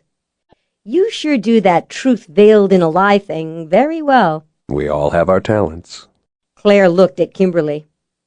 "Out of sheer curiosity, mind telling me how you got involved with Brad McAllister in the first place?" Without warning, Kimberly started to sob. Everything about her seemed to crumple. "We met at the spa where I was working. Became lovers. He brought me out here to Arizona with him. Said he had a major business operation going down in Stone Canyon. Said it was probably going to take several months, maybe a year or more to pull it off. But when it was finished, we could be married." "When did you realize that he had lied to you?" Kimberly sniffed back tears.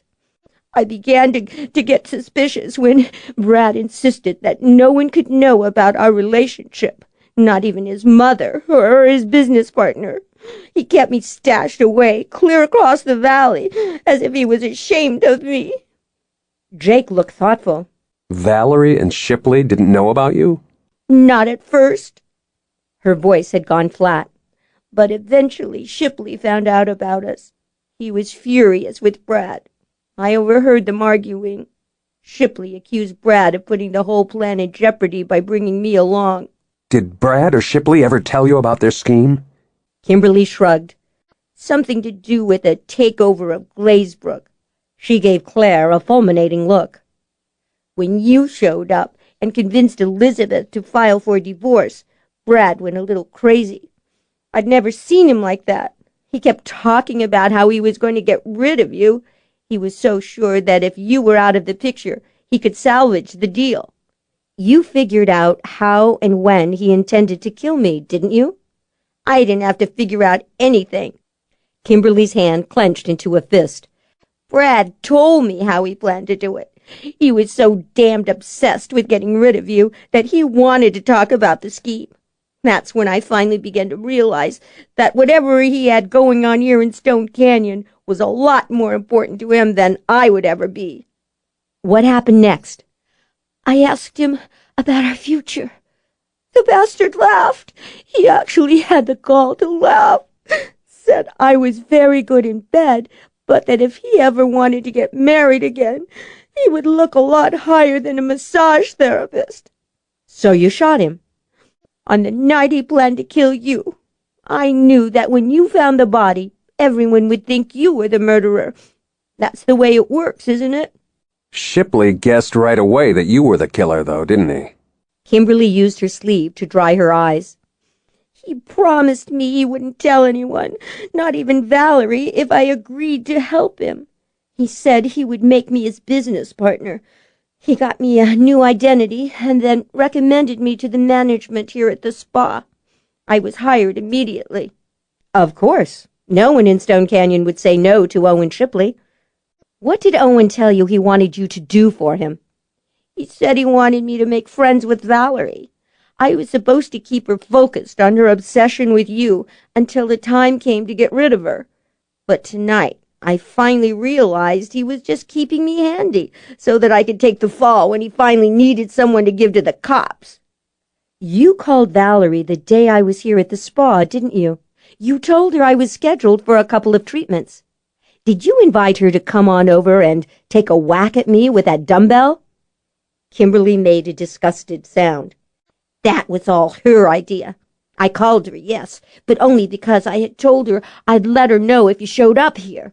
I wasn't aware of what she had done until you came into my office complaining that someone had tried to kill you. I realized right away it must have been Valerie who attacked you. After you left that day, I called Shipley and let him know that Valerie was out of control. He was at the country club. He said he'd take care of the problem. He went out, played a round of golf, and murdered her. Claire studied Kimberly. Why didn't Owen ever tell Valerie that you were the one who killed Brad? It was Jake who answered. He couldn't. With Brad gone, Shipley needed help to further his plans. Valerie was useless to him.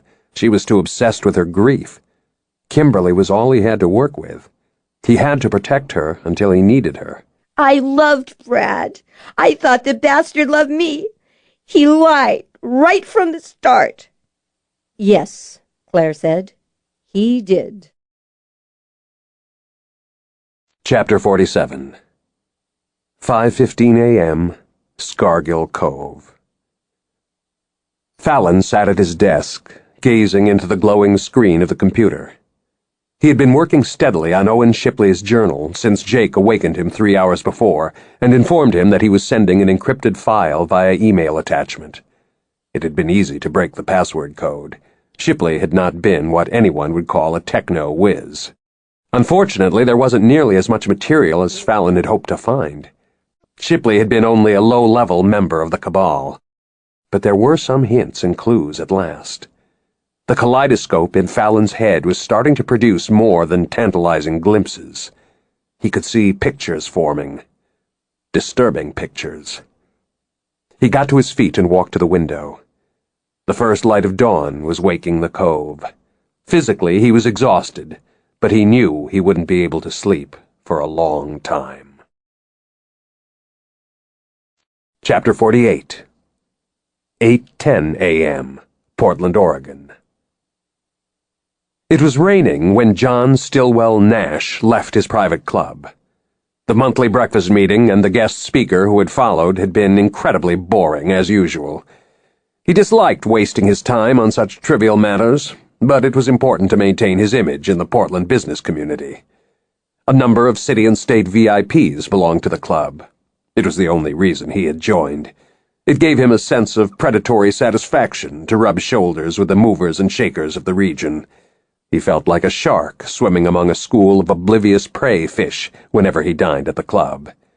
He savored the secret knowledge that he already owned some of the politicians and business executives in the room. Eventually, he would have governors, senators, and presidents in his grasp. The rain was steady, relentless. He did not like the city. He didn't like anything about the Northwest. But his instincts had told him that this would be a good place in which to establish the organization. No one would think to look for the man who intended to take over the Arcane Society here in Portland. His phone chimed as he waited for his car to be brought around. He checked the number and took the call. Yes? The Stone Canyon operation has been terminated. Shipley was picked up by the authorities late last night.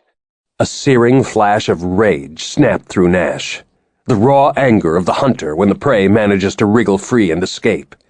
He worked frantically to control the intense sensation. He had been half expecting the news for some time now, he reminded himself. He had known things were going badly in Arizona. Nevertheless, he wanted Glazebrook. The company would have made an ideal acquisition, perfectly suited to the Cabal's purposes. He took a couple of deep breaths and waited until he was sure he had himself in hand. "Any loose ends?" he asked, pleased that his voice was calm and cold. It was vital not to show strong emotion in front of the members of his staff.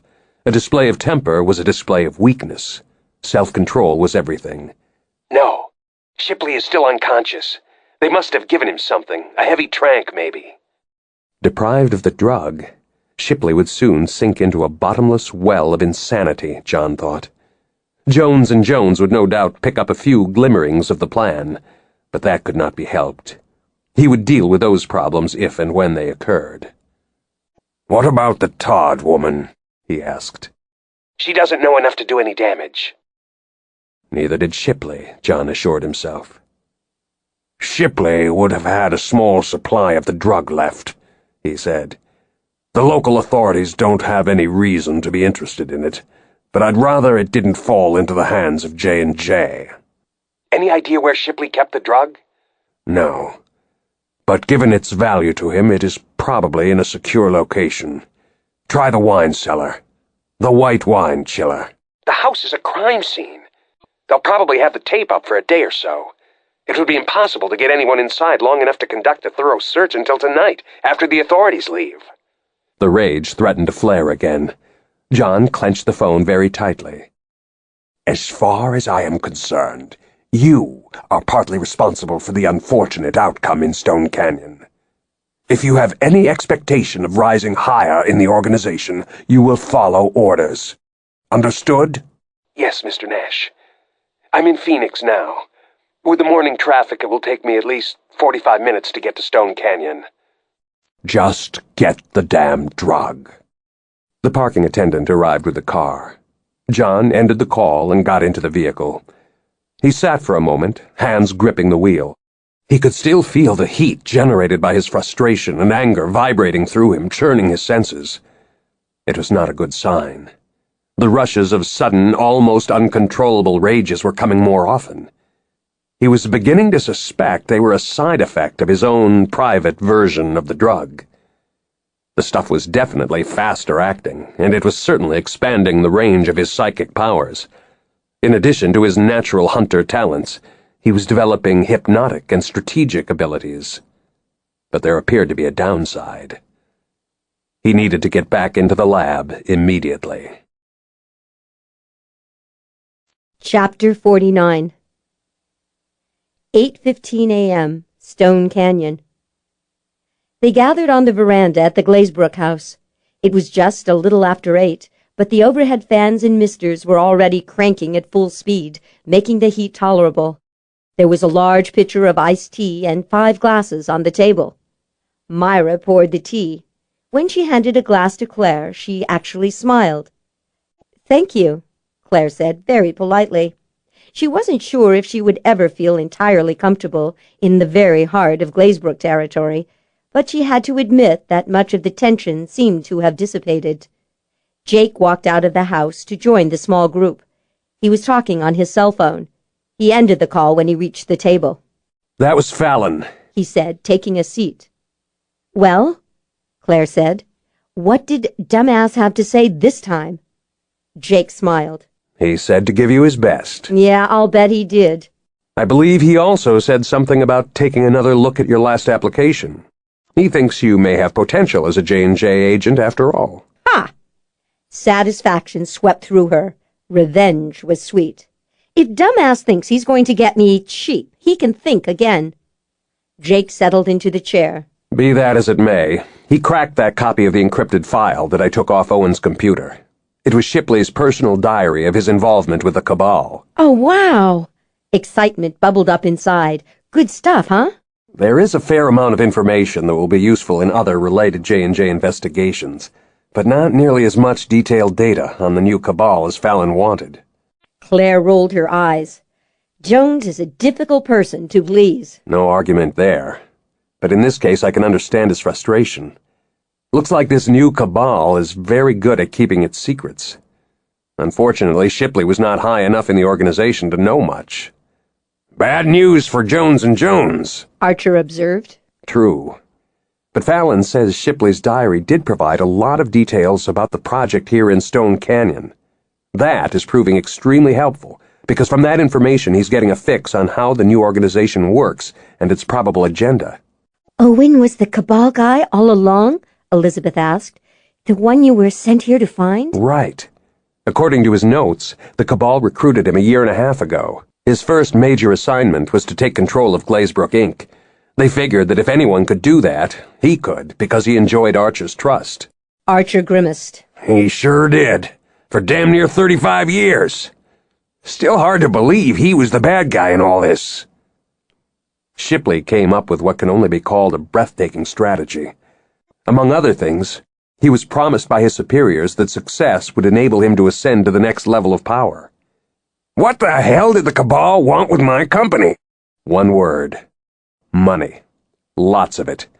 Glazebrook, Inc. is nothing if not a cash cow. As I told Claire, your company also had other distinct advantages. It's a privately held firm. There would have been no stockholders or outside board of directors to answer to when the money started to get funneled into the cabal's own secret projects. Claire wrinkled her nose. Define secret projects. Jake looked at her. Shipley didn't know what they were, but Fallon believes that the new cabal is in an acquisitions mode and is probably trying to take control of a number of privately held companies. He thinks it is assembling a strong financial base that will generate a reliable cash flow for the next several years. Elizabeth frowned. The cabal is just out to make money? They didn't need to form a secret club and kill people to do that. All that's required is a business license. It's not quite that simple if you're trying to put together a corporate empire that will generate an ongoing revenue stream that can be used to fund secret parapharmaceutical research. They all stared at him. Every mouth was open. Archer whistled softly. Damn. These guys aren't just out to recreate the founder's formula. They're planning to take it into full-scale production. Myra frowned. It's not just the Arcane Society that would look askance at an illicit drug lab doing unregulated pharmaceutical research. The feds would be down on the new cabal in a nanosecond if they found out about it. Any way you look at it, the cabal has a lot of good reasons to keep their empire building secret. Archer exhaled heavily. I thought Owen was my friend. Hell, after all we went through together. His resentment of you began years ago. Fallon found that in the diary, too. What the hell did I ever do to Owen except help him make a ton of money? Archer demanded. Claire waited a moment for one of the others to state the obvious. When no one did, she shrugged. You got the girl.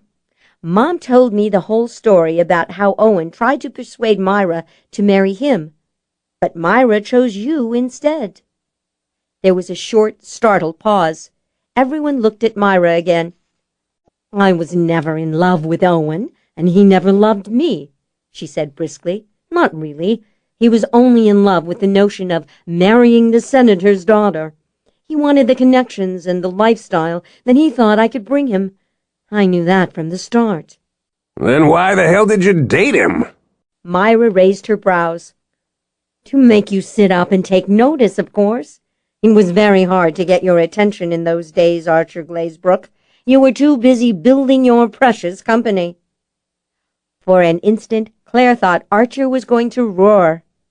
Then he surprised them all with a thoroughly wicked grin. I've said it once, and I'll say it again. Archer leaned back in his chair and hooked his thumbs in the waistband of his jeans. He looked smugly satisfied. He also looked like a man very much in love with his wife. Never play cards with this woman. Claire could have sworn that Myra blushed. Jake cleared his throat. Getting back to Shipley, His resentment of you may have started when he didn't get the girl, as Clare said, but it was fed by the knowledge that you were the real genius behind Glazebrook. At the same time, he wanted very badly what the company's success gave him. Money, connections, and a degree of power. Archer shook his head. He got all three, but apparently they didn't satisfy him. No. His envy festered over the years. In short, by the time the Cabal identified him as a potential recruit, he was more than ready to leap at the opportunity not only to take revenge, but to become a more powerful talent than you. The Cabal gave him a variant of the formula, genetically engineered just for him, along with the promise of advancement within the organization to clinch the deal.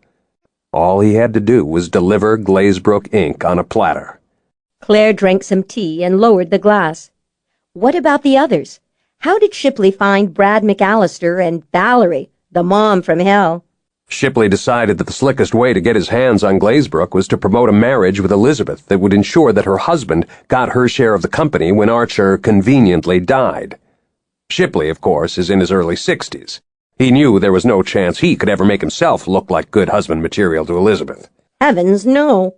He's much too old for her. You can say that again. Elizabeth made a face. I think of him, or rather thought of him, as an uncle. Shipley worked out his strategy, and then contacted his superiors in the Cabal. It all hinged on bringing someone who looked like the ideal husband into the Glazebrook circle. The guy had to be able to successfully court Elizabeth and get the approval of her family. The Cabal helped Shipley locate a world-class scam artist, one Brad McAllister, who was not only good-looking, charming, and smart, he was also a strong hypnotist. I'll bet that was his biggest asset as far as Shipley was concerned. If charm didn't work, Brad could always use his talent to dazzle everyone. What did Owen offer Brad to make him risk getting involved in the conspiracy? Myra asked. According to the diary, it wasn't what Shipley offered that convinced McAllister to sign on for the project. It was what the Cabal offered. Got it. The Cabal made the same offer to Owen that it made to Brad. Power and high status in the organization. And his very own genetically tailored supply of the enhancement drug. The diary indicates that Brad McAllister was a level 8 hypnotist before he started taking the drugs. Whatever the Cabal gave him boosted him straight off the charts. Elizabeth sighed. So that was how he was able to manipulate everyone so well. Everyone except Claire, Archer said proudly. Myra smiled. Yes, everyone except Claire. Thank God. Claire felt an odd little rush of warmth. She had to grab a napkin and blot the moisture from her eyes. When she looked up, blinking, she saw that Jake was watching her with an amused expression. It was Brad's idea to have Shipley marry Valerie. It was the perfect way to slide Brad into your social circle here in Stone Canyon. What better credentials could a suitor have than being the son of your best friend's wife, Archer? Archer scowled. I had McAllister checked out 7 ways from Sunday. There was nothing in the member database to indicate that he was anything but what he claimed to be. Hell, McAllister not only came out clean, ArcaneMatch.com said he was just right for Elizabeth. Jake lounged deeper into his chair. Here's one of the really nasty bits as far as Fallon is concerned. He thinks the Cabal has managed to hack into the Society's genealogical records and ArcaneMatch.com, and that it is able to make alterations to the records. Archer exhaled slowly. That's going to be a problem for J&J. A big one. Jake agreed. One thing I don't understand. Why didn't Owen pull the plug on his scheme after Brad was murdered? What did he hope to accomplish? He didn't have any choice but to come up with a new angle. Traditionally, the Cabals do not tolerate failure. The revised plan required several additional murders, namely Valerie's, Kimberly's, mine, and Claire's, but by then he was desperate enough, or maybe crazy enough, to take the risk. I can tell you that the drug the Cabal gave Owen worked. He didn't always have that psychic freeze trick up his sleeve. No way he could have concealed it from me all these years. Hell, he was only a mid-range sensitive with a talent for strategy. Fallon agrees with you. It's obvious that the new Cabal already has a functioning lab up and running somewhere. Archer looked thoughtful. Owen always was a pretty good shot with a hunting rifle. I assume he was the one who tried to take you out that day at the old ranch house? Right. He followed me when I left the Glazebrook offices that day. It was a desperate, preemptive attempt to get rid of me. When that failed, he went back to the drawing board and came up with the steamed veggie plan instead. Bizarre. Yeah. So bizarre, I wouldn't be surprised if the enhancement drug had begun to affect the rational side of his mind. Archer's brows bunched. How the hell did he know you were going to search his house that night after you returned from Tucson? He didn't. But he was watching my place, waiting for an opportunity to collect Claire and me to cart us off to the spa. He saw me drive away just as he was getting ready to move in on us. He followed me. Straight back to his house, Elizabeth said, where he took you out with his psychic mind blast. I'd appreciate it if you wouldn't circulate that story too widely. I don't think it would be good for business. Elizabeth chuckled. Don't worry. Who, aside from a few folks at Jones & Jones, would believe us if we told them that Owen Shipley was a psychically enhanced sociopath involved with a mysterious cabal intent on building secret labs to create new versions of an ancient alchemical formula? Myra shuddered. Don't even think about telling anyone in Stone Canyon. We would be asked to cancel our membership at the country club, and I would very likely have to step down from any number of boards. I assure you, no one around here would want a person who took psychic cabals and alchemical formulas seriously to be president of the board of directors of the Arts Academy. Archer sat forward abruptly, startling all of them. Hell! Those injections Owen was taking. I'll bet that was the para-enhancer. What injections?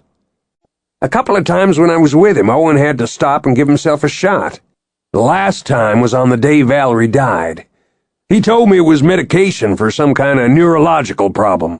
Said he didn't want anyone to know about it because he had his image to maintain. Jake drummed his fingers on the table. Wonder if there's any of the stuff left at the Shipley house. Fallon would give a lot to get his hands on it to run some tests. The refrigerator, Myra said slowly. What are you talking about, Mom? I went to see Valerie one afternoon about a week ago. Owen asked me to do it. He was trying to cement the image of Valerie being in need of rehab, I suppose. What happened? Claire asked. Valerie was drunk as usual. She offered me a cocktail. I said no. She said there was a fresh pitcher of iced tea in the refrigerator in the kitchen and told me to help myself. So I did. Archer gave her an inquiring look. What are you getting at, honey? There was a glass vial stored in the very back on the top shelf. It looked like a regular medicine bottle, but I remember thinking it was odd that there was no label on it. You know how carefully pharmacies label meds. Jake was on his feet, anticipation flowing off him in waves. The drug must require refrigeration. Not many places in a household can provide that. Damn. I've got to get over there before the cops think to search the kitchen. Chapter 50.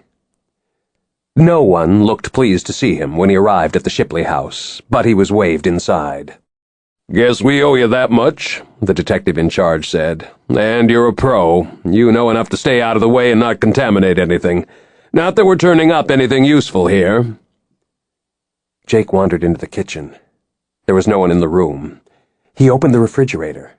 The unlabeled bottle of clear fluid was still sitting on the top shelf.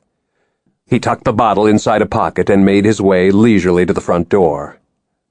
A man stood just outside, trying to talk his way into the crime scene. "The name is Taylor," the stranger said. He sounded edgy. "I'm with the Phoenix Star." "Sorry, Mr. Taylor, no press allowed inside," the young officer said firmly. "Look, my editor is going to be really pissed if I don't get this story. Give me a break here." Jake felt his hunter's senses stir. Taylor practically vibrated with tension. Definitely not your typical hard-bitten, seen-it-all and written-about-it crime reporter. Running hot. "Excuse me," Jake said, moving past Taylor and the cop. Taylor swung around abruptly, eyes darkening with sudden suspicion. "Who are you?" "Knew the family," Jake said casually. Claire was right. He did do the truth veiled in a lie thing rather well. He walked back to the car and got inside. Taylor threw him one last uneasy look and then resumed his urgent appeal to the cop. Jake reached into the glove compartment, removed the small digital camera he kept there, and took a shot of the reporter.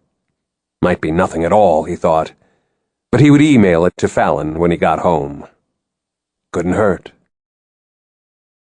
When he loaded the photo onto his computer a short time later, he realized that he had taken a pretty good picture. Taylor's features were very clear.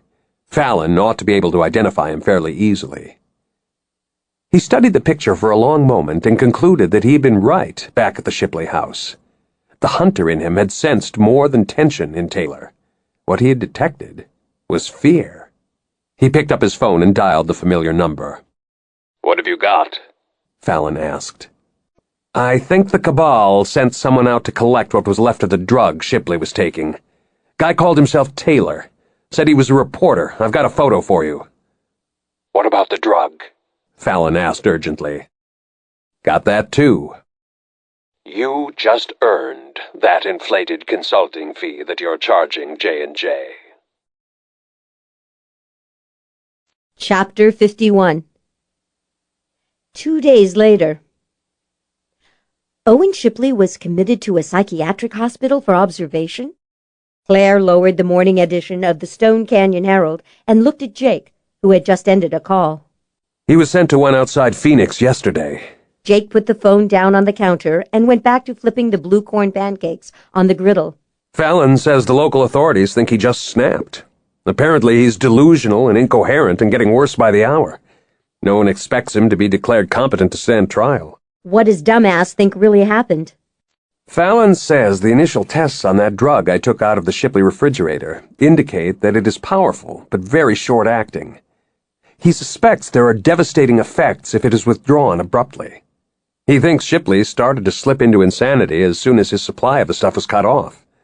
Either that's an unpleasant downside of the drug, or else the Cabal lab techs engineered the stuff that way in order to limit the amount of damage that could be done by any of their members who wound up in custody. She shuddered. Talk about cold-blooded. But effective. By controlling the drug, they control their people. Jake lifted the pancakes off the griddle and divided them between 2 plates. This way they don't have to worry about any Cabal member giving too much information to law enforcement or to J&J. The organization really knows how to cover its tracks, doesn't it? Looks that way. J&J is going to be very busy for the foreseeable future.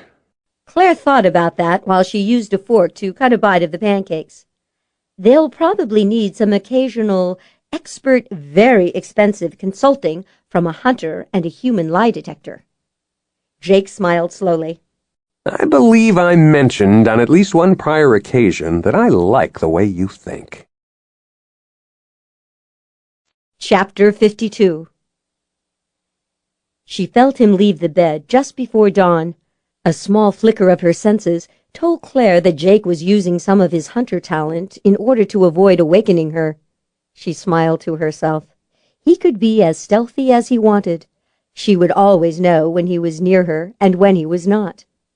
She gave him a few minutes to collect his jeans and leave the room.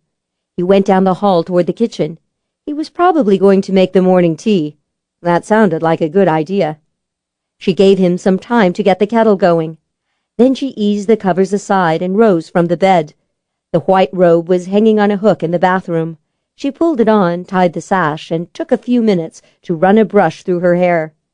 When she reached the kitchen, she saw a pot of freshly brewed tea on the counter. She poured a mug for herself, savoring the delicate aroma of the clean, elegant green. Jake's computer was open and glowing malevolently on the kitchen table. She wondered what he had been researching at this hour of the day. The sliding glass door stood open, allowing the exhilarating pre-dawn air and the fantastic light into the room. There was nothing like morning in the desert, she thought. It gave her a rush. Or maybe she was still riding last night's afterglow from their lovemaking. She could see Jake on the other side of the pool security gate, standing at the edge of the patio. He was watching the 3 coyotes, a mug in one hand.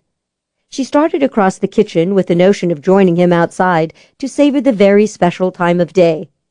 When she went past the table, she caught a glimpse of an all-too-familiar logo on the bright computer screen. A jolting chill swept through her. She stopped abruptly. "Welcome back to ArcaneMatch.com, Jake Salter Jones. Congratulations, we have a match for you. Please click on the link below to see a profile of the woman who is perfect for you." She staggered a little under the impact of what could only be described as a double whammy. First, she had to deal with the shock of what was apparently Jake's real last name. There were plenty of Joneses in the world, but when it came to members of the Arcane Society, the name always gave one pause. Given Jake's strong hunter senses, it was probably not a coincidence. Odds were pretty high that Jake was a direct descendant of Sylvester Jones, the founder of the society. No wonder he had concealed his real name while he was working undercover in Stone Canyon, she thought. But why had he let her find out the truth in this stark fashion? Because he didn't know how to tell her that he had just been matched by www.arcanematch.com, she thought. After last night's passionate lovemaking, he hadn't been able to face her with the news. She was going to lose him to some unknown woman the matchmakers had dredged up out of their damn computer files. It wasn't right. It wasn't fair. She and Jake were made for each other. Ideal. Perfect. Surely he could see that. She wasn't supposed to be able to pick up the psychic vibes of an electronic lie, but she was certain that the ArcaneMatch.com computers lied. The panic attack screamed through her, igniting all her senses. Fight or flight? Her first instinct was to run. Get away from this place. Save yourself. You can't continue with this affair now that you know they've found someone else for him. If you stay here, your heart is going to be broken for all time. Pack, now. Wear the car keys. Run. Hide. Belatedly, the psychic reflexes she had built up over the years slammed into place, damming the torrent of mindless panic. Fight. You can do this. Get a grip. You have to try. You're not going to run. Not yet, at any rate. This is worth fighting for. She dragged her attention away from the cruel words on the computer screen. Jake was still out there at the edge of his territory. His back was to her. If you run, there's no hope. You want him? Fight for him. The heat of battle rushed through her veins. She went through the open slider, circled the pool, and stalked out to the edge of the patio. "Those stupid matchmakers at ArcaneMatch.com are wrong," she announced. She didn't realize how loud her voice was until she saw the three coyotes whip around to face her, ears rigidly erect. Jake turned too, albeit in a more relaxed manner. 4 sets of watchful, intelligent eyes gazed at her, probably trying to calculate whether or not she qualified as prey. "No," she said to the coyotes, "in case you're too slow to figure it out, I'm not breakfast." Jake smiled slowly. But you taste great. The wicked humor infuriated her. She marched closer to him, stopping just 2 steps away. "Don't you dare talk to me like that!" Automatically, she started to put her hands on her hips, but she realized that was impossible because she was still gripping the mug. "Not after what I just saw on that computer of yours." The amusement faded from his expression. What exactly did you see? "The ArcaneMatch.com people say they found a match for you." Yeah? "They lie." Paranormal energy was invisible to the human eye, but she could have sworn that the air around him was suddenly shimmering with the stuff. She could feel the potent waves pulsing invisibly in the atmosphere. You sure about that? "Oh, yeah." She moved another step closer. "I am absolutely positive they're wrong." Why? "Because you belong to me, that's why." She swept out her free hand. "We're perfect for each other. I love you. Why do you need ArcaneMatch.com? What's that woman they claim they found for you got that I don't have?" The dangerous energy that had swirled around him shifted with disconcerting abruptness into sensual hunger. Interesting question. "The answer is nothing. Zero. Zip. Nada. She's got absolutely nothing that I don't have. Don't bother to set up a date with her, because there will be 3 of us there, and I don't think she's going to feel real comfortable chatting with me, do you?" Don't know. It would certainly make for an unusual first date. "Skip the snappy repartee. I'm dead serious, Jake Salter. Jones? His mouth tweaked up at the corners. Heat burned in his eyes. About me? About you and me. We're a match. Can't you see that? Yes. What's more, there's no frickin' way those ArcaneMatch.com people could have found anyone who will love you more than I do. Okay, if you say so. She stopped cold. You were laughing at me. No, honest, I'm not laughing at you. Liar. Scalding tears of outrage welled in her eyes. She jabbed him in the chest with a forefinger. Why are you laughing at me? Let's go inside. He took her arm. I'll show you.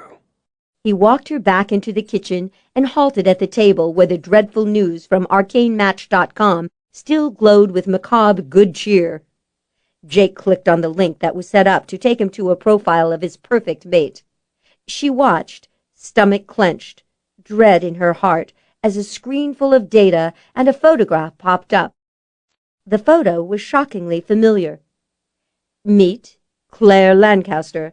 Parasensitivity level 10 asterisk. Description: extreme sensitivity to the inconsistent psychic energy generated by those engaged in willful prevarication and or deception. Claire stopped reading. That's me. Thought I noticed a resemblance. Jake studied the photo on the screen with an air of satisfaction. Great picture. I like your hair that way. The Ice Princess look is cool. It's got a real touch-me-if-you-dare thing going on. I think I can feel my pulse kicking up. Where did they get that photo? That was taken for the annual report of the Draper Trust last year. I never sent it to ArcaneMatch.com. Wasn't hard to find.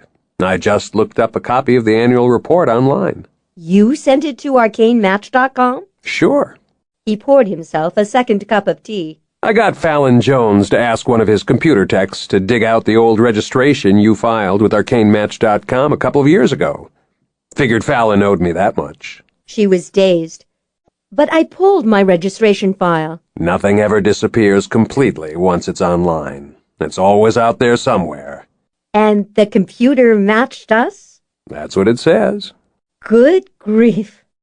She sat down slowly, unable to take her eyes off the screen. I don't understand. Did you do it so you could find out whether or not we really are meant for each other? No. I already knew that. I did it so you could be sure. Given your trust issues and all, I figured you needed some objective confirmation. Truth rang in every word, so dazzling and crystal sharp that it stole her breath. She did not know whether she was going to laugh or cry. She covered her face with both hands and did both. Hey. Jake said, suddenly anxious. He touched her shoulder. Are you okay? I didn't mean to make you cry. Damn, that's the last thing I wanted to do. She raised her head. The tears were spilling down her cheeks, but she smiled anyway. When I saw that they'd matched you, I was ready to hunt down those dip-squat ArcaneMatch.com matchmakers, wrap my hands around their scrawny little necks, and start squeezing. I did get that impression. He looked both relieved and pleased. Now, of course, I realize that I should wrap my hands around your neck, which is not scrawny. Nevertheless... If you insist. But if you're in the mood to squeeze something, maybe you would like to consider wrapping your hands around another portion of my anatomy. You are absolutely impossible. Maybe. But I love you, Claire.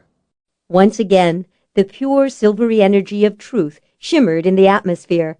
She leaped to her feet. I love you so much. His arms closed around her, warm, tight, strong. This was where she belonged, she thought. This was her true mate. About your last name, can I assume that is not a coincidence? Are you one of those Joneses? Afraid so. And dumbass Fallon Jones? A cousin. I've got a lot of them. Family, hmm? She smiled slowly. In that case, we will definitely quadruple our consulting fees whenever we take on contract work for J&J. Jake laughed. I'll leave the negotiations up to you. He started to kiss her. She put her fingers on his mouth. One more thing. Yeah? She took her fingers away from his lips. What would you have done if the ArcaneMatch.com crowd hadn't matched us. No problem. I would have called Fallon and told him I needed one of his techs to hack into the arcanematch.com database to make a few adjustments to our profiles. You would have